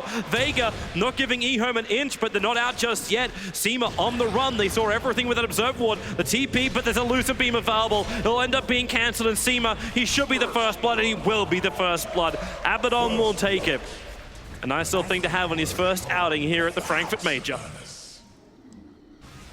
I'm very curious to see what skill build Lanham goes for here. If he takes Curse of Avernus on level 2, or if he goes for Miscall. This is an exceptional value point. The 15% movement speed bonus for himself and the allies against those targets is great, but it requires you to get in the first place. In the mid game, it's very difficult for a banner to just commit into a fight. But this early in a try versus try lane scenario, it can help them chase them down very nicely. He does have boots already as well, so. It's like, what do you want to throw out there? Like, you want to get the slow when you already have the Void coming out from the Night Stalker. Coil. And with the three nukes together, yeah, it's just so much burst damage. Miss Coil isn't that great. It's when you combine everything together. This ability is a lot better than I remember. You never see this here in competitive Dota anymore, but just a reminder, it's a 4.5 second cooldown and 100 damage nuke for 75 health and 50 mana. So, you know, the trade-off isn't that great, but the fact that the cooldown is so low allows them to use it 2 or 3 times per engagement in this lane, I think. So he's already looking at 200, 300 damage. That's half the life of the Queen of Pain, if they can keep it there, of course. Yeah, that's pretty good. A little bit more of a difficulty. Surprising with Vega, like, because they've split up their combos. Normally you look to see like the Bane as well as the Slider work together. By the way, Slider having some fun here against Old 11. He doesn't have enough mana for a fissure, and Mag not popping the sprint. Does not want to get involved there. Oh, he really respected it. Okay, now he's going, because he had 10 stick charges. Top. Okay, yep, they give it a crack. He's still got enough damage. That Totem and Fissure is available, and the Earthshake is running a bottle, so he's still got a lot of mana up his sleeve, and Mag, they're just playing around the creep wave. This is a funny interaction. I do think Mag will kill him, unless... Oh, the stun. Can't get the secondary fissure, and this will be a kill. The solo one coming the way of Mag. They really played Ring-a-Ring-a Rosie until finally Mag finds the kill. It's one of those situations where you're just trapped. Neither hero can, or well, Slara could easily get out, but Shaker, even with a TP scroll, knows he's going to get stunned if he tries to port out, so he has to try to kite and bait a bit. Didn't work. Pasha. Top lane, they're going to use the Mango, and Pasha, Cold Embrace will protect him for the moment. Remember, he got that nuke coming back in again. Lana moves forward. Who's he going to shield? He's actually just going to go directly for the nuke. Shields up himself. He will still end up dying here. Yes, Seema does get the last attack in, but Solo won't be able to run himself away in time. Or will he? Kaka turns, and there's your Void. A 2-for-1 trade-off going the way of eHome. And really propelling both this Luna and Night Stalker forward. The attack happening as we just hit that nighttime. They're going to need it too, because now that Slarder's level 6, he can solo kill this Earthshaker very easily until Old 11 gets his level 6. He's chosen to go for a 2-1-2 build. The interesting thing about this lane, though, is that it's difficult for Mag to figure out what Earthshaker has skilled. As long as he only uses these enchant totems for last hits very late, he can be more scared of Old 11 than he actually needs to if he thinks it's a level 3 enchant totem. But he is on 2-1-2. And now here. If Mag was just an inch up, like if he actually hit that crush, then Pasha, with this rotation timing, would have been perfect. They'd find the kill on the offlane Earthshaker, and then more and more space comes for the Queen of Pain, and they're giving her the space now. Top lane wasn't successful enough for her. And she really does need that item. Like, what do you even do as this Queen of Pain? You're on an offlane Quap. A lot of the Quaps we've seen throughout this tournament have been looking for that early Orchid. Can you still achieve that? They've swapped him after 6 minutes and 1 death. So realistically, he might find 1 or 2 kills in this lane. but he's only level 4.5 right now, so I wouldn't recommend Orchid. I think it's going to come out too late, and they have a Photic Shield against it. Real trouble right now. Mag doesn't actually have the mana for a crush, but he's just going to keep up with Kaka and just try and beat him down. He has it now. Okay, he can just commit it and then just go back to well. Ends up being the tower that gets the kill. No one battling up against both Old Chicken as well. So Lanham Dammy does a lot of damage. That's a double damage rune with the Sideblade spell. Old Chicken's going to drop. And Vega with 2 very quick kills. This early game I feel like it looks pretty good for Vega. They're getting the key levels that they need on their heroes. I guess the Queen of Pain being the exception, but now that she has the safe lane, she'll get there.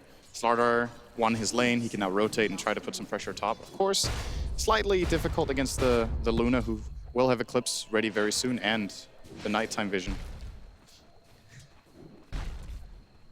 All right, so bottom lane, Nightstalker trying to make the most out of the end of this nighttime. They've only got 1 minute left, and the Fissure, Old 11, he can't block in Solo. In fact, Solo's now going to turn this around with a Nightmare, keeping the Earthshaker in position, allowing Queen of Pain to arrive, but very timidly does not move forward. That Echo Slam was still up, and mana was available, but up on top lane, CTY.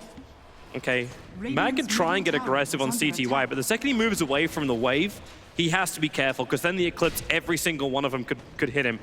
Even with 1k life almost, Mag's still gonna be careful. Yeah, the sprint amplification is gonna make it even worse, so. The thing about it is that he moves so fast that if CTY starts the animation, which he did right there, as long as you make the right call as the Slardar, you can outrun, I think, you might take 2 beams and then you'll get out of range. As long as you don't get hit by the Lucent Beam. Bottom lane, the Nightmare starting on the Earthshaker. There's no Sonic Wave available, but with the Earthshaker, Echo Slam, Old 11 commits so heavily. I think he realized he was going to die anyway, and Pasha blinks into the tree line. Old 11 with a stun. He'll find the kill. The heal came in just in time from Lanham, and now Solo will die as well. Vega committing so hard underneath that tier 1 tower, and it does not pay dividends. That was such a perfect play from Lanham. I think he healed him in the fog, so Vega didn't know it was happening. I don't think they saw him in lane. And they think they can commit and get this kill easily, but what a turnaround play. This is so good for Old 11, getting level 8, minute 8:30. It's a dream for a dire offlane Earthshaker. I was actually wondering too, when you run this offlane Earthshaker, would you have those critical timings delayed? Like he goes directly into treads to go with the wand and the bottle, or just the stick in the bottle, I should say. But that blink dagger timing, if he keeps having moments like this, they're going to be able to get that up, and CTY is so dead. Mag comes in, they do curse him up. CTY, fairly tanky. It's a little bit of chip damage out before he dies, but that required 3 heroes to come up to kill off just a Luna, and then, even then it wasn't easy. I think the combination of heroes they brought up there wasn't the strongest either. They didn't have, for example, a Sonic Wave just for the burst. Regardless, they got the job done. Kaka is baiting right now on top lane. He's staying close enough to Mag that Mag kind of has a feeling he can go, but Lanham hides in the tree lines. Instantly can break off the stun with a shield, and then follow up with his own form of nuke. I think he was spotted there by the crit wave. If Mag was paying close attention, he should have seen him since it is daytime. He'll definitely be seen by the observer ward. Now they're very, very visible. The worst thing EOM could do would be smoke on top of that ward, because Kaka's walking around with one of those. And speaking of him, he's doing pretty well as Night Stalker on support. 15 CS, minute 10. He's level 5. Would obviously like to find a couple more levels as soon as possible. Speaks for itself. But 2-1-1. And we've seen other games with Night Stalker in this tournament where he turns out to be very strong and had a way worse start than this. And this time, he also has an Abaddon to help him become a threat in the mid game. So I could see this being a good Night Stalker game for him. And the other cores still look pretty damn good for eHome. Like, you look over to Vega and no one still is topping the net worth. He's on his way towards that Deso. Really nice timing for him as well. Made it a lot easier since it got cheaper. But eHome now start their push. They've only got the buckler in the hands of Old Chicken. It's not the headdress instead. As, okay. That is not a kill I would have looked for either. Oh, it's an Echo Slam with a Fidget Control. It's Shaker should never solo kill Queen of Pain without a Blink Dagger. So Old 11 just seized an opportunity there. He didn't even have a good rune. Like, he had himself a bounty rune he picked up from the bottom lane. The big rune that came up at the 10-minute mark was the double damage for Old Chicken. Top tower has fallen. So Old 11. We'll go back into Dota TV and look for that one later. Mag, oh, that's bad news for the Shaker. But there's no bash available, so he might actually just... No. Fissure TP out, they can be Sonic Wave to ensure the kill. Critical thing as well for the Queen of Pain to get that money back again. The Earthshaker was, well, he's still got a fair amount of level, so he's worth quite a chunk. But while they were doing that, TA took out a big stack, and that allows for an 11.5-minute Desolator completion for no one. That is super early.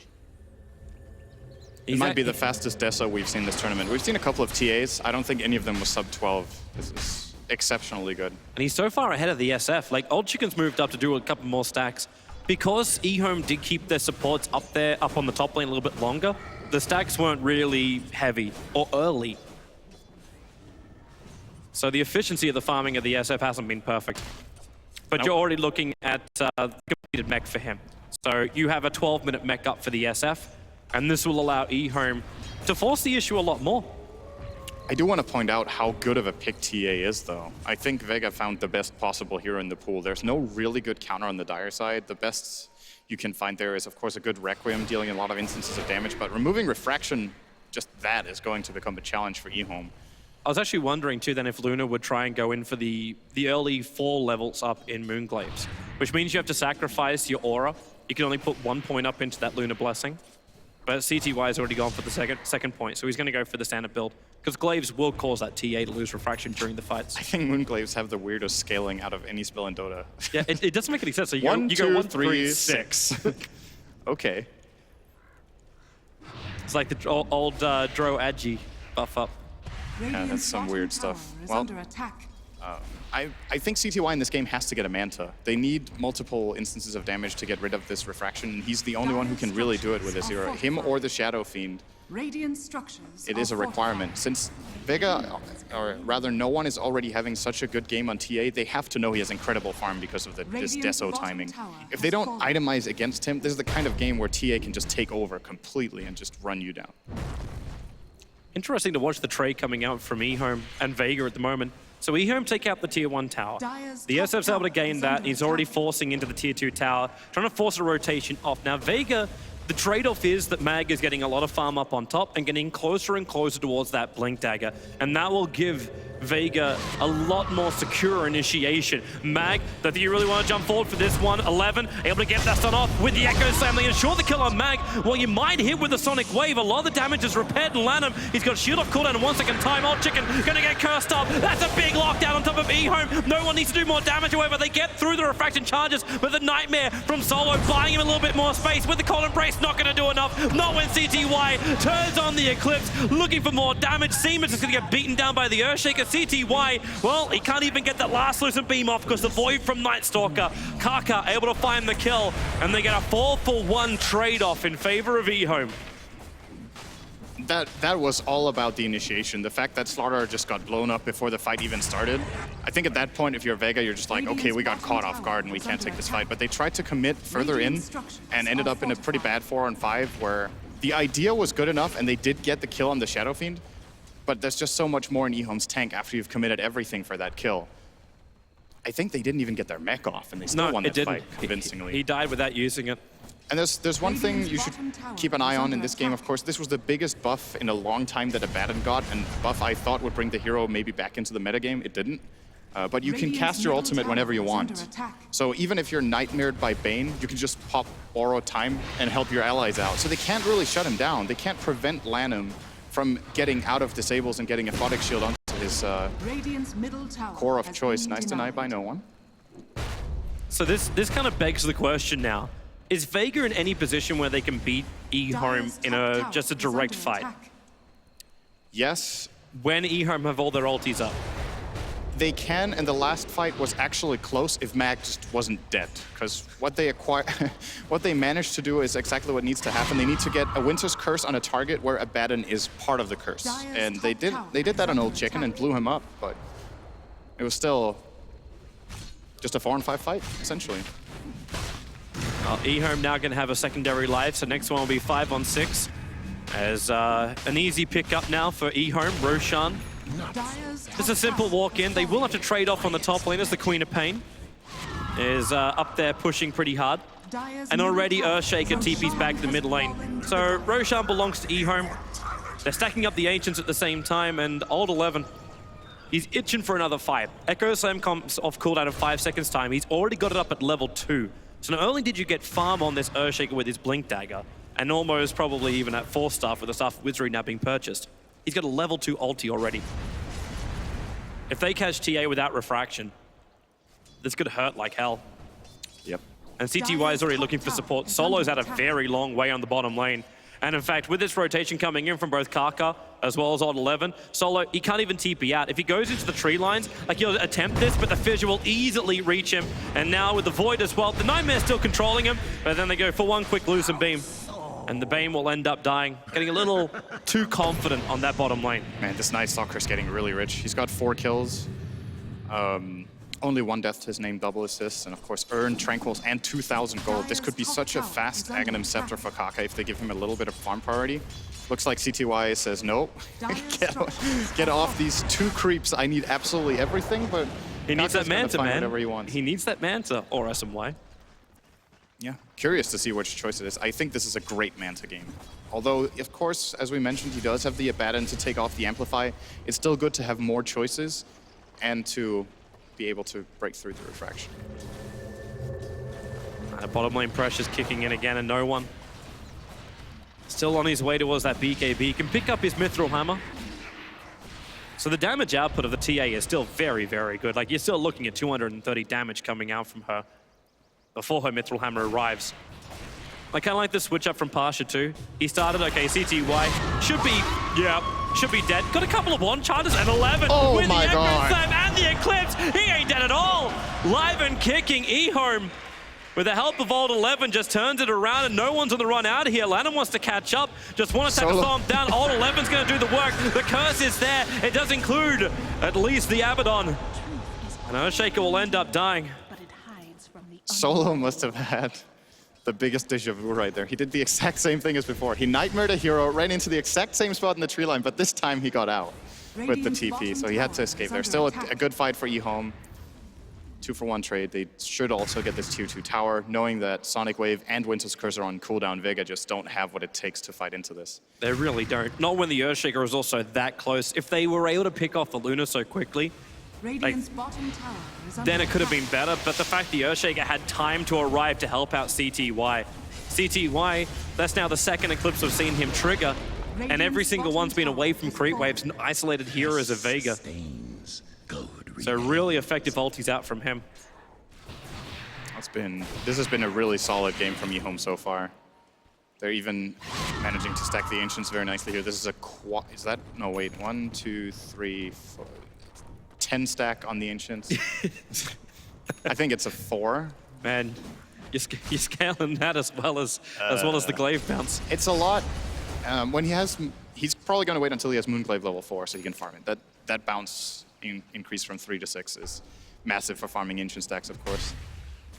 Interesting to see with this great start from the Night Stalker. He doesn't go for the early ags like I thought he might. Instead, he gets obs, he gets smoke, and he builds a Vladimir's offering for eHome.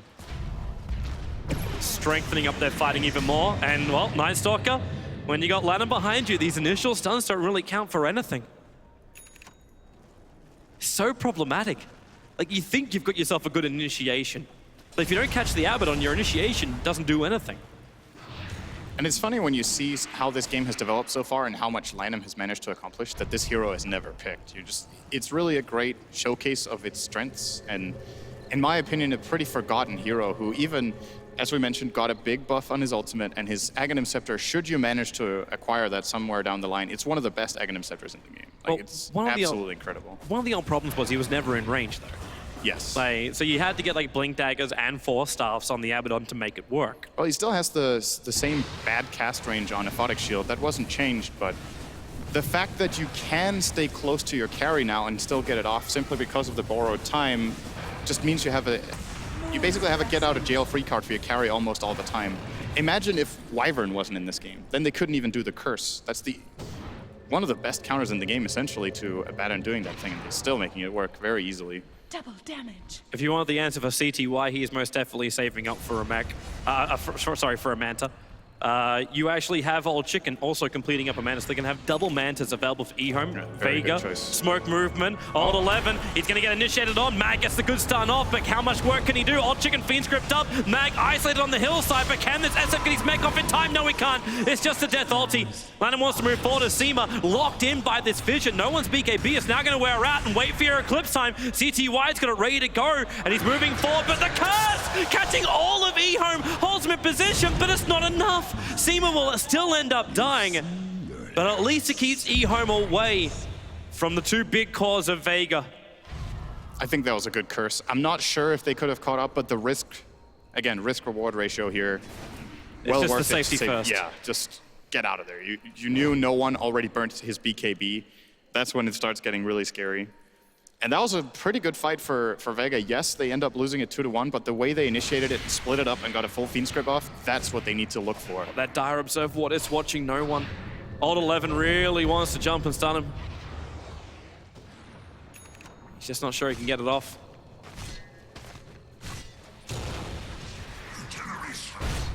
Back to our farming time. CTY gets to have the fun up on the top lane. Pasha's still in the neighborhood. Couple hundred gold away from having his BKB. Actually, with that, this fight's gonna look very, very different. Like, you've already got the BKB up from no one, which allowed him to stand during the last fight. When you get this on the Queen of Pain, how much of an impact is that gonna have against eHome's approach to the fight? Actually, does it do anything? Because the Earthshaker just blinks in and gets him before he gets the BKB off. It depends. It's probably not going to matter as much in this game as in a lot of other games, because I think Pasha still has managed in previous fights to get a pretty decent Sonic Wave and Scream of Pain off. The thing it allows him to do is get multiple Screams off, since he can follow through. This physical damage from eHome is not that scary yet. I say that, and I'm looking at a Luna with 250 and a Shadow Fiend with 200 without the Wolf Aura on him, but you know which direction this game is going in, and at some point this BKB is going to be pretty weak. I don't know if it's the right choice, to be honest. Instead of actually going for something more like the Aghanim, so you've always got that ulti to keep the wave back and buy time, but like, what else do you get? Like, do you try and go directly into the Scythe? Get control that way? It's pretty risky to go for that high jump. If he's getting this to counter the Night Stalker Silence, he could have got a Euls, but I think he wants to counter Night Stalker Silence and the Shaker. But at the same time, like you said, if Shaker gets the jump, he's still not safe, and it doesn't scale him. It allows him to fight right now, but he isn't going to become a core this way. Well, eHome forcing the issue right now as Old 11 gets initiated on, and he'll get forced after away. Do they have enough? The Fidget from Old 11 is able to connect. The Void keeping Mag away, so he can't keep chasing after that Earthshaker, who they try and protect as hard as they can. And Echo Slam is still their biggest team fight initiator for eHome. And they come back in again. They've got to realize there's a TA trap up there. But with no sentries down for eHome, they don't see it. They just try and force it with the damage. Blades. Yeah, Old Chicken gets hurt pretty hard by that, but they get what they came for. Now eHome just have to make sure they get out without any kind of exit kills. If Vega initiate into darkness, they're going to get absolutely destroyed, I think. They have to be so careful. Now Old 11's backed up, it's not as easy. Let's see if Kaka buys a point booster now. Yep, okay. So now it's X time. Yeah. Even a Solar Crest already for the Abaddon. Like, you don't have a Butterfly on CTY, but attacking into him is going to be almost impossible. And Roshan spawns in just over a minute. That'll be the next critical moment, critical place for eHome. And Vega, with this push up middle lane, it'll help gain some level of control over on the lanes before Roshan. But they do not want to overcommit. It is daytime, and they know darkness is on cooldown. But they don't see the Earthshaker. He's sitting in a perfect sandwich spot on the tree line. Mag will walk straight past him. I think he had an opportunity there that he missed. He could have got a 2 or 3 man echo there, and that should be more than enough if they follow through with the clips. That's the nice synergy between Shaker and Luna, is that Shaker just clears out the creep wave with a good echo.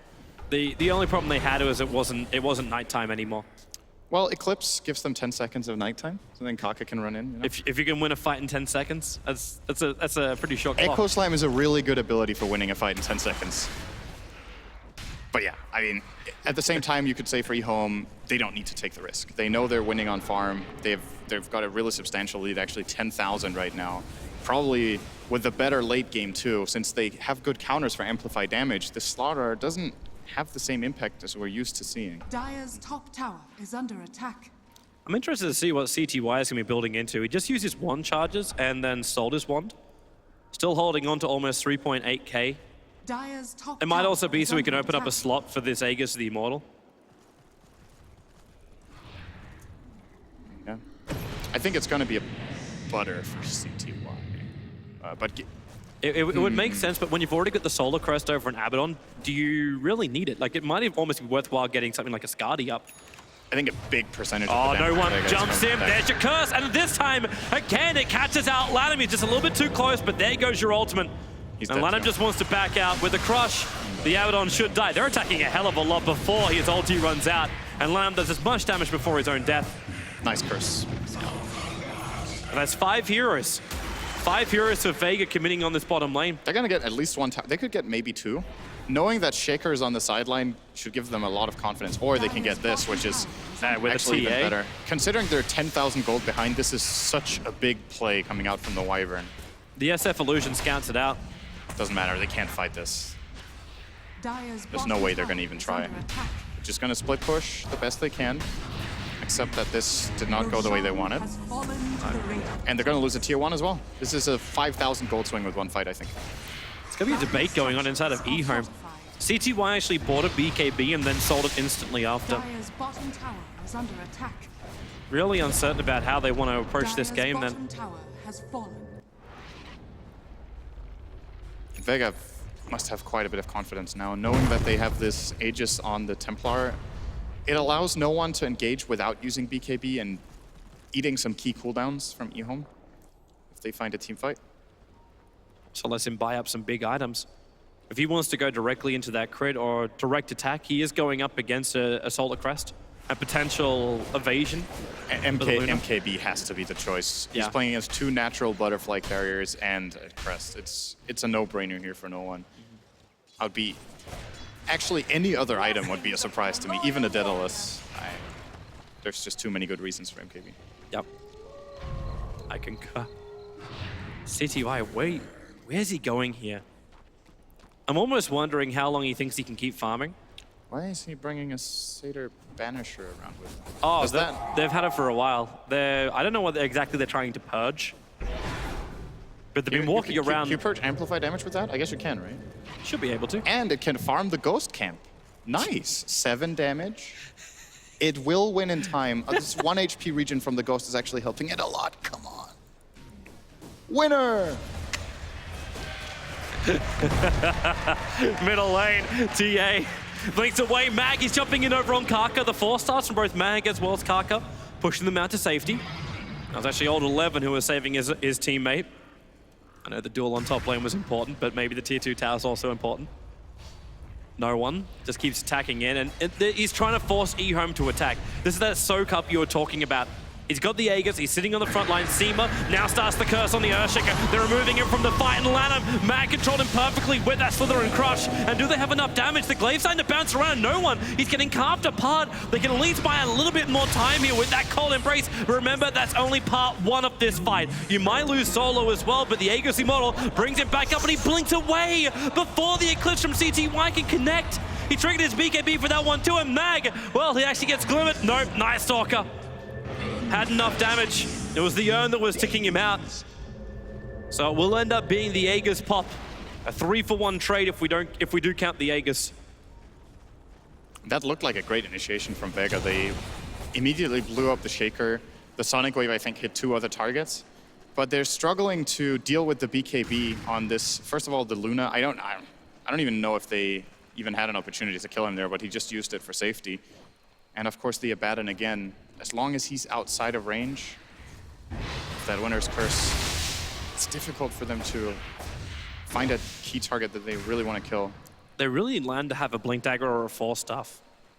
Like, because even though he was out of range of the curse, the fact that Slaughter just jumped over, like Mag knew, okay, Wyvern's going to come in from behind. They had the Observer Ward behind the tower. They knew where eHome was, and he blinked himself forward to make sure that Abaddon was out of the fight. I still think Aghanim Scepter is very valuable for him this game. If you look over Vega, just blocking, what is it? I think is it 35% of the damage he takes, I think? So 35% of all the damage that I think allies in 900 radius take gets redirected to him. I think that's how it works. So obviously when you pop your ultimate, you're gonna heal to full extremely fast because you take so much damage, but it's more about the mitigation. 35% is extremely high, and the duration of this ultimate, I think, is like, it's 7 seconds on level 3. It's like a poor man's Guardian Angel with a 40-second cooldown. It is very good. We'll see. It doesn't seem that poor. There's a lot of utility in the Force Staff or Blink as well, so I would agree with that. Yeah. It just depends what he prioritizes, because if Vega see that, then Vega will probably just stop touching him. Like, they'll move on to everybody else and try to kill him off. 50% redirect. It used to be 35. It must have been buffed a lot. Man, that's sick. That's super sick. I like Abaddon, can you tell? Oh, there we go. Blink forward, Abaddon still waiting for this. He hasn't let the shield off, and Old Chicken now is there with the Echo Slam. It's so harder. Man, Mag just evaporated in thin air. The Sonic Wave will fly back, but Lana, well, all he does is trigger his ulti. The curse, however, Seema, perfect time. The bouncing glaze with Old Chicken, just above 100 life, is able to survive. Vega can't finish the job, and with the fissure, they actually find Seema. They keep the sun going. He can't protect himself inside that Glimmer Cape. And eHome take 2 big kills. They grab the gem into their hands. I don't think they saw it. They didn't. They missed it. Yeah, it's just sitting on the hill. They don't... Hold 11? Nope. They've already got a gem of their own, too, coming out in the courier. Let's go mid. They need to be a little bit careful, though. They used a lot of abilities there. They still have Eclipse in the BKB of CTY, and that's going to give them more than enough confidence. Glyph is going to be used. If they get enough mana back into the SF, you could even use Requiem, because that entire fight went with that Old Chicken getting Requiem off. That's true. Speaking of key abilities, Vega might have actually used more. They used Grip, Curse, and Sonic Wave. They're going to take the tower and go back. Playing it safe. It's one of these sad times when you look at an SF and you understand he's got so much power but can't use any of it, because he burns through so much when he goes for the early raises and uses the mech charge. Hold 11, are you looking at your hero? Oh. Yeah, there's the ping. Yeah, SF sees it. Nice. Lanham will take it. Man, if only Vega knew they would have sent their courier there a long time ago. But I think they can't believe it. Man, if eHome knew, they could have saved themselves a huge amount of money, because they bought the gem only like a couple of maybe 20 seconds before that fight began. It's more difficult to predict that you're going to kill the enemy gem carrier than to see it on the ground. That's very true. I will not debate that at all. But by eHome now having this gem, the TA trap's going to disappear from the map. The Observer Wards of Vega have also been mopped up. And the only vision they've really got is that trap sitting inside the Rosh pit. And that's only going to be useful in, well, potentially a minute and a half.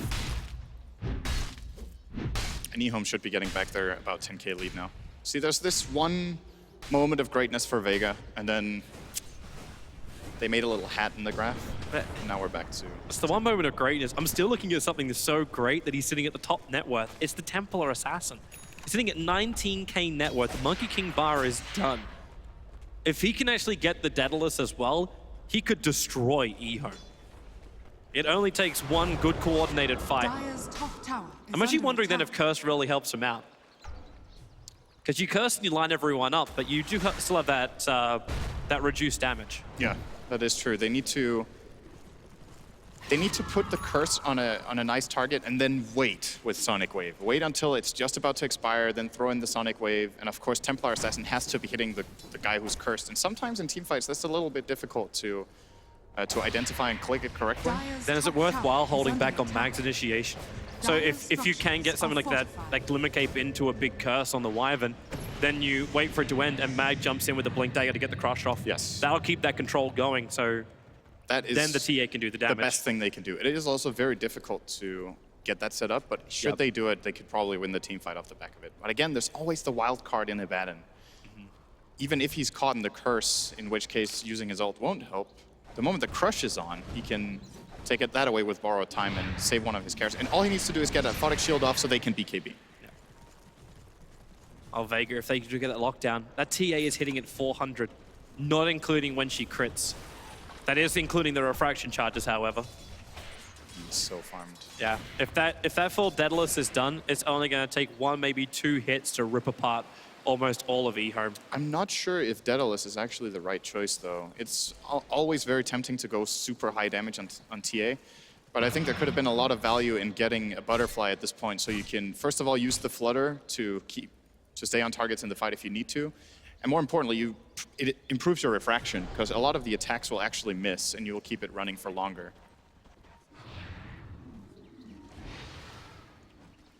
It looks like eHome are planning to threaten mid.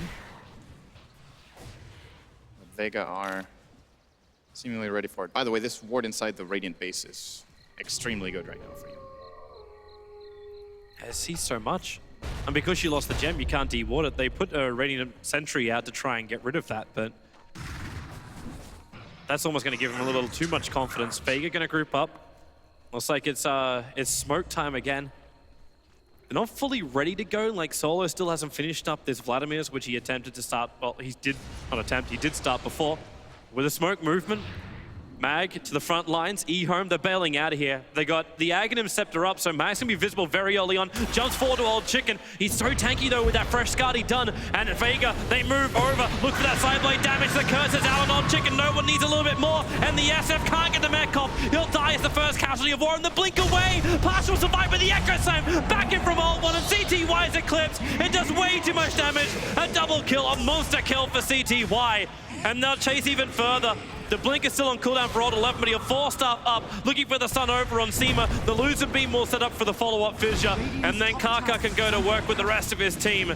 Wyvern can cold embrace himself all he wants, but he's lost 4 heroes. Only the Templar Assassin has buyback, and eHome will make a beeline for that mid-rax. And I actually think that could have gone even better for eHome. Lanham kept holding on to borrowed time through the Orchid. He could have taken off the Orchid with borrowed time and cast the Aphotic Shield on Shadow Fiend. I think he might have been able to save him in that fight, but regardless, they get a 4-for-1.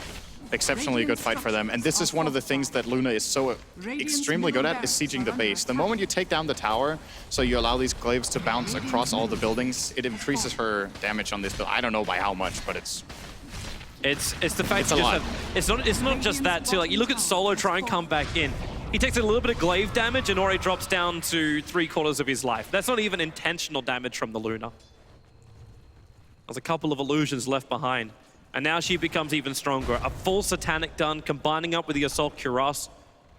This really is just your frontline tank that you're searching for. Oh, and I have to correct myself, by the way. I just realized. All right, we don't see this hero very often. Borrowed time can be activated while disabled but not silenced. So it's the one counter. So there's a reason Lanham didn't do it. When you're Orchided, it's a little counterintuitive because Aphotic Shield can remove silences on others. And you're thinking, okay, this hero is built around purging and removing debuffs, but you can't remove silences on yourself. That's the only downside there is. So that was actually, he did what he could in that situation. I won't jump you, Syndrome. Thank you so much. But yeah, eHome with a great play. They get the Rax mid, they take a very easy Roshan here. Putting the Aegis on the Shadow Fiend instead of Luna, I think is the right choice. They could finally be aggressive with the SF. SF almost wants to die so he can get his mech charge off for once. He's gone through the last 4 fights and never used his mech. Even its Requiem has been very rarely used. The only issue for him at the moment is the fact he doesn't have max souls, but the Nightmare might be another one, but you've already gotten through the tower, so the glaives are making it very difficult for Vega to get forward. Even Slaughter having that Blink Dagger come on cooldown. It's bad that the buildings are out, and CTY, he dodges with the Mana Style and no one isolated outside. They get the curse on CTY, buying a little bit of space, but Old Chicken now winds up that ulti, buying time. There's your Eclipse, no one's down, and this will probably even be the game right now as eHome, there it is, GG well played. They are rampaging through the Vega base.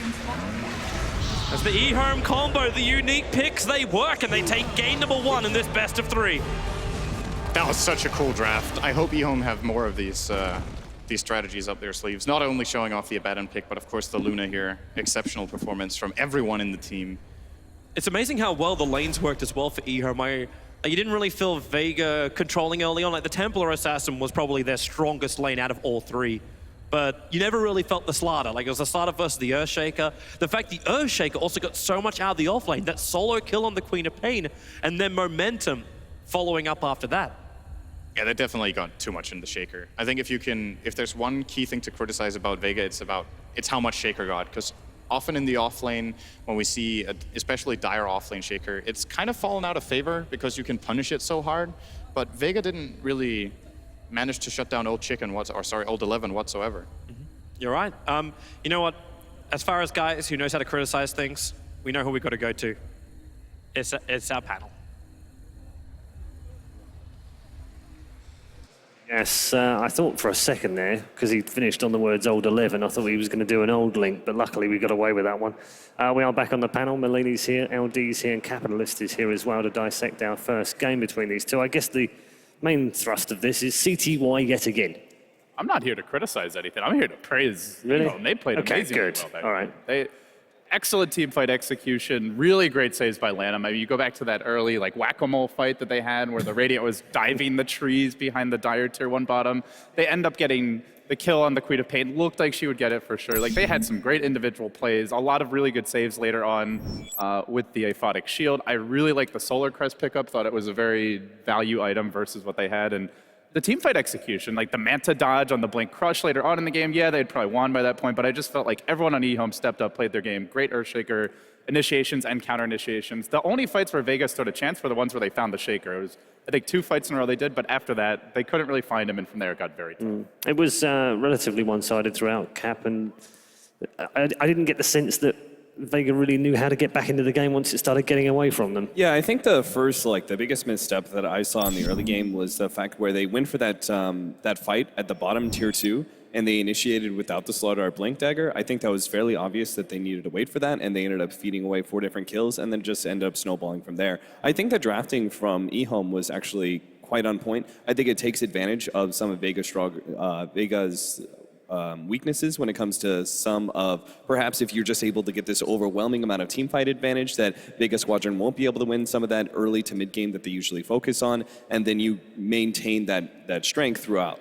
I'd really just like the Abaddon pick. I mean, we've seen. I'm glad you brought that up because it's pretty smart, right? Yeah, Slaughter and Bane have just been out of control in terms of the effect that they've been having on games, but they do have a lot of single target damage. And although they tried to limit the effectiveness of the Abaddon by orchiding him up, he still was, I think, super effective throughout the game. And his positioning was just spot on, too. He doesn't have the greatest range on his spells. Do we feel like this might be a little bit of a meta change here? Because that's something Well, they also last picked the TA into it, which is also more single target. They could easily put the Queen of Pain mid and maybe drafted a carry with more AoE. But this is the least effective we've seen a Slaughter so far, right? I think a lot of it was execution as well. There's no guarantee just because they had the Abaddon that it's they not an automatic pick and you can win, otherwise I'd be playing it every day. I mean, there was a couple of fights. I think there was one fight in particular where the Abaddon got caught out. They cursed, I believe it was the Luna, and then they both died. So the hero's not invulnerable. He never had a mobility item, which is what's really impressive, is that Lanham didn't get caught more. Let's take a look at the highlights then. We joined it at 6-6. I thought that 11 had really good echoes throughout the game, but overall, I think the Abaddon was just really, really useful. I also think that Vega should have treated it the same way as they treated Dazzle, which is get an early Orchid on the Queen of Pain, and starting her off in the off lane was pretty crucial to the Abaddon's success. Honestly, I felt like after the first 10 to 15 minutes, it was very tough for Vega to fight into the eHome lineup. Even if they get a good crush initiation, there's so much counterplay potential, and we saw countless times a really good Requiem or Eclipse would turn it. Yeah, that was the biggest thing, right? They had, the Bane was utterly useless, I think, most of the time. Yeah. It was a real tough game for a Bane. You're never going to get a good Fiend's Grip off, so oftentimes they're so dependent on the Winter's Curse, but if you're initiating on the SF, that leaves CTY to be able to get off a good ultimate and vice versa, so... And even if you get the curse, with the damage reduction, it's not that easy to get the kills. Especially if Lanham's able to sit in the side, give that hero a heal, take away the amplified damage that's going to be thrown in as well. So this was, I think, the first really big fight where they just found the Shaker off the bat, and it still wasn't that easy for them in spite of that. So to me, that just speaks to how hard it is to fight in the eHome draft once they get the BKBs, once they get very tanky on the Shadow Fiend, and once you get your key levels out. How ineffective were Bane and Wyvern in that game? He just never got a grip off. He always gets Aphotic Shielded. Lanham was on point the entire game. So your hero gets gripped, it's almost immediately removed, and Good use of Manta in a lot of these fights. They used a lot of spells on the SF, but they couldn't deal with the SF and the Luna at the same time. Okay, BKBs are done. I'm going to pop Eclipse and just destroy everybody. And old 11 was on point. Certainly, I mean, he's already shown enough strength on the Tusk, but boy, his Earthshaker certainly. That double kill on bottom, though, was, I think, really just gave him the lead that he needed to. They were so Diving the close to killing trees, you him. mean? Yeah. That was great play by Lanham. I think Sin mentioned that even managed to heal from the Fogs, they didn't know he was a little bit harder to kill. Maybe it's adding old to his name, Paul, you know? Old chicken, now they've got old 11. They're looking stronger and stronger.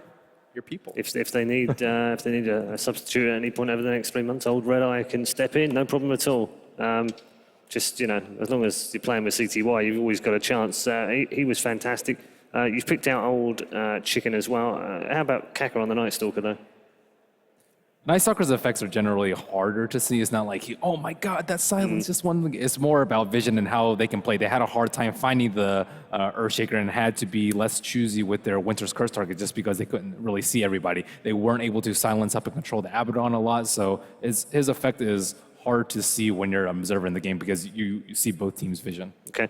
In terms of draft number 2, where are we going? Obviously, a lot of work for Vega now to kind of figure out how they're going to play, whether they stick to what they want to do, whether they counter, whether they ban some stuff that maybe throws eHome off a little bit off their draft. Where are they going to go? They did feel a little bit physical damage heavy that draft. Going into the TA last pick felt like it may have been a slight mistake. I believe at that point the other main heroes available were Wind Ranger and Lina maybe if they wanted to range damage. There were a lot of options though, because they could have picked roles for any lane, right? That's they could have picked off lane, mid, or safe lane. So, I mean, they might have not had enough time, and the Abaddon pick, I think, completely caught them off guard because they went into a standard draft, which was pretty clearly countered by the relatively early Abaddon pick. I'm going to go with LD here. I really think that the Vega Squadron draft wasn't good enough once they got to that 4. The 5th really didn't matter too much for me. If they picked up like a harder carry, I think they just would have been run over by a lot of the early team fight. They had that really good high ground pick in the Luna. I think that really secured eHome's draft through and through.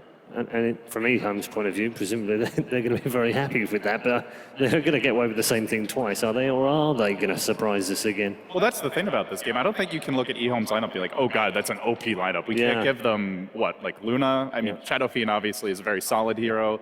The Earthshaker play was great, but I don't think anyone at this tournament is going to say Earthshaker is broken, we're going to first phase ban him. So that's where I think Vega's going to look at this game and say it was a little bit more on the execution side and our draft and less like what we gave away to eHome. I think it was more on the laning choices too. I think if they started off the Queen of Pain versus the Earthshaker, it would have been a much different story because he was like, I think 6th or 5th or 6th in net worth at the end of the game. Whereas if you see CTY play Safe Lane Quap versus an Earthshaker, he'll be number 1 for Absolutely. sure. And a long way ahead usually as well. In the way that they're going to approach this then, what's their mentality? 1-0 down, on the verge of exiting from the tournament right now as well. We shouldn't forget that. And it's a team that we were lauding about, a couple of months ago, less than that ago, about how, it was great to have another team in the top tier of teams that could win tournaments. I mean, their strength lies in execution, not necessarily versatility. We see a lot of the same strategies with different heroes swapped in and out. So I think that eHome's draft had already prepared that for over, the whole break that they had. So I don't know, maybe bring something slightly different to the table and not relying so much on Winter Wyvern Slaughter. I mean, if they're holding anything back, now is the time, isn't it? There's no more holding back. You've got to bring out something. If you've been holding it back and trying to hide it a little bit, you've got to bring something out. Do you feel like Vega are that kind of team? Yeah, I mean, to me, they're not like a team that's going to bust out a Meepo, for example, or something totally off the wall that almost nobody else runs. But I think, like Ben said, maybe a slight tweak, but they are very reminiscent of CDEC in the sense that when they win, it's because they just out-execute their opponents in team fights, make smart laning choices, and don't give up an early advantage. So I don't think they should be too tilted by this game, but Vega have never really made a big run from the lower bracket of any tournament. They are a relatively young team, but this is going to be a big test for them to me because at ESL, it was single elimination. They never really were behind, and this is quite a different scenario. To build on that, I think that actually showcases, again, what Merlini was talking about, that their strength is more in execution rather than versatility. Once a team has identified some of the weaknesses of Vega Squadron, that's still going to be the same weakness there going into Game 2 and Game 3, and same goes into the lower bracket. So this is going to be a problem for Vega Squadron. I really think they should put a little bit more emphasis on getting the cores that they really want.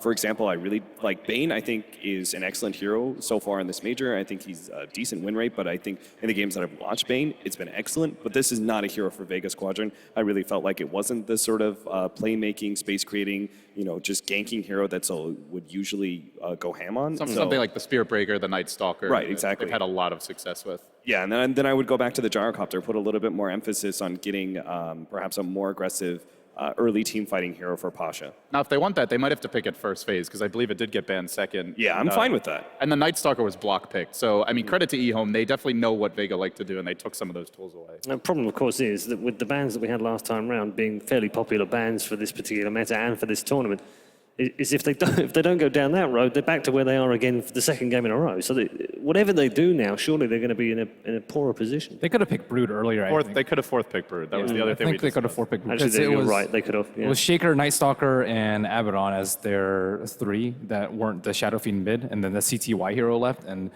CTY doesn't play like the super anti-Brood heroes, and there's already a Darkseer out of the pool. I thought it was a pretty good time for them to pick it up. I mean, if you fifth pick the Brood, then great, because it's rarely then counted, especially if your last pick, obviously, you can't count it. But if you're picking it fourth, you've still got that counter to deal with, right?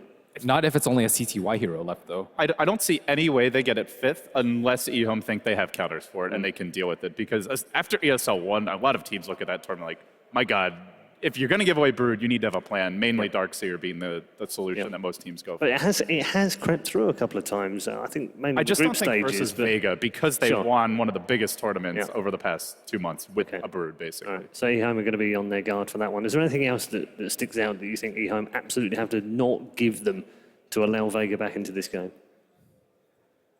I think Darkseer, honestly. This has been one of their highest impact heroes. I wouldn't say they can't give it to them, but I think it's something where they did really well in the first game. I'd be very hesitant to let it through. They banned it first stage. It's been one of their strongest heroes. It opens up a lot of the aggression as well. I mean, Kat mentioned the Night Stalker, Spear Breaker. These heroes go extremely well with Darkseer. We saw incredible Winter Wyvern play last game, and that was without a Darkseer. It just gets easier when you have him. So I think Night Stalker might be of equal importance, too. I really don't like Vega having Night Stalker if I'm the opposing team, because, I mean, they just take control of the map so darn well with their early movements. Okay, we're going to find out because the draft is momentarily upon us, and we'll find out in draft number 2. Yeah, they're not getting it. I like this from eHome. You won game 1 with this style of draft. It's a little bit targeted. Stick to it. And we'll go straight down the same way with the Undying ban on the other side of the coin. So the Quap and the Tusk are the two really big eHome heroes that they love to get their hands on. They are Radiant. That's where maybe they would consider a Shadow Fiend over those.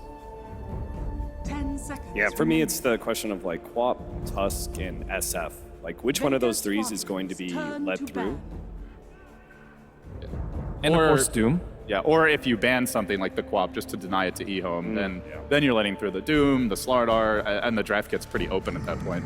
If they let out the Doom, they could have responded if Doom was picked up with like the Slardar Ancient Apparition that teams have been kind of like messing around with, which then might force eHome into that awkward like Slardar first pick instead and say, go ahead, you take the Doom, but they just ban it out. They don't want to be playing that game, which does open up the Queen of Pain first pick if eHome wants to take that. Yeah, there you go. I imagine Vega take away the Tusk. Maybe. Is this wise? Queen of Pain? CTY? Night Stalker Disruptor. Just straight off the bat. I mean, it's kind of pick your poison to a certain extent. You only have so many bans, but I don't know if you can call it wise until we see that they prove they can beat it. They do have good heroes to lock down Queen of Pain, though. Really good lockdown. And in my mind, this is actually probably the best opening you could possibly have against the Queen of Pain. Night Stalker does especially well against Quap. They have good synergy as well. The natural aggression of the Night Stalker frees up space for Disruptor to get good glimpses. You need aggressive heroes to play off of Disruptor. You don't think Night Stalker Tusk would have been a little bit better? I think the Tusk you can argue for, also just to block it, because I mean, as we I definitely. Otherwise, you give it away, which is exactly what they've done. Is that not really dangerous?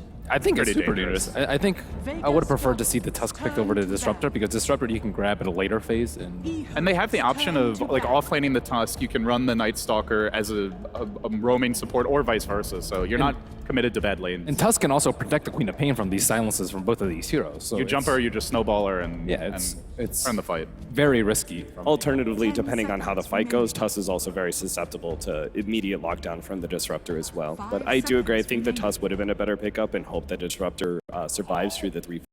But Disruptor is also kind of nice for Snowball if they're relying on the Tusk for initiation, which they almost exclusively play it as an off lane.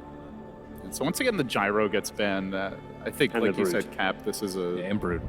yeah. The Brood What not a even shock. slipping through to that last ban. That third ban, I think, for eHome has been brewed in every match. Yeah. Minus the last one. It's the we don't want to get cheesed, but this is a change-up. Vega going for the IO. They have not run one in their last 10, actually 11 games now. It's been a fairly common pick for both of these teams, though. Yeah, in the past, hasn't been picked up as often for Vega Squadron, but going back, Solo does play a very good Wisp, which is a little bit... He seems to be very focused on certain heroes, right? And right now, I thought it was going to be more about the ganking style, but I guess they're going to fall back on a little bit more defensive nature. It definitely seems like they want Tiny. They banned Bristleback and Viper. These are the two tanks that are probably two of the hardest heroes in the game for them to combo, so looks like they're specifically going for that. I don't think eHome is going to do anything crazy like a block pick. They'll get a very tanky hero in the Dragon Knight. Turn to pick. The Breathe Fire especially much more powerful than it used to be against Tiny because the percentage-based damage reduction. And the Abaddon, this is an interesting grab this game. It doesn't, it is good against, I guess, the Night Stalker sons, but I wouldn't say it's as good as how it looked last time. There's not that much single target. Only Yeah. What would pretty be the main reason for having that? And you can't shield off the glimpse or anything like I mean, maybe it's just a safe support that London feels comfortable playing that won't really die. We've seen a lot of fights just, the supports immediately get eliminated. I would agree that it's a much more strange pick this game than the last game, but it still definitely has its uses. How has that only come out in the last two games, though? Why have we not seen that? I mean, PPD picks it now and then. I think he picked it at MLG, so it's just, some teams like... In particular for eHome, why would they wait until now? It's in their arsenal, I would say. Like they ran it once 10 days ago. They ran an Omni Knight as well. So these defensive supports seem to be like a kind of a, up your sleeve card. He also doesn't care if Night Stalker jumps him, which I think might be also another pretty good use of the hero. Yeah, going back to it, I think it's the read on LGD versus eHome in the Summit matchup, that Game 5 where they picked up the Aben. They specifically picked it with a Queen of Pain against, I think it was a Disruptor as well. It removes the silence. I think they're just putting a lot of focus on, okay, they have counters to the Queen of Pain. Let's try and prolong the Queen of Pain's life as much as possible, which did work out for them in that series, so... But then you could also pick something like a Wyvern, potentially, a Omni Dazzle. Knight. Dazzle does get banned now, but they could have gone for it, I suppose. Careful. Sir Action Slacks just got very, very excited. They might actually have to escort. But those heroes are if it actually... actually gets picked, I don't think Amelia can hit himself. The other ones are actually jumpable by Night Stalker, though. Yeah. So that's... The Abaddon, once he gets 6, you're not going on him. So they banned out the Ember. This is, whenever you run this tiny IO, you want to have that hero that can... You want to have vision, and you want to have heroes that can set up ganks. So Night Stalker can somewhat do that.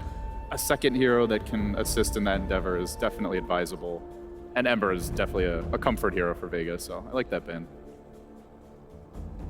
But eHome are looking like they may just want a 5-man, and Vega are not that good at playing defense, so right now they look like they need that early lead, or at least to avoid the five-man engagements. I mean, Abaddon's also good versus a lot of potential picks that Vega might have, right? Like, it's good against TA, it's good against Wind Ranger, it's good against Lina. Like, it's good against a lot of heroes, and while it might not be currently, like, exceptional versus the heroes that are already in play, it really limits what Vega can pick in the later phases.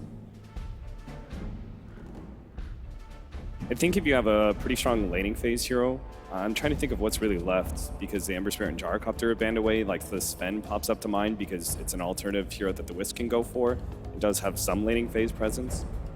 But I think that you need something a little bit stronger to couple with the Disruptor to make sure you still have a very strong laning phase. Otherwise, they could just fall apart really quickly. At their top lane, the bottom lane's going to be won by eHome most likely, and then it's just like, okay, hope the Tiny Wisp wins. It's CTY bottom, almost certainly. He's definitely winning that lane, so... Yeah, that's where you definitely want to make sure you trade with your own safe lane. Yeah, there's not too many picks left. Maybe something like, I don't know, Juggernaut. Even like a Spirit Breaker, maybe? I'm not really sure. I guess they need a little more damage, though. 10 seconds Slardar. remaining. Well, they're apparently not flummoxed by the Abaddon, what he did last time. Not phased by it at all. They picked it into a Dragon Knight as well, who's normally very good against these minus armor strats. And a Shadow Shaman to finish us off. So Vega versus eHome. eHome 1 game away from advancing. Vega 1 game away from being eliminated. Let's rejoin our commentators, Sinrin and Toby1. Thank you very much, Paul. Yes, we are back here again for game number 2. Vega up against eHome.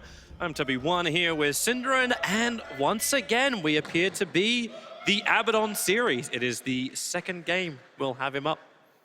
Or Abaddon, depending on how you pronounce him. Abaddon. Abaddon. Abaddon, yes. Sorry, Warcraft 3 habits. He had the same name. Yes, he did. But anyway, I think from a draft perspective in this game, I favor eHome quite a lot. As the panel brought up, there's not that much wave clear or defensive potential in Vega Squadron's lineup, and it's very clear what eHome are trying to do. They want to ram down your towers with a Dragon Knight, plant the Serpent Wards, use Abaddon to help protect their core. So Vega needs to come off to an explosive start in this game. I don't think slow playing it with IO Tiny just waiting around is going to work. eHome will take the fight to them, so they need to be ready. Yeah, I agree. But when is your timing going to hit? That's probably the biggest question about this game. Where you've got Slardar, Night Stalker, Tiny, all three of these heroes require time to come online. Same for the Disruptor. Even the Wisp, if he doesn't get that first rune, his influence in the early game is going to take a while before it comes online. So my biggest concern is Vega is just not ready when eHome are ready to push. That's why I was almost wondering, like, when did the lane switches come? We were sort of talking about it before when the draft was happening. It's like, what do you even do when you look at these lanes? How can you kill off a DK when potentially the Abaddon could be sitting behind him the entire time, shielding him up, and DK's already fairly tanky? And when Shaman hits level 6, he can just have all the space in the bottom lane, because CTY is obviously playing that safe lane Queen of Pain. It's so safe for him to be there, and you can't really kill the off-lane Tuskar. Well, it is just a special game in the sense that it has the potential to be 15 minutes long. If everything clicks for eHome, okay, maybe that's an exaggeration, let's say 20. If all comes together and they don't lose the laning stage, they can roll over Vega. And if Vega gets a good early game, this game could be an absolute stomp from their side or a very long one. Look at him actually zone him out. They're going to get both runes because of this. Lanham's got the shield up, does so much damage and no one. The shards are in position. Solo has to tether back down to him. But this is that lack of rune that Vega just can't get. So the Queen of Pain gets the bottom and the DK gets the top. A good start here for eHome. I think they might have even been able to get a kill there. If Old 11 had held his Ice Shards a bit longer when they were retreating, Ice Shards can actually block entirely in that in the area between the two cliffs above the river. But he threw it a little bit shorter. It still secured them the rune, forced Vega away, so mission accomplished. Note that we are looking at the Abaddon heading up to the north. So he is going to help out Old 11 at the very, very start. It's one of the easy things you can do as an Abaddon. Just shield up and run at the enemy. They got no option. Like, what are they going to do? Attack into you and then take all the damage? How do you kill a Abaddon Tusk? You don't. You don't. I think this lane might even be harder than running something like an Undying with the Tuskar as well. Because you just don't find any kills, so everything just comes down to CS. Well, if Old 11 keeps getting hit like this by Pasha, then he's going to make it possible. Just took a lot of damage here trying to get a couple of CS. But yeah, this Disruptor pick cannot kill these two heroes. It's not a burst-oriented support, so... Also, the one ability which he leveled up doesn't really work with what Vega have, because they don't have any extra damage on this top. Like, you might be able to crush, and he went for the Kinetic Field as his first ability. So what do you want to do? You want to lock Tuskar up? He'll just snowball protect himself until it's over. Nice steal there from Old 11 with the Ice Shards. He got himself the... bottom lane, they're going to go on Mag with a Shadow Strike already. Kaka starts with a shock. He does a lot of damage with Shackles as well. And this will buy time to just beat into this Night Stalker who can't run away from this. And he'll end up dying. That's first blood going the way of eHome. First blood. And CTY just sidestepped into the shop to buy boots while they were killing him. Just to make sure they had the chase potential. Didn't need it. So off to a good start here on the safe lane Queen of Pain. This is an awful lane to play Night Stalker against, by the way. I'm not sure what Vega are expecting out of Mag in this game, but this is not good working conditions for him. But what are they going to do? They can rotate down the Disruptor, and then their Slardar gets destroyed in the top lane. So they're just in a pickle as far as the draft goes, where they have to sacrifice a lane. IO can't go down there either. Or well, technically that might be a solution. Just play one-on-one Tiny versus Dragon Knight. Well, what if you move the Wisp and Tiny down the bottom lane, let the Night Stalker at least try and farm, run bottle and use Void for farm.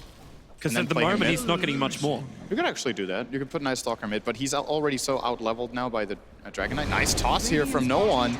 Able to pull that DK back. The slow's going to be there, but do they have enough damage? There's no bolts available here from Solo, and no one. He'll go for a secondary toss, but Old Chicken is just so damn tanky.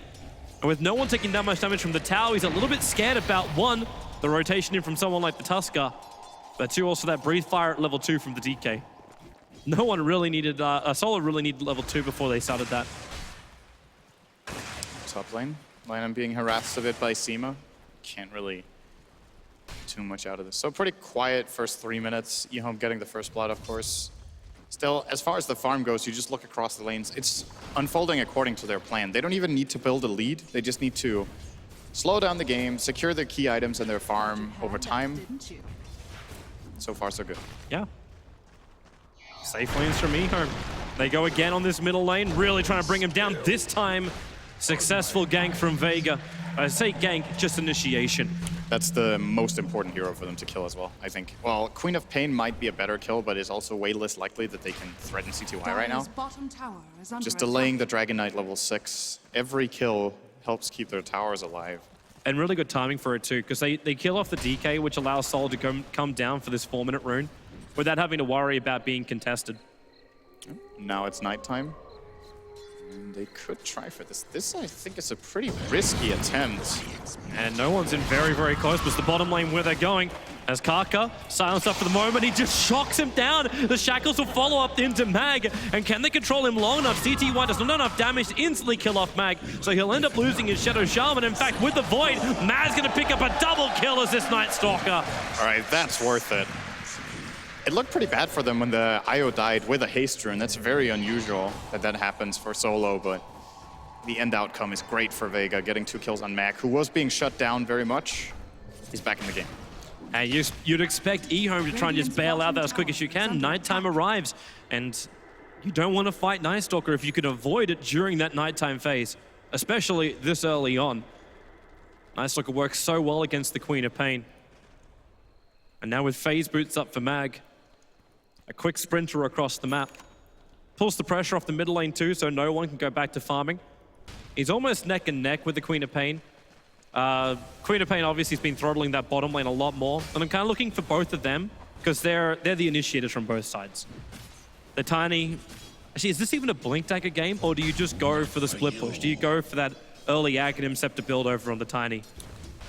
The combat build. The really nice thing about Blink is that he can one-shot Shadow Shaman. And finding him before the fight starts is huge. And of course, you have the safety net and just being able to relocate out if eHome turns on you. I think it's great for that. But split push, it's all about the timing windows. If he gets the Ags, it's probably around minute 15, and that could already be so late that they've lost key towers that he might have been able to stand up and fight for with a blink. So maybe then our timing, we should be looking at other heroes. No one. Well, he's running for this top room, but Old Chicken's here. Lanham to help him out. And wherever they go, they've got enough damage to get through Sol. The Avalanche will go for the Snowball, protects. You might throw up the wall from the Disruptor. The toss actually throws the Tuskar out of it. He'll beat down Solo with the last shard. It's a 1-for-1 trade-off, as no one wants to retreat back into the dire jungle. They do have a level 2 glimpse available, but now Seema needs the vision, the wall to do it, and that'll actually keep the rest of the Radiant side out. So Old Chicken isolated in the top river, and Night Stalker rotates for yet another kill. There's 3 kills in this first nighttime phase. Very, very nice play from Vega here. Are they going again? Good rotation, and again Dragon Knight dies. This is... I can't stress enough how important it is that they're finding this particular kill, just delaying him as much as possible. He's the biggest threat to their lineup. It's Dragon Knight and it's Levels and Shadow Shaman. They haven't done too well on the second thing here. Lanham already almost level 6. A little bit of trouble. Mag, that observer board let him know what he was up against. They just tossed a creeping, clean to the tree line, but Lanham gets a shield off in time. No ultimate, however, so he will not survive this. Old Chicken finds himself also on the front lines, but CTY, he wanted a good Sonic Wave tossed up. Now the Sonic Wave, it does pick up the IO, and they need a little bit more. Old Chicken, Dragon Form is up. Dragon Tail back off cooldown. The Crush from Pasha buys space, but that space instantly removed by Old 11. Getting the shards out, and they just snowball up towards the running away Slaughter, but it's a double kill for CTY. The Queen of Pain, the DK comboing together beautifully. And Vega, their first unfavorable fight in a while. They just didn't get that much out of the rotation here from the Slardar. This is not the kind of fight that he's good in. He couldn't find the crush that he was looking for, and this is going to delay his Blink Dagger quite a bit. Now Dragon Knight, of course, winning the fight for the first time, will be able to put out a lot of pressure. Tiny will TP in. This might stop the push. Nope, they actually don't seem to care that much. Well, they've still got a long time left on that Dragon Form, so if he can keep the attack going, he'll drop the tower down. but that does put it within deny range, so they're going to back up and let it be. Meanwhile, on bottom lane, Shaman's hit level 6, and he's throwing down the Mass Serpent Ward. So Vega, they're being poked and prodded on all sides, and this is an unwilling patient. Worthy tribute. This is a big problem. They're actually going past it. They're not killing off the wards. The wards are going to get the last hit in the tower. They came in with a smoke gate, and now CTY, he gets glimpsed down. He can find around the Mass Serpent Wards, but he's looking over towards Seema. There's no Sonic Wave available. Will get silenced up, and CTY, okay, really... I mean, that's pretty cocky after you cast Darkness. Yeah. You just run in on the Disruptor like that. He didn't even have that much mana. I don't think he could have killed him. He could have just blinked himself away. Yeah, or he even might not blink have been down sure. to the Mass Serpent Wards, because if he was there, he had the extra, like the cover fire. He might not have been sure where Mag was after casting the Darkness, but that play was not going to help him at the very least. And he was your top net worth for eHome. They still get 2 towers, though. Dragon Knight almost has the mid. They did get bottom with Serpent Wards. DK actually has to commit to this mid. It's within deny range in Vega. They need to stop this money from just bleeding into eHome. We already talked about the trouble nature of Vega with their timing up against eHome's timing. You start giving them more money, that Blink Dagger starts arriving earlier for the Tusker. The DK starts getting more and more tanking items. And in fact, they're just going to move forward. The shard's over on Seema. Dragon Form committed instantly after. And well, Solo, he'll have a little bit of space. That Disruptor already goes down, but doesn't catch up enough heroes. The DK will pop. And that's a big thing. It isolated, or separated eHome, I should say. Odd Left will buy a little bit of time going inside that snowball with the shards out. The Sonic Wave hitting all of Vega with a high-level shock as well. Vega copying way too much damage. The Scream almost killing up Pasha. He'll try and slither himself away. No one with the Avalanche toss. Not enough damage to kill off CTY. He's got Blink back off cooldown. Does he go east? Yes, he does, but Pasha just far enough away. So CTY can't finish a quad kill. He'll have to settle for a triple. I think he's still happy with that. It's pretty good. He's going to have his Yule Scepter now as a result. I like this item choice a lot this game. It's what I was talking about last game as a possibility for Pasha on the Queen. This time we're going to see it on CTY. Of course, a solution to the Night Stalker silence. If you time it very well, you can maybe dodge Avalanche Toss, and can also buy you that extra time to get out of the kinetic field. It currently lasts about the same time as the kinetic field. And after that, you just run out and get out of the Static Storm. No one actually triggering a drum charge here on the bottom lane. Trying to catch out CTY, but CTY gets all the farm he wants. Full Yules, as you were saying, and an extra little bit of cash for the TP scroll. Can also remove the Amplify. There's a lot of potential in this item pickup. And that's just the defensive uses, right? He can also use it aggressively to set up very easily for a Dragon Knight follow-up. Speaking of defensive nature, like one punch is going to need it in a moment because Lanham's going to walk up and, well, you enjoy that 5% slow. The top tier 1 tower is just going to be taken out. But it's this middle lane where I'm still waiting for Sol to hit level 6. They do not have relocate to either initiate or disengage from Vega. So CTY waits this out. The rest of his team is on his way, blinks forward, can Yule Scepter over on no one if he wants to, but instead waits it out. And Vega's still having this vision. This Observer Wall's been here for a very long time. Doesn't see the Smoke Shadow Shaman though, but... they'll see Seema. Seema tries to walk into the tree lines and TP out, and that Yule Scepter from CTY already ensures the kill over on Seema. But the Walrus Punch from on 11, they're going to find another kill. They could try to go for a tower here if Dragon Knight could rotate fast enough. He has the potential of just porting mid and using Dragon Form going in, but instead Wondering they're if you need to. You got Mass Serpent Wards available. You can just leave the DK on that top lane having fun with Pasha, who is going to amplify him, or they can just kill off Pasha and then go for the tier 2 tower. The pings are coming out saying he's moving back quickly. CTY could potentially blink, but they just commit the Mass Serpent Wards down and ensure this push. It's the run-at-you strat from eHome, and it's working so well against Vega. 12 minutes in, and you're already looking to take out the first tier 2 tower. Yeah, that thing I was talking about pre-game with the potential of it being a 20-minute game. This is the events that need to unfold for it to become a 20-minute game. eHome are getting everything they want.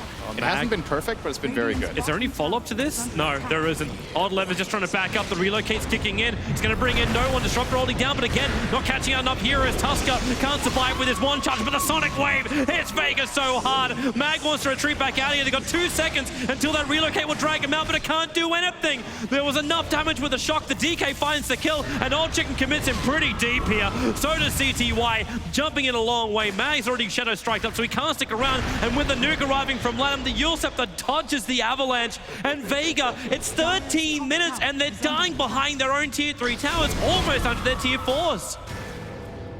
Yeah, they will be forced back here. There might be a... No. Oh, well, he does have 1 charges, but no... Glimpses on cooldown. And he's lost the vision on the high ground. Actually, no, the Observer Ward's there. They can drag him back.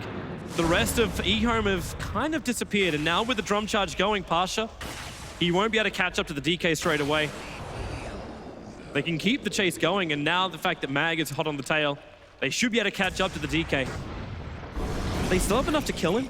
With the crush and the amplification up, they should do enough. Yeah, they got enough. The DK will drop. Kill goes to Disruptor. Probably not the hero they wanted to get that on. They really need... See, that's the problem here. Is the Blink Dagger on Slaughter even the right choice? Maybe going Force Staff first can help a lot to get people out of Ice Shards, create a gap when they're getting Shackled or Dragon Knight initiated. The Blink Dagger gives them the potential burst and the surprise factor. But if eHome don't die through that initiation, then the turnaround is going to be very easy for them. He's going to go a Blink Dagger anyway. I think so too. Yeah. It's the stable choice. It is.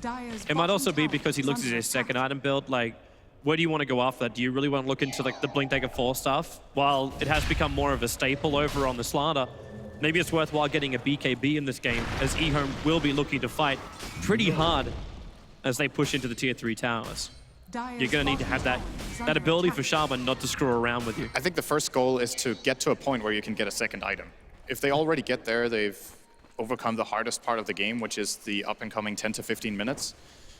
It's not realistic for Slaughter to get a secondary item at least before minute 20, probably 25, unless they get some really good fights. I guess a Force Staff he can get in the next 6 or 7 minutes, but... Well, eHome are now going to take out Roshan. It's a very standard kind of thing when you've taken out, well, already even before you take out a couple of these towers, just using the Mass Serpent Wards to ensure you got the damage to kill off Roshan. They don't really have a great Roche killing lineup eHome, and that's where the wards help out. And they can do it fast enough that Vega, they can't even apply pressure to this top lane. The Axe isn't done on no one, so you don't have that extra building damage just yet. And Fortification's also available for eHome, so they grab Roshan. And now the choice is there. Do they go for the tier 2 tower on bottom lane, or do they defend tier 1 on top? They're too late to defend. If they start porting in heroes, they need to port in the tier 2. They can't just port into 3 heroes on the tier 1. They actually don't have them too. CTY doesn't have a TP scroll. It's not going to happen. Trading for tier 2 though is fine. They don't have to protect every single tower. They just need to make sure they at least draw and reach the enemy base with Serpent Wards when it's time. Still a minute for that, so they're probably going to go back now and defend tier 2, I would imagine. And eHome's teamfight's getting stronger and stronger. That mech now done over on the Tuskar. So he also backed up from going for the Blink Dagger. That'll probably be filled up by, well, actually, is it a DK Blink Dagger game? Is it him being the initiator? Or could you get a little bit of a cross so he still gets the extra damage? Going for something more like a Shadow Blade DK. A little bit more old school. I think if they're looking to break the base, it's between a Blink and just tanking up. All right, that's the Blink. So he can initiate. The alternative would be just to build something like, say, Sanjin Yasha, or even consider a BKB this early, just so you can start breaking the base. Queen of the Hill wants to go for solo. Is it going to be worth coming in the Sonic Wave? Not even required. Not while the Tuskar's there. They know no one came down as well because of where she's sitting, so the screen will connect, and with the Yule Scepter, they'll set him up, they'll drop him down, and now they can blast him out. As well, they actually need to, or else Old 11's going to go down. He actually gets himself out of the ulti, the Storm, not doing enough work. In fact, Old 11, even with that Static Storm, it's not doing enough damage. Lanham will arrive. They'll snowball over, and now Lanham can give him the shield as well as the Mistcoil.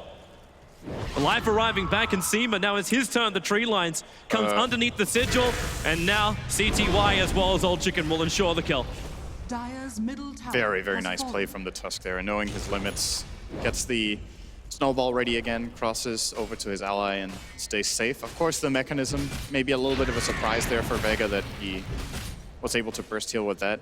They get, was that 2 kills? Yeah, they get 2 kills. They did not get the tiny that they were looking for. They didn't get the tiny, but they took the tier 2 tower in the middle lane because Shaman just dropped the wards down while that was going on. I think the next Shaman wards eHome go high ground. It's at that time. It's about the 20-minute mark when their lineup peaks and they can look to end the game or at least get one lane. They really have to wait for the wards though, don't they? Because it's still very early in the game, so Vega's cooldown on death timers is still pretty damn low. Bottom lane, Snowball. Ollie's gonna come in as goes down. Old 11, walled up, and he'll end up dropping as well. The balls will just kill him off, but then Queen of Pain comes in from behind. Solo still so low, and he does actually tick out to the DK. No one will follow, and it's DK with a double kill. They may not even need the wards to keep this. With the pickoffs, actually 40 seconds on the sideline, and Tiny buys back. This is so expensive for him. 3 buybacks. Io, Tiny, and Tusk all doing it. Tusk is trying to get back as quick as he possibly can. CTY, they have to bail out of here. Blink actually still got the Aegis the Immortal, so the Queen of Pain will come back to life again. The Breathe Fire doing some work, keeping Mag low enough that eHome can keep fighting. CTY, what's he got left? The Orc is back off cooldown, and now he actually triggers it over on Seema with a Scream damage that should almost be enough to pop the Disruptor. Maybe 2 more attacks to do the work, but with the Crush from Pasha, it gives eHome control, but the shards locking no one in. What they got, there's no way to get him back out. Solo trying to go for the relocate. There it is, just in the nick of time. Pasha's moving away, but with all this time passing, the Mass Serpent wards are back off cooldown, attacking into that tier 3 tower. They probably won't be able to finish the job, but they'll be forced into the engagement. No, they will cut their losses. Old Chicken glimpse back, and this will allow Vega to get some exit kills. But they still have a heavy cost for that fight. That's a game-saving relocate, though. I think they would have lost if he didn't get that out before Tiny died. He already bought back. If no one dies again, they lose the lane of Rax. Then eHome don't even need to go back. So big play from Solo to keep Vega alive, but still 10,000 deficit minute 19. And you just know eHome are going to come knocking on the front door again. Yeah. You could almost have an exact timing of it in 75 seconds. You'll be having eHome coming back. And maybe it's worthwhile now for eHome to give a little bit more space to Kaka, so he's able to get that second level up into the Mass Serpent wards. He's also got a lot of money himself. Potential Blink Dagger for the Shaman. So a secondary initiator for eHome to go with the Blink Dagger of the DK. Not to mention the Blink of the Queen of Pain. He gets an Illusion, that's not really that useful. And now it's nighttime, so this is good news for Vega. They almost have the BKB on Mag, so he can finally engage into fights. He's 5-1 and 4, which is pretty admirable for this game. I don't think Night Stalker is that good against the Radiant lineup. So much lockdown, so tanky innately with the Abaddon and the Dragon Knight. He's done a really good job. Getting BKB will finally allow him to commit to fights. And this is where Vega want to get to. Aghanim's Tiny.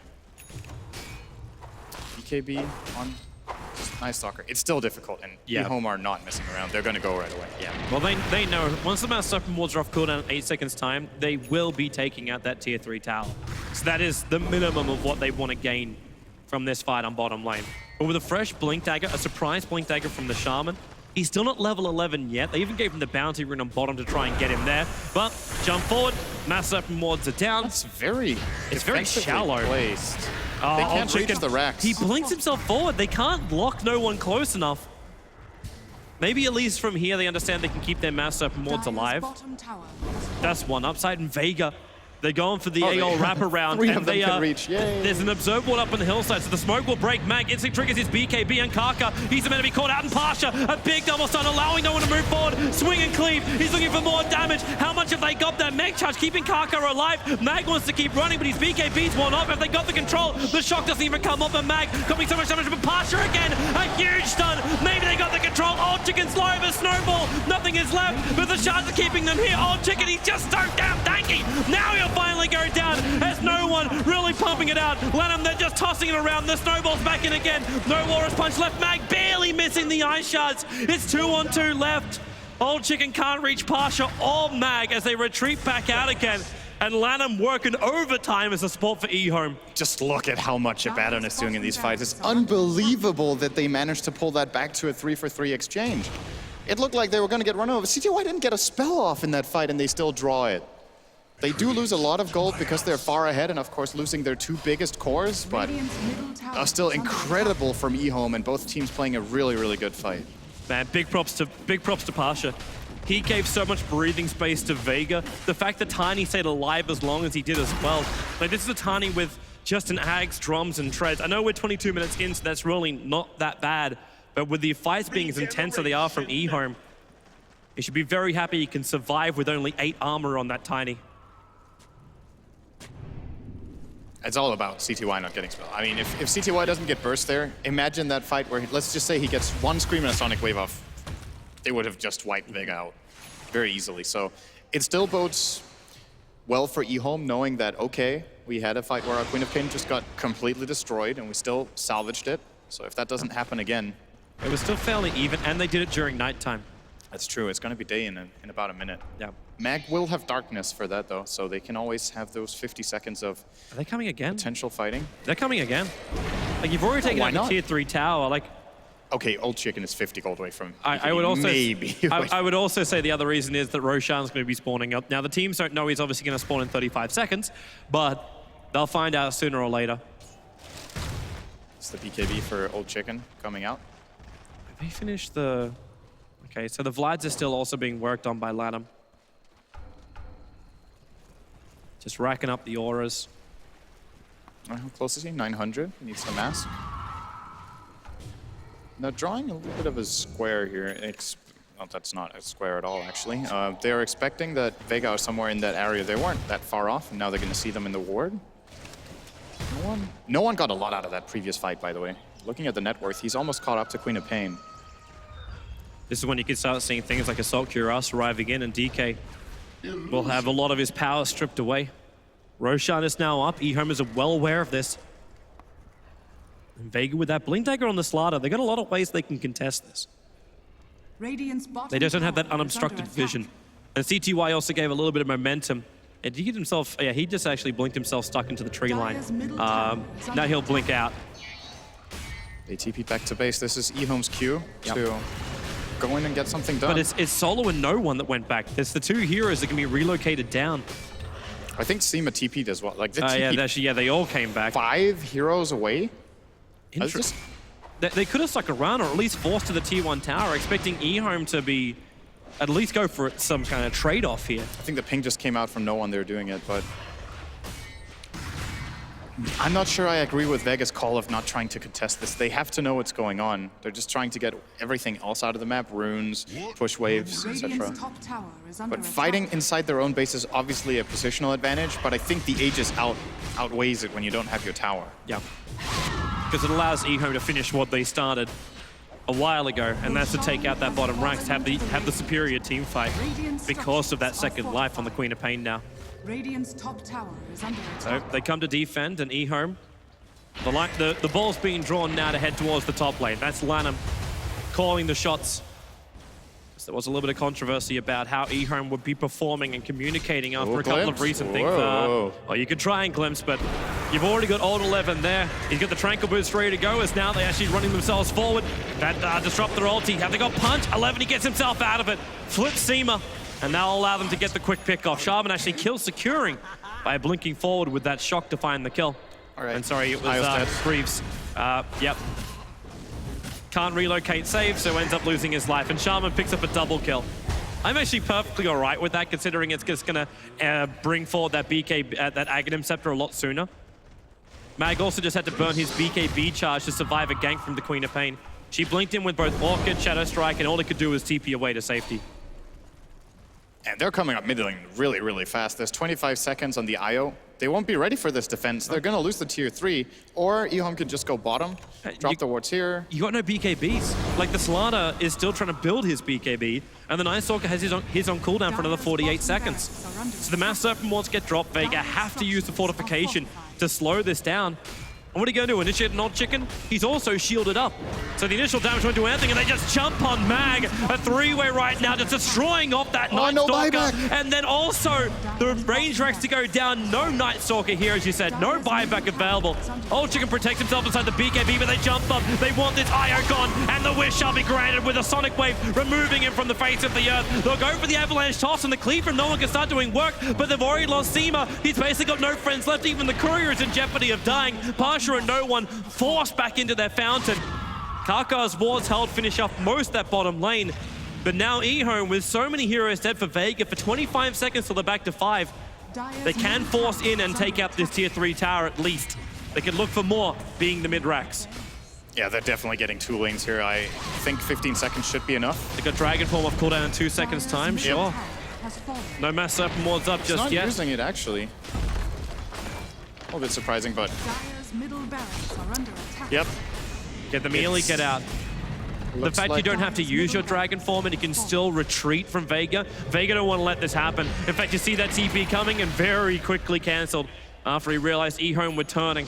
The glimpse, Old Chicken, he's not too far out. That BKB still on cooldown for 6 more seconds. Look for that Hex, but a big disruptor ulti, making so eHome can't instantly reply. But Lanham just hangs through it. Old Chicken, he was Glimmer came to way to safety, and now he can actually control Seema over on the left-hand side of the battle. And again, they isolate that IO. You might have the battle going on the side with Kaka actually standing its ground against 2 cores of Vega. But now the rest of eHome will rotate back over. CTY getting a little bit more space away from that Tiny. The BKB will wear off in just 2 seconds. CTY blinks over, back over towards Pasha with a Shadow Strike. They go forward, but it's GG. eHome will 2-0 Vega here at the Frankfurt Dota2 Major, eliminating Vega from the competition.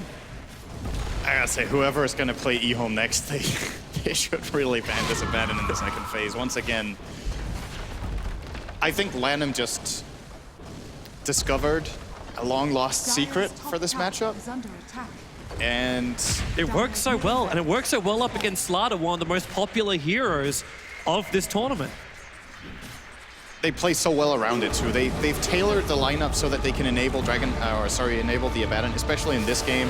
Having both Tusk and Dragon Knight that can commit in with not with Iron Shells, Aphotic Shields, and just keep tanking it up and stay safe. And what a great lineup from eHome, and once again, exceptionally well executed by them as well. Yeah. And in both games, we saw eHome going for this kind of push strat. Like you have the Luna in the first game. The Shadow Shaman kind of gave you what you're looking for in that too by having the Mass Serpent Wards. And each time Vega came up short, their timings didn't click in. Of course, they did feel a little lost in the draft, but I kind of want to check and see what the panel thought, because really, they are our experts. So we'll throw it back to them to get their thoughts on the series of eHome versus Vega. Thank you very much, Toby1 in the commentary booth with Cinderin for that game. And yes, eHome are through to the next round in the lower bracket. Unfortunately for Vega Squadron, that is the end of the road here at the Frankfurt Major. We'll find out from all 3 of you your thoughts on that. I think we have to start with the positive. eHome, fantastic 2-game series from them, and did everything that they could possibly have dreamed of when they went to bed last night of coming out against Vega. I mean, so much for this team having internal issues, Absolutely. right? This reminded me of CDEC. It's just like a well-oiled machine. They have one clear voice in the room. They're all working together. They're not going off on their own trying to make solo plays. This was what we expected from eHome before this tournament, but they didn't show it in the group stage. So 71, maybe Lanham. Somebody gave these guys a crack upside the head. Yeah, someone gave them a rocket. Straight, yeah. What other explanation is there?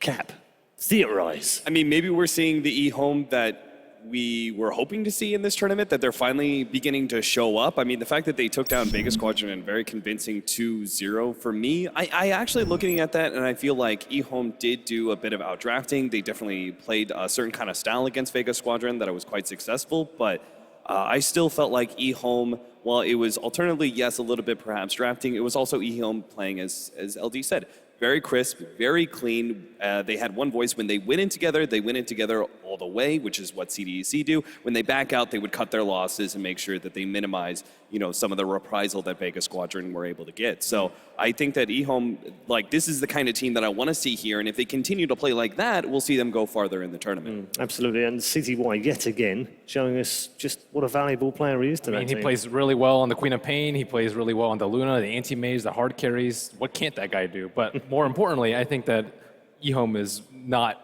in the shambles that we saw them at the end of the group stage. That was more of an abnormality, and that was them just being slightly discombobulated. But now they're back. That was crazy. They are exceptionally good at playing high ground, and the Abaddon pick is also just works really well at taking objectives. Roshan works on towers, Frostmourne. It was a wonder to see. Okay, we'll get more thoughts from you all in just a moment, but we do have Dakota down on the floor right now, who is with one of our winners. Thank you, Paul, here on the stage with the captain, Lanham of eHome. A tremendous victory here, being able to 2-0 Vega and eliminating them out of the tournament. So it seems like you guys are starting to find your groove. What was the strategy going against an aggressive team like Vega, and were you able to pull it off without much of a hiccup? 恭喜你们以2-0的总分击败了鲨鱼队。你们现在的状况好像比昨天好多了，前几天好多了。那么对付一个很控制节奏、就是进攻性很强的鲨鱼队，你们的策略上有什么准备？策略上，我们就根据这个队的选人的一些特性，然后做出了一些针对吧。We basically adjusted to their preferences and their style and made our picks and according to that. Today was the first day we got to see Abaddon picked in the tournament, and you picked it for both games. Did you had a sudden revelation that Abaddon was the pick to go to? What was with that? 今天就是第一场在大联赛的比赛，有人选亚巴顿，那你们为什么选这个英雄？是不是有个特别的考虑？我们觉得这个英雄打Vega这个队比较好用。We feel that this hero is a good fit for playing against Vega. I want to say when you're playing under such a prestigious name like eHome, which we all know for being just a big Chinese competitor, does that add any sort of extra pressure? Maybe not just for yourself, or maybe some of the younger players at all? 这eHome 这个战队是个中国很辉煌的雄大的战队。那你们带着eHome的战旗来作战，是不是感到更多的压力？或者你年轻一点的队友会不会感到有更多的压力？这个应该不会。然后我就觉得我们作为，就是我们是，我觉得应该没有什么太大压力，好吧？I don't think that adds much more pressure for us. And finally, 2 times now we've seen you wear the victory sweater. Is it a lucky sweater or just a little cold? 我们观察到你这2天都穿这件毛衣，那你是有点着凉了，还是这是给你带来好运气？换了一件衣服嘛，然后觉得这件衣服应该会给我们队带来好运。之前穿白衣服一直在输。I think this shirt does bring us some good luck. And whenever I wore the white shirt before, we seem to lose. All right, fair enough. Lanham, congratulations. A very impressive performance. Good luck moving on forward. Let's give it up one more time for Lanham and eHome. We'll go ahead and send it back to the panel. Victory indeed. And the lucky shirt, I think he should keep that one on forever. Otherwise, they're more likely to be dropping out of the tournament. Great victory for them. He's such a great guy to have in this tournament as well. One of the legends from the scene. How do you summarize Vega's disappointment at this and falling this early as well? I mean, it's a huge disappointment, but they also faced, to me, still one of the strongest teams in the tournament very early in the bracket. Like, normally eHome's not dropping down quite that soon, but that's what happens when they had an underwhelming group stage, is if they come back to what they're capable of, then you get screwed all of a sudden, basically. So obviously, they're going to be disappointed.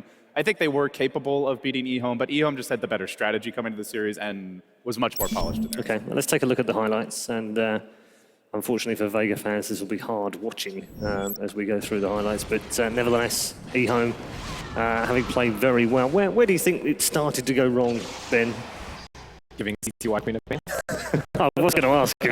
I thought it'd be rude if I said the draft. You see, he's changed his tune from yesterday. He has. But they could have blocked. I didn't know which eHome was going to show up, man. Yeah. One game wasn't enough. I think that's the problem for the other teams as well, isn't it? They don't know, really. I don't think this game was just lost straight on the draft, but I do think taking away the Tusk would have been advisable. 11 also had a big impact. Syoma had a rather disappointing performance on the Disruptor. There was a lot of missed ultimates, kinetic fields. It was also in part because eHome reacted really well. Yeah, they just had split instant immediately. reactions. Yeah, but that's also, there were certain scenarios where Syoma definitely could have caught more heroes than he actually did. And the Slaughter that's big, mega picked, mega banned. The Abaddon really seems like a good solution. It does, doesn't it? I mean, you crush, you just want to blow someone up instantly. He denies you that in a lot of cases. And the other thing is eHome picked a very heavy push strat. You saw that even before the Shadow Shaman, and you know that's just the way they like to play. But this Vega draft was not good at playing at all from behind. They basically had to have a lead, aside from maybe trying to split push. But eHome they came to the base too early before Tiny could really rat it up. Yeah, very early on indeed as well. They were knocking on the door. But we may well have found a proper counter here. The question of going back to what does this mean for Vega Squadron? I think for me, the majors would have secured whether or not they actually were a champion team. Like, they went into ESL New York and they obviously did fantastic there, but they were also facing up against teams who were still adjusting to the patch and that sort of thing. This this was a host of teams that were very ready to go with the patch, had set strategies, everything else. They really had to bring it to the next level in order to go far in this majors, and unfortunately they didn't. They still have more work to do if they want to be placing consistent top 3s instead of, I would say, the top 8s where you would normally see them. It's a great point, and it's one that they raised themselves as well. I remember the interview that Dakota did on day one, where they said, this is a very different Evil Geniuses. The one we played at ESL 1 was, I think he used the phrase bad shape.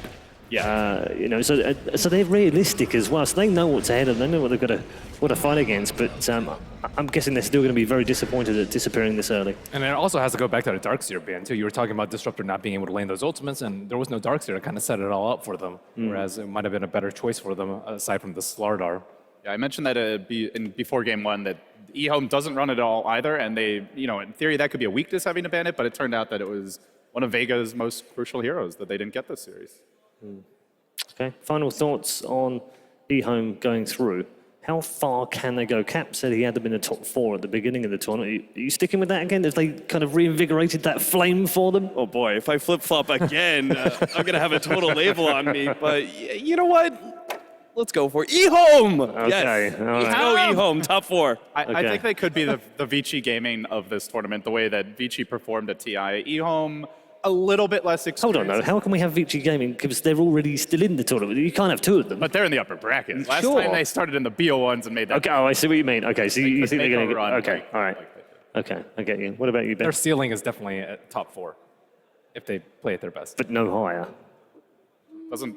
I mean, does it matter who, if they don't reach top 4? They generally lose to the Vici Secret EG, so I would say top 4 is about right. They are a little one-dimensional. They almost always play very early pressure lanes. They try to end the game by like 30 minutes. Yeah, once in a while they'll pick up anti-mage, but I don't feel like they're nearly as polished with those late game strats as, say, like a Team Secret is, for example. Okay, all right. Well, thank you to all 3 of you. We've got another game on the way very shortly, of course. We'll head to a break right now. But before we get there, what happens when you match up Pyrian Flax and the Secret Shop? Let's find out.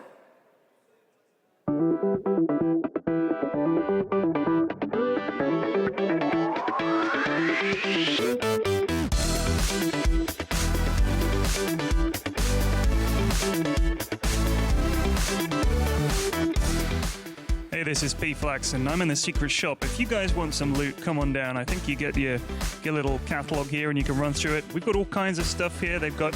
I haven't seen these. These look like the little red paw plush. I don't think they were at TI. Other than that, you got your tied under cushions, you got your puck cushions, you got these natty hats. They've got all kinds of stuff, micro plushies. You got the same little 3D figures as well. Tons of t-shirts. Some t-shirts I haven't seen before, actually. So come on down. I'm here all day. And I promise, if you get served by me, you get a 100% discount.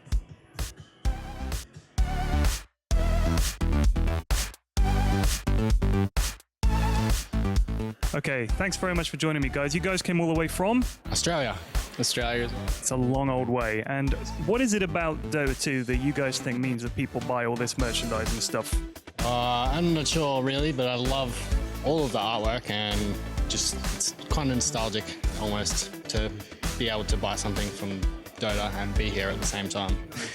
Pretty good answer, but it's pretty fun stuff and it's pretty cute, some of it too, so I guess it's just going along with that anime sort of theme, yeah. Did you guys get a chance to go to TI or not? No. Okay, so this is like a chance for you to get to the secret shop and get some stuff. I get it, okay. So, I mean, there are lots of video games out there, but not many of them seem to have so many toys and stuff like that. I don't really know what it is that means that Dota 2 gets more merchandise than other games. Like, there's not this kind of stuff for CSGO, is there? No, there's not.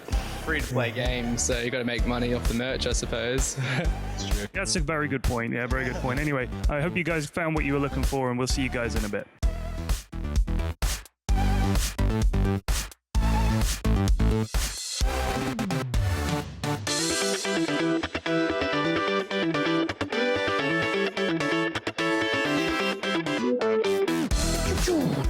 You want to pay for your past transgressions, Venomancer? No, OD, please spare me!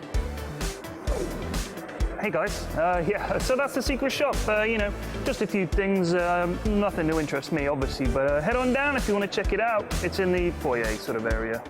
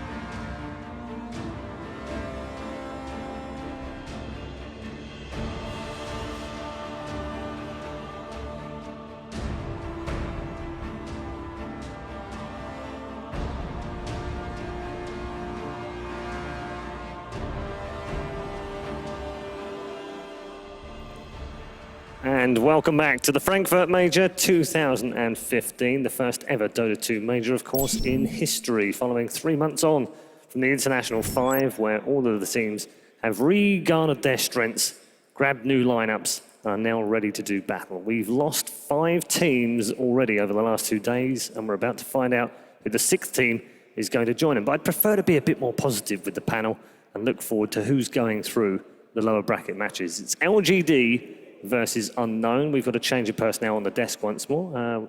Pleased to have everyone back. Capitalist is with me, Purge, and also the one only Blitz. How you doing? I'm good, man. I'm Are you excited. Ready? I really am. Ready. I feel good about this. Okay, good. We're going to start with LGD. What's up with Cap already? Oh, just the smug smile on Blitz's face. I know there's going to be some sort of shots coming. We'll handle this. One of us. This is Team Maybe. I Right. don't know about you guys. Okay. but we love We him. got this, brother. He's holding that team together. Your hands are so Really large good. compared to mine. Really? Yeah, I think I. Wow. I mean, I'm this pretty is, sure this is like. everyone's hands are large compared to Tiny hands. It's fine. It's fine. Okay, come on. Yep, bring it. He's really good. Maybe Yeah. he's really good. The rest of his Okay. team maybe don't synergize amazingly together. Really? Is that it? Is that what they've got? This is the professional insight Yeah. of barely able Whatever. to get 6K and not really sure if he's past 5K yet. I'm halfway there, man. Okay. So, LGD, the way they line up, the way they look, the way they've come through the tournament and what they've faced so far, your assessment? Do you know what teams it is? They played Cloud9 in 2 best-of-3s. They beat Cloud9 2-0 one of them. They beat them 2-1 the other one. They got 0-2'd by Secret, one of which was one of the fastest games of the entire tournament. They haven't played that many teams thus far, and their performances in them, maybe they've been good, but that's a team that's been eliminated already in the first round. You know, Yeah. It doesn't say a lot about them as performers in this tournament. No, Okay. I agree with Purge. I think it's hard to judge the strength of LGD right now just because, I mean, one of the games against Secret, they got chenned. Like, they just got run over by 6 minutes and the game was over. They got puppied. Yeah, exactly. Yeah. So it's really hard to, like, the game 1 had a little bit more showing for LGD, but I think that the teams that they faced up against really haven't been able to showcase a whole lot of the versatility of LGD. Okay. Well, players are getting ready, of course. And they don't look too tense, I suppose. He always looks very focused to me. Yeah, ROTK just perpetually looks angry. He's just kind of mad about something. Like, look at him. He's just like flaring his nostrils. He's not happy about something. The looks he gives, not really too pleasant, but I'm pretty sure that's just his expression. They'll be fine. Let's go back and talk about the match with CDEC. In fact, let's actually watch some of the highlights of that game as well, because it wasn't the best LGD performance of all time. In fact, it might be up there in the top 3 of worst performances that we've seen for a little while. It does feel like CDEC are a lot more balanced in the way that they fight, and probably most importantly that I noticed about LGD, they brought up earlier, is that there's not a lot of unity in their team. It just kind of feels like sometime maybe he goes off and he'll get 10 kills in a row, and then all of a sudden LGD can fight off the strength of that. But it doesn't feel like there's as much cohesion on their lineup like there used to be, and I think a large part of that is just because it's such a shift playing with a teammate like Xiao8, who won a TI, gets third at the next one, and then you go to a captain like ROTK, who's a little bit more loud, a little bit more, it's a bit more difficult to adjust under his leadership, I feel. Okay. Purge? I mean, they had some. I agree with a lot of what Blitz said there. They have a lot of strengths and they have a lot of really good players on each position, but things just didn't quite come together for them in some of those games. Like the best team they've played thus far, Secret and CDC, they both got 2-0'd, both of those sets. So I feel like a team like Unknown, the team they're playing against, is definitely one that can beat them in a best-of-3. It could definitely happen.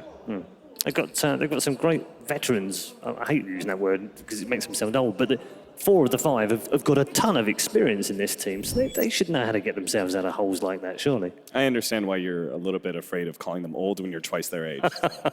Only twice. That was nearly a shot. 3 times Unknown. Well done.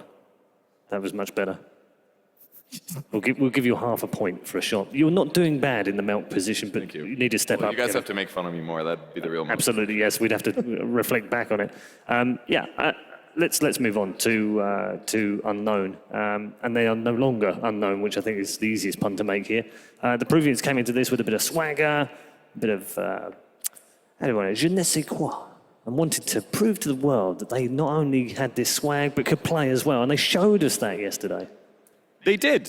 I'm not quite so sure they're going to be able to show it in a best of 3. I feel like teams will adapt better, but I don't know. There's still a lot of question marks around Unknown and how they'll be able to match up against these teams that they've never faced before.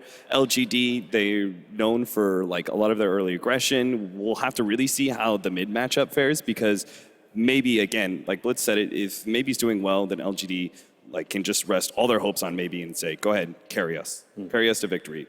So, and I do see that maybe should be able to win this mid matchup, and I think that from there he'll snowball pretty early on. Okay. We're also going to take a look at their highlights in just a moment. How do you assess them? They're very difficult to assess in the group stages. They had some moments in there.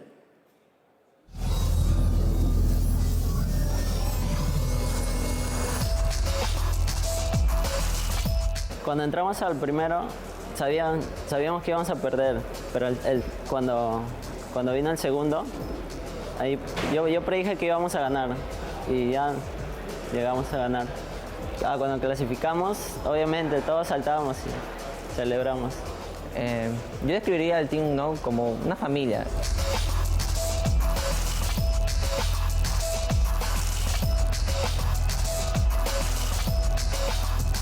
La mentalidad que tenemos para este torneo es, o sea, estamos todos relajados, no tenemos que llenarnos de presión si te llenas de presión no vas a poder jugar tranquilo. La verdad es que me siento muy emocionado por jugarle a los mid de este torneo, porque la verdad es que son todos muy buenos. Me emociona más para poder jugarles, porque sé que voy a obtener un buen nivel. Yo creo que en Sudamérica hay algunos equipos que tienen buen nivel, pero obviamente todo se puede mejorar. No sentimos nada, estamos bien, yo creo que podemos ser uno de los equipos grandes, así como en China y en Europa. Sí, en Perú tenemos a algunos fans, algunos que son fieles, otros que nos hablan mal, pero bueno, sí, hay algo, tenemos nuestro soporte. Nosotros dropeamos ítems porque es como nuestro grito de guerra, porque es nuestra forma de celebrar, porque vemos los seres así que se quedan quietos cuando acaba la partida, entonces nosotros como grito de guerra podemos botar los ítems. Y es verdad que es divertido. Tenemos en mente llegar hasta los 4 mejores equipos.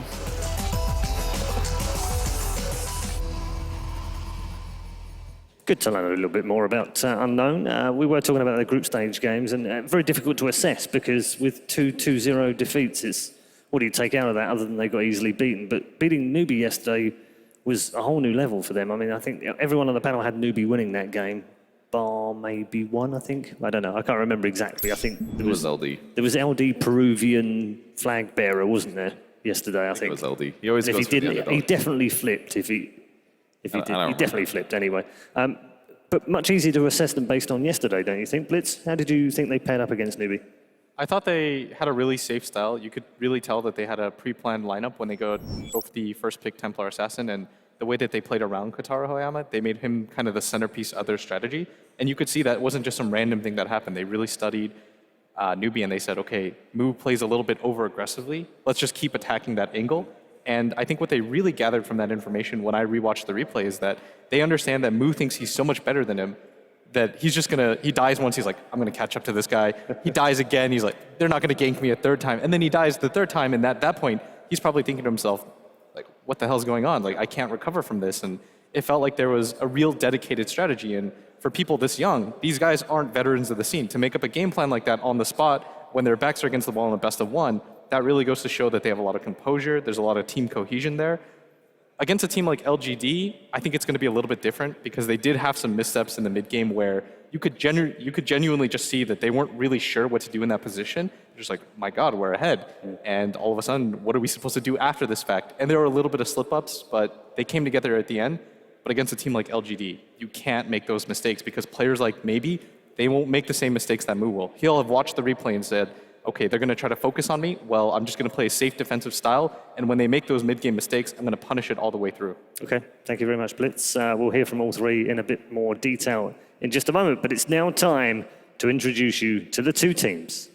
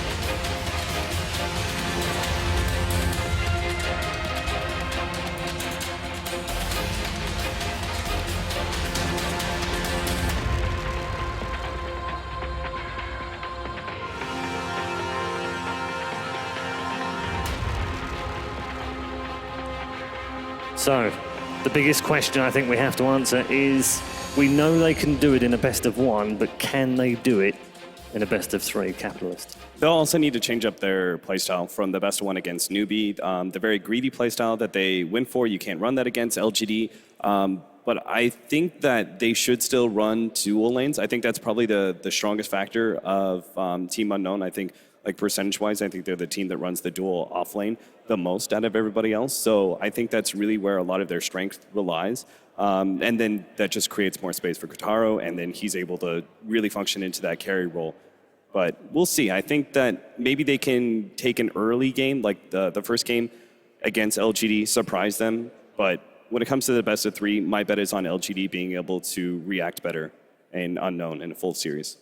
Some fantastic shots being shown from the arena right now. Players getting ready for the first draft of the best of three. The winner will move on to the lower bracket round three. Loser is eliminated from the tournament. We will have lost 6 in total by the end of the season. This is our final match of the night. One of the other fun questions I want answered in this game, and Capitalist, you'll be able to bear with me on this one because it's a commentator's nightmare, right? Imagine ZTOK was actually pronounced ZTOK, and you've got ROTK and ZTOK. Are you with me? I'm looking forward to LD with that one. I would love to see him try that, yes. He needs to. That's a challenge right there, right? Yeah, he needs to I deliver on think that we could challenge. pass the LD needs to deliver on this. He does need to deliver. Anyway, I'm stalling a little bit because we're just waiting. ZTOK. I was like, all right, sure, Paul, just go with that. Just go with it, Cam. It's fine. We'll get there in the end because we are just moments away from the draft. Now we can start talking about that draft. All these drafts are important, but the first game in particular sets the kind of tone. We saw it in the previous game. Vega maybe got it wrong a little bit game two, or definitely got it wrong game two, but may have got it wrong in the first one and thrown things away and didn't really pick up on what the other team were doing, what EHOM were doing to them. They've got to get this right, Unknown, from the very get-go. It's very important, this first draft. For me, I'm looking at the Queen of Pain mainly for them, because I think that the Queen of Pain is one of Kotaro's best hero. It creates a lot of early pressure that they can actually fight against LGD, because I think LGD are going to bring that, that 20-minute team fight power that Unknown are going to have to contend with, and they're going to need some early fighters based off of that. I even look at some strong laning phase they've done in the past, like certain Ogre Magi pickups that have been rather interesting against Elite Wolves, but it actually worked out rather well for them. They need really strong laning phase presence in their off lane and a mid matchup that is favorable. Okay. I feel like we could even see some weird picks come out of Kotaru. Like during the TI5 qualifiers, he was all over the place with the heroes he picked. He played like a Ursa game, he played like a Sven game. Maybe something like that might be a key as well, since they are basically bringing a pub playstyle to a pro game. And that's one of the things that I enjoyed the most from watching the game the other day, was just these are a bunch of kids that play pubs all the time, and they're against a bunch of guys that have been playing since before TI1, since these guys were like 10, 9, 8 years old kind of a thing. And it's just amazing to see that new experience is enough to take a win off the big guys. So maybe that'll be the solution. I think part of it too is when you play with freedom, you can tell that they're really unburdened because they weren't meant to get here. Nobody predicted them to make it into the qualifiers in the first place. They get through, and then the expected result happens in the bracket, but then they end up beating the TI4 champions. And all of a sudden they're playing against LGD in a best of three, you're probably really emboldened right now because you beat the TI4 champions. You probably think, oh, we deserve to be here. We didn't just luck our way in. Yeah, it's confidence growing, isn't it? Exactly. It's one of those teams. It's the situation where if they go out here, they're still going to be pretty satisfied with the result, but you can tell they're hungry for more. They've got the entirety of South America behind them. I saw so many different Facebook posts from everywhere. My Twitter feed just blew up with a bunch of people tweeting Viva La Peru and stuff like that. So I think stuff like that is really exciting, and I think it does give you a lot of confidence knowing that. Yeah, it's great to see a new team from another continent as well. We've got a Tusk in, 4 bans down. Kat, where are we? What I really like about this is LGD have clearly altered their bans to Unknown's playstyle. They take away both the Winter Wyvern as well as the Spirit Breaker. I would argue that those are two of the best heroes that synergize well with the Darkseer. Leaving that out, Unknown may still pick it up. It's one of their favorite heroes, but you don't have those other heroes to go with it. No. Instead, they go for the SF Dazzle. You know what that means, guys? You're going to hear a lot of SF taunts this game. Yeah, you are. I'm actually really upset about this. I love that. I think it's hilarious. The first 6 times, yes. The following 23. No, you know why they do that? Because I think it's because they think the Chinese are a little bit more structured and a little bit less BM than them. So what I heard is they just do it to kind of tilt. It's meant to just like throw them off. Because imagine you're in the middle of the mid lane and then he just keeps taunting you like 4 times in a row and you've got no idea what's going on. They did a lot in the NA qualifiers, that's for sure. Dude, that's hilarious. It was pretty extreme. So with the Dazzle pickup here, they're pretty protected since they did ban A in the first round. But quite a few good heroes did make it through.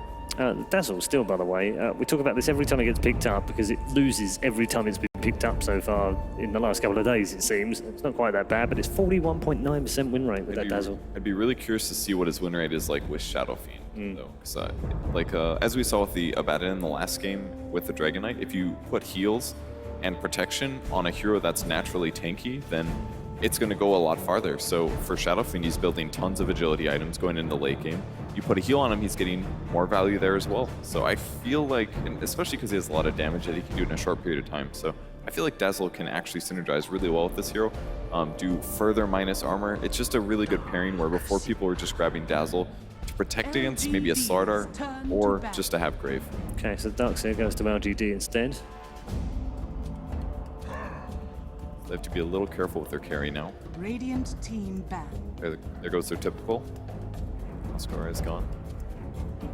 Yeah, no surprises this time.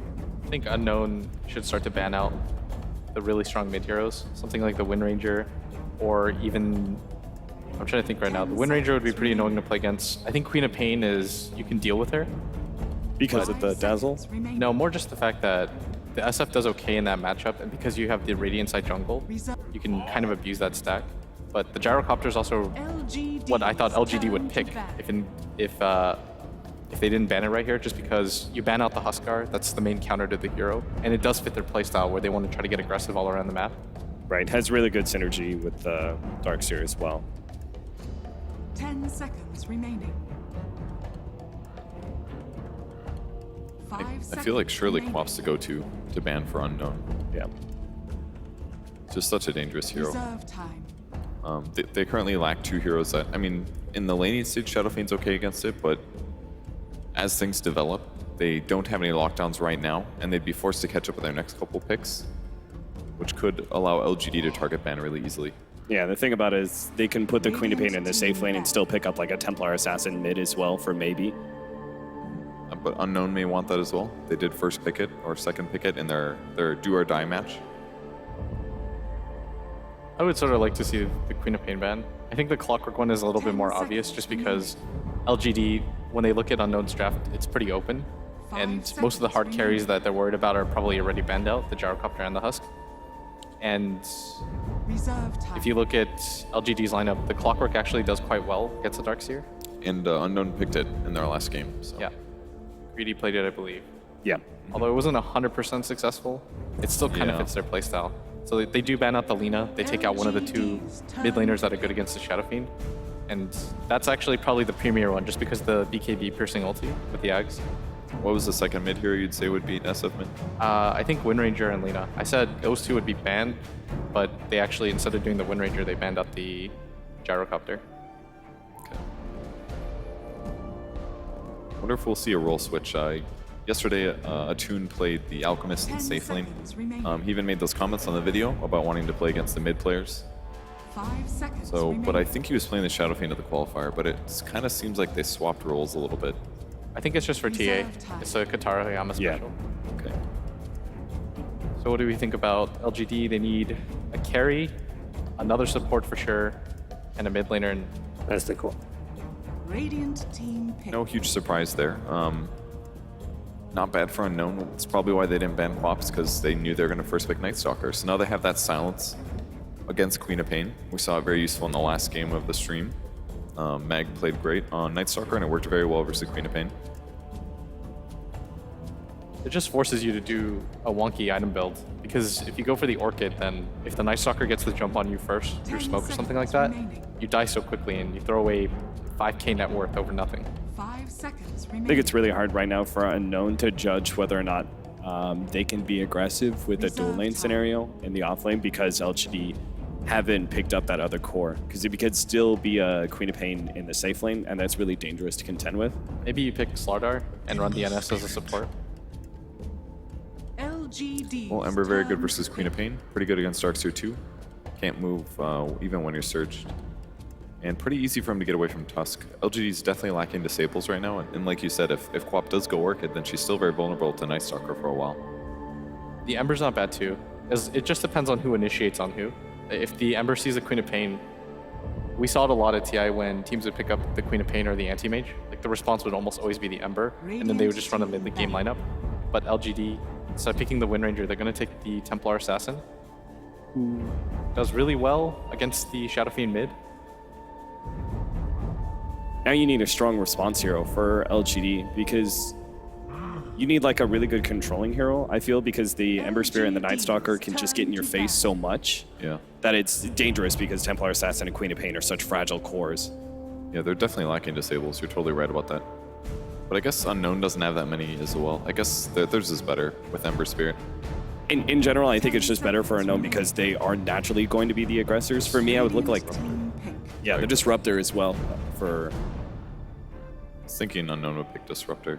I'm sorry to interrupt you. I just wanted to say before they picked it. Yeah. I felt it.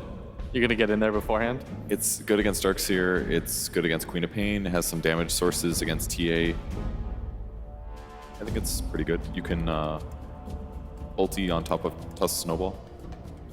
And if you have a strong enough dual lane at that point to threaten the Darkseer, you can rotate the Dazzle into the mid lane, depending on how that matchup is going for him. Focus on stacking up the Radiant jungle to make sure the SF does have that farm to be able to fall back on. The downsides, though, is when LGD gets BKBs, then your draft does nothing, which is what we saw earlier today.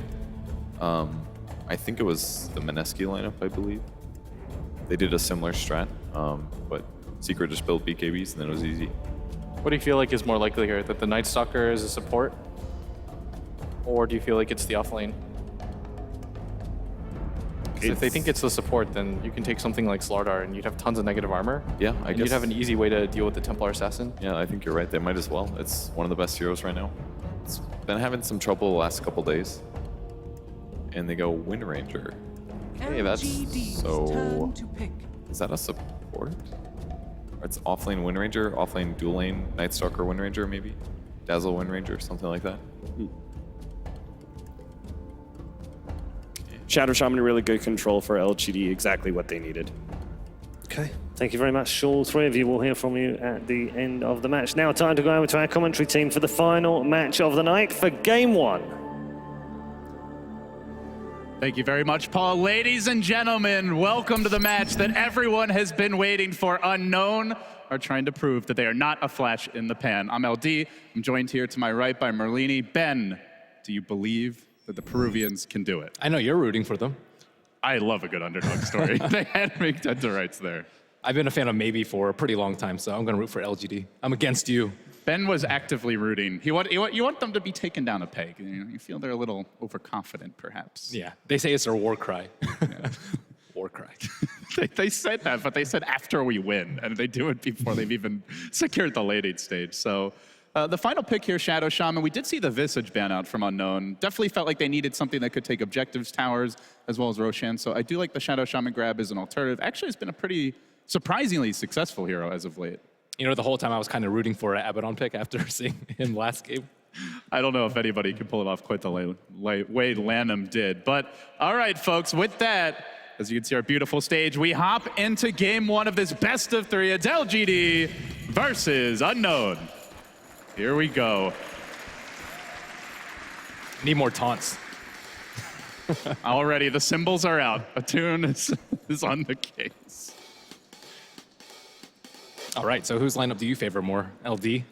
Oh, that's actually a good question. I think both lineups are very strong. It's, to me, entirely about the lane. So I guess let's look at the matchups here. It's going to be the Ztalk Night Stalker heading towards top will be kind of supporting Greedy as a Wind Ranger, perhaps, roaming a bit. Attune mid on the Shadow Fiend, but he's going to be up against Maybe's TA. That is a tough matchup for sure. And then you've got the safe lane Ember with a Dazzle. Not the most kill potential if the Dazzle indeed heads that way on a Darkseer. So I don't know. I worry. I actually slightly favor LGDs in terms of the laning stage and then their ability to take objectives. But if Unknown have that good start, there's really not that much control here for an Ember Spirit. Like, until you get a blink on the Shadow Shaman, how do you really lock them down? Siler Orchid? Yeah, that would be the big way. But as the analysts point out, then you've got a very squishy Queen of Pain. Mm-hmm. Always a Tusk Snowball to protect them, though. Queen of Pain scouted out the Night Stalker pretty early. They want to actually pressure the Queen of Pain a lot. Wind Ranger is not that bad of a matchup. In one-on-one, though, there's a lot of chasing room for Siler. Yeah, it's something we haven't seen. Queen of Pain isn't traditionally considered that hard of a carry, so most teams are fine just trading farm, but putting some pressure on her would be an interesting tweak on the normal laning setup. And Darkseer versus Ember left alone on bottom. It's not going to be easy for Ember Spirit in the early levels. I'm surprised Attune doesn't get tired of the symbols. You know? Look at this guy. He's in Frankfurt at the Major, just dancing around in the mid lane. So much at stake, but it feels like an average pub. Well, here come the shards. They want to punish this a little bit. He thinks about the turn with the raises, doesn't need it quite yet, and Ztalk is here to protect him. Should be okay for now. Meanwhile, top lane, the Wind Ranger does get run down by Sylar. So the first blood goes the way of LGD. Very nice catch there. I mean, he doesn't have a salve right now. I think he took a little bit extra damage. He also dropped his items before the bounty rune even spawned. The salve is on its way now on the courier, but yeah, this is not the ideal start here for the Shadow Fiend. I don't know if the symbols are the cause. It was a pretty good shards catch anyway, but he's playing rather aggressively. So often the LGD offlane, we do see the Darkseer here, and you know, there was discussion about Disruptor, quite a bit of kill potential once you get to that level 3 to 5 range with the Ember and the Disruptor, but these two, Ben, they're not so good at killing Darkseer. Not really good at zoning him out either. MMY kind of hidden behind enemy lines. Not level 2 yet.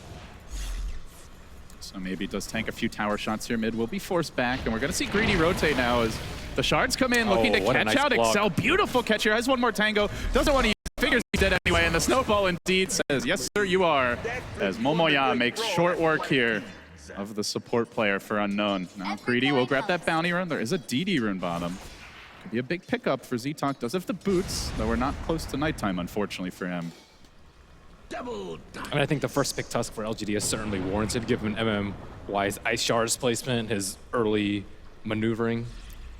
Whose Tusk do you prefer, MMY or 11, if you had to Well, pick they're one? both different roles, but I would actually say MMY maybe. Okay.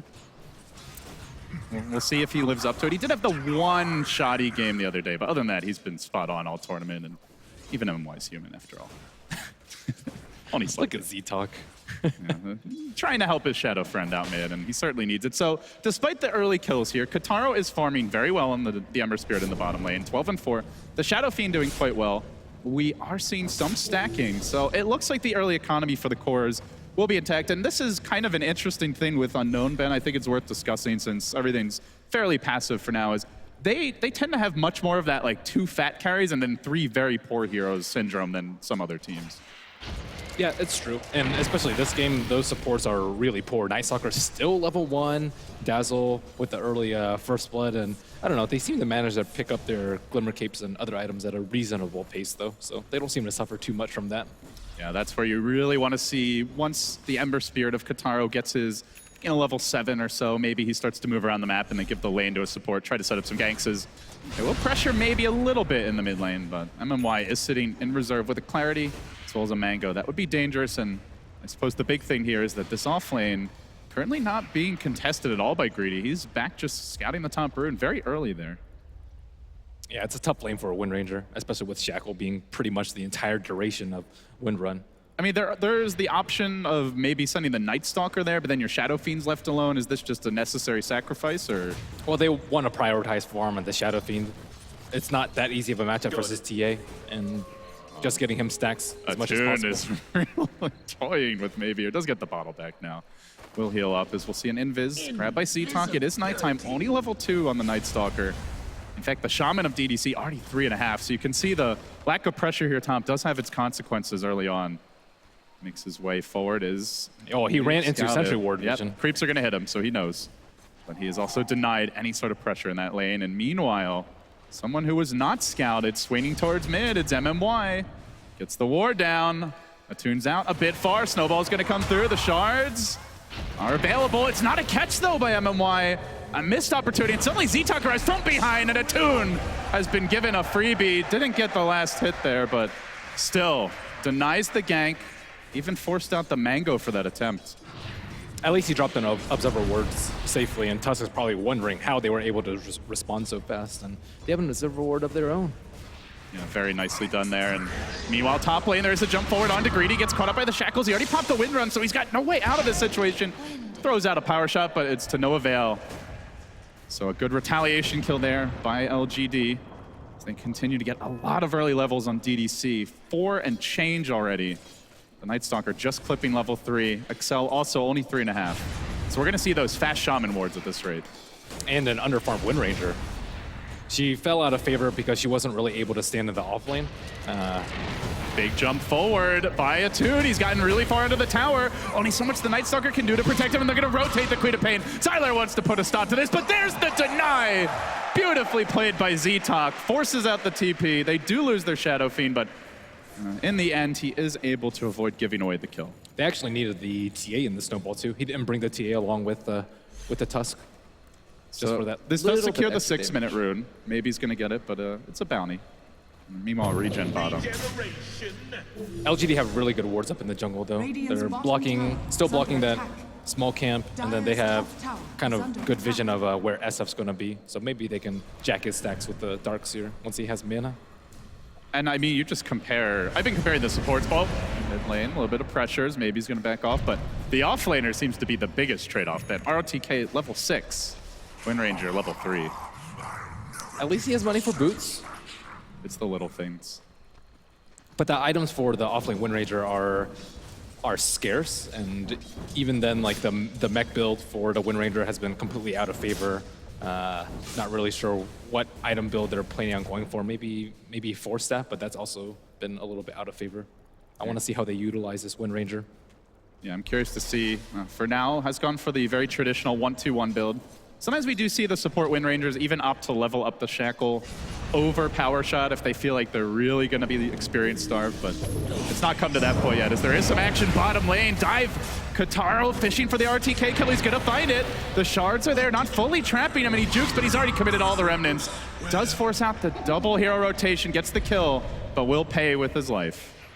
Maybe pressuring Attune in mid. Oh, maybe he might be about to get pressured, but no points yet in Meld. They could go for this one. The Raze comes out. Maybe has the fresh refraction, though, and with the trap being dropped, Z-Talk gonna have a hard time running him down. Support is inbound. Shadow Shaman moving into position.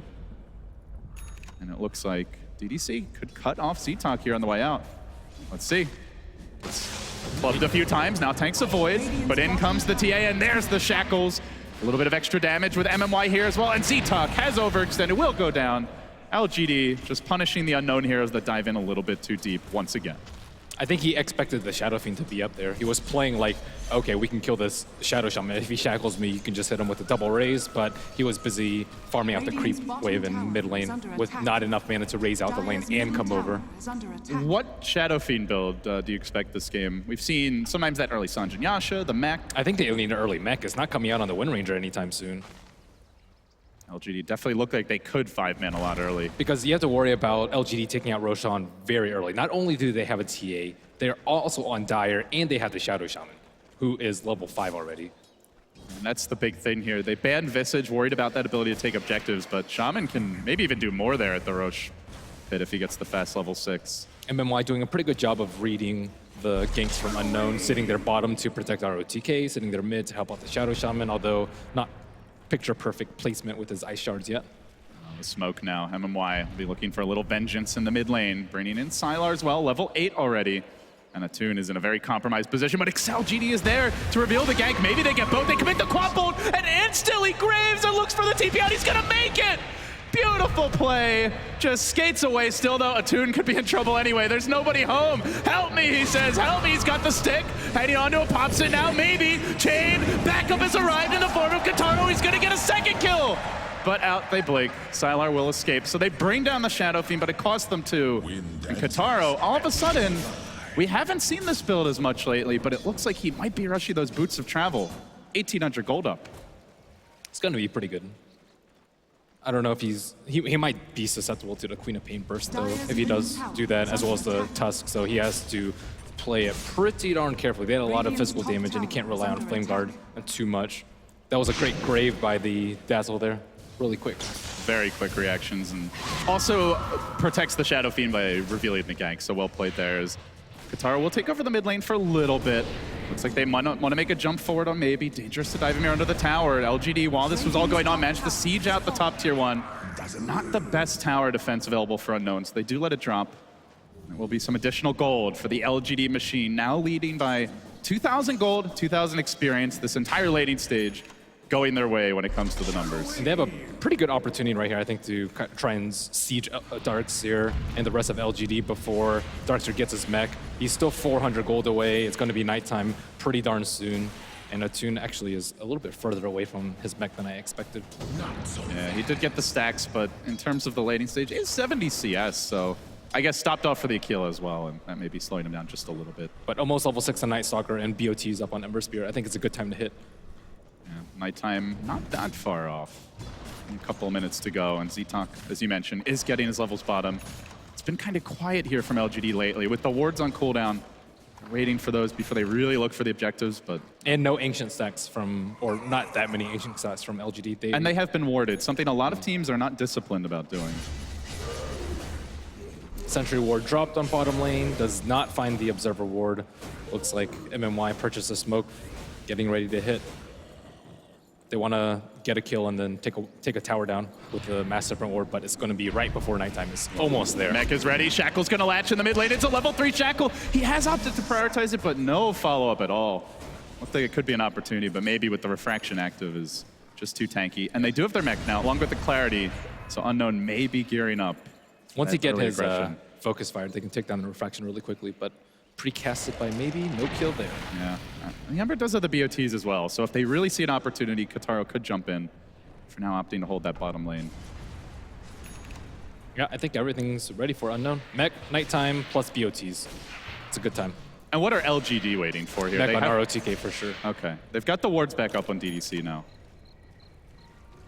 When do they look for that first big objective? The tier 1 mid, tier 1 bottom, maybe the Roche. It's only level 2 meld so far. But maybe we'll bottle what could be a very fight-changing rune. Gets that haste. This is a scary moment for Unknown. Looks like ROTK has TP bottom. MMY already spoken in his inventory. This is the time. They don't have vision in the Radiant jungle, though. That ward already expired for them. They're going to meet head-on, though. Excel moving in towards the mid lane, but he did walk over this trap here, so was scouted. Now Shackle's gonna latch, they're gonna connect. It's a 2-hero grab. Kataro jumping forward, catches out one, but he gets shackled in turn. The counter shackle, can he make it out? No, he's not able to. Then the quad bolt comes in from Sylar, they decimate two, and they're hunting for more. The mech is still available. They can look to turn this with the Requiem. Atune gets it off, it hits all four. Does he have the follow-up DDC? Blasted down, can Atune fight his way out of this? The quad blinks away, he's gonna turn back from MMY, and meanwhile LGD hunting the stragglers. The trap slowing him down. The TA gets locked onto the Shadow Fiend. Power shot not enough to bring down Sylar. They turn back for a 2 with 3 dead. He gets one. Can he find maybe? Refraction still has 4 charges up. Shackle cooling down. Turns, drops the trap, wants to fight, re-engaging onto Atune. Man mode here from the TA, and in the end, will all settle down, and it looks like it was a 3 for 3. What an excellent shackle coming out from the Wind Ranger, and nice reaction coming out from the Shadow Shaman too. He hexed and bought time for the snowball so that the Darkseer could drop his spells. He managed to get his wall and his mech off before he died. Imagine if that Ember Spirit didn't get burst at the beginning of the fight. Kataro pretty close to being able to get out of there. Yeah, no points in Sleight of Fist. Sometimes that like 1 second of invulnerability is enough to save him. Another shackle again, greedy. Maybe the real star of the show here. They're gonna silence maybe, and that's the TP. MMY says, get the hell out of my mid lane. And these kids will get off his yard, at least for now. So Excel. The deep wards have been pretty good here for LGD. One of them's worn off, but they still have one up towards the secret shop. It's gonna scout this Dazzle's rotation, and now time for the Ancients. Might not be the biggest stack, but this is the Templar Assassin advantage that every team looks to take advantage of. Yeah, they wasted 2 sentries though, trying to deward that Observer Ward, and it's still gonna stay up for a good 3 minutes. A little extra gold here in LGD's pockets. They'll take what they can get. Rotating in bottom is Kataro, still no points in Sleight, so doesn't have the easiest initiation, and they're gonna show RTK mid. There's a backstab being attempted here by Ztok, but that would be a very bold maneuver. Radiant squad only seeing the Darkseer right now. Ooh, that's a very early Orchid coming out from Sylar. That's problematic for the Ember Spirit.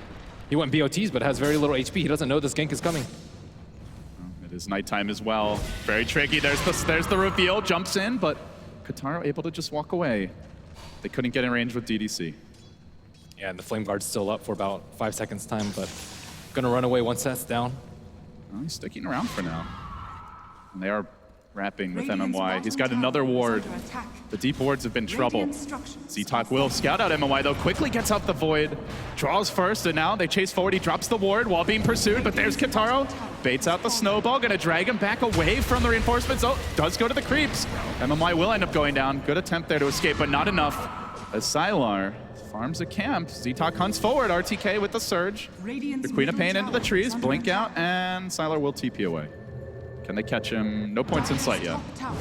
It's not a bad move for LGD. They got a ward down, they got the tower, and only sacrificed MMY's life, who managed to complete his urn before dying. So that's Wonder pretty if they good. saw that. He did drop it in vision, but they might have been busy chasing. Yeah, the night times have not been that devastating for LGD. That fight near the Dire Anxious would have been a lot worse had they not had that Observer Ward to set up for the Shackle. Still, I am wondering at what point do LGD look for those big objectives with the Shaman wards. Haven't tried to take the tier 1 mid or bottom yet. They continue just to farm and play a more spread out style. Well, they have to wait for maybe to get some items. He doesn't have anything right now. He's very close to his Desolator, but compare that to the Shadow Fiend, who already has a mech and most of his BKB, an Ember Spirit who has, looks like drums and BOTs completed. I mean, compare this to what we saw earlier today as well. I think there was, what, an 11-minute Desolator with these same items? Yeah, not the fastest start. And granted, maybe has not gotten a whole lot of help. They had the luxury of being able to take out Roche, you know, in maybe 10 seconds time, maybe even less, if they have a medallion. And that's where the Radiant Vision could be very problematic. Just one illusion currently up towards the pit. Now the Deso complete. LGD, is this their time to make a move? They are going to shake a leg, and they head towards the bottom ramp. Maybe they do sneak into the Roche pit. At the same moment, a blink grab by the Wind Ranger. Could be that source of initiation. So far, Smoke's gonna happen around the same time. Will the timing be right here? The Toon's still farming, and they might already be too late, even if they head now. Doesn't look like they're going to. So this will be more or less a free Roshan for LGD. Very patient play from them. Some whiffed opportunities earlier, but maybe we'll grab it. Gets that extra life nice and early for LGD. And now Unknown gonna have a really hard time bringing him down. I mean, Shadow Shaman has been just so nice and being able to just feel very safe when you're taking out the Roche. If the other team tries to contest, they have to fight under the wards. They managed to come out slightly ahead in the last fight because they were able to drag the fight away from the wards and down near the south side of the river. But with Roshan, you don't have that luxury. They probably figure the wards are down, granted, but this is still a very bold maneuver. Smoking against the Aegis. Well, they know they probably use wards for it, so it's a pretty good time to do so. Let's see if they can actually get that jump. Moving towards top. There's a blink on the Wind Ranger, so that's kind of a new item that LGD are not going to expect. So Tusk, I think, has to make big plays. Tusk or Shadow Shaman, or even ROTK. And Ztok was the man in front, but it is currently daytime and did not want to pop that darkness. Didn't see any opportunities. They do manage to get a deep ward down, and it is going to scout out Sylar. As a little drummer boy raises the morale here for the Unknown squad top, but LGD, they mount the assault mid instead. The Desolator comes into play now. Kataro getting scouted up by a trap. Very nice placement there for Maybe. He will force out the Remnant, a little paranoid about getting hexed, and wise that he did as DDC poked his head into the trees to see if anybody was lurking. He'll take down the tower. LGD, systematic so far. They already also grabbed the tier 1 bottom earlier.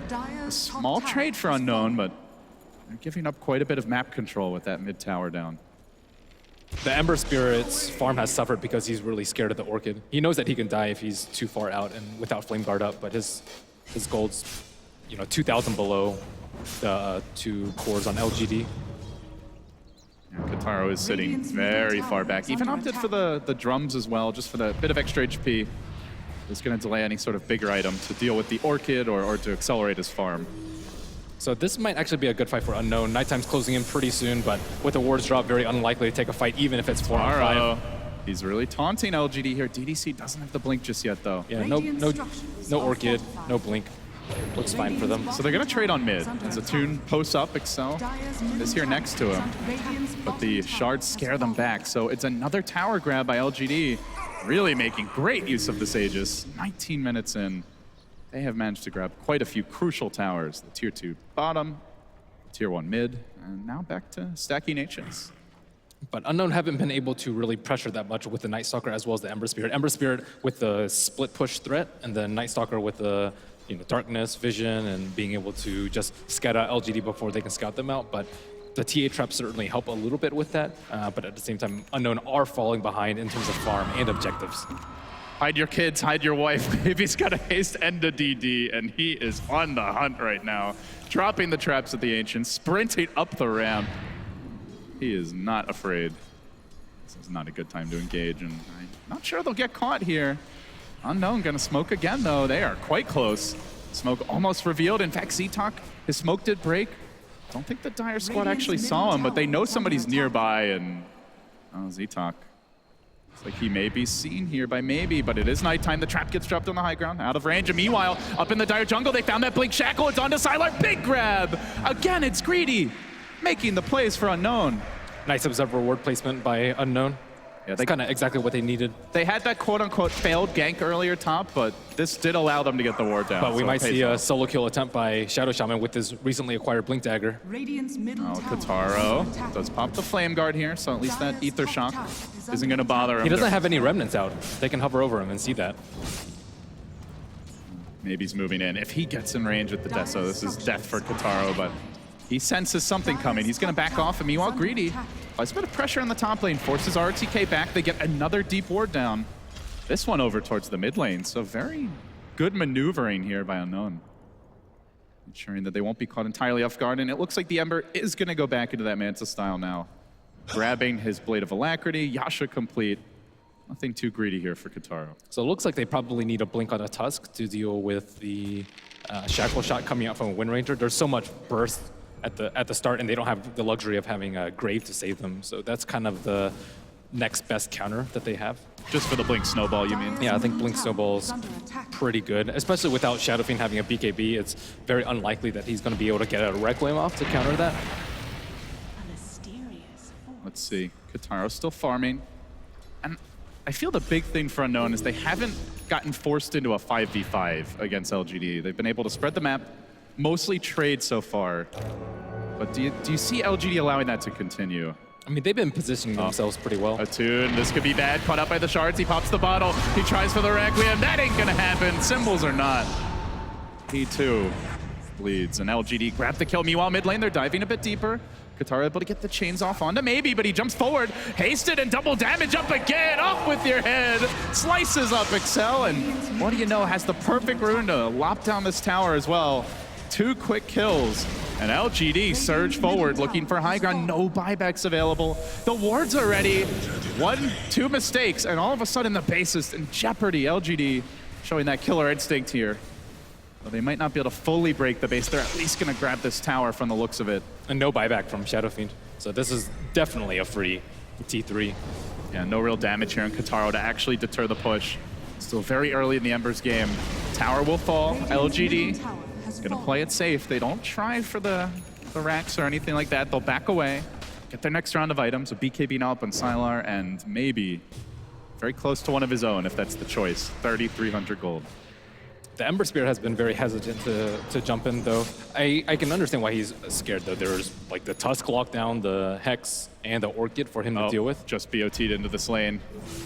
Could be in trouble. The Blink Hex, quick reveal. Kataro also dead. LGD 3 in a row as they continue to find the picks all over the map. And now the Blink on the Tusk does come online. Big core items coming out as they now exceed a 5,000 gold lead. Experience also going their way. Excel drops a ward, and a Wild Shadow Shaman's there. Oh, crap. That's not what he was looking for. DDC, he gets off the shackles. That's 4. LGD heating up. I think the biggest difference in this game is the position ones. The Queen of Pain has been doing a lot more than the Ember Spirit has. He's been kind of playing very scared. He went for a greedy build, yet he's still number 6 in terms of net worth, whereas the Queen of Pain with the Orchid has just been making Unknown feel very, very scared. No one really wants to go out by themselves, and no one really can, I guess, aside from the Shadow Fiend. You compare that to, like, say, Aggressive, who didn't go for the BOTs. He went for a lot more stats items, but he also shut down the enemy supports because he ganked so early. Yeah, I think it was because he died at that fight of the Ancients. He's very scared because of that. And I think that was before the Orchid came out, but not having the Sleight of Fist and not being really quick with the Remnant really, really hurt him. On the back of that whole skirmish, they got down 2 key wards here on the Radiant side of the map now. LGD, the battle for vision continues, and they get a lot of it out of this. They just have much better Kataro pickoff right now. Oh, close call top. Almost got caught there, but was behind the tree. But still, he BOTs on top. He kills 1 big camp, and then he's got to jump home. So he's not really getting that farm efficiency, as you pointed out. But you have like 3 heroes that can solo kill on LGD. The Queen, the Shadow Shaman, and the TA, who are both very, very strong. Unknown, really, I guess, just a Wind Ranger, but even then, she can't do it by herself. She has the Blink Shackle, but no damage to follow it up. Well, the systematic pressure and ganking has paid off as LGD now find themselves up not just 5,000, but 10,000 gold, 7,500 experience. And Shadow Shaman is able to push another tower by himself. What do they do about it? They're busy running for their lives, it seems. The Sylar, the scout out Z-Talk top. It looks like he's going to build his Assault Cuirass next, so gets a big item to help siege the high ground. It's going to be a lot of minus armor for these buildings. But first, they await the Roche, and what do you know? He's up. Grab the bounty rune, perhaps? No, they're going to leave the bottle for now. So MMY will take it, perhaps. At least Wind Ranger is getting a lot of farm, though. That can somewhat make up for Ember Spirit's lack thereof. Already with Scepter completed. That's a pretty good timing for offlane. I just worry about the Ember's relevance. Like, Wind Ranger can still offer a lot with the Shackle Shot, but what does an Ember do without farm at this stage? Well, he just can't get jumped. He has to, use his Sleight very well, use his Remnant whenever he thinks he's about to get Blink jumped, and sometimes you'll just see, like, Shadow Shaman's Blink jump and the Ember has already slighted or already used his ultimate, and then the Shadow Shaman's stranded. He's never really pulling LGD into any of these positions, though, and just letting them always get the jump. And they should have the vision advantage, too, with Night Stalker in the game. At what point do you see LGD? It looks like they're about to smoke under a ward. They had eyes on Kataro. He stuck around a bit longer. They could have gone for that Blink Hex, which DDC has been on point with. Pretty much every kill set up by him this time. Let's go back to that top lane where he really didn't feel any pressure. And that's something we often bring up is Shadow Shaman. Not the strongest laning support if there's an aggressive lane, but it was anything but. BKB forced out by Sylar. Nicely played by Greedy, but now does need to walk away. That's pretty good. And they have the BKB freshly acquired. And RTK jumped in, a bold step forward. Can they set up the Shackle here? Greedy could go for it. Actually had a 2-hero opportunity, but then would have been fighting into the Aegis. And I wonder if they saw the BKB on Champion. Well, if they didn't, they certainly do now. But that was actually, it looked like a risky play by RTK, but the Wind Ranger aggressively blinked, so he expects the whole team to be behind them. And they didn't see them with the Observer Ward or the Trap, so expected as smoke and correctly predicted. I'm starting to feel like they need a gem. As Atune is a little frustrated, perhaps, with the map control Unknown have. I'll taunt a bit with the Requiem here, but not looking to leave the home front very often. It's a little split push from Excel on the bottom lane on the Dazzle, but nobody's really getting out of the space now. That's where the graph just continues to plummet. I mean, Unknown has to make a move sometime. If not, they're just going to give up Aegis Cheese, and then they're going to siege with the separate wards, and that day is going to come. I feel like they might need a gem at this point. Look at the wards. They're completely hemmed in. Usually you don't see a team confined like this with the Night Stalker. Now looking at the smoke situation, there's none available for 8 minutes, it appears. That certainly isn't helping them get out of the base anytime soon. I mean, even if you smoke, like maybe it's going to be far up in front. They have to do a smoke wraparound to eliminate the Shadow Shaman. I would say he's priority number 1. Excel might be dead very quickly with this DD rune. I think that's a one-shot as they start the siege. Queen of Pain just hunting a bit for Kataro top lane. Got off the silence, but not able to finish him off. But the real action is on the mid lane, where maybe is quickly dealing with the creep wave. DDC gets down the wards. Looks like they might only be in range of the range barracks, but now RTK jumps. There's the back, the wall as well. They need a little more lockdown here. Shackle coming through, not going to connect, but does focus on them. Maybe they're able to bring him down once with the Aegis. Can they bring him down a second time? That's the question here. He's going to be coming back with a lot of firepower. BKB as well as a double damager, and he lunges forward onto a tune, blasts him to smithereens. No chance. That Shackle holds MMY in position, but now he gets off the snowball. Maybe very healthy through this, and it looks like he is going to be able to bring down the melee racks. Big dive. MMY takes one for the team, but they get the objectives here. LGD, there's the 2-hero Shackle, but do they have the follow-up? They need these kills. This is a lot to give up at this stage of the game. Kataro lunging forward, gets off the chains. Maybe, though, still at full HP, and he jumps in. Lops up another head, keeps on hunting for more. The Night Stalker retreating to the south.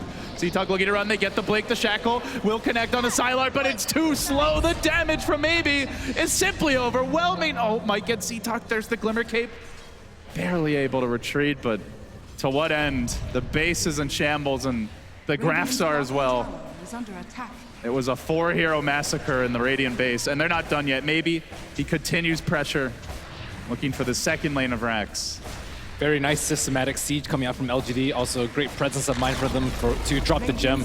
Tusk had the gem on him initially, and he died like right outside the fountain, but luckily it was placed on the chicken before. But, I mean, LGD just waiting for the perfect timing and getting it every time. Ember was thinking about a Midas, but I don't know if a Midas is going to get you back in this game. Maybe that works in NA Dota, but not here at Frankfurt. LGD are not going to wait around for 30 minutes. Yeah, they kind of just let Shadow Shaman farm his Blink and Queen of Pain farm the Orchid without any pressure at all. They played very safe in the top lane, even though they had a Berserker Ward up there. And now MKB up on TA. That's really devastating for Wind Ranger. And now I think even with the Mantis style, Ember Spirit can't man up at all. It's just that one Blink Hex, he's dead. Also really nice Blink punch from MMY to stop the Requiem. That would have been a lot of damage coming out, although maybe was BKB. Sylar is going to find Kataro, and just manages to buy the Manta. Quickly going to use it here. The Shaman arriving, but not before he's able to jump back to base, so. Well, at least the Orchid won't kill him now, but there's a lot of other tools here at the LGD Armory to try and focus Unknown down. So let's see, do they want to just go break the base now for a second lane? Do they play it super safe? They did see one hero poke out top. They've got the lane ward and Greedy into the trees. May get caught here in a moment. This could get ugly. Even throws out the power shot, then blinks back, and it's right past MMY. Pops the wind run in a panic, goes for the TP out, and will make it. So, a little space created, but quickly penned back inside the well. They're struggling to get out, and they have been for some time. Yeah, it seems like they're overall just very, very scared to make moves, getting punished like once or twice by MMY in the early game, and then after that they're like, nope, we don't really want to go for kills now. Just wondering when the second round of aggression will come from LGD here. If they want to wait for Roshan, a couple minutes to go potentially. I mean, bottom Rex is exposed, and it's daytime, so I think it's a pretty good time to go bottom, although they don't have the Aegis. They do have the wards and the Glimmer Cape now officially arriving, as well as that Shiva's Guard for RTK, but he is going to back off. Not normally a move in RTK's arsenal, but this time it will be as he tries for the Ancient stack here. Looks like he'll get it. So it seems they may ultra slow roll this, barring a pickoff, and even wait for that next Roshan. In LGD's mind, the only chance they lose is if somehow they're caught off guard with the Night Stalker. Or by the Night Stalker, rather. Taro caught up bottom lane, goes for the Sleight of Fist. Remnant back, but he didn't have one deep behind enemy line, or at his own lines, I should say, where it needed to be. And that last auto tech for Maybe is going to finish him off. Quick pick for LGD. A little sloppy. Meanwhile, in the mid lane, Sylar just manning up, goes on to Greedy, but he is going to tank the focus fire, forced to blink away. Sylar hasn't really had that dominant performance, but it's been enough. He's going to retreat again. Just they can't really punish him. And Ember Spirit with the recently acquired Manta Style will not have buyback. Boards at the ready for DDC. Looks like it could be another lane. It may well be. They have the glyph available. The ward's planted in an excellent position up on the high ground. Toon, only with the BKB now, still lacking on the actual damage items. Can definitely not man fight the TA. So they'll lose the second lane. This one basically for free as LGD continue to rip apart the Unknown base. They back off and they glyph just for the hell of it, you know, to give Unknown a sporting chance. Not sure it's gonna matter though. Pushing in all the lanes, and now the wait for the Roche. It looks like it's gonna begin. Yeah, that'll coincide with the ward timing from Shadow Shaman, but overall I think Unknown were just maybe a little bit far too passive this game. I think now, do you think that stems from the draft or from their laning decisions and execution? I mean, we also could have seen Ember Spirit go for like a Treads Drums, and maybe he would have felt more comfortable running in and having his team back him up, especially with like the Mech Heal and Grave. But so more of that aggressive style of Ember than. I mean, more. I think like they just didn't really feel it together as a team. Like maybe. Oh, bottom lane, Kataro quickly jumped, hexed up, now held by the shackles. I think they were three just mangoes. on, this is basically the white flag being waved. They're just on different pages, though. Yeah. Now, they're up against a very staunch opponent here in LGD. A lot of TI experience between these players. They've all been there and done it before, and looking to do something similar here at the first ever major. As deep behind enemy lines is Maybe. He's going to blink out. LGD grouping up. Looks like they're going to coalesce on the top lane and press forward. Trap deployed. Shadow Fiend also is partaking in the Mango Madness.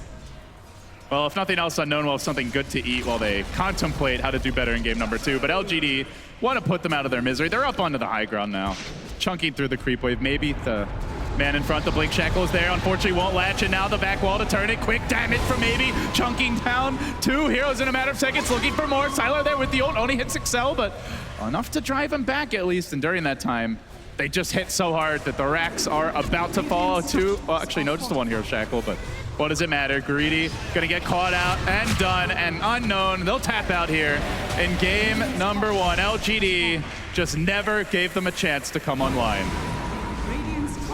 Not enough taunts, not enough item drops. What was the issue? They had the symbols. It felt like they just let LGD dictate everything. They had 1 or 2 smoke spin, those didn't connect. Other than that, they basically sat back and just let them slowly take over the whole map. It didn't really seem like they could control the Darkseer at all, too.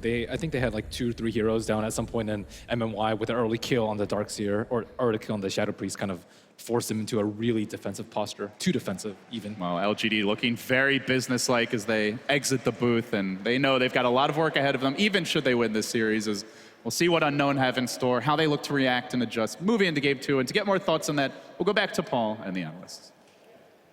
Thank you very much, LD. Yes, I think we can safely say that the hi-hat quota was very high. Unfortunately, everything else wasn't. Didn't go the way that the Peruvians would have wanted. And gentlemen, let's break it down for them and figure out where it all went wrong, because they never really got started, did they? No, they really didn't. I think LGD made it a point to control the game rather early on. This is twice now that I've watched an LGD game and thought they need some control. A Lion would be a great pickup, but instead they go the Shadow Shaman. And I think it's a hero that works really well to their favor because they were able to take those earlier tier 1s, and naturally with the Templar Assassin, they're going to build a net worth advantage via Roshan control that they had, as well as stacking up the Ancients. Yeah. Blitz, what did you make of it? I think that their lineup was okay. Part of it was that it just felt like they sat back a little bit and were waiting for opportunities to come to them in the early game. They went for that 1 smoke where they meant to meet them over at that Dire Ancient side, but what ended up happening was they just weren't prepared. Like, they didn't have all 5 heroes off the bat, they weren't able to burst down, and then from there it just kind of felt like they had the same troubles that they ran into yesterday, but without that dominant early game. They sort of meandered, they waited for opportunities that never really came, and all the while LGD said, okay, we've got an objective. We're going to go for Roshan, we're going to go for your bottom tier 1, then we're going to go to your bottom tier 2 because you can't do anything about the Aegis. And they just kind of, systematically played tower to tower game. LGD just having having the debrief. They're quite serious down there, actually, Purge, don't they?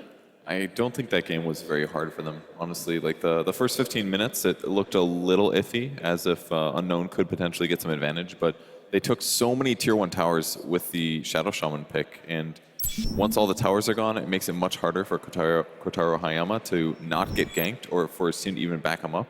I mean, there was tons of action on the mid lane, and Shadow Fiend got a lot of kills out of that, but once their towers were gone, they just got so collapsed on, and LGD just controlled the whole map. Let's take a look at the highlights now. They weren't particularly pretty highlights if you're a fan of the Peruvian. It looked so good at the start, but they didn't quite kill RTK before he died. He was able to get his ultimate off. The snowball came through as well, and that bought him a lot of time. They actually ran into each other with the smoke, and if they were just a little bit more prepared and they could have bursted a hero off the bat, then they probably would have been able to win that fight, actually. This fight, even then, didn't go too badly, but this should have been the fight that allowed them to just kind of take the game and roll with it. And if LGD are talking about anything serious, it's probably just how to improve on their game. And I think there were some small mistakes that they made in some of these team fights, maybe the wrong reads. And this is usually the way that LGD start going, things start going bad for them, especially in the late game when some of these fights can be so crucial. They make the wrong read, they stumble into a bad fight, and they feed away too many kills. And I think that LGD are probably just discussing on cleaning that up a little bit more because they do have a lot of tournament left. Yeah, I think they played overall pretty cleanly. It just kind of felt like they had a matchup win when it came to the draft. Because if you notice, the issue with Unknown's lineup was twofold. One, they didn't really have a hardline disable. They really had to rely on either the Ember Spirit staying alive so he could get multiple chains plus the Sleight of Fist off, or it was the Shackle Shot. And he was connecting with them early, but then came the second issue is that they didn't really have damage. The Wind Ranger as a support or whatever they were running it as kind of a roamer doesn't really do damage. The Night Stalker really never got off the ground, so he wasn't able to do anything, and the Ember Spirit got so shut off because of the map control that he had to go for the Manta and the Boots of Travel. It's a lot of mobility, but again, you lack damage. I think the story is another loss for Dazzle and Wind Ranger. And we're looking at some of the stats. Wind Ranger's win ratio is getting so low. And it's worse off that she was offlane. I think he did a great job considering that he was in an offlane position. He died a lot in the early game. Because he did end up getting a lot of farming, getting some really good shackles, but it just takes so many items, I feel like, for Wind Ranger to get strong. A lot of teams going Ags, Blink, then getting a BKB, but the real strength of Wind Ranger in the past when she first came out was just going Ags straight into Daedalus, and at that point you just have so much damage that you blow people up. I feel like there's got to be a better hero than the build that people currently do on Wind Ranger. Do you think it's more the build than it is the hero in the current meta? I think it's part of the build at least, yes.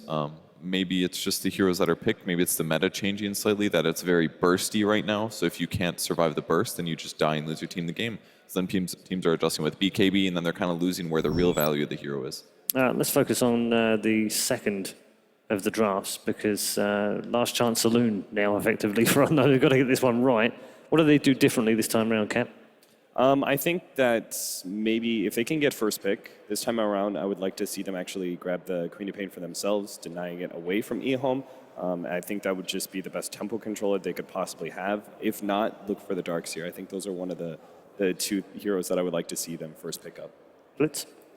I'd actually kind of like them to play something that has more physical damage or more late game. I sort of disagree with your point about the Wind Ranger. I think the Ags into Blink is okay, but oftentimes what you'll see is that the team that gets behind with the Wind Ranger, it doesn't really matter what items that you go because you're so far behind. Like, you actually need the Blink Dagger for the mobility to set up the Shackle Shots. If you don't have that, then what ends up happening is they initiate on you, and part of the other strength is too the ability to like wind run and then just immediately blink out. We saw that yesterday when Alliance were playing against C9.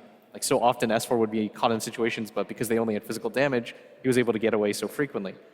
I think the bigger problem with when you pick a Wind Ranger, especially as a support, is it's feast or famine. Either it goes really well, you hit shackles, multiple hero shackles, and then you're able to snowball, or you're a hero that provides a shackle, you don't have any physical damage dealing abilities, and you're kind of just mediocre. For me personally, though, I think the main thing is just Unknown. You have to have a better game plan built around your cores, because it just felt like their cores weren't really on the same page at any point. So you think it's more the team playing the cohesion that they need in the game rather than necessarily some better drafts? I think it's twofold. I think the draft has to be a little bit cleaner because it just felt like they didn't adjust. They didn't have enough lane dominators. They didn't really have any damage dealers in the mid game. and they didn't really have any control factors. I think the game plan was the Night Stalker gets off running, ganks a few times to the Shadow Fiend, and then the Shadow Fiend can just kind of frontline tank for you, and you run at them with the Dazzle, but they never really got to that point, right? And when it comes to the team cohesion thing, I noticed that Unknown, their cores play independently. Like one core is always farming. If he gets ganked, it's whatever because the other core's still farming. They don't really rotate in for each other. Whereas you notice at bottom, when they got dove, who was the first person in? It was the Queen of Pain that, Blink TP'd in to kill Katara Hayama. You see that kind of synergy in the cores between LGD, whereas you don't necessarily see that with Unknown.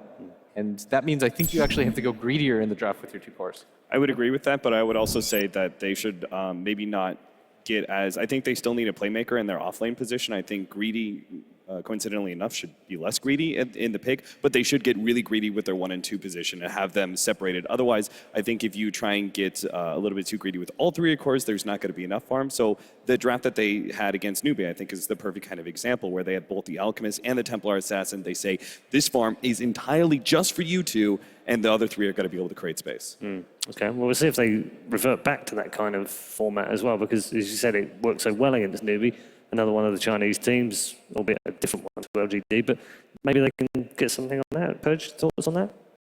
I think that strategy was pretty good. I thought Greedy played much better on Wind Ranger than he did on his Clockwork the other day, so maybe something like that works, but I don't necessarily think they need to go ultra Greedy. I just think they need to play as a team more, rotating in for each other, ganking for each other occasionally. The game they won the other day was basically, they even ganked for themselves, really. Like, Alchemist was solo killing an Ember Spirit by himself with no assistance. They were able to farm themselves the ability to take the game into their control, but I don't think they can play against that, against top caliber teams. ROTK on screen right now. What does he and the boys need to do in the draft, Cap? Because it seemed to be that they got what they wanted in that last game. Yeah, just keep up the team synergy. Just keep up the pressure. Yeah. I think focusing on objectives is the biggest thing, being able to limit a lot of that map control if you do go for the greedy playstyle. The funny thing enough is that, like, in this game too, I agree with Blitz, and I'm just like, okay, go greedy, because initially going into the series, I was like, I don't think that's going to work out against LGD, because I think their aggressive, objective-based playstyle is going to be able to limit that kind of aggression. They'll be punishing Unknown. But seeing that last game, I'm now going, okay, just go for your playstyle all the way in. Just see if you can't be able to split yourselves up enough that LGD are focusing, gank that core, okay, now gank that core, and perhaps Unknown are able to make the game go long enough that one of their big cores is going to come online. But I think LGD just simply have to play an objective-based game, continue to control the map as much as possible, keep Roshan. I think actually having a Roshan hero is going to be pretty critical for them, because that'll really be what sets up going high ground. Could give them an opportunity as well. There wasn't a huge amount they could do in that last game, was there, Roshan-wise? Don't you think that's partially to Dire, though? I mean, it seems like LGD got tons of map control. They had lots of good heroes for taking Roche. They got the map control, and then whenever Roche was up, they shifted over and they took it. And except for they never really grouped up and contested it, basically. Like, in contesting it is already hard. It's part of the problem, because you're on the opposite side of the map. You have to run across the river through observer wards that are probably there, and sometimes fighting high ground. It just seems dangerous. Is it better maybe to focus on Dire rather than first pick? Maybe that's a better advantage for them. I think as LGD, if they end up being on Radiant side, I think you can still go for the objective game first, take all those outer towers, and you can still go for Roshan yourself. At least keeping Roche in contention for the first, the 15 to 25 minute marker that usually Dire would be able to sneak it. If you could just take that bottom and middle tier 1 tower and limit the Dire side control, you can go for it yourself a little bit later on. But it turns out LGD are going to be on Dire side once again, and Unknown are going to be having the first pick. 2 down already in the bans. Nothing particularly unexpected. Wyvern out first ban, Tusk the other one. 5 seconds remaining. You had to take the Tusk out. I think it did way too much in that last game. So when you have greedy cores like that, because they did have greedy cores, they had the Templar Assassin and the Queen of Pain. The Tusk was almost always there to protect one of the 2 supports with the snowball. And I think MMY just does way too much with that hero. What about Wisp Tiny for Unknown? That would play a little bit more split push heavy. That would also give them a greedier draft that has, usually superior late game. It's something that Unknown have run a few times before. I think it's okay, but the level of coordination that you need to pull it off is quite high, and you can't really afford to make any mistakes with that type of dual run. Plus, in the mid to late game, you need somebody to scout for you and set up ganks, and it may be too teamwork heavy for them. Yeah. All right, going back to the standard. LGD. You might as well. It worked for you in the first time. I don't actually know if Unknown thinks they're the favorites here, so they probably think, okay, let's just play to our strength. And I think that's the right idea. If you're an underdog, why try to bend your style to fit whatever meta LGD is playing, right? You just honestly entirely base your play based on what you do well. Even if you think it's going to lose you the game, might as well go out with your best possible strength. Radiant team pick. Shadow Fiend Darkseer for LGD. They got their best strength. Maybe Shadow Fiend is amazing. Cap, you want to back me up on that? Absolutely. Gush about it. Maybe. A star player carries LGD so many times, and oftentimes when you see from those pub stars, no matter what region, for example, take CIS, no one, right? Big pub star entered in the scene, doing amazing amount of work. You most often see them shine on SF because it's such a routine mid hero that they play so often, and it's very mechanic based. You know who really impressed me last game, though, was DDC on the Shadow Shaman. Not only did he get really fast levels, but he pushed all over the place. He set up things with his team, and then in the late game, he was consistently there with his Blink Dagger to score kills on the Ember Spirit, which basically made the game end. It was like, if Ember Spirit can't accelerate and get a Manta style, the game is just over. And him being able to set up those kills with his team was absolutely important. 10 seconds remaining. LGD, they're going to get rid of, again, the Clockwork. It's such a good hero against both the Shadow Fiend and the Darkseer that it makes complete sense right here to get rid of it as soon as possible. Unknown are going to ban out all the map control heroes and the space creators. LGD's turn to ban. But LGD, they can pretty much just focus on banning out one of the supports. You can get rid of something greedy like the Dazzle, because you've got pretty self-sufficient supports or cores already. The Gyrocopter doesn't need any help in the lane whatsoever, nor does the Templar Assassin really. So maybe you even ban something that can move around the map and be a little bit more free-flowing. 5 seconds Like the Spirit Breaker, which is what they banned last game. Because Unknown just kind of feel like it excels when they're able to create space for Kataro Hiyama, being able to gank the mid lane for him repeatedly. It's funny, most of the time I would look at Unknown and be saying that Disruptor would be the strongest support they can go for right now because it's such a strong laning phase matchup against the Darkseer when you have Disruptor and Gyrocopter against him. But it's not a hero that Unknown like to run. And it also doesn't necessarily work with their greedier playstyle, where oftentimes Disruptor works better in lineups that take control at 20 minutes. It's not amazing versus Shadow Fiend either, especially in the late game. Does very little. True. But they do still need some control Radiant team pick. out of their support. Rubik is something that they've gone back to early on in 6.85 in some of the matches I was watching, but it's not a hero that's been very popular this tournament. They played in their best of 1 victory as well. Was any more games than that? 6 times picked, 66.7% win rate. Not bad. A small sample size, of course, as Nahaz would say. 10 seconds They remaining. do have enough heroes that deal damage already. So that's the one thing that Rubik super lacks is the ability 5 to, seconds remaining. unless you steal something amazing. I tell you what, we do have a good sample size on, or a reasonable size sample from all the matches here is win range at 22 times picked, 36.4% win rate. That's pretty bad. A lot of that might boil down to the fact that she gets picked so often, and also certain teams that are losing that could play a part. Yeah, I mean, we've already spoken about Dazzle's poor win rate as well. 31 picks so far at the major, 41.9% win rate. Doesn't always follow, of course. It's often about where they're matched as well and who they're matched up against.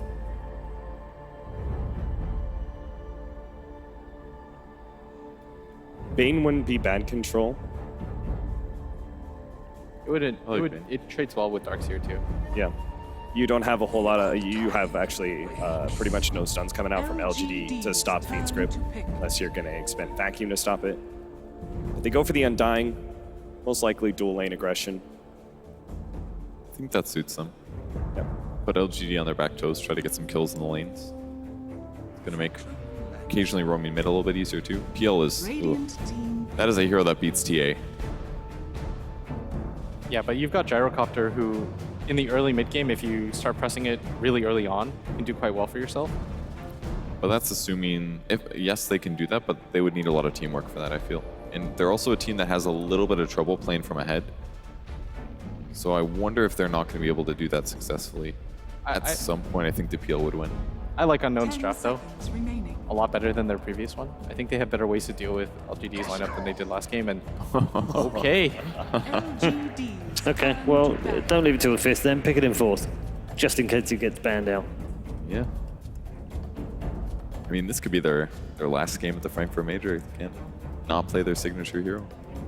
So they're going to be running Gyrocopter in the tri-lane? Remaining. Like, do they run an aggro tri-lane with Gyrocopter? Do they do a dual 5 lane? seconds remaining. You could do a dual lane, like Gyro Undying, and just run your Gyro more as a space creator than somebody that absorbs space. So lane Huskar versus Darkseer, I guess. You would need something that really helps out that lane, though. Or something that can at least give you the advantage early, so that the Ion Shell doesn't do anything. Because it's a levels game at that point, and then you're okay. LG do have some physical damage, but the Shadow Fiend early isn't fantastic.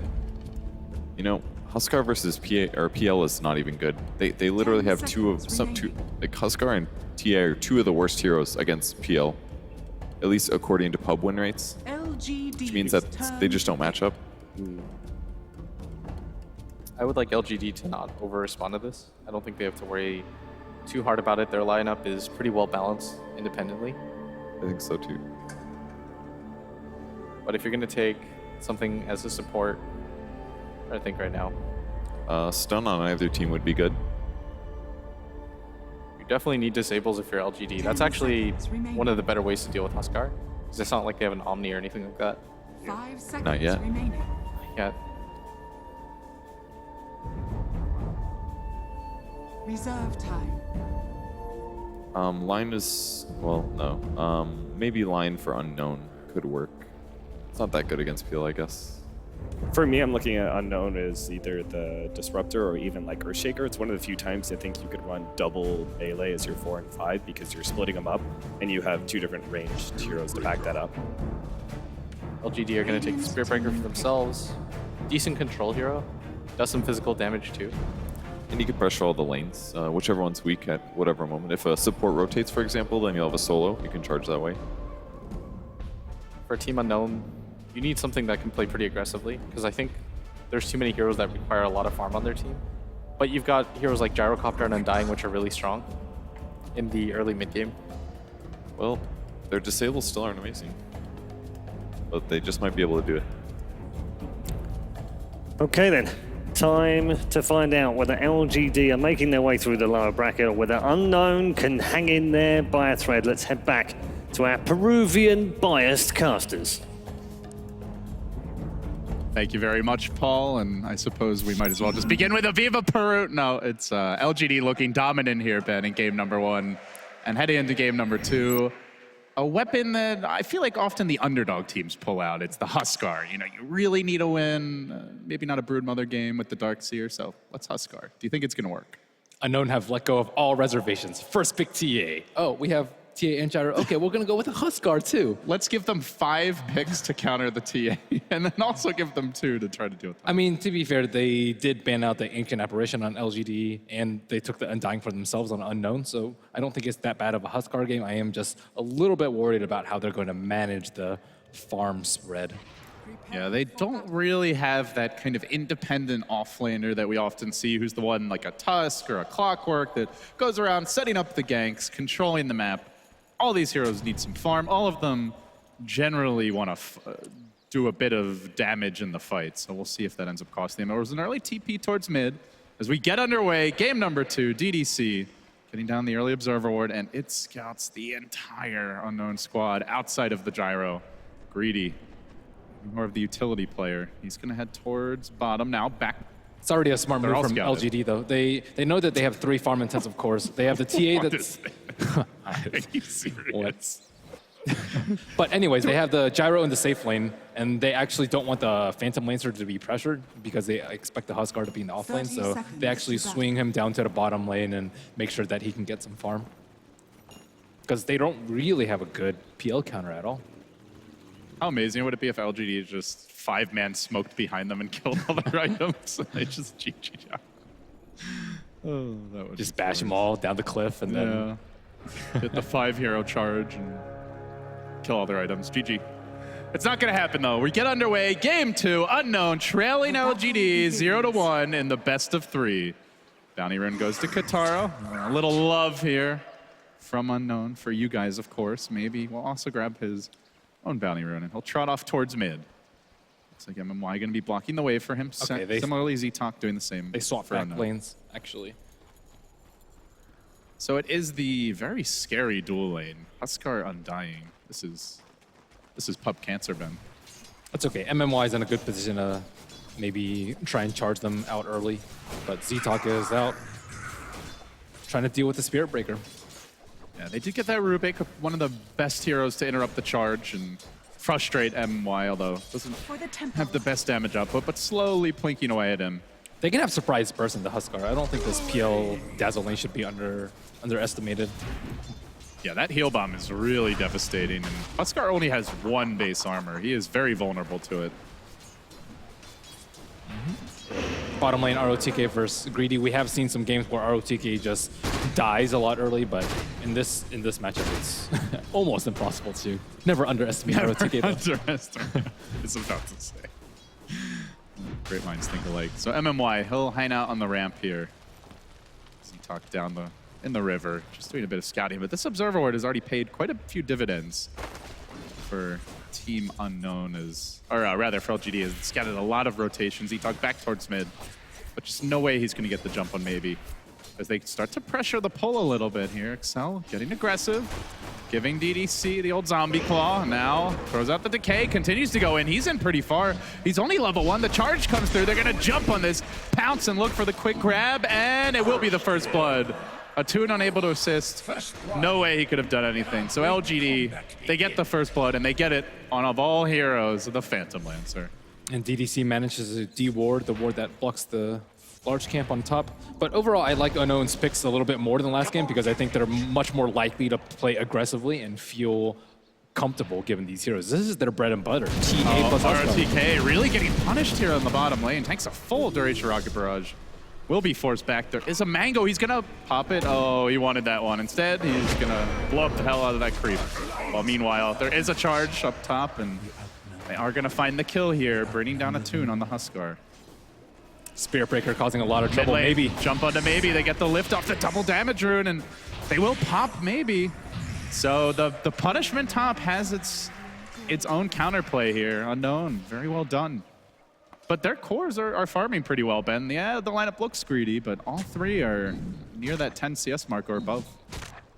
So not getting punished too bad in that regard. In fact, they are stacking the Ancients now. This is scouted. However, they have no Observer Wards up top anymore. Both of them got taken down, which is really bad because you can't really expect the Rubik to come in and help that lane. He's been mostly focusing on shutting down the Shadow Fiend, so it's kind of up to Atune and SL to not die. And again, they go on mid. They've got the lift. They're going to drop maybe back. Starting to go to work here. Don't have the Fade Bolt mana, though. Then the charge from MY. They look to turn. On to Z-Talk. Another bash. Oh, that's 17%. One more auto attack. The Orb of Venom. So nice body block from Kataro. It's not enough for the kill. It was damn close. He's still in vision for charge. He may be able to get it off. Kill me, Roshan. Take me. Take me. MMY says, yeah, I'll take you. Gets the kill. Wow. No mercy. Good move by maybe moving up top so that the charge, he gets the charge off as soon as possible.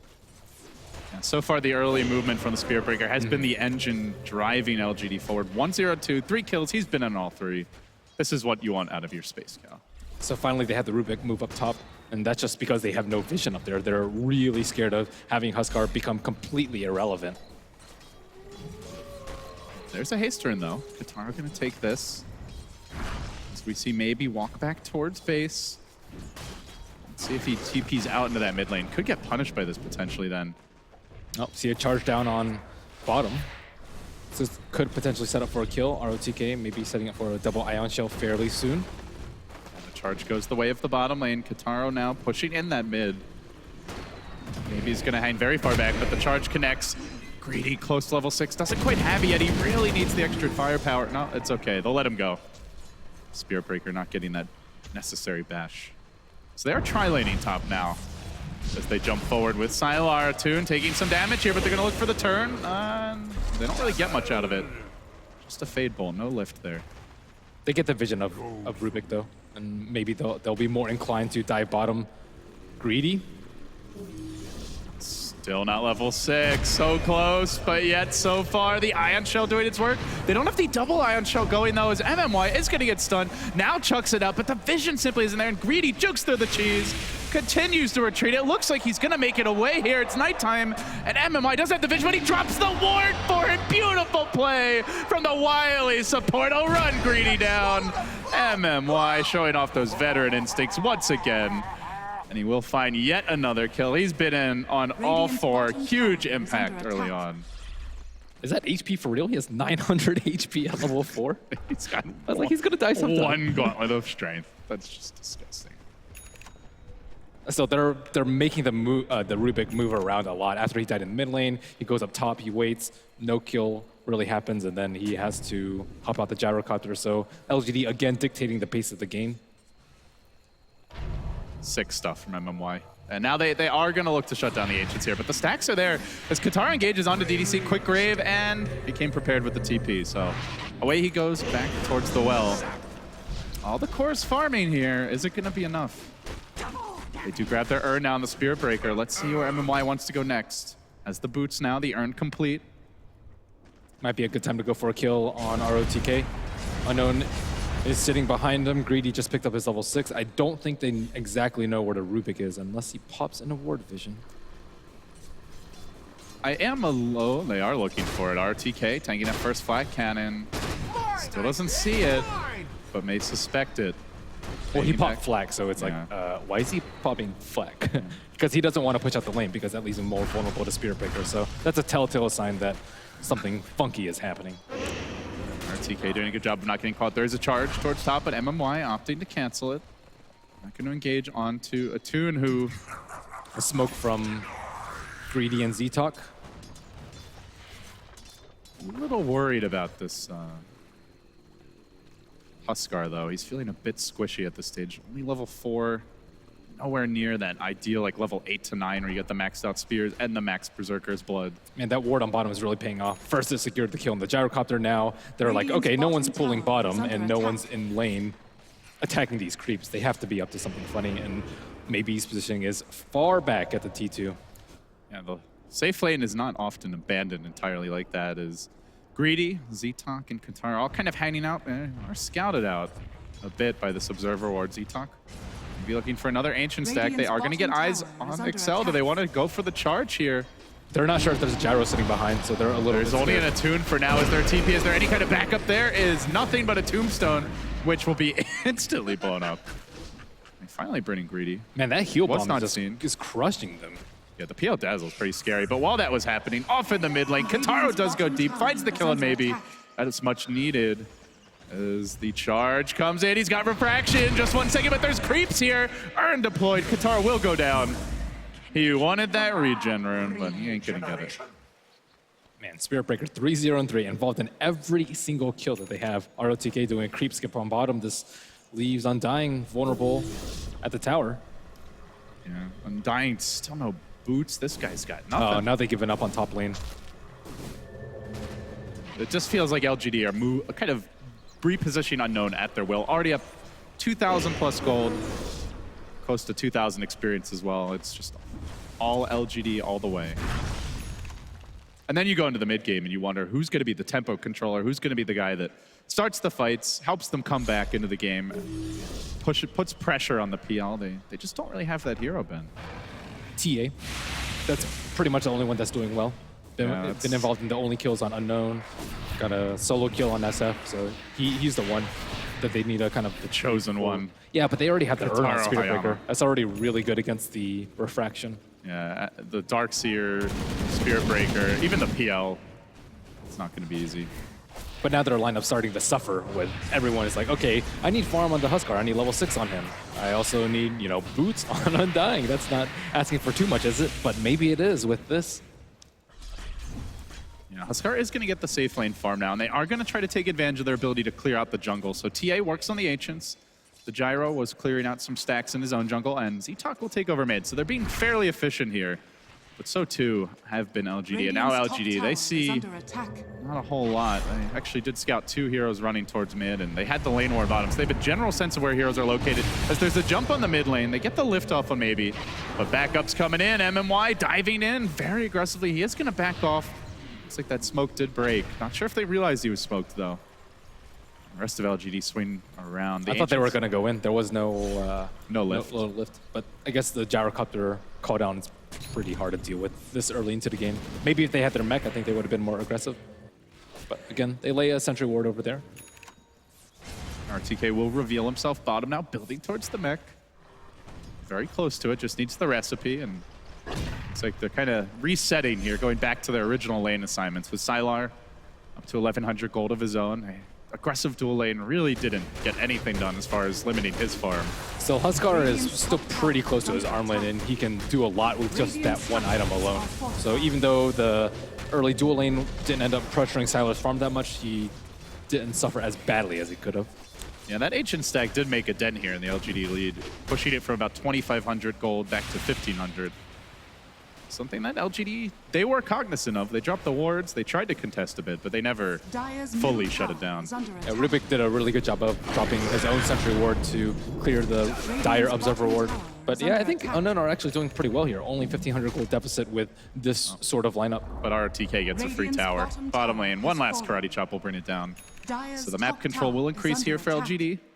The mech will come out momentarily now in the stash, and in turn, the armlet is grabbed. Yeah, they don't really have any team fights on the side of team fight items on the side of Unknown though. Undying, with only level 5 with no boots. They, ideally you want an arcane boots and the beginnings of a mech, but just no such thing coming out. Let's see if LGD let this tower drop. Unknown muscling up on it. They are going to reveal that armlet. At the same time, the mech is available. RTK only with the level 1 vacuum. They will let it fall. A big tower for Unknown. But they are trading for this. With Sylar on the top lane, he's quickly pressuring, and they don't have that Spirit Breaker type hero to quickly gank him or punish him. So Sylar's split push goes entirely for free now as they slowly trickle towards the top lane. A lot of this movement being scouted. In fact, it feels like LGD have had eyes on Unknown for most of the game. They didn't have eyes on the Rubik though. Yeah. MMY was in a pretty good position to jump in, but he didn't want to do it without knowing where the Rubik was. Well, that sentry ward was replanted, but it was after one dragon spawn, so Katara will clear that out. Now he too heads top. It's like 5 unknown heroes going this way. Radiant's middle tower is under attack. LGD not really showing huge desires of wanting to fight. The Tombstone will be problematic, even though it's only level 3 and he's a little under level. It's still really strong 12 minutes into the game. So the mech maybe isn't enough to counteract that. And of course the call down and the AoE coming out from Gyrocopter is insane. It's just crazy to see a TA Huskar draft that's 5-manning and nobody wants to fight.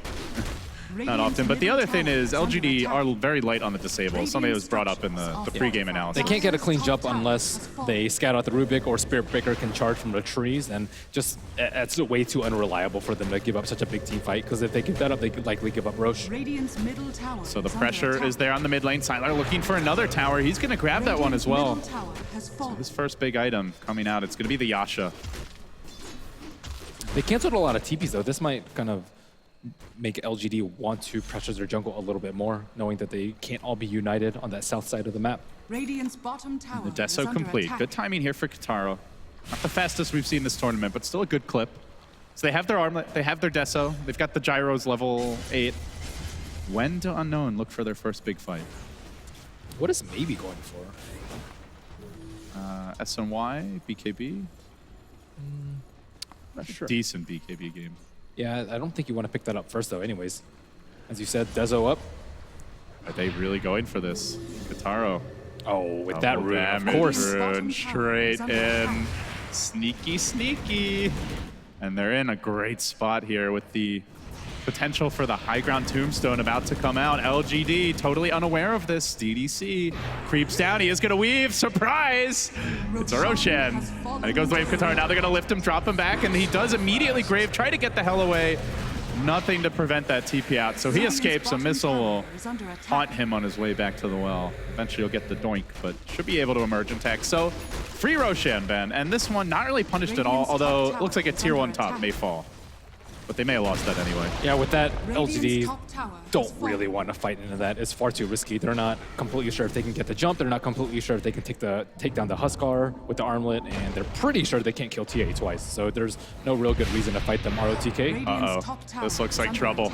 He does pop the mech, the quick dunk forward. Michael Jordan on the hunt. Deso will finish him off. It's Kataro's turn to get a little revenge for last game. And they do have the lane ward down now. So they scout out DDC, trap deployed, but they are lacking that hero to just jump in and reliably start the fight, at least until there's a blink on... Oh, okay, let's just surge. That's all right. That's one way to get the job done, but DDC craves it. Will live to tell the tale. Still a very big steal there from ZTalk. Almost getting the kill. And they might take another tower. Unknown, this very unconventional draft, but they're playing it quite well, keeping it even here with LGD. As their tournament lives hang in the balance. They do back off from the bottom lane. And they start getting their next round of items. It looks like the Dominator might be a Toon's choice, has the Helm of Iron Will. We are going to see Kataro up to 1,000 gold now. ZTalk saving. And Gyrocopter completing the drums.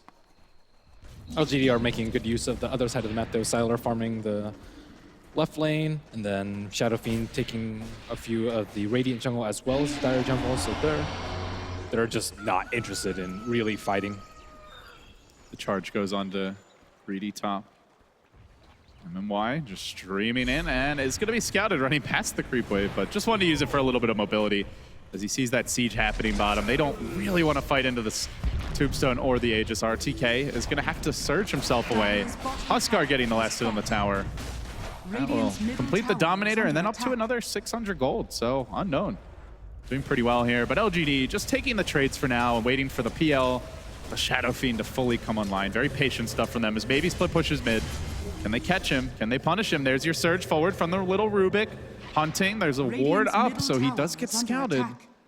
Not going to pursue any further.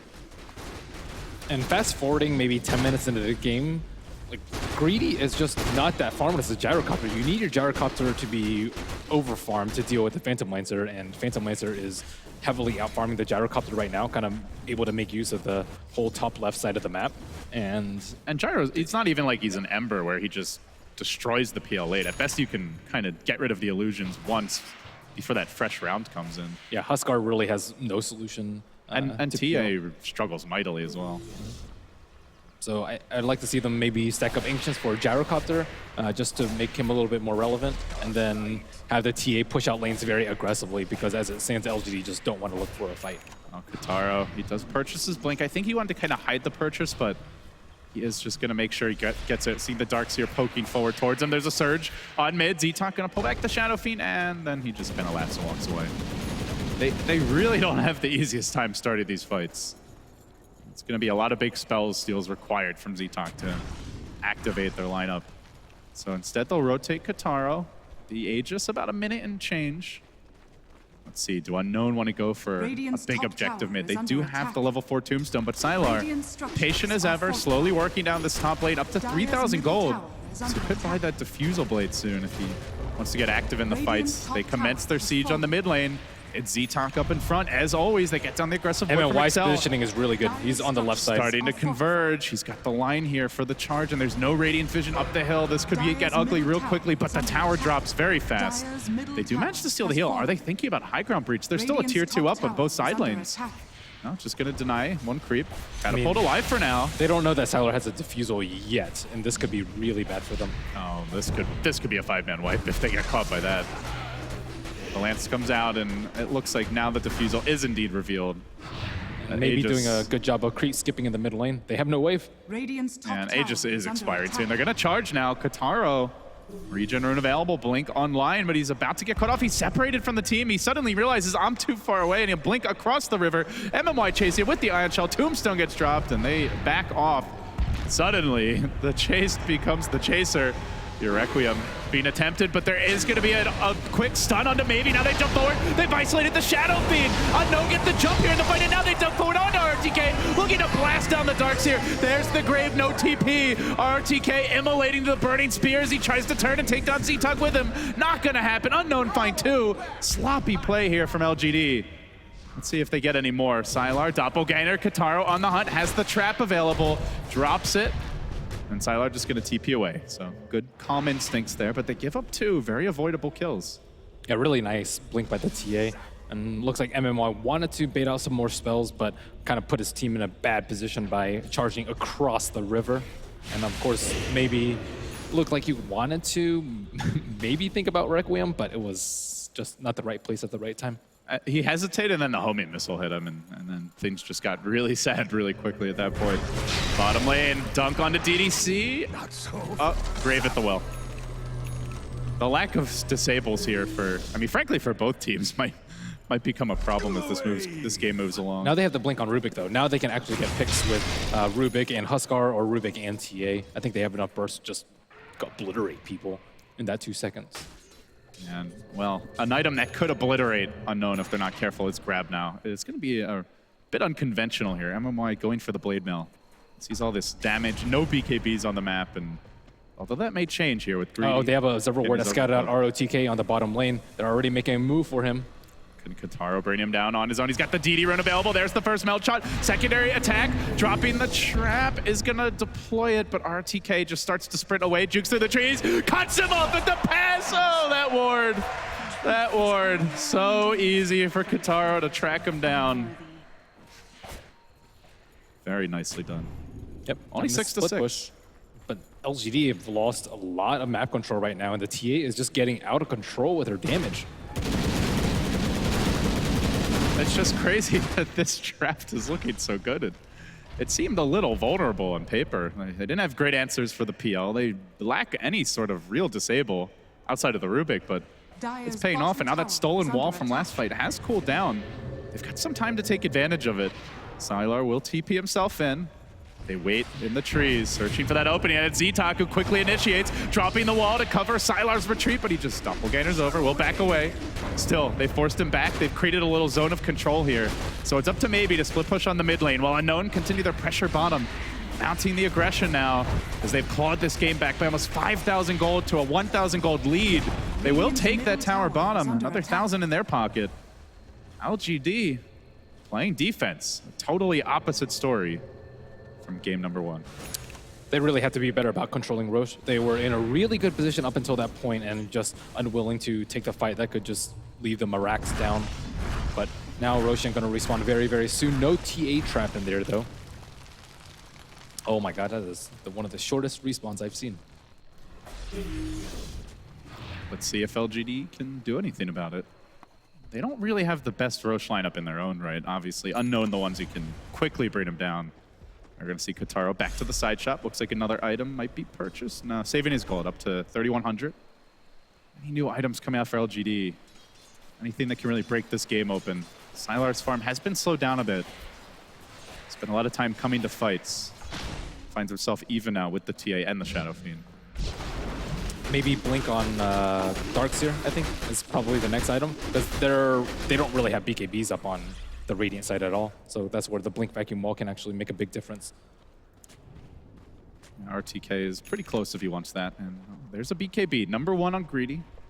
Good solution there for the Blade Mail, for the Darkseer in general, and may allow them to have someone that can run in and tank before the Huskar gets involved. He is, meanwhile, very close to his halberd. Unknown. Are they going to try to pull the same ROTK has split off from his team, though. Are they going to try to pull the same trick twice? RTK is smoked as well. He walks up the ramp. He did get revealed, so too did Greedy. I'm not sure if either team actually saw each other. They get the ward down for Excel, and now also revealed as Maybe. Everybody pretty much knows where the opposition lies, but who's going to go in first? Coming from behind is Greedy. LGD really starting to clump up here. Who gets that jump? They charge onto the TA, trying to dodge away and survive for now. The Requiem gets deployed. There's the wall from behind. Tombstone dropped in the midst of the chaos. Kataro trying to go to work on Sylar, but he's not able to find the real hero. The TA's going to go down. Beautiful fight this time from LGD as they managed to bring down 3. They haven't lost a single one. Attune with the armlet toggle, but pursued to the ends of the earth. He dunks his way back. Save me, somebody help, but eventually there is no help in sight. And in the end, 4 will fall. They just didn't have any way to deal with the PL army.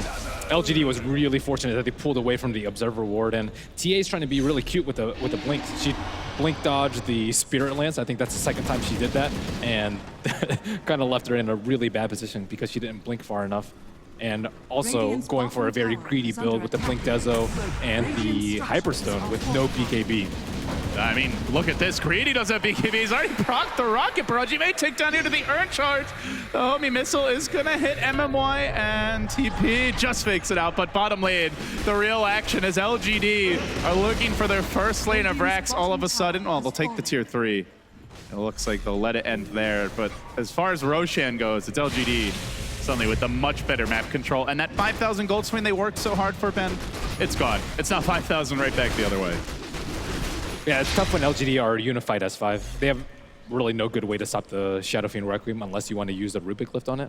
And then on top of that, they still don't have mass BKBs. You want BKBs on, I think, on all 3 of your cores to kind of fight LGD. And of course, as the fight goes on longer, you have more weave stacks and more Phantom Lancer illusions, and it just becomes increasingly difficult. They really need to take this next Roche, but everything has been trampled. All their hopes and dreams after that last fight. They need to be able to take control of the right side of the map. Well, it is actually just a moon shard for Kataro.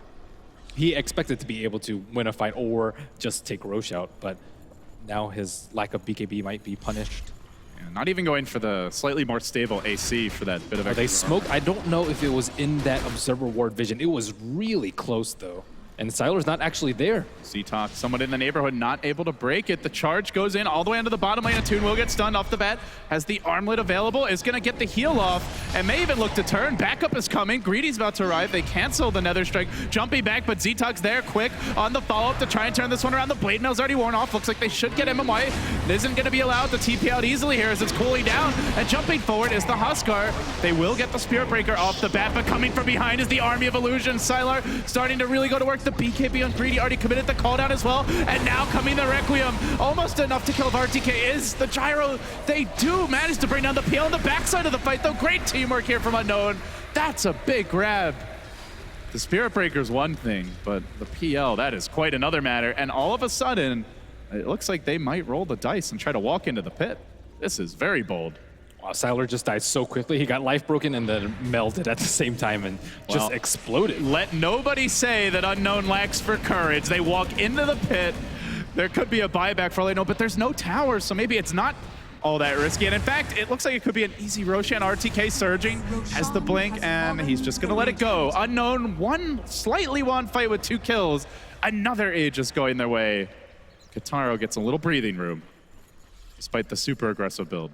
LGD actually could have gone for the Roche after they won the last fight, but instead they went for the T3, and I think that may be a tactical decision that they may come to regret. Maybe they thought that they were confident enough that they would win another fight and be able to take the Roche, but I think versus Unknown's lineup, all you need to do is really prevent them from taking the Roche and let PL get massive.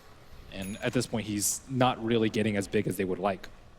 Well, the Blink Dagger comes out on Sylar. Probably saw aggressive game and decided, I like that style. I think I'll adopt it as my own. It was able to kill the Rubik very, very early on, but unfortunately they weren't able to kill the Huskar. MMY got trapped in the trees. He felt very unconfident about Nether Striking. I don't even know if he had vision from that deep in, but that's really what bought time for Unknown to come to that side of the fight. So they really need to be able to just pick someone off initially with the Spirit Breaker charge into Nether Strike, because Unknown, they don't really have great counter initiation. They do have a ward towards the mid lane here. Just scouted RTK surging himself away. Give me a coin. Nobody quite ready to hunt him though, as Kataro moseys into his own jungle, dropping a trap, which is gonna scout Sylar here as he farms the wave. Let's see if Sylar wants to get after him. They are charging currently. They really need to push out the other lanes though, so they're not forced into this fight. I think currently Unknown are like much stronger than LGD. You know, there's very few towers on the map here, and we're yet to see single boots of travel, so getting around the map is actually quite an issue for both teams. Well, Unknown did like a fake push in the mid, and that's kind of what prompted Phantom Lancer to buy a Diffusal Blade instead of more farming items. So that was a nice move by them. They've constantly been keeping LGD in check and making them go non-greed items.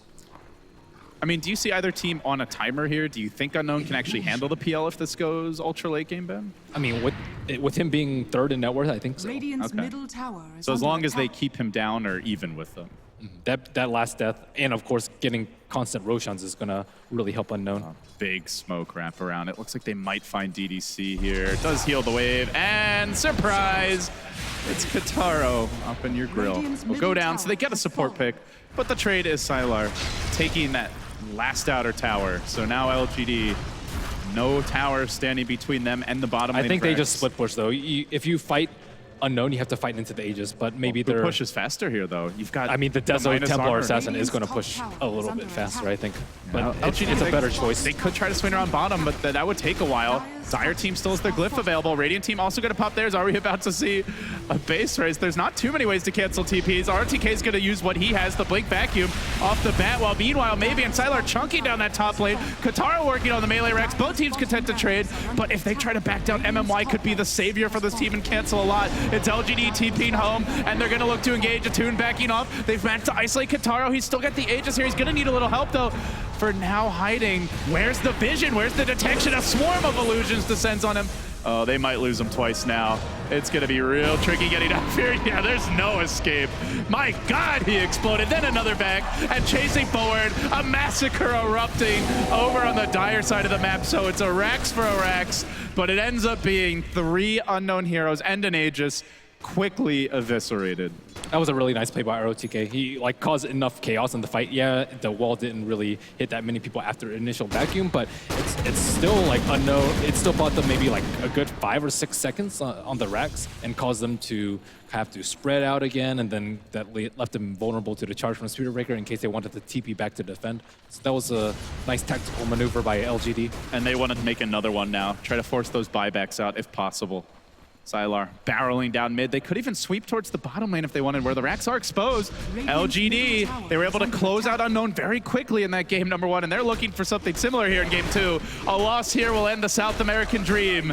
Let's see if Unknown can hold on. TA buyback up in 10 seconds, but by the time she's able to rejoin the fight, looks like the racks may have fallen. The cooldown will clear out those pale illusions, so maybe runs in. A few more auto attacks will finish off the tower, but now the dunk on the Sylar. Didn't have a way to dodge away from it. He's dropping quickly to this level of fire damage, and he is going to be forced back as Greedy engages too. In Kataro will leap. He tries to get the kill and maybe can't quite do it yet. He's burning as well. Another dunk. Deep goes Attune. He finds one. He explodes in a cloud of dazzle heal damage as Sylar lips away. He's burning. Z-Tug wants him. The surge forward. He gets the lift. He's gonna zap him to death. Oh, a swag play from the support. He's really been the star of the show here for Unknown. RTK in the trees. Oh, just blinking out. Able to retreat, but they need even more, it feels. DDC on the run too. Trap getting dropped. Can they pursue? Blink forward. They've got a lift in 4 seconds. He is going to drop the weave. Seems like they've cornered him, and this could be dead Dazzle next on the menu. And while this is happening in the mid lane, the Darkseer is being pursued a little bit by Greedy, but doesn't have the firepower to bring him down, so they get 4 heroes back the other way. They did manage to take down the melee Rex, and LGD only dead for about 20 to 30 seconds each. And that bottom lane already dead. There's still a tier 3 up mid and a tier 2 up top.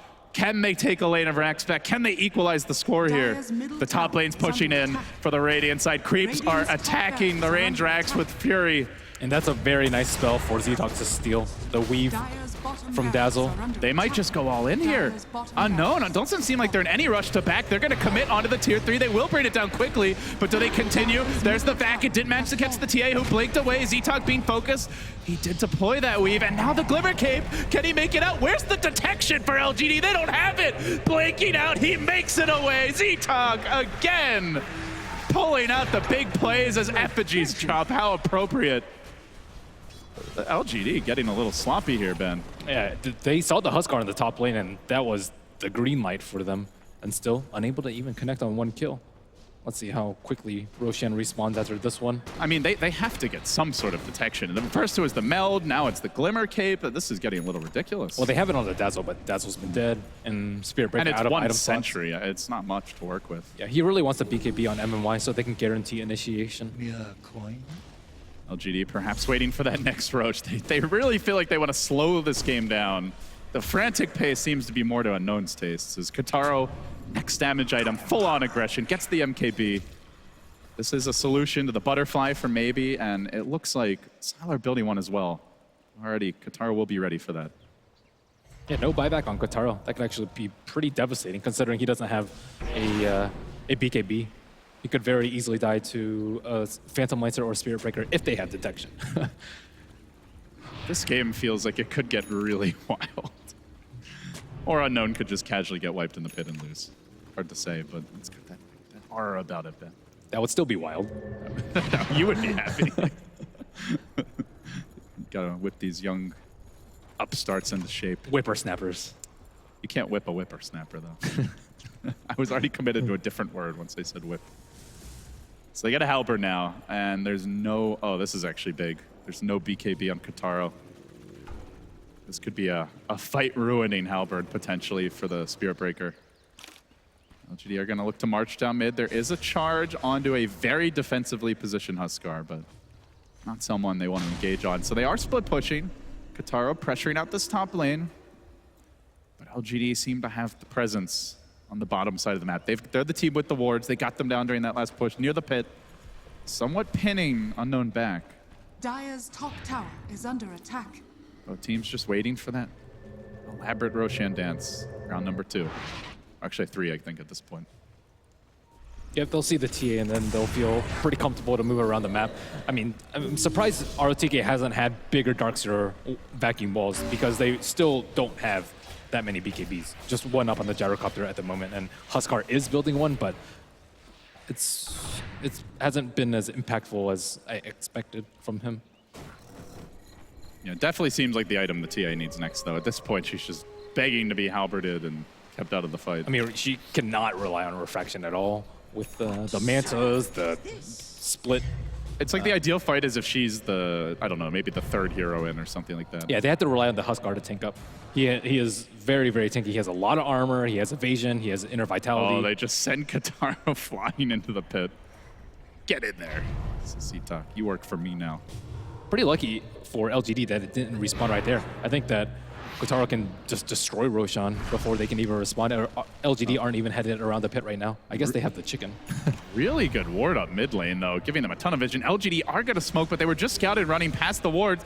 Maybe they didn't expect the full-on charge. The Nether Strike, no, it's interrupted by a lift again. The beautiful place from T-Talk. Now the Glimmer Cape. Where is the damn detection for this Rubik? They simply don't have it still. A Toon being focused on the backside of the fight. He got up the BKB. He's pretty tanky. Armlet toggles. He hangs on for ages, but they don't have a whole lot of backup. So in the end, they are going to lose him. The TA also gets picked off.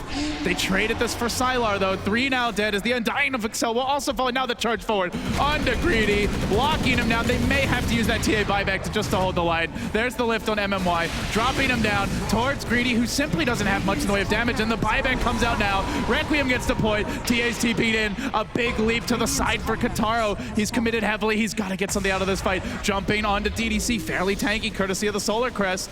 But Kataro does have the MKB, the missile. Moving forward, Rubik looking to hunt. They have to get more. They're chasing, they're thinking Surge, but RTK's the man being hunted by the missile. As DDC cowers in the trees, and Kataro now suddenly finds himself very far out on his own. So a big win there for LGD. And now Roche is up. Yeah, Sylar ended up dying in the fight, though.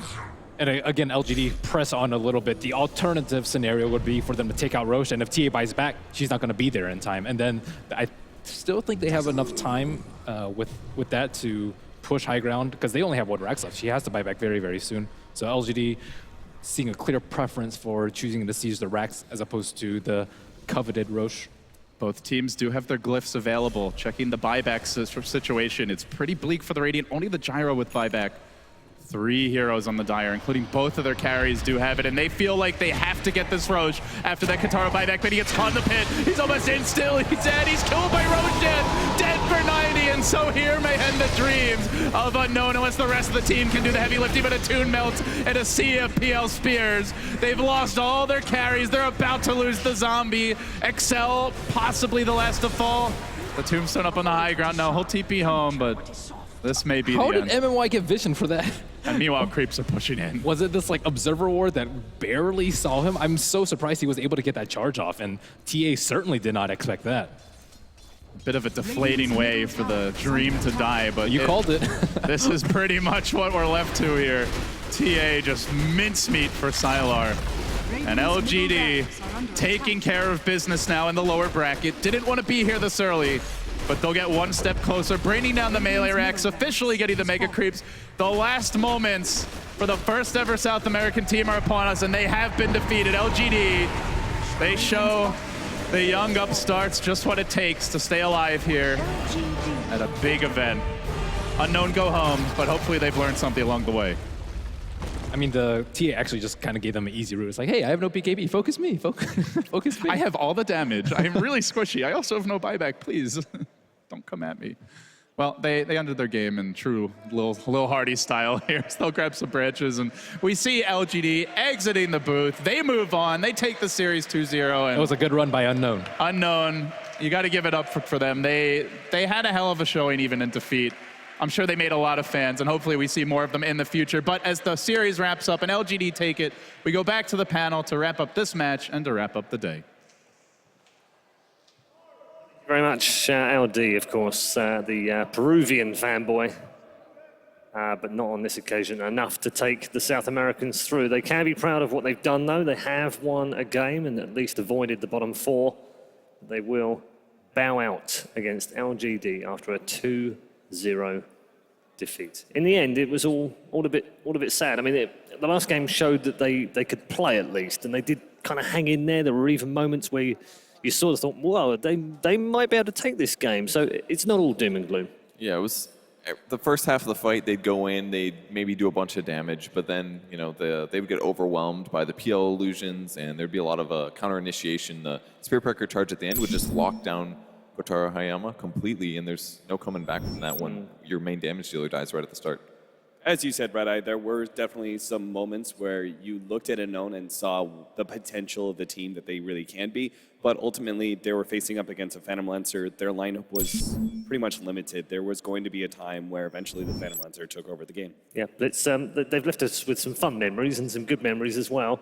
And it's great, I guess, from a continental point of view, the fact that they're able to play on this big stage. Yeah, I think the biggest thing that they should take away from this is how inspiring it was that they were able to make it this far in the first place. When you have a fledgling scene like that where, yeah, there's a lot of Dota being played, but when it comes to the competitive aspect, there's not too much professional Dota. I think this will give hope to a lot of teams and kind of say, well, maybe if we take this a little bit more seriously, look how far we can get with it. Because I feel before this point, Team Unknown, maybe they didn't really understand the complexity of the situation or how big this was for their scene, but I think once they get home, it'll kind of hit them and say, wow, we didn't finish bottom four. We could have even probably gone further than that. And for me personally, I thought it was a decent showing against a team like LGD. You can't really make those minor mistakes that they do because it adds up so quickly.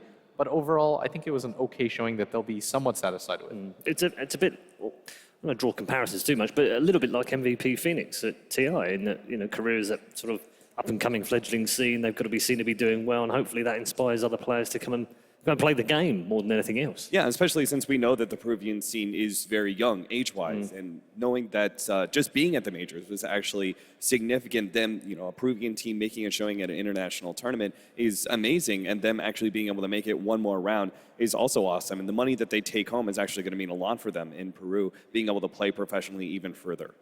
Okay, we'll hear more from you three lovely gentlemen in just a moment, but let's head downstairs and find out who Kotl Guy is with.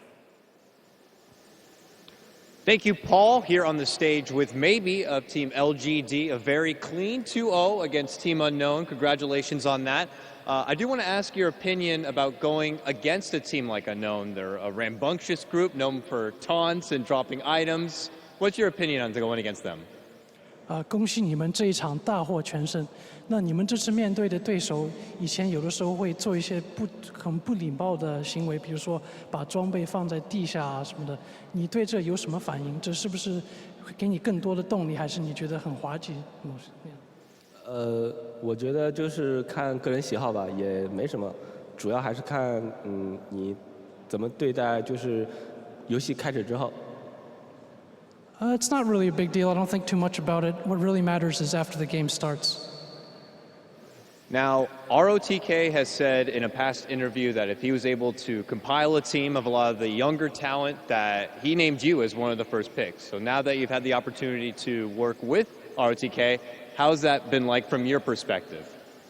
那老队长说，就是他以前重组时想跟中国比较有天赋的新人来合队。那现在他说你也是就是这新一代的好选手，你现在能跟老队长在一起打，你有什么见解、什么想法？我觉得很开心，然后他这个人是我很喜欢的类型。I'm really happy and I really like him as a person.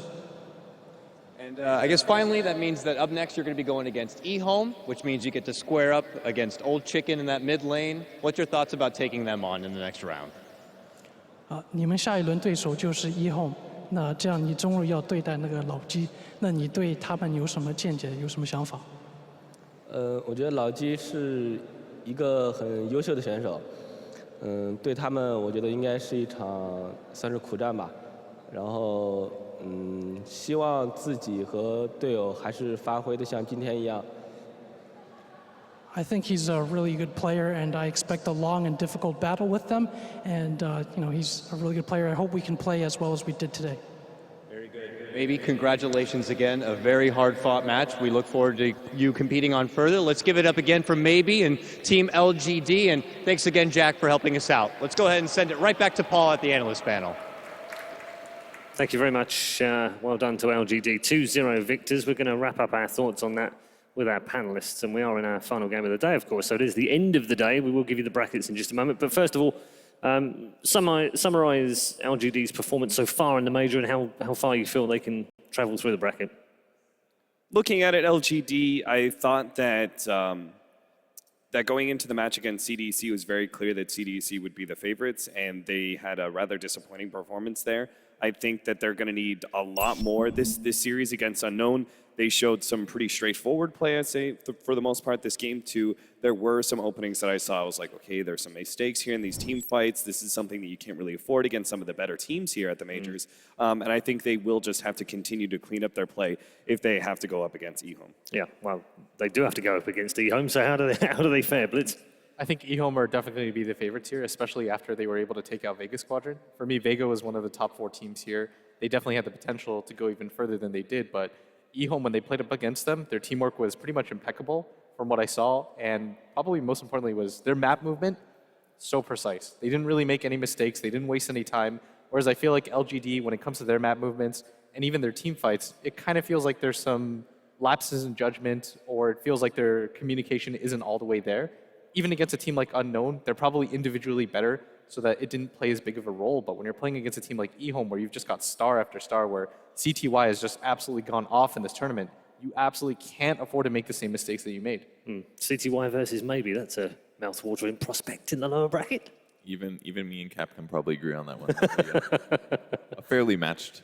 I'm just going to be watching the mid lane the whole entire time. If Yeah, just not watching anything else. Yeah, it's going to be fun. Okay, we do have the brackets for you to update you because they have changed significantly today, of course. The upper bracket looks like this. EG will take on CDEC tomorrow. Secret will also take on Vici. That's the upper bracket semi-final.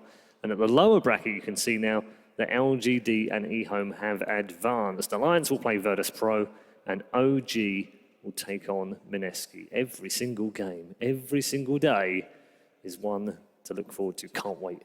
Can't wait. More tomorrow as well. We've got plenty of those games coming up. I think we might be able to show you what we've got coming up tomorrow, in fact. Just, again, stupendous games all day. We'll kick off with OG versus Mineski in the lower. Alliance and Virtus Pro will complete the lower bracket in the second round before we move on to Evil Geniuses versus CDEC, the replay of the TI5 Grand Final. And we'll also have one more match, which is the Secret versus Vici game in the other semi-final in the upper bracket. We'll find out at least 2 of the top 3 teams here at the Major. Another day in the history books, though. There's 2 more teams crashing out from the race for the Frankfurt Major title. 10 remain now, but 4 have a distinctly better chance than the others. Tomorrow we'll have more action, drama, suspense, victory and defeat, when you'll be able to catch it all from 10:30 a.m. local time, live from Frankfurt. We'll see you then.